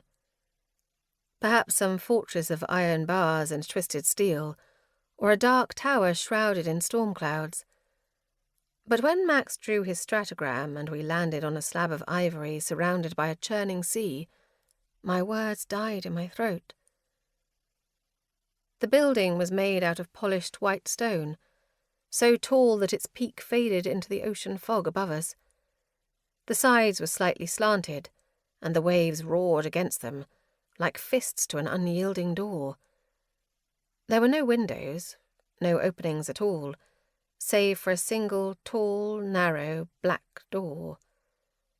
The walls were covered with carvings. As we stepped closer, I realized that they were not images but symbols, a language I had never seen before. As the light hit them, sometimes they would catch sudden flashes of silver or black, or a bone-chilling red. Reshe recoiled. "This is a terrible place," it hissed. "An evil place." I winced, pushing back its protests. But it was right. Everything here felt unsettling. "Irons built this?" I asked as we approached the doors. They loomed above us, two massive panes of darkness against the ivory. This place was like nothing I had seen in Ara. It seemed ancient and foreign. "It wasn't built so much as it was discovered. It's old, certainly older than the fall of magic." Max barely touched the door, and it swung open seemingly of its own accord. He shuddered and cursed beneath his breath. "I suppose that 400 years ago, when it was uncovered again, the Orders thought it would be a shame to let such a perfectly torturous place go to waste. Enterprising bastards." We stepped through the doors, and they closed swiftly behind us, as if offended by Max's tone. Reshe slammed against my thoughts. "Get out! Get out! Get out! Get out!" It was eerily bright in here. The walls and floor were made out of the same smooth white stone as the exterior, adorned with the same decorative carvings. There were no doors, no adornments, no lanterns, just light. And no people, though I felt the heavy gaze of watchful eyes. "I fucking despise this place," Max muttered and started walking. I followed. "There are no guards?" I couldn't help but whisper. It was too silent, an unnatural silence, the kind that reeked of danger. The words barely made it out of my mouth before I stumbled into Max, who had stopped short. An old woman stood before us. She was draped in a black dress with a matching scarf covering her hair, reminiscent of a hood. She stood perfectly still, her hands clasped in front of her. Shriveled scars occupied her empty eye sockets. A Syrian. "Ascended above. That was unnecessary," Max muttered. The woman did not acknowledge the comment, though the muscles around her scars twitched disapprovingly. I couldn't help but stare. Is this what became of Syrian when they got old? I'd never seen one over the age of 50. And while all Syrian could be a little unnerving, this one seemed almost inhuman. A purple cast bloomed beneath her scars, like delicate bruises. "For whom?" she creaked out. "Vardir Israin," Max said. The woman then gave me a stare that I felt down my spine. "She's with me," he added. The stare held for several more uncomfortable seconds. Then she abruptly turned away, as if we were now unworthy of her interest. She lifted a finger and pointed down a hallway, and by the time we began walking again, she was gone. Max strode on purposefully, as if that one feeble, pointed finger was enough to tell him exactly where we needed to go, even though we continued to turn corners and wind down hallways. The carved white stone drowned out everything else, so bright I found myself squinting, and the walls seemed to press down on us. Everything was so strangely silent, as if sound itself withered and died in the air. Even the cadence of our footsteps seemed odd, like they were defying nature. At one point we turned a corner, and it was as if something cracked. A piercing, agonized scream sliced through the air, so sharp it dragged bloody fingernails through my ears. I froze. But the sound was gone as suddenly as it had appeared. It was like a single fragment of broken glass, cut off at the end and the beginning, audible for only a fraction of a second. And then, once again, it was so silent that I questioned whether I had heard it at all.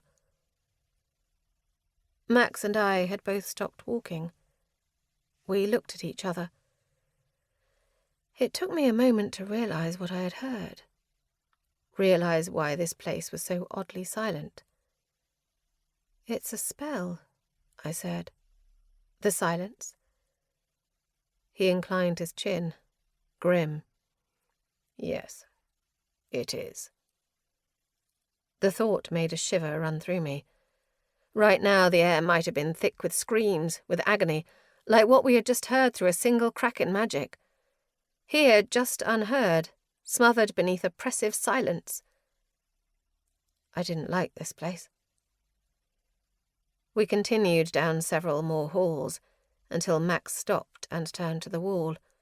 He placed his palm flat against the white stone, and it simply parted, like a curtain opened by invisible hands.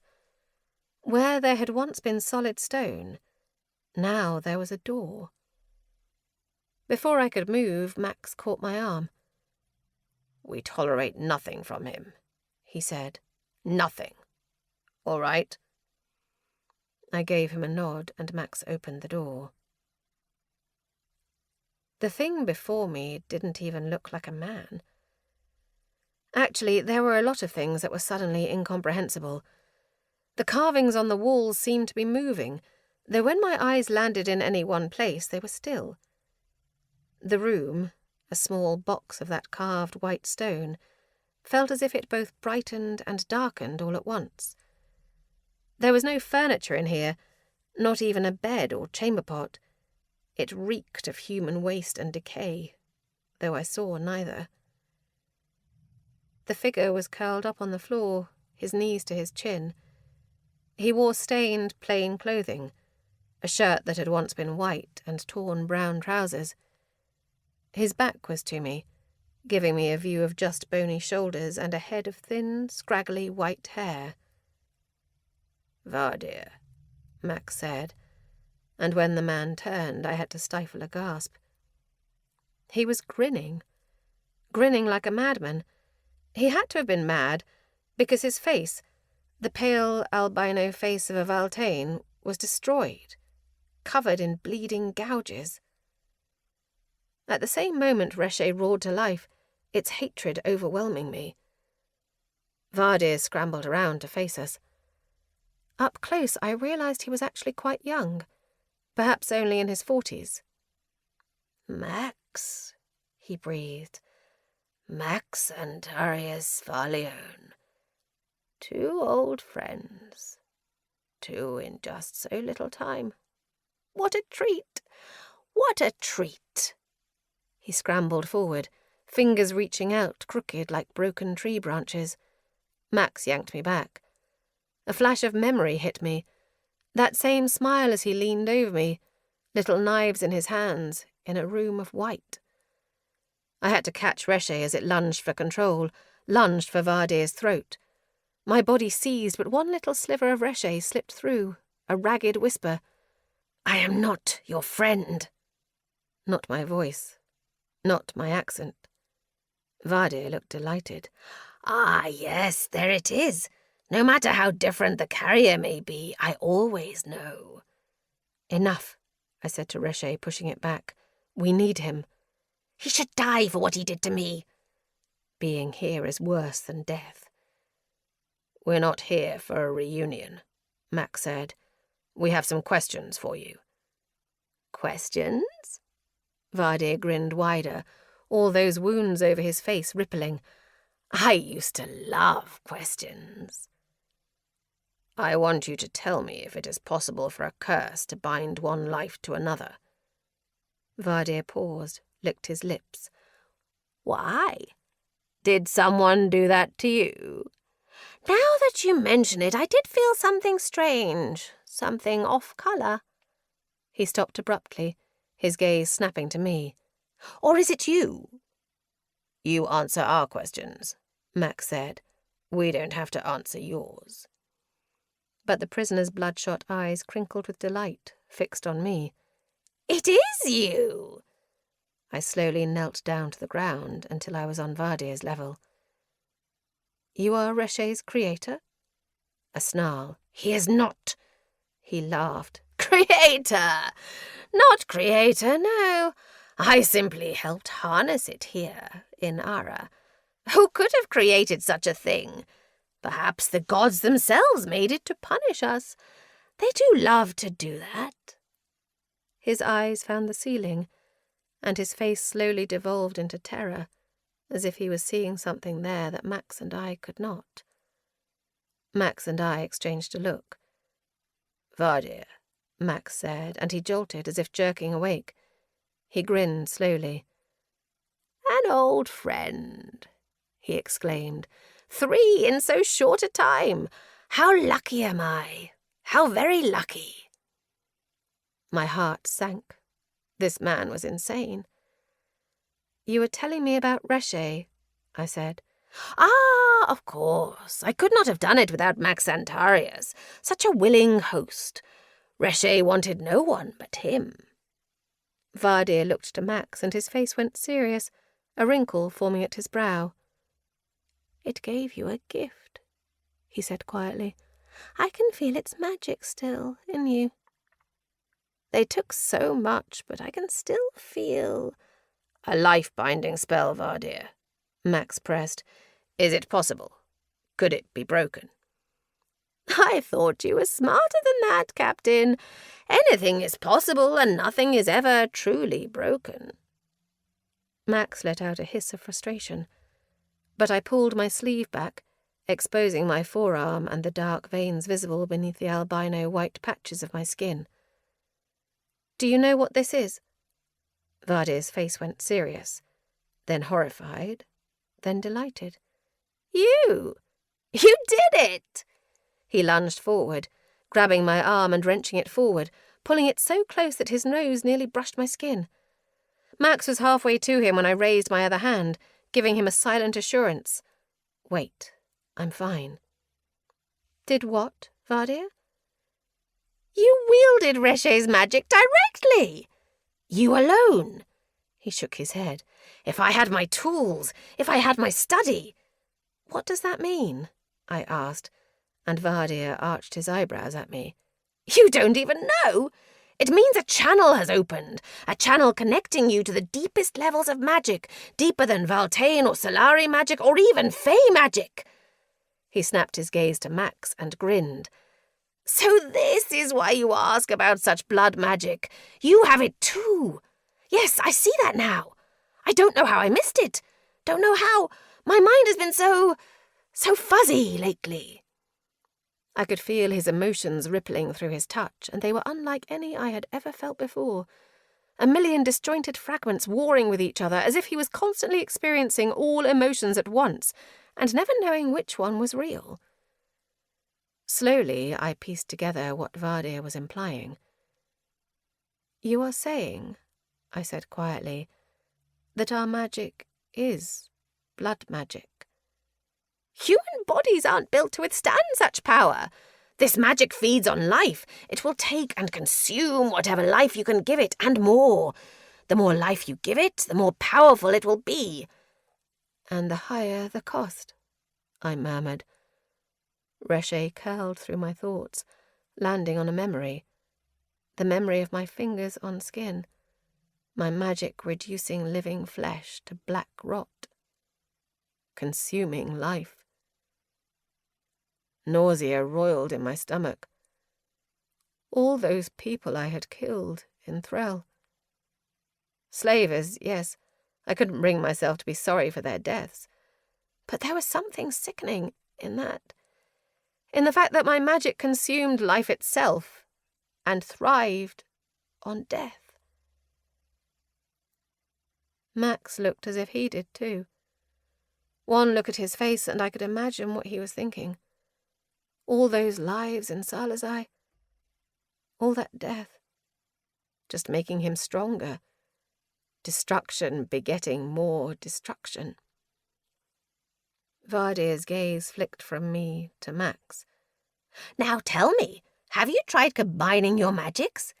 Theoretically, if you both draw from the same level, you could—" Then he stopped short. His face went suddenly slack, then slid slowly into horror. Wordlessly, he lifted his hands and began drawing his fingers down his face. It was then that I realized. The cuts were claw marks, hundreds of them, from his own fingernails. I lurched forward to stop him, on instinct. 1 second and I was yanking away Vardir's hands. Another and he lunged for me. I was pinned on the floor, Vardir leaning over me. "How did I miss it?" he breathed. "Until now, I didn't see." His blood, fresh in the newly opened scratches, dripped on my face. He was on top of me, his hands at my throat. A split second later, and I felt the heat of flames, Max's cursing as he yanked Vardir away. The tiny cell suddenly was thick with the smell of burning flesh. My own magic tingled at my fingertips. Rot. Vardir scampered upright, pushing himself against the wall, his eyes glued to me. "They're coming for us," he said. "Because of you." I leapt to my feet. My heart was pounding. 2 strides and I was there before I knew what was happening, pushing Max aside and grabbing the sides of Vardir's bloody face. "You deserve to die," my voice said. My voice, but Reshe's words. "You locked me up. You tortured me." Black rot sizzled on Vardir's skin, and he let out a raspy, ragged scream. "You will destroy us! You destroyed me! You—" "Stop!" Max pulled me away, and I whirled around to face him. "He deserves it!" I growled. "You know he does as well as I." Fragments of Reshe's memories slid through my mind. My open entrails open on a table. A white ceiling.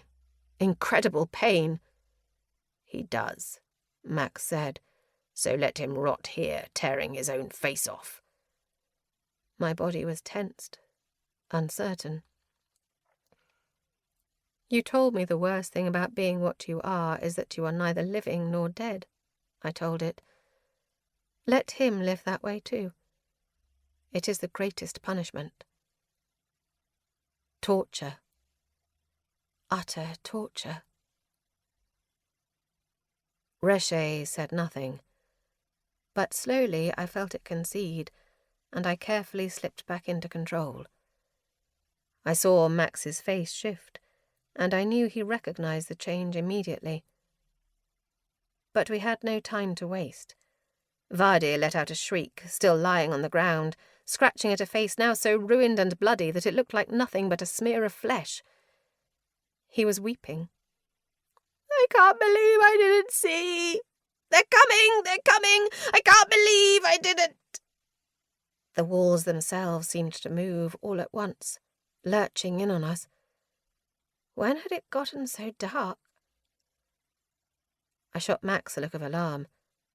"That's enough of that," he muttered, and grabbed me with one hand and pressed the palm of the other to the wall. And nothing happened. "Max?" "I'm trying." Again, his palm to the wall. Nothing. It was so dark now. So dark that I was beginning to see movement in the shadows, like ghosts crawling out of the stone carvings. The hair on the back of my neck stood upright. My heartbeat was rushing. "All right, you miserable bitch," Max muttered. "Enough play." He pounded on the wall and then pressed his palm to it. This time I pressed mine beside his. Open, open, open! The wall parted and I breathed a ragged sigh of relief. Max grabbed my hand and the two of us were rushing down those smooth stone hallways. Gods, had I thought they were bright before? Now what had once been eerie bone white was ashy and dark, as if smoke-stained. The carvings seemed to shift. One turn and then another and another. Every hallway looked the same. At one point Max stopped short, his face snapping off down the hall, frozen. "What?"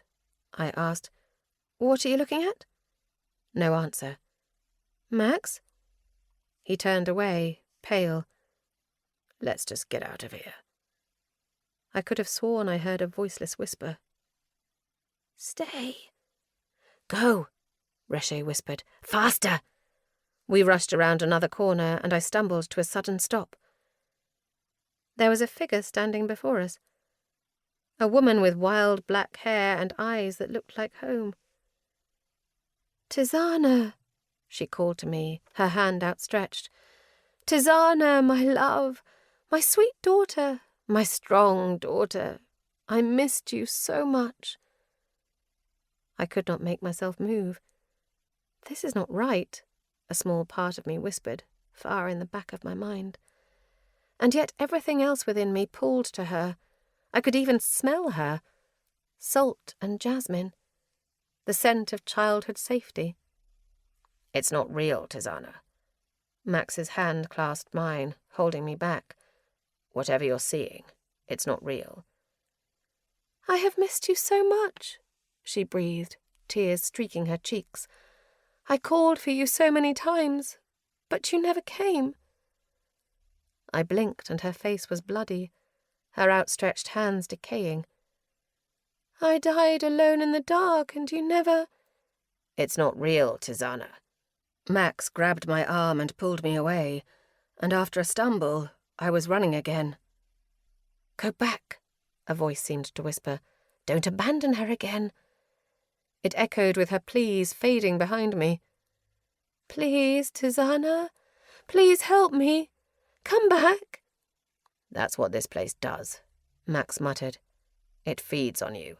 Don't stop, no matter what it shows you." My mother was only the beginning. I saw Max, chained and bloody, marred by decay that I immediately recognized as my own magic. I saw Cyril, starving and emaciated, collapsed under the tear of countless lashes. Samarin, Moth, the Threllian refugees. Always the same. Help me, help me.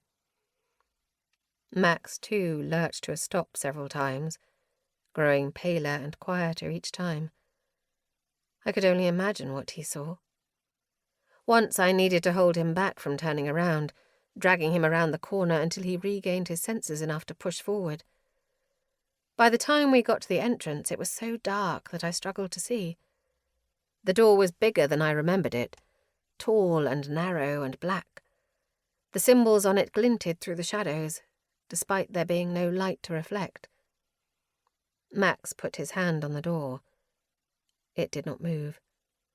The symbols were rearranging, like bugs crawling towards a carcass, collecting around us. I pushed the door too. "Let us out," I murmured in Tharini, as if to plead with Elizath herself. "We do not belong here." "You do not?" The whisper surrounded us. "All right, Elizath," Max muttered. "We're appropriately fucking impressed with you. Now let us go."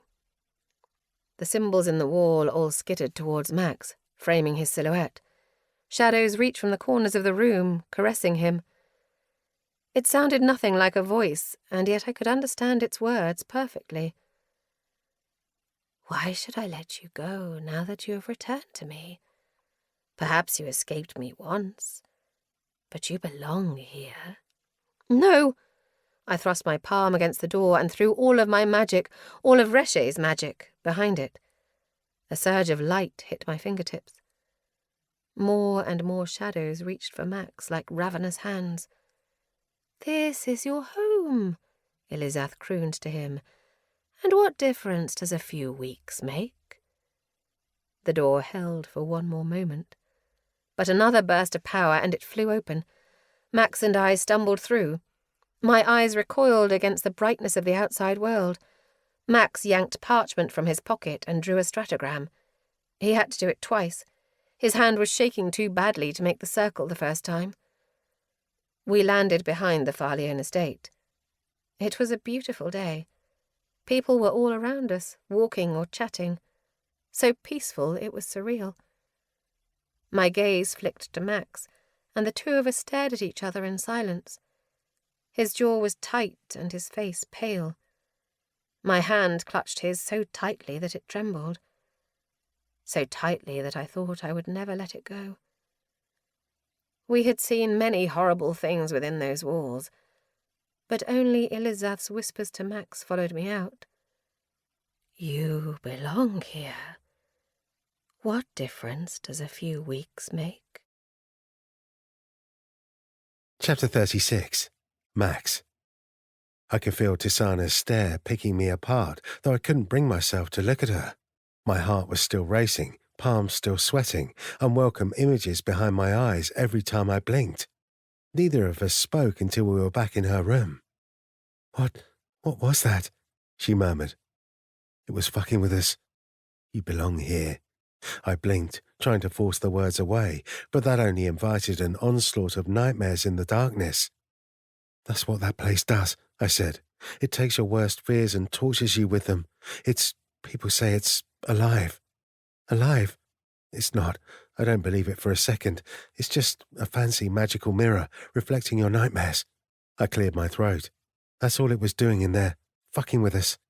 Tisana flinched, as if one of her own visions was racking through her mind. I could only imagine what she had seen. Her past was so dark. There would have been plenty for Elizath to work with. I shouldn't have brought her there. "Why didn't it let us leave?" she said. Far be it from me to interpret the motivations of an ancient sentient prison. Has that happened before? Does it do that? Not that I'd heard of, but then again, Elizath was universally regarded to be mysterious and horrible, and no one truly understood it. I ran my hand through my hair. Maybe it's because of our magic. Perhaps it responded to us differently because of it. Ancient and mystical and evil, just like Elizath. "Perhaps," Tisana said, but I could tell that she wasn't satisfied with this answer. "You escaped me once." I fought a shudder and went to the window, mostly because it gave me an excuse to turn away from Tisana's stare, one that, as always, saw too much. "We have more important things to worry about than Elizath's sadistic tendencies anyway," I said. Tisana and I did what we always did when we mutually needed a distraction that night. We trained. There was a comforting familiarity in the two of us throwing ourselves into work with no room for other unpleasant realities. Tisana had gotten better since I left, especially at combat. Il Sahaj now worked as an extension of her body and her magic, almost as well as my staff worked as an extension of mine. But it was still unnervingly strange whenever I caught glimpses of my own tactics in her movements, a reminder of why we were here, and the terrifying thing that now bound us together deeper than our friendship or our affection. We trained until our bodies no longer cooperated, and then we rinsed ourselves off and collapsed into bed, where we lay in silence, pretending to be asleep. We left the lanterns on, and neither of us discussed why. You belong here. It was past midnight when I felt Tisana's limbs wind around me. Her voice was quiet in my ear. When they charged you after Salatsai, she murmured, if you had been found guilty, is that where they would have sent you? I'd known the question was coming and was dreading it. If I had been convicted, yes. War crimes, that had been my charge. What other word was there for what had happened in Salatsai? It was oddly difficult to speak. It would have been the right place to send someone who was responsible for that. It wasn't you, Max, she whispered. Sometimes I wasn't sure how much it mattered. I wasn't even at the trial. I was distracted. But I heard that the survivors were there. They came and testified before the orders because they wanted justice just days after they buried whatever was left to bury. I cleared my throat. I was only freed because Nura fought for me. Sometimes I think about that, how those people must have felt, watching me be cleared when I wasn't even there. Is that justice? You going to that place because you felt guilty wouldn't have been justice either. Maybe, but maybe it would have been closer to it. You belong here. When Elizath had whispered that to me, it had felt like the truth. Max. Tisana turned my face to her. Her mismatched eyes were bright and fierce. You have never belonged there, and you never will, no matter what it said to you. Do you understand? She said it the same way she had once declared that she would free the Threlian slaves, the same voice she had used when she insisted that she would save Cyril, even when the world told her that it was impossible. Relentless brute force. I kissed her on the forehead and pulled her into an embrace. I know, I murmured. She did always make it seem so easy to believe her, but when I looked at her again, her face as I had seen it in the darkness of Elizath stared back at me. Elizath's whispers caressed my dreams all night long. Chapter 37. Tisana. I couldn't shake the things that Elizath had shown me. Sleep was restless. It was nearly morning by the time I finally dozed off, and when I woke again, Max was gone. A note on his pillow. T. Your snoring was charming, and you were too peaceful to wake. Early drills. Dinner later? Love, M. It was so deceptively nonchalant, written as if we were two very ordinary people leading very ordinary lives, and like we hadn't been victimized by a magical ancient prison 12 hours ago. I set the note aside. Then, as I rose and began to prepare for the day, I noticed another letter that had been slid beneath the door. It was from the refugee dwellings, from a young woman named Fijra, whom I had met a few times before. Her grandmother needed my help and requested that I visit that day, though the letter remained somewhat vague as to why. Not that it mattered. Whenever the refugees asked me to go, I went. Today would be no exception. Thank you, Tisana, for having the time to come. The old woman spoke with a thick Durali accent, a dialect of Tharini that was sharp and choppy. Her hands shook as she served us stew, broth splashing across the table as she struggled to support the weight of the ladle. I gently took the spoon from her and poured the stew myself. For me, for her, and then for Fijra, who sat silently with her eyes lowered. Of course I have time, I said. I settled back into my chair and sipped my stew. The flavours weren't quite the same as those found in Threll. It had that classic and fishy, burning spice. But still, nostalgia flooded over me at even an imperfect taste of Threllian food. My eyes drifted to the corner of the apartment, where a little boy, perhaps no older than 5, played with blocks on the floor. I gave him a small wave, which he seemed reluctant to return. "That's my boy, Mio," the old woman croaked, following my gaze as she settled into her seat. "Not by blood, but I love him all the same." "The family we choose is just as important," I said. There was a long, awkward silence. The old woman was peering at me through cataract-ridden, wrinkled eyes. Fizra wouldn't so much as look at me. I cleared my throat. "So, what can I help you with?" "I did have a grandson, though," the woman creaked out as if she hadn't heard me. "I did have a lot of things, a long time ago. Before Derelin fell. I used to live in the capital, you know. Before it fell." The woman's stare glazed over. I knew that look. Almost everyone got that look when they got to thinking about the past. I put down my spoon, realizing that what this woman needed above all, right now, was to talk. "It was the Asarians that got us," she went on. "We were all surprised by that. Those ink-stained mice brought down the great Derelin nation." The Asarians had been one of Threll's only allies. They didn't have a strong military, but they had money and scientific advancements. They used that money to purchase the best warriors, now infamous bands of private armies like the Rose Teeth and Goldbark companies. In the end, though, the Asarians were still playing a game they couldn't win. They spent all their gold trying to keep up with the Threllians, and when they were no longer useful, the Threllians conquered them too. Mercenary armies don't stay to defend you if you can't pay them anymore. And so Asaria fell just like the rest of us. "We got out early," the old woman went on, "before the major cities fell. My grandson, my little Senra, was just 13. Dangerous age for a boy. Old enough to fancy yourself a hero. Went on like that for some weeks. Thought we might make it out. But that's when the slavers started to come. And the first time we saw them, my boy didn't want to run." Her voice was flat, too used to telling sad stories, but the grief beneath it never dulled. 13 is a dangerous age for a boy," she murmured, gaze far off. "Fancied himself a hero." Fizra's eyes closed as if shutting out the memory. "A terrible thing," I whispered. "They took Fizra and me. God's luck we stayed together. But the others, well, soon it was only us." The woman patted Fizra's hand. "Then I met little Mara and little Mio.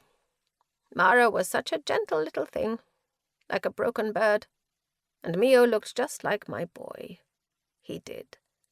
Just like him. Didn't he?" Fizra spoke for the first time. "Yes, grandmother, he does."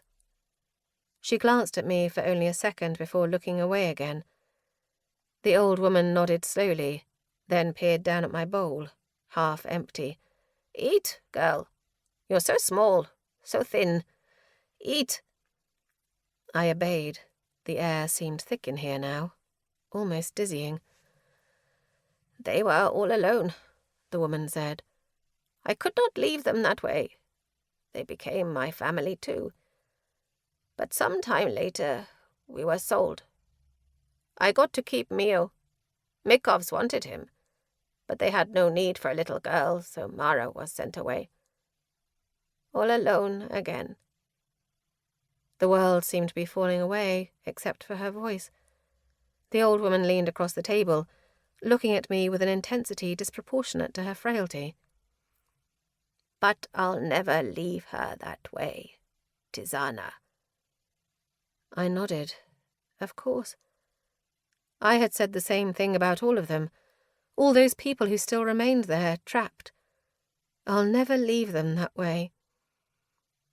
Fizra was peering at me now from behind sheets of gold hair, and I felt something sully the air. Regret? Shame? Beneath my skull, Reshe slithered. I tell you this, the old woman said, closer still, because I want you to know. A headache throbbed in my temples. The edges of my vision were growing grey. Too late, I realized. The world blurred around the old woman's face. I want you to understand me. I would do anything for them, Tizana. Anything. Go! Reshe roared. I grabbed for the knife at the table, only for Fizra to clumsily knock it away. My muscles barely obeyed me. Strong male hands grabbed my throat. My vision was darkening, thoughts unravelling. I thrashed out, catching skin, irregular busts of magic popping at my fingertips. Some faceless attacker screaming in pain and pulling away as I left him with rotted flesh. I hit the floor. Everything went black. Rope tightened around my neck. And the last thing I remembered was Reshe's frantic, fading whisper, "Kill them! Kill them! Kill them!" But even that was claimed by the darkness. Chapter 38. Afer. My father's hands were on my throat. I couldn't breathe. I looked at nothing but his face. He was bigger than me. I was 10 years old, and especially small for my age besides, so light that he could have picked me up with one hand. His breath smelled of wine and rage, both equally pungent. My mouth was opening and closing, but no words would come. This struck me as such an injustice, because I didn't even need a lot of them. I just needed one, just a single word. Please. Please, after all, was a magic word. It was a word that gave me comfort and gifts and safety, pretty trinkets and beautiful dresses, and above all, love. But my vision was blurring, darkness encroaching over me, and I was not granted any of those things. Not even that single word. Please. Please. With great effort, my eyes opened to see a world on fire. The leaves were now far, far above me, a canopy of scorched green. Little flecks of flames floated down like shooting stars. It was beautiful, before I remembered enough to make it terrifying. There was an overwhelming pressure on my chest, and something sharp jutting into my right side. Cries surrounded me, some legible, some not. Somewhere behind me, someone was begging. For what? I wasn't sure. A beam from the fallen pub pinned me down. I turned my head and saw Cadwan beside me, half sprawled over my midsection. He was so lifeless that panic cleaved through me. With all my strength, I pushed against the slab of wood. I felt as if my body was 1,000,000 miles away, but by some miracle I managed to lift it just enough to wiggle out from beneath it. When I sat up, I stifled a gasp. It looked like the end of everything. The world was burning. Flames, orange and blue, crawled over the trees, consuming the wooden footbridges that connected them all above us.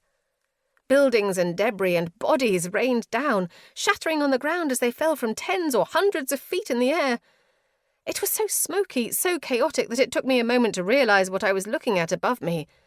Countless silhouettes surrounded by magic or wielding steel, locked in battle. Humans. I heard the word in my head in Cadwan's voice, just as he had said it before we fell. Shit. I went to Cadwan, yanking the debris off of him. He was still, violet blood plastering the fabric of his shirt to his body. It ran down the side of his face, too, sticky in his copper hair. Cadwan! I felt for his heartbeat, breathing a sigh of relief at the weak but steady pulse. Get up. We have to go. Cold fear settled over me.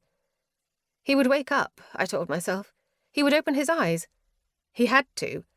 The last thing I said to him had been so cruel. He would wake up. But he didn't move. Cadwan! Please! Please! God's that word! How it had lost all of its magic. The screams above us seemed to be getting louder, more desperate. Yithra was only a trading hub. There was no military here to resist the attack. We had no time. I leaned over Cadwan. One of his hands was free from the debris, dangling over a beam. I grasped it and pushed up his sleeve, pausing. I knew Cadwan was a skilled magic speaker, even though I didn't know much about what exactly his gifts were. But I was desperate. Mathera, this had better work, I thought to myself, and sunk my teeth into the inside of his wrist. I was not expecting it to hit me so hard. One swallow, and I felt his magic swell in the pit of my stomach. Ishka's magic had felt powerful, but strange and unfamiliar, like trying to speak a new language with sounds that didn't sit right on my tongue. This felt like a song I didn't realize I remembered. Oddly familiar. Oddly right. I blinked, and when I opened my eyes again, something was different. It was like seeing colour when I had once seen only black and white, except colour was life.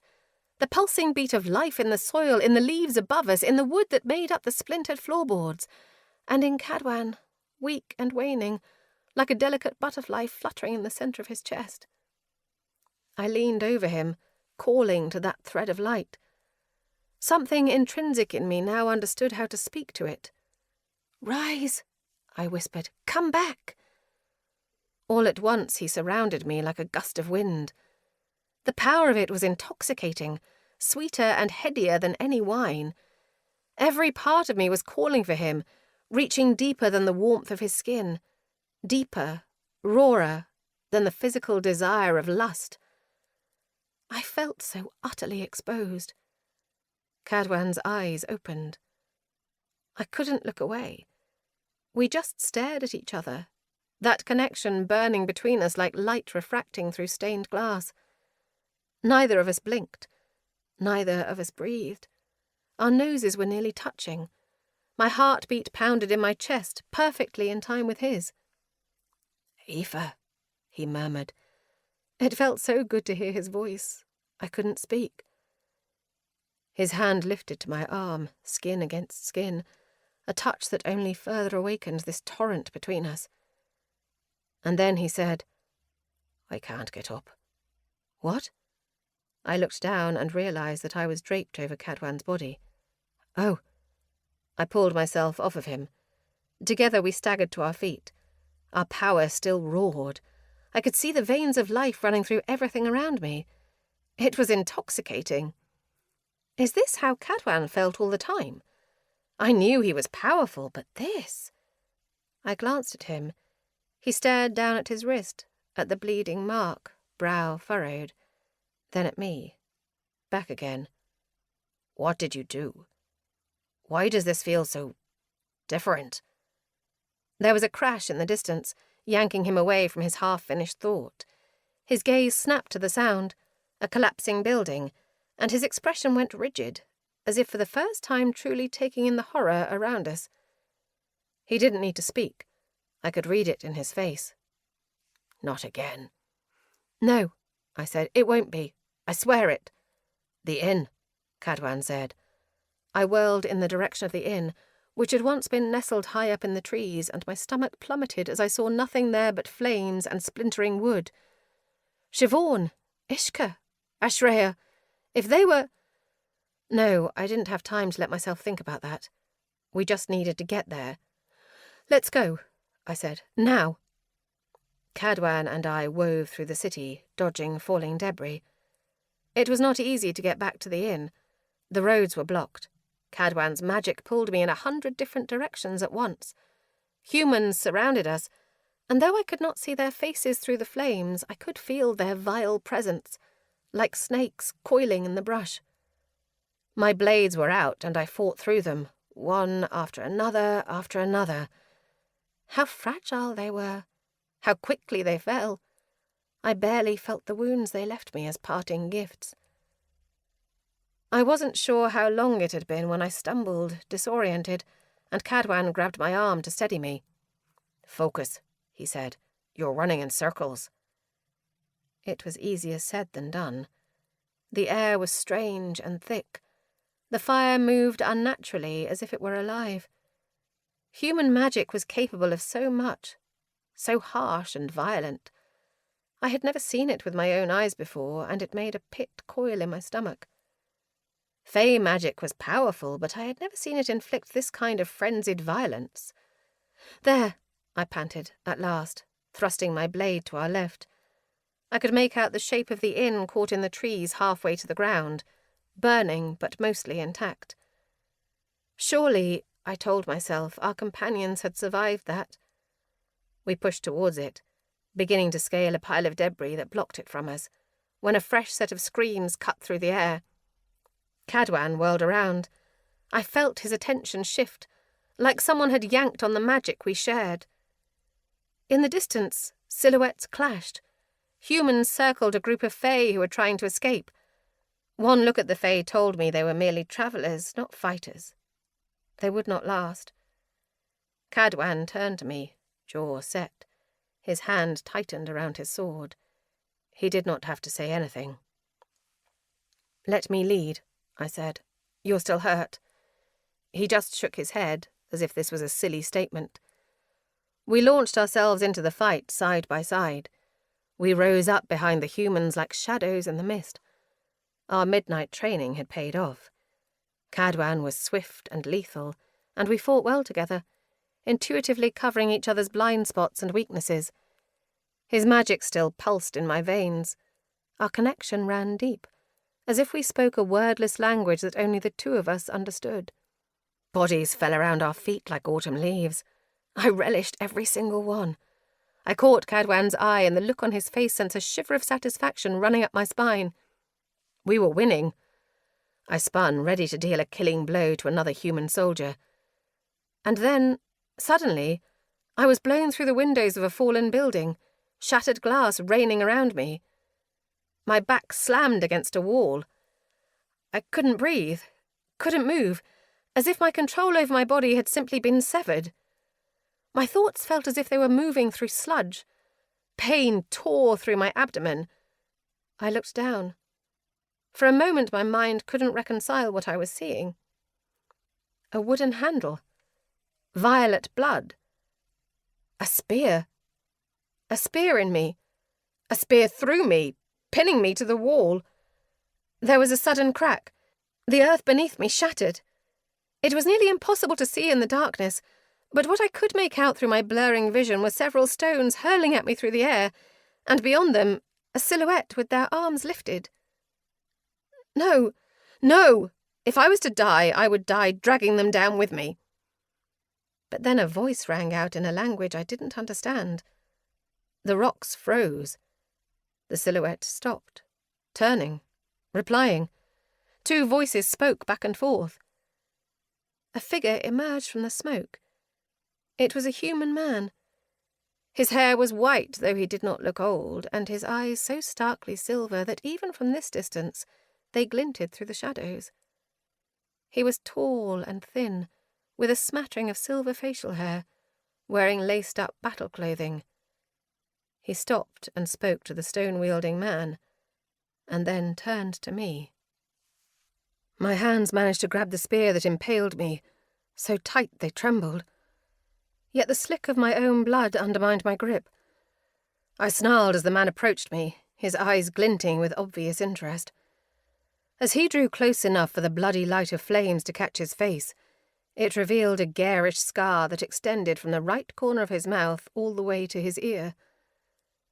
It seemed at odds with the rest of his appearance. I had expected some barbarian. But this man was neat and dignified, the type that appeared better suited to a library than a battlefield. He muttered a word that I didn't understand. His fingertips brushed my jawline, turning my cheek. He was so close.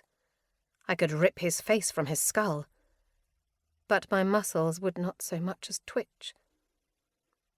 Was human magic really capable of such a thing? But he was not the only one with power. I still had a grip on Cadwan's magic. I forced myself to focus. Focus. I could see it, feel it, the force that bound me. And I poured all of my stolen magic into severing that tie, into breaking free, pushing past it. It cracked just enough for one brief opening. I snapped at the human's hand, catching his ring and little fingers between my sharpened teeth. His blood, rotten and red, flooded my mouth, and I spat it onto the ground as the man leapt back and howled. And at that same moment Cadwan swept into the room. His magic roared to life in my veins, more powerful than it had been before, and I knew it because I could feel it burning through me, like a mirror compounding the strength of the sunlight. At first my mind could not make sense of what I was looking at. He was surrounded by vines. Moving vines. Tree branches and plants and leaves were unfurled around him, driving through human attackers like spears or encircling their throats. The silver-haired human lunged. Light sparked to his fingertips, lethally powerful. He lifted his hands and Cadwan stumbled back, as if struck. The hold on my mind released. Temporarily, I was sure. I had seconds. The spear was not coming out of the wall. But I was. With a roar, I tightened my grip around the handle, and slowly, so slowly, too slowly, I pulled myself forward. Cadwan lunged. The vines moved with him, matching every attack, every movement, even every wince of pain. But the human tore his hand through the air, releasing a sudden invisible force so strong that it snapped Cadwan's tree branches into splinters, and would have knocked me back to the wall if I hadn't been holding on to the spear so ferociously. He descended upon Cadwan. The world narrowed to these precious seconds. I let out a scream. 1 pull, 2, 3, and then I was out, and I was running. I didn't think. I wielded Cadwan's magic, reflecting it back to him twice as bright, and in the same moment I grabbed my dagger and drove it into the man's back. He whirled to me, ready to counter, but just as quickly branches wound around his throat, then his wrists, his arms. Behind him Cadwan descended, eyes cold.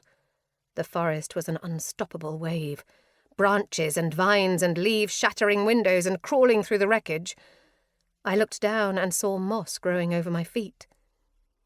"Tell me why you are doing this," Cadwan demanded, and I had never heard his voice like this before, raw and agonized. "Tell me why you're killing my people." The human did not answer. Why would he? He couldn't understand Cadwan's words anyway. He opened his mouth and blood dribbled out. The vines tightened around his throat. "Why did you do this to us?" The human's face was overtaken by flowers, buds spouting over his eyeballs. The magic we shared was waning, running too hot, too fast. My blood pooled on the ground. I stumbled. Cadwan's attention snapped to me, just for a split second, but that hesitation was all it took. The human's magic rose before he did, a wave of lethal blue light. It lunged for us, and I didn't think before I threw myself in front of Cadwan, pouring all my remaining power into our magic, into lifting my blades, into... A smear of gold passed over my right shoulder. Warmth spat at me, and suddenly the human was a heap on the ground, his face bloody ruin.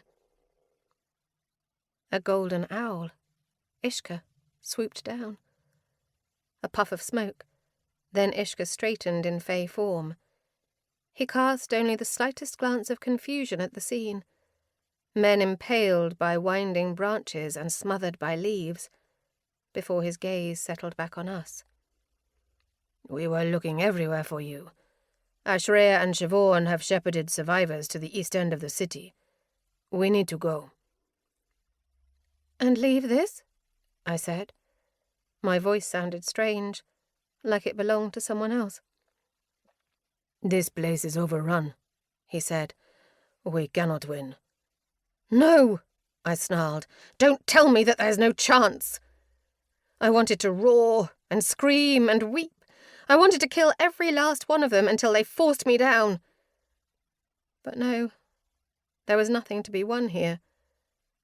We would walk away and leave the bones of the dead with the bones of the city, just as we had 2 times before. "Aoife." Ishka approached me cautiously, a wrinkle between his brows. but it was Cadwan's face that jerked me to reality. I wasn't sure that I had ever seen him look so afraid before. "What's wrong?" I started to ask. But then I looked down at myself, at the hole in my abdomen, at the blood that now soaked my clothing. I did not remember falling. Chapter 39. Max. I had been 21 when I was first put in command. Back then, I had been given a team of just 30 soldiers, all wielders. When I met them, they had been disasters. New recruits, barely trained, some with a lack of control over their magic that was downright dangerous. I thought to myself, this is it, my military career over before it even began. Because surely there was nothing I could have done for that group of people.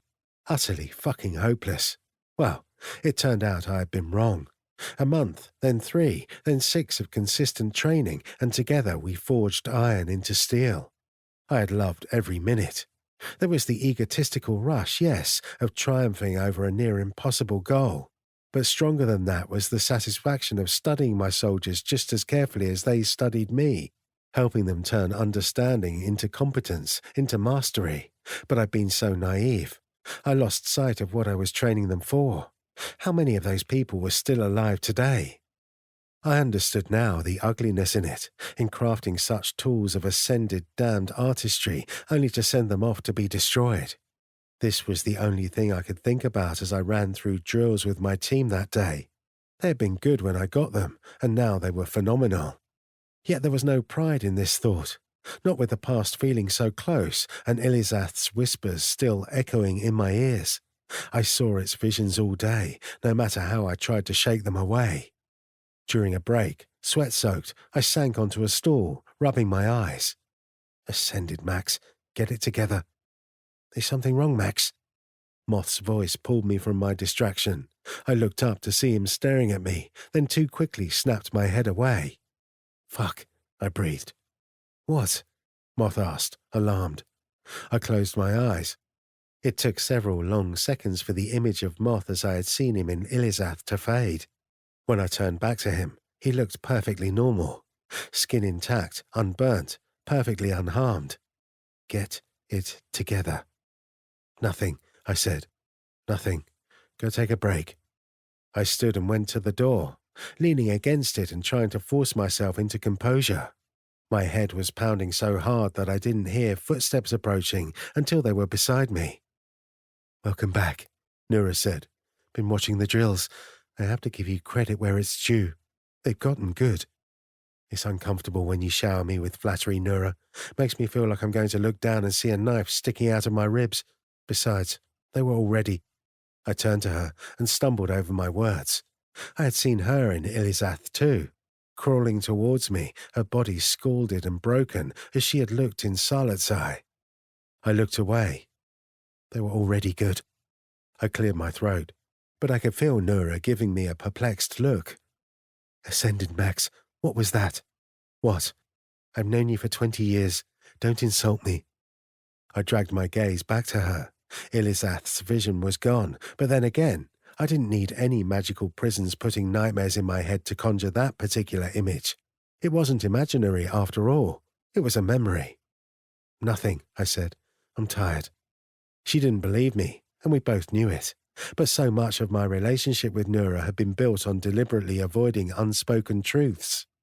And so she didn't press, instead reaching into her pocket and pulling out a little velvet pouch. Here, she said, I found something for you. After a surprised pause, I took the pouch. It was old, the burgundy fabric worn and crushed. I opened it and extracted the contents, and my throat was suddenly tight. This is yours, I said. I frowned down at the fine piece of metal in my palm, a delicate silver necklace with a single gemstone charm. It looked like a shard of crystallized ice, all hard angles and sharp edges, with flecks of red distilled within it. Morrigan's ice, a rare gem from the south. It had been my mother's. You should have it, Nura said. She gave it to you. A lot has changed since then. A flicker crossed her face, hidden beneath a wry smile. She probably will want you to have it now, and besides, I haven't worn it in a long time. You should save it for your daughter one day." I was silent.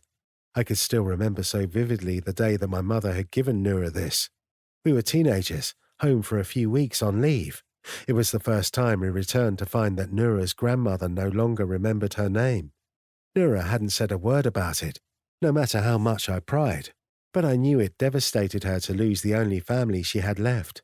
We had been about to leave for the towers again when my mother had pulled Noura aside and pressed the necklace into her hands. "This has been in my family for hundreds of years," she said, "passed from mothers to daughters. Morrigan's ice is created in some of the most inhospitable places in the world. It could have been refined into something more traditional, but I've always loved that this one is unfinished." She gave Noura a barely there smile. "I think there is a beauty in that, don't you? In being a little different, a little sharper." I had never seen Noura cry before, and that day had been no exception. But I could tell that she had to try hard to avoid it, blinking a little too fast, her words rough. "I can't take this. Give it to Mariska or Shaelia, or I think it suits you," my mother had said gently, and Noura went silent for a long, long moment before pulling her into a fierce embrace. It was only later, when we bid our final goodbyes, that my mother had taken me aside. "Keep an eye on her," she had murmured. "She needs us, that one." At the time, I had attributed that to my mother's kind affection for a lonely, orphaned girl. But now I looked back and wondered if perhaps there was something else my mother saw in Noura. If she saw what she might become, if left alone to bloom in the darkness. Now I looked down at the necklace and heard my mother's words. Despite it all, it didn't seem right to take it from her. In all the ways that counted, she lost her family that day too. Perhaps this was the only thing left tethering her to them. Hell, maybe she wanted to get rid of it because it so reminded her of them. I understood that, in a twisted sort of way. I put it back in the pouch and handed it to her. "It's yours. I don't want it anyway." Noura hesitated. "Really," I said, "I don't." She reluctantly slid it back into her pocket, her gaze still searching my face. "I heard that you and Tisana took a trip to Ilizath," she said quietly. I scoffed. "Keeping track of me? It just seemed out of character for you to step foot in that place. We had some questions that needed answering, that's all. Bardir is insane, too insane to answer many questions." Her breath through my teeth. "That he is," I muttered. The frustration of it still hadn't eased. If he didn't have answers, I wasn't sure who would. "Be patient, Max," Noura murmured. "She'll make it out of this. It just takes time." Be patient. What was that supposed to mean? We didn't have time for that. We didn't have time for any of this. But before the words could leave my mouth, a voice cut through the air. "General Farleone." I turned to see Zerith striding towards us. He looked even worse than he did when I saw him a few days ago, but more terrifying than that was the sheer rage on his face. Something metal glinted in his hand. When he drew close enough for me to see what it was, my heart stopped. It was a necklace of butterflies. "We have a very big problem," Zerith said. Chapter 40. Tisana. I dreamt of a wall of black. It was slick, like glass or wet stone, and stretched across my entire vision. There was a silhouette reflected there, one that never quite came into focus, not even when I came close enough to press my palm to its surface. Someone was calling to me, using a name I did not remember, speaking in a language I did not understand. A ghost that remained forever out of reach. Like the tall grass against my hands. Forward, backward, again. "You asked me once what I missed. Then I did not understand what you meant. I did not understand what it was to miss." The swaying of the grass began to lurch more sporadically, like the fragment of memory was degrading. The tips against my palm. Back. Again. Back. Again. But now I see. To miss is to mourn, and I know that I mourn. But the greatest tragedy of it is that I cannot remember why. I just know that once I was whole, and now I am a collection of missing pieces. The planes dissolved. I felt Reche's pain, dull and aching, spread through my bones. Sometimes, though, I catch the edge of it, like a snag at the end of a fraying thread. I think that I remember the sun. The comforting heat of the sun fell over my face, sweat dotting my cheeks. Perhaps I once knew the smell of rain. As quickly as it had come, the sun was replaced by a steamy rush of rain, the damp scent of earth rising. Once, I may have even known the touch of another soul. The rain was gone. The sensation was replaced by only one other, the feeling of a hand in mine, the warmth of skin, the throb of a pulse. But even these things are a shadow of a shadow. Perhaps they are not my memories.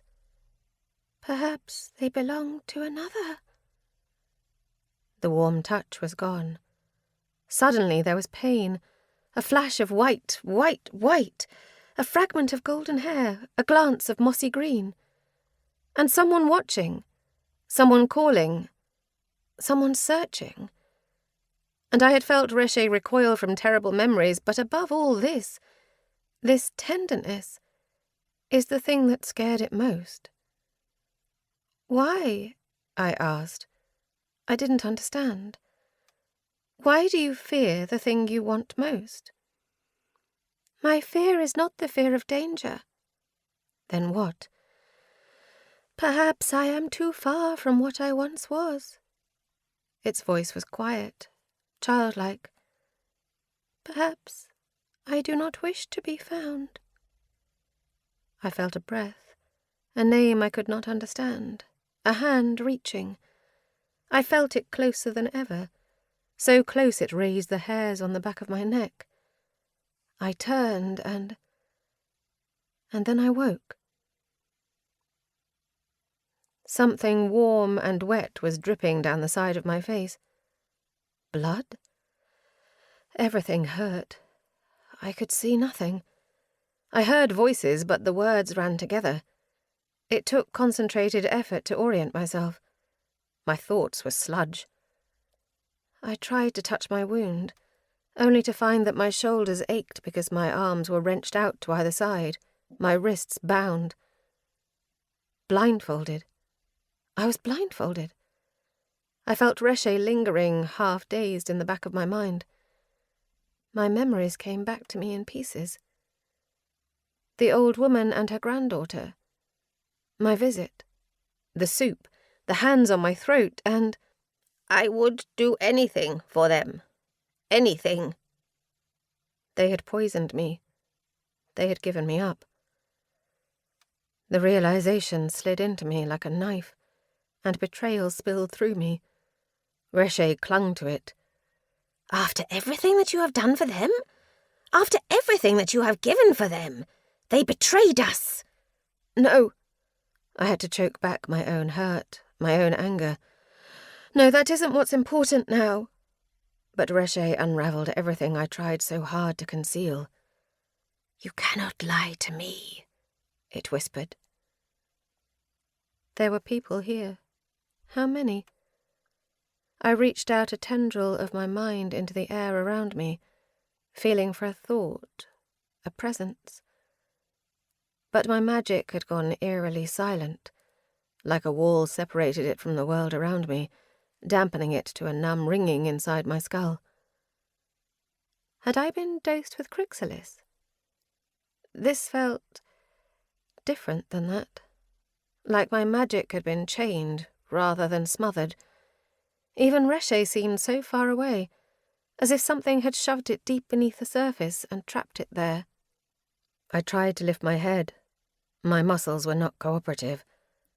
The voices stopped. She's awake, a man's voice said. There's no need to be afraid of her, a woman replied. The voice was low and smooth, sounding as if it belonged to someone in her 60s. "She's harmless now." "I'm not afraid of her. I'm just curious." Footsteps slowly approaching. From what I had heard about her, I was expecting... what? A demon? She just looks so harmless. "That harmless little thing has killed hundreds of your men," the woman replied, and despite everything, that word closed its teeth around me. Hundreds. Had I taken that many lives? Surely no. Not when I had tried so hard not to. But then again, it adds up, doesn't it? Battles on top of battles on top of battles, and even those miraculously small death tolls rise and rise. I pushed the thought away. "I would appreciate it," I said, "if you could remove this from my face. Please." My voice was raspy. Seconds passed. Then the blindfold was yanked away. I squinted. It wasn't especially bright in here, but compared to the unyielding black of the blindfold, the light was blinding. It took a few moments for my eyes to adjust.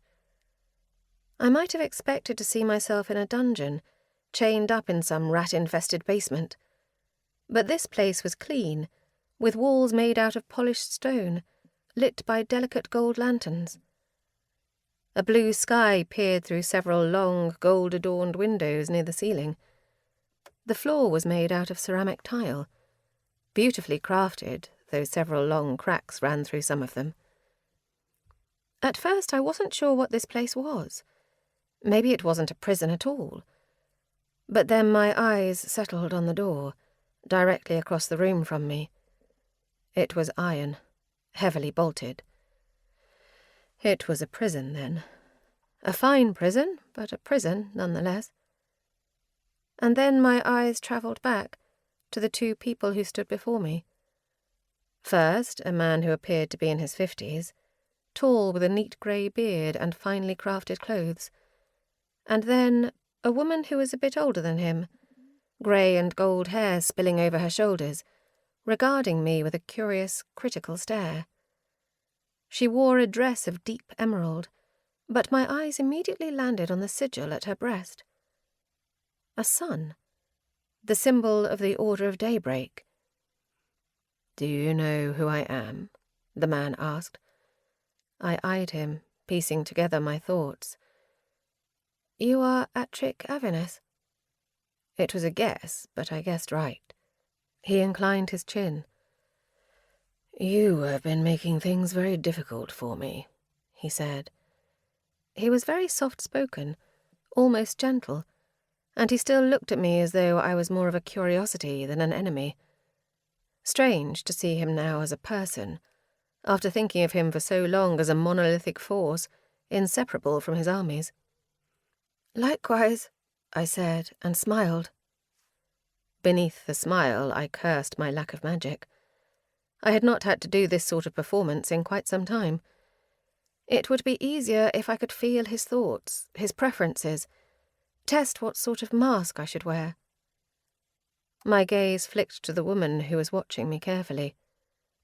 "And you?" I asked. "Irene. One name is enough for you." She cocked her head. "You are quite an interesting little thing, aren't you? We met, you may recall, at the Order's ball last year. Very briefly.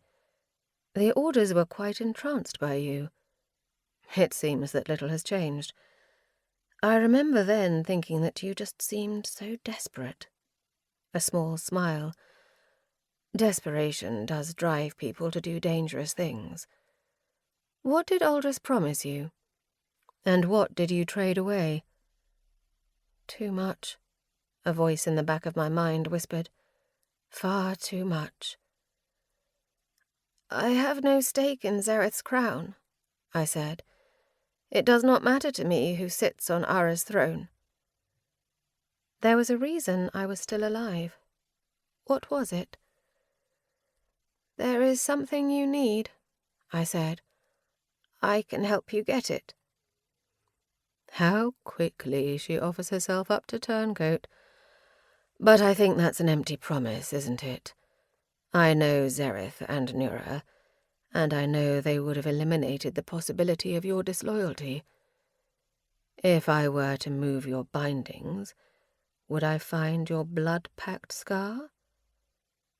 But no, it's not you that we need.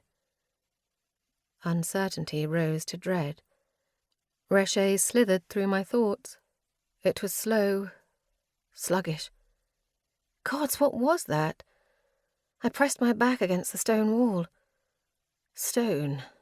I could wield stone, with Reshe's help, but only with its help. I did not want to break Irene's stare, but I chanced a turn of my head, at my arms splayed out over the stone wall. Just a glance, and nearly gasped. Stratagrams had been marked onto my skin, 3 on each arm. Were those tattooed? I had seen that before, on a Valtane slave girl. I remembered telling Max about that once, long ago, before we were even friends. They were probably meant to cripple her magic, he had said. A wrinkle of disdain over his nose. Imagine tying a cow's head to its tail. "Can you break that?" I whispered to Reshe, and it hissed frustration, pressing up against the shackles that bound our magic. Even reaching towards them was difficult. It was weak. "Not yet, not yet." Irene chuckled. My shock must have shown on my face. "You've earned yourself a reputation worthy of extreme precautions, Tizana." "Then why am I still alive?" I said. "What is it that you want?" "It would be a waste to let you die." She turned away and began to walk to the door. "I destroyed one of the most powerful houses in Threll," I called after her. "Arzine Mikov thought he could control me too. That was a mistake. I'm a much more valuable friend than enemy." She paused and looked over her shoulder.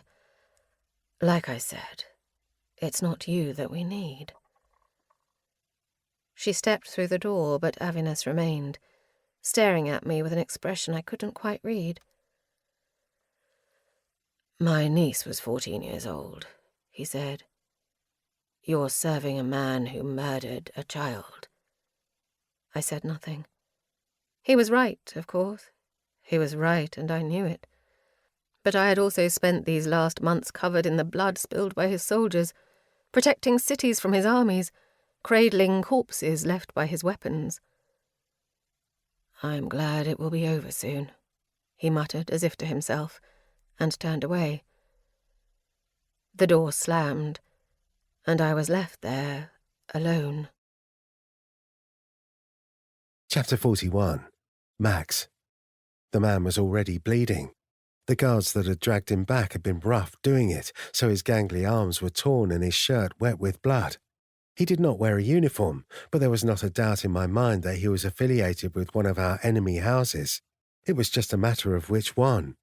He sat there, face to the ground, at the centre of the small, dimly lit room. It was the middle of the day, but you'd never know it down here. These were the dungeons below Corvius, crafted of windowless grey stone. I paced along the outskirts of the room, so angry that magic was already sparking at my fingertips. Still, my steps were long and slow. Ter was here too, sitting silently across the table from our prisoner and Samarin. And in the corner, lingering in the shadows, Nura watched in silence. "He asked you a question," I said. "I wasn't doing anything. I told Audris's soldiers already." I glanced at Ter, who silently shook his head, and my knuckles went white. "You were running away from the refugee dwellings," Nura said. "You tried to kill one of our soldiers." I pressed the necklace to the table. The man's gaze flicked down to it. "How did you get this?" "I found it." I looked to Ter. He shook his head. My anger surged. The flames in the lanterns burned brighter all at once, casting garish shadows across the prisoner's face. We didn't have time for this. "Bullshit," Nura muttered. She crossed the room in 3 graceful strides, and suddenly her knife was buried in the man's hand, pinning it to the wooden table. He let out a strangled shriek. "We have warned you," she hissed, "not to lie to us." The room began to darken. Nura's magic was always insidious, so slow you didn't realize it was tightening around you until you were halfway gone. But I could feel the fear pumping into the room like smoke, my already accelerated heartbeat running faster, my magic running hotter, my rage and fear growing more and more intense. I blinked, and I could see Tisana's throat opened, her face bloody and lifeless. That was the thing. Tisana had made herself into a legend, but her throat was still just as tender, her skull as delicate, her skin as fragile. She was still so easy to kill. "Enough with the games," I snarled. "Tell me where Tisana Vitezik is." The prisoner didn't speak. He looked only at Nura, at his hand, his breaths coming in ragged gasps. Nura's magic was heavy in the air now, the room so dark that it was hard to see, fear thick like honey. "Tell me what you did with her," I demanded. Samarin lifted a finger, and the prisoner's whole body lurched, his other palm jerking up and pressing flat on the table, held there. Another flick of Samarin's hand, and the man's face was forced towards me. "Give me an answer." I didn't have to think. Fire was at my fingertips, cutting red across Nura's unnatural shadows. "I just handed her off," he said. I didn't hurt her. I just passed her along. I didn't." Ter looked to us and nodded. Finally, a fucking truth. "Handed her off to who?" Samarin said. I can't. The man wept. His eyes were round and wet with tears and kept darting around the room. Nura didn't let up. Ascended knew what he was seeing in her shadows. "You can," I spat. "Tell me where they took her." "I can't."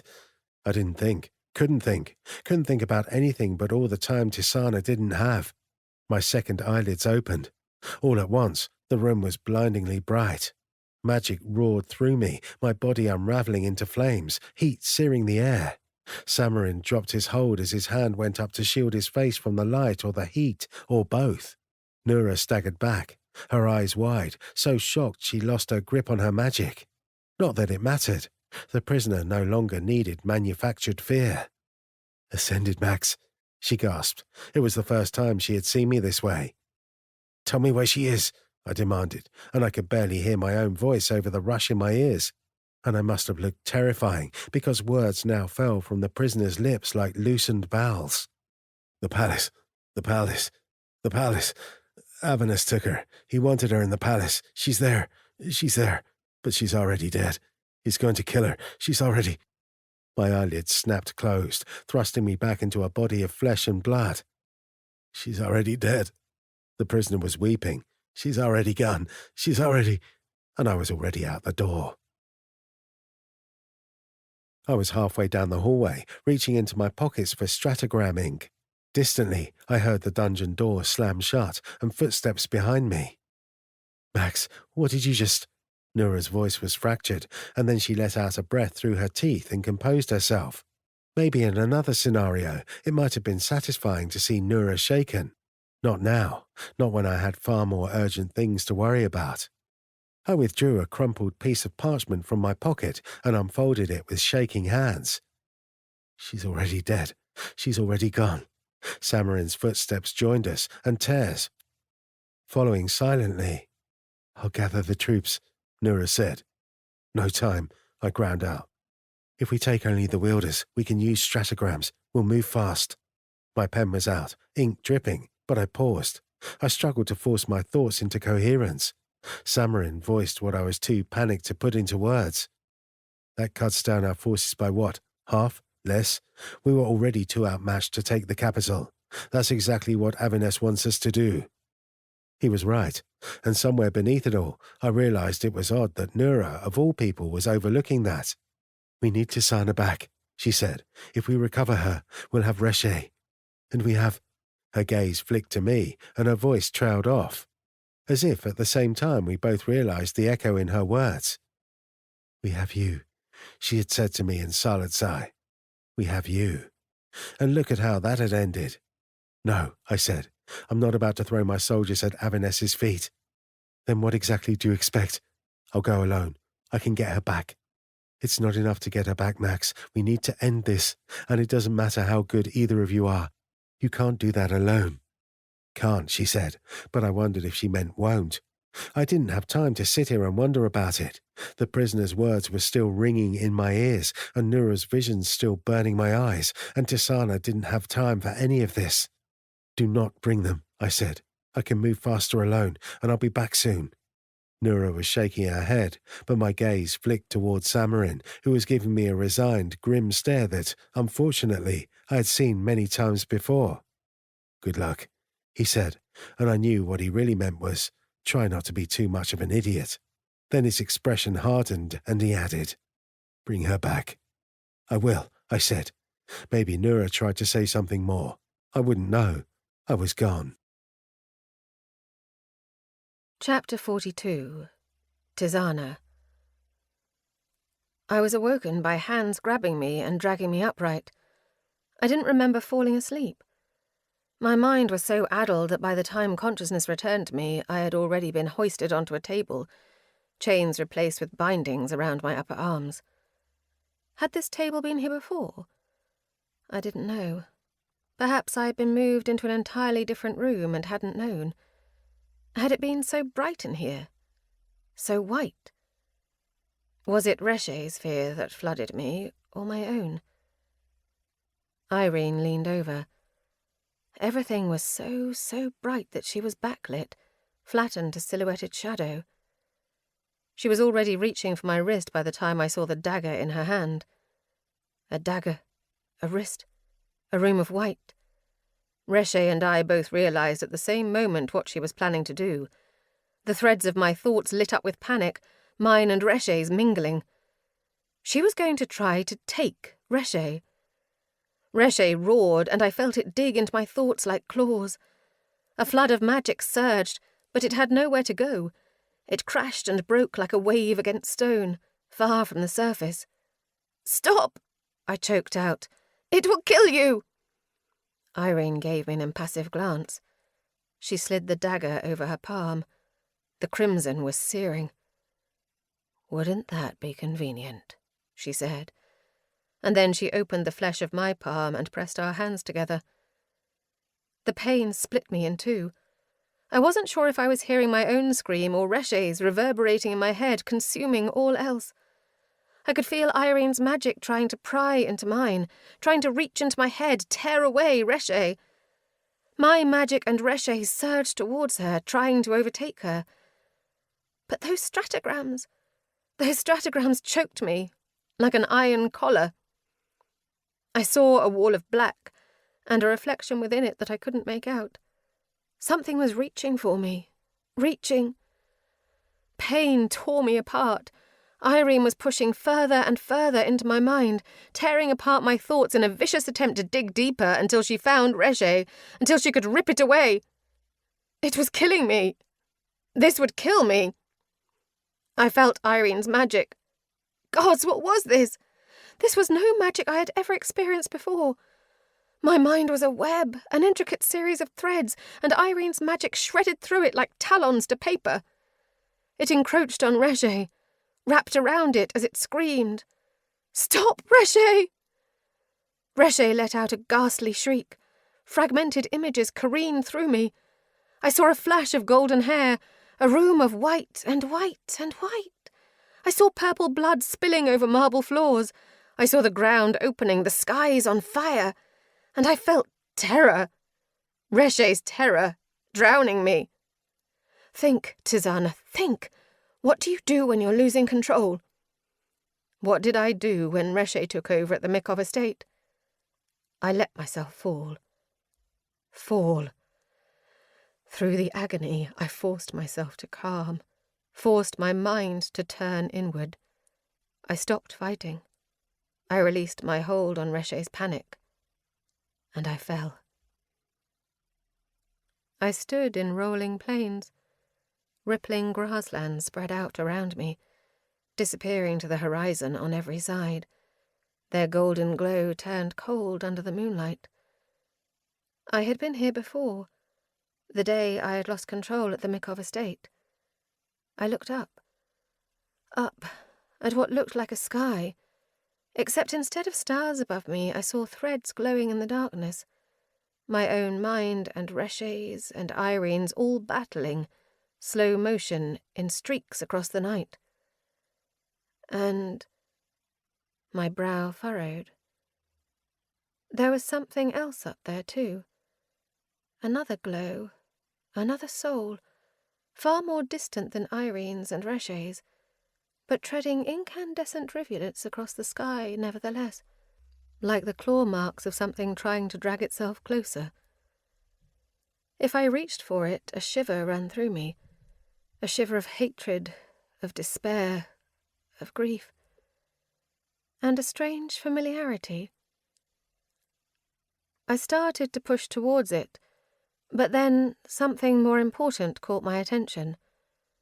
One more presence, here, drawing from this level of magic. I spun around and looked to the sky.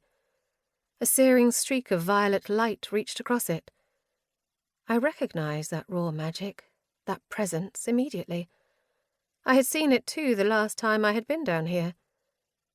Max. Max was here. And I needed to break through Irene's grip if I was to meet him.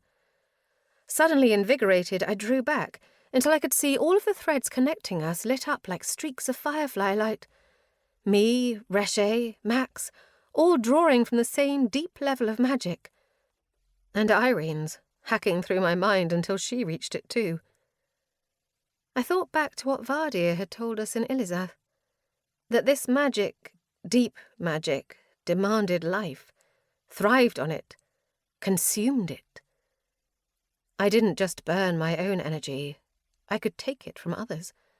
And while the stratogram tattoos had cut off my connection to my own energy, Irene was now feeding me hers, whether she intended to or not.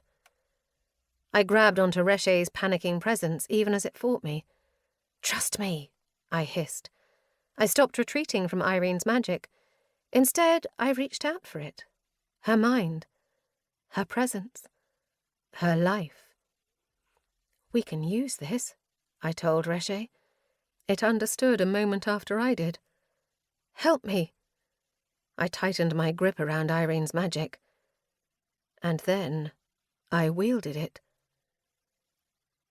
My eyes snapped open. Magic burned inside of me, like I had swallowed smouldering coals. Irene sagged against the table, her hand still clasped around mine, face contorted in pain. I held her mind in my grip, even though those stratograms still choked me. Together, Reche and I pushed until we hit that cord around our throats, that sheet of glass that boiled our magic in my veins, refusing to allow it to reach the surface. The tattoos on my skin burned, but I had more power now, fueled by Irene's magic. "You can push through?" I asked Reche. "Yes," Reche answered. I felt something different in its words, a strange sort of humanity. "But the cost to you would be—" "Do it," I commanded. I didn't have time to think. Reche's magic surged, burning and shattering, and the pain consumed everything. I didn't realize I was screaming until my voice started to give out. With great effort, I turned my head, looking to my arms where they were strapped to the table. My own flesh rotted, tattoos withering into pools of blackened flesh. My vision was dimming, my consciousness threatening to fade. But just in time, Reche withered the final stratograms. With the sudden loss of resistance, power overwhelmed me. Irene's scream drowned beneath the rush of blood in my ears. My bindings heated and crumbled away, and when I sat up and looked down, Irene's hand was still clutched in mine. Now nothing but soupy, rotten flesh and stark white bone. When I released it, she slumped to the ground, decay still crawling over her skin. I tried to stand and immediately collapsed. The world was spinning, blurring. "You cannot stop, Tisana. You cannot stop now, or you will not get up again." "I'm not." I watched my hands against the stone. Blue flames unfurled around my fingers. When I called my magic to me, they brightened, the stone itself shivering beneath my touch. I could feel vibrations from the entire building, like the walls were whispering to me. Below, I felt fear. I felt awe. I felt the clash of steel against steel and the rising heat of fire. And most of all, I felt another magic calling to mine. Magic that belonged to a soul I knew better than any other. I staggered to my feet. The world shifted and tilted.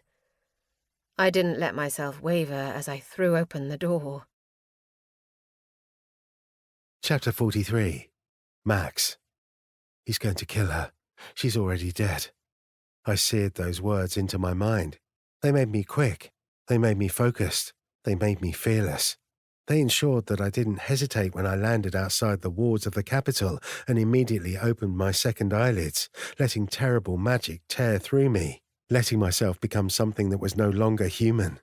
I had forgotten how good it felt, like a spark taking to kindling.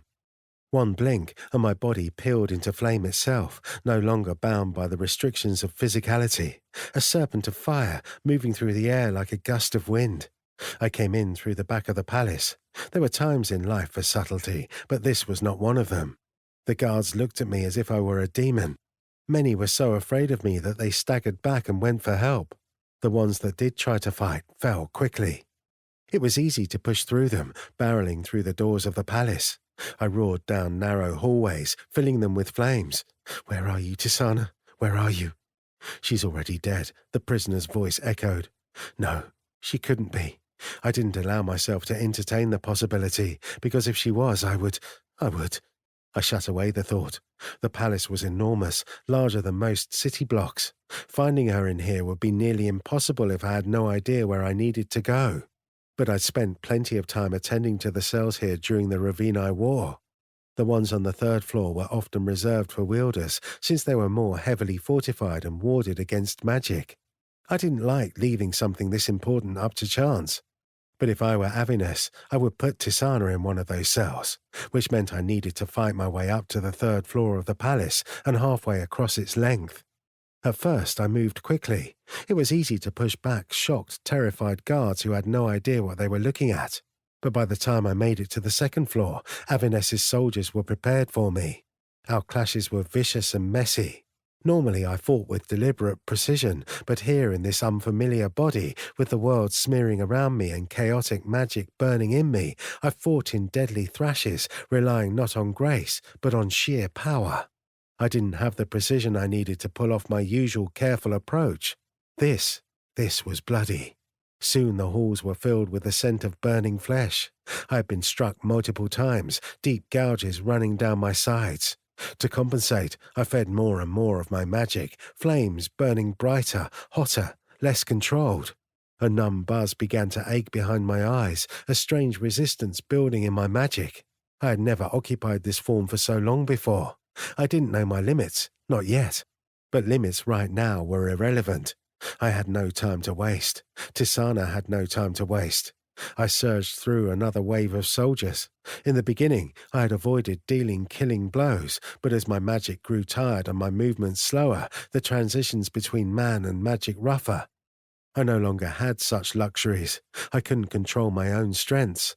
I left a trail of bodies in my wake, the kind of sight that I never wanted to see again. At the end of a particularly grisly fight, my muscles aching and magic roaring out of control, turned to see another soldier rushing towards me even as his companions ran. I braced myself for another fight, only for him to freeze. And then he fell, his flesh dissolving into familiar decay, and behind him stood Tisana, clutching a sword. I let out a ragged breath. I let my second eyelid slide closed, throwing me back into a numb world that seemed so much duller and quieter than the one I'd occupied seconds ago. Tisana rushed forward and pulled me into a crushing embrace, one that I too willingly returned. It was only when I felt her body stiffen in my arms that I realized she was letting out a wordless gasp of pain. I pulled back, examining her. "We have to go," she was already starting to say. Too late. I saw the bruises that covered the left side of her face that circled her throat. And when my gaze fell to her arms, ascended fucking above, her arms were... Who did that? Tisana shook her head. "We don't have time." "I can make time to..." "I did it. she said hurriedly, looking over her shoulder. "Now let's go." "You?" But before the question left my lips, a deafening crash rang out. The floor shook beneath us. Tisana stumbled, clutching the doorframe, another hint that perhaps she was weaker than she wanted me to think. I spat a curse beneath my breath. "Wielders," Tisana muttered. "I feel it." And lightning dust. I know the sound of it anywhere, and a lot of it. Even from in here, I could have sworn I could smell it, sweet and acrid at once. Shit. Shit. They sent the army. I told them not to. They would be wildly outnumbered. I had trained a damned good army, but it didn't matter how good they were if they were facing 3-to-1 numbers. "We need to see," Tisana said, and started to move away towards the window, but I caught her shoulder. "This way, there's a balcony that overlooks the west." We rushed down the hall. I could hear shouts, footsteps and steel, both inside of the castle and outside. We reached a glass door, which I threw open to blinding sunshine and the nauseating scent of lightning dust. The scene was ripped from my worst nightmares. Sereth's army, my army, had used stratograms to land directly from the west, just beyond the edges of the walls that surrounded the palace grounds. And though it looked like they had gained some ground simply due to the element of surprise, Avines's forces and those of his allies were all concentrated around the palace, ready to leap to defense as soon as they were needed. Below us was a sea of people, tangled in a chaotic, violent morass. Sereth's forces were pushing forward, and from up here I could see all their different magics sparking and mingling like different pieces of a patchwork quilt. Avines's forces were returning the offence with equal strength, raining down upon their invaders with steel and arrows and their own magics. I looked over my shoulder, and I could see more riders rushing down from the military base not far from the palace. Tisana breathed a Therini curse. This was everything I had worked so hard to avoid, a brutal, messy, bloody battle. "They can't win," I muttered. "Not like this. Not that outnumbered." A pit was growing in my stomach, a certainty that I was not ready to face. Tisana's eyes flicked to me, and in them I saw the same certainty reflected back at me. She didn't have to say anything. We wouldn't let it happen. Couldn't let it happen. I had trained these people. They were under my care, and I couldn't stand by and watch them get slaughtered. Nura had known that, and that was exactly why she had sent them. "We can help," Tisana murmured. I glanced her up and down. I could barely pull my eyes away from the horrific wounds on her arms. "You aren't in any condition to do this." The corner of Tisana's mouth twitched. "I can do it if you can do it." And then her hands slid into mine. "You did not let me fight my war alone," she said. "And I won't let you fight yours alone either." Of their own accord, my fingers tightened around her hand. It felt small and delicate and so very human. I relished that for a moment, the way our skin felt pressed together. Ordinary. After this, I would not be ordinary again. Tisana and I would do what she had mastered. We would craft a performance rooted in truth. We would show the world what we were capable of.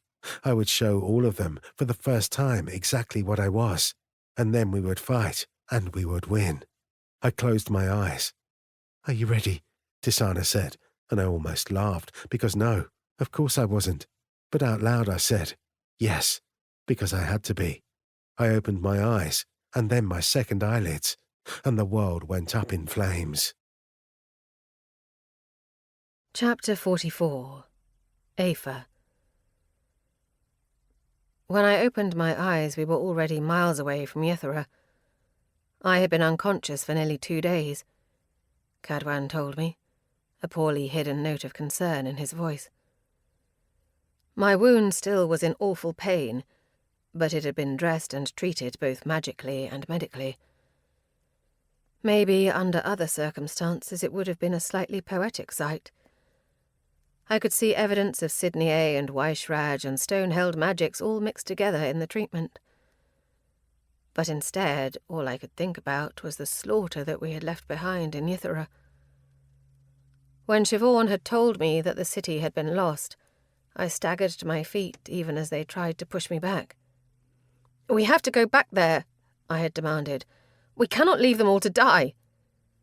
I had whirled to Cadwan. Surely he would agree with me. And then to Ishka, the noble warrior who doubtless would never leave a city full of civilians to their deaths. but everyone just looked back at me with grim, pale stares. It turned out that they had gone back. Ishka and Ashreya had flown far above the battle, watching. By the time they returned, it wasn't so much a battle anymore as it was a clean-up. There was no one left to fight.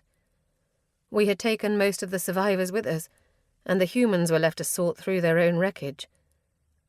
They had already destroyed the city, and to hear Ishka and Ashreya tell it, they simply turned their destruction on the city itself when nobody was left, tearing down remaining buildings, ripping trees out at the roots, turning over the earth.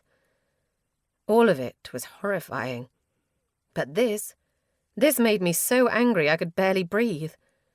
It wasn't enough for the humans to slaughter entire cities or houses. They had to destroy them too, rip away the most important thing, the stories all of those dead Fae left behind. Consume and burn until nothing was left of Yithra but a decimated scar in the earth. Why? I had ground out through clenched teeth. What reason do they have to do this? I think, Ishka said quietly, they were looking for something. Looking for something? Looking for what? What could possibly justify such bloodshed? Maybe if I wasn't so angry, I could have admitted that it made sense.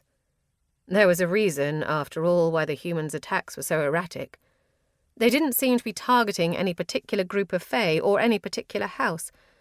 Their 3 targets weren't even geographically close to each other, and clearly they did not intend to conquer. They came, they destroyed, and then they left. 3 days later, after the humans were long gone, we returned to Yithra, or what was left of it. When we arrived, I simply froze, unable to move, unable to breathe. All around me, the evacuated survivors sank to their knees or covered their mouths in horror. Some ran into the rubble, calling names. Some attempted to find whatever was left of their homes. I helped them search for loved ones or find their possessions. They were all looking for something, and like the humans, they would not find it. We found ruined homes and destroyed lives. We found bodies, even children, smashed upon the ground from falls from far above, or worse, split open from groin to throat in a sickeningly deliberate act that had me swallowing bile. The horror of it smothered me.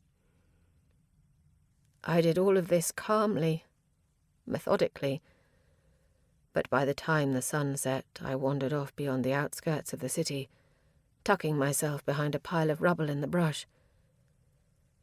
And there, where no one could see me, I sank to my knees and vomited over the ground, then whirled around and smashed my knuckles against the broken wood as hard as I could, over and over, so hard that tears streamed down my cheeks. I finally stopped when I grew too exhausted to continue. My knuckles were bleeding. I had torn the stitches in my abdomen. I felt none of it. I felt nothing but rage. I heard footsteps behind me, and I didn't have to look to know who they belonged to. I couldn't bring myself to look at him, after having seen now for the second time what his house had suffered. "We're going to Niraja," I said. My voice was hoarse, but strong. "I don't care what it takes. We have to make sure this does not happen again." Silence. I finally lifted my head. Cadwan looked tired, sad. He stepped closer, wordlessly. His hand reached out, and with a tenderness so stark that it made me bite back a gasp, he touched my stomach. His skin was hotter than the blood seeping through my shirt. "You're bleeding," he murmured. "I don't care." I meant it. "I thought your father wouldn't allow it." "I don't care," I said again, and to my surprise, I meant it then too. "I am the Terness, and if I say we go, then we go." "Terness," he repeated softly. Something flickered in his stare, something I could not identify, something that almost looked like pride. Again he stepped closer. The heat of his body surrounded me, goosebumps rising on my skin.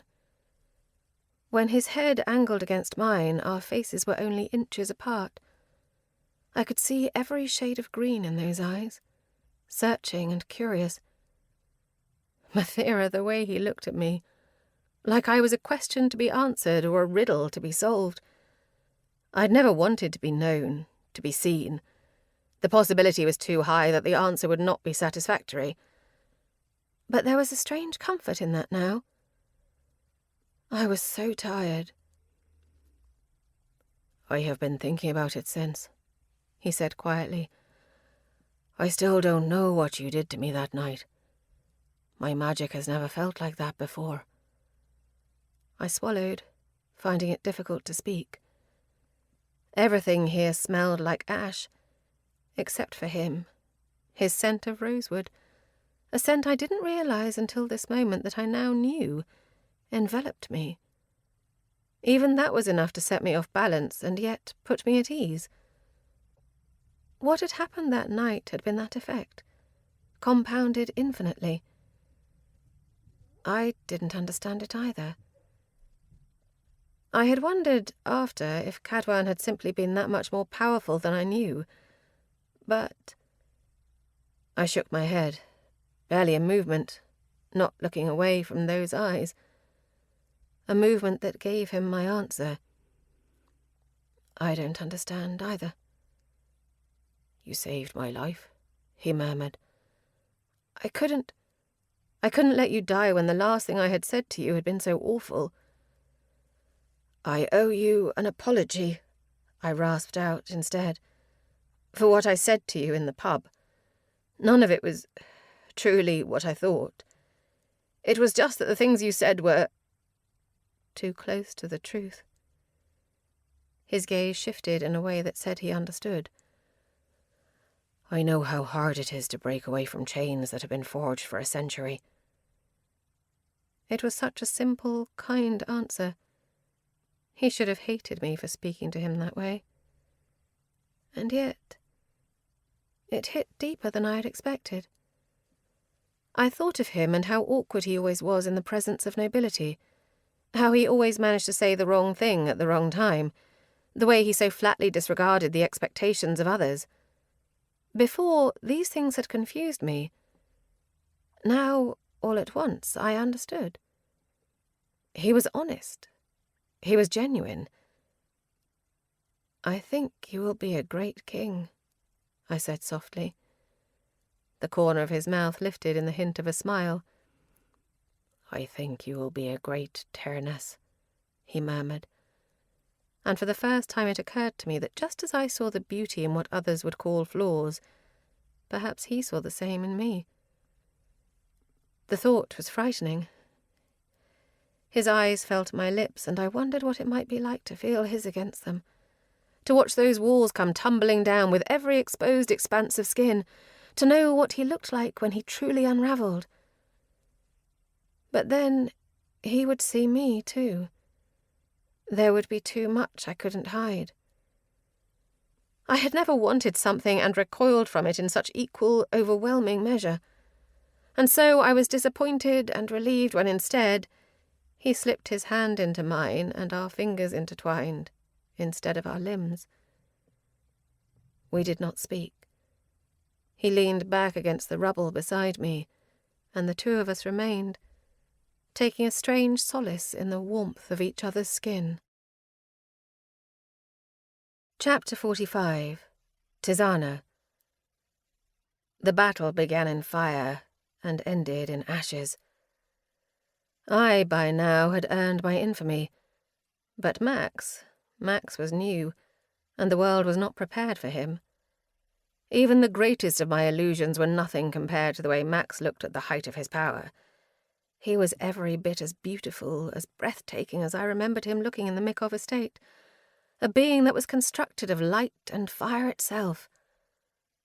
The fighting paused, men stopping with half-raised weapons, to stare in wide-eyed terror at the creature before them. A strange, suspended numbness fell over the battlefield. Max took me with him, and together we slipped through the air to Zereth's army, Max's army. There, Max closed his second eyelids, slipping back into his human form to show his soldiers who he was. They just stared at him. They did not say a word. And Max didn't either, surveying them with a tight jaw and sharp stare that I knew masked secret shame. In that long, stunned silence, I understood that I was watching something change forever. These men already had respected Max deeply, and now, in a matter of a single moment, I watched that respect turn to reverence. Not that we had time to revel in it. The battle was over the minute Max and I entered the fray. We knew it, our soldiers knew it, and so did Avernus's. We could see it in their faces. But Avernus himself, holed up somewhere within his safe house, was not ready to surrender. So they fought, and so did we. Individually, Max and I were both powerful.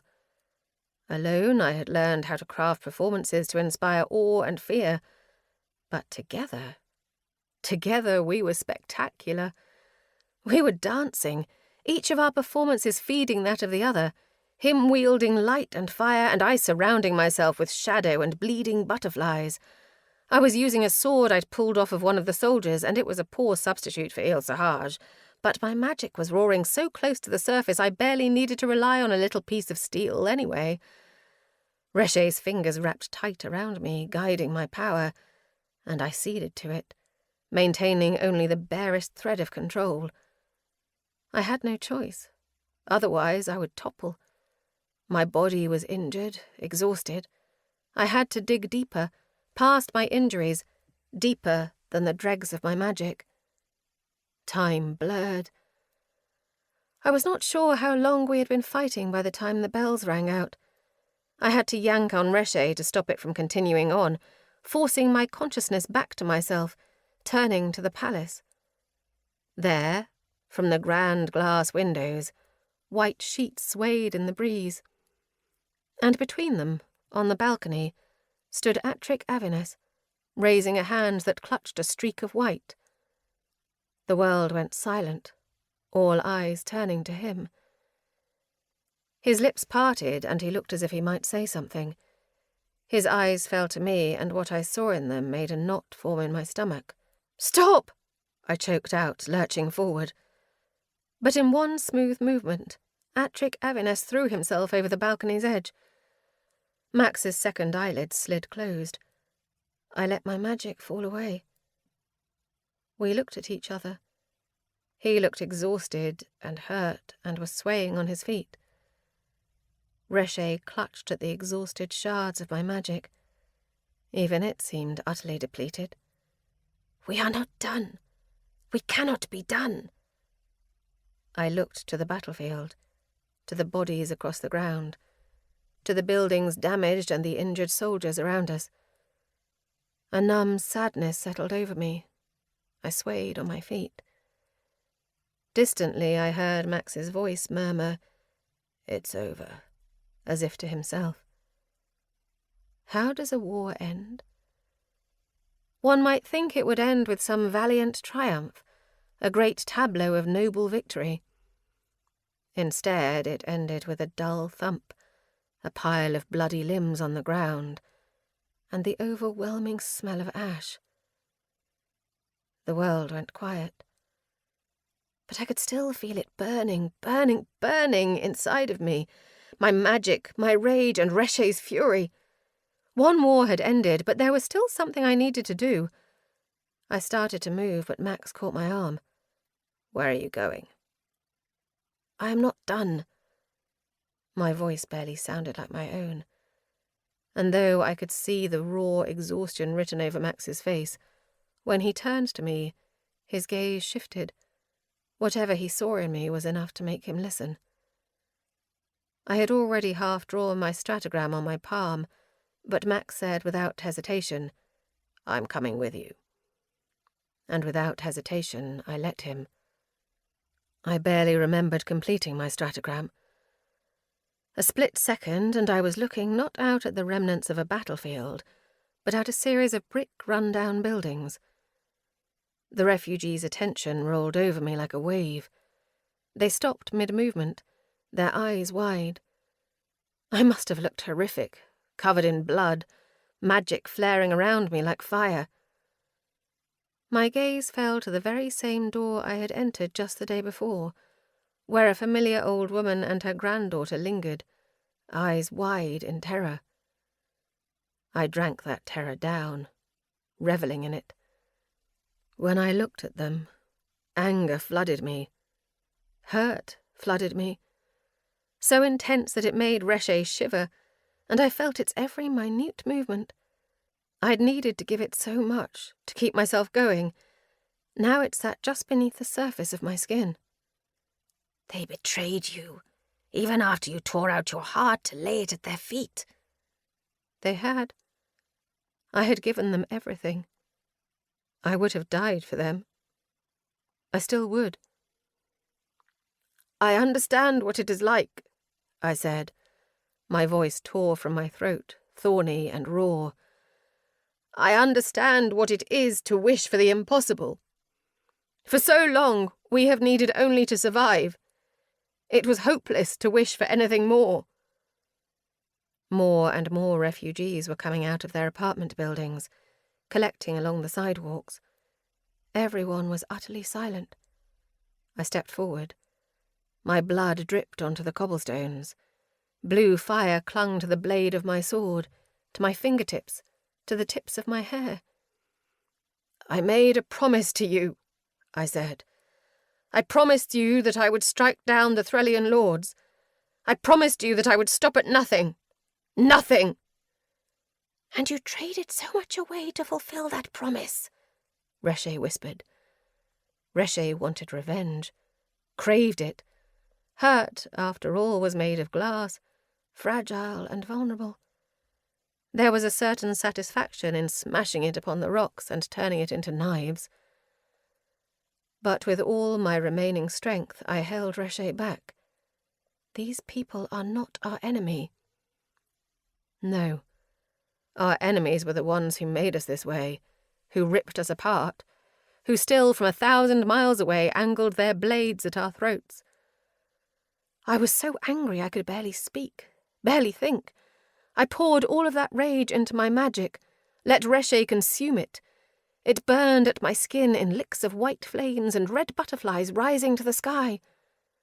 The pain was immeasurable. My magic was nearly depleted, my arms dripping with blood. The Threllians saw only the strength of my performance, but out of the corner of my eye I saw Max step forward, a hand outstretched. He knew how close I was to the edge. I shot him a warning glance. Don't. Not yet. I needed them to see. I needed them to see a version of me that was powerful enough to earn their respect. I needed them to see a version of me powerful enough to believe in. Look at me, I commanded, and they all obeyed. I have won Zereth Aldris's war, I said. And now I will win ours. We are the children of fallen gods and lost empires. We are the memories of bones in the plains. And we are more than they ever thought we would be. My eyes met the old woman's. Reshe threw itself at my mental walls, and I had to put everything I had into catching it, channeling its magic into my performance.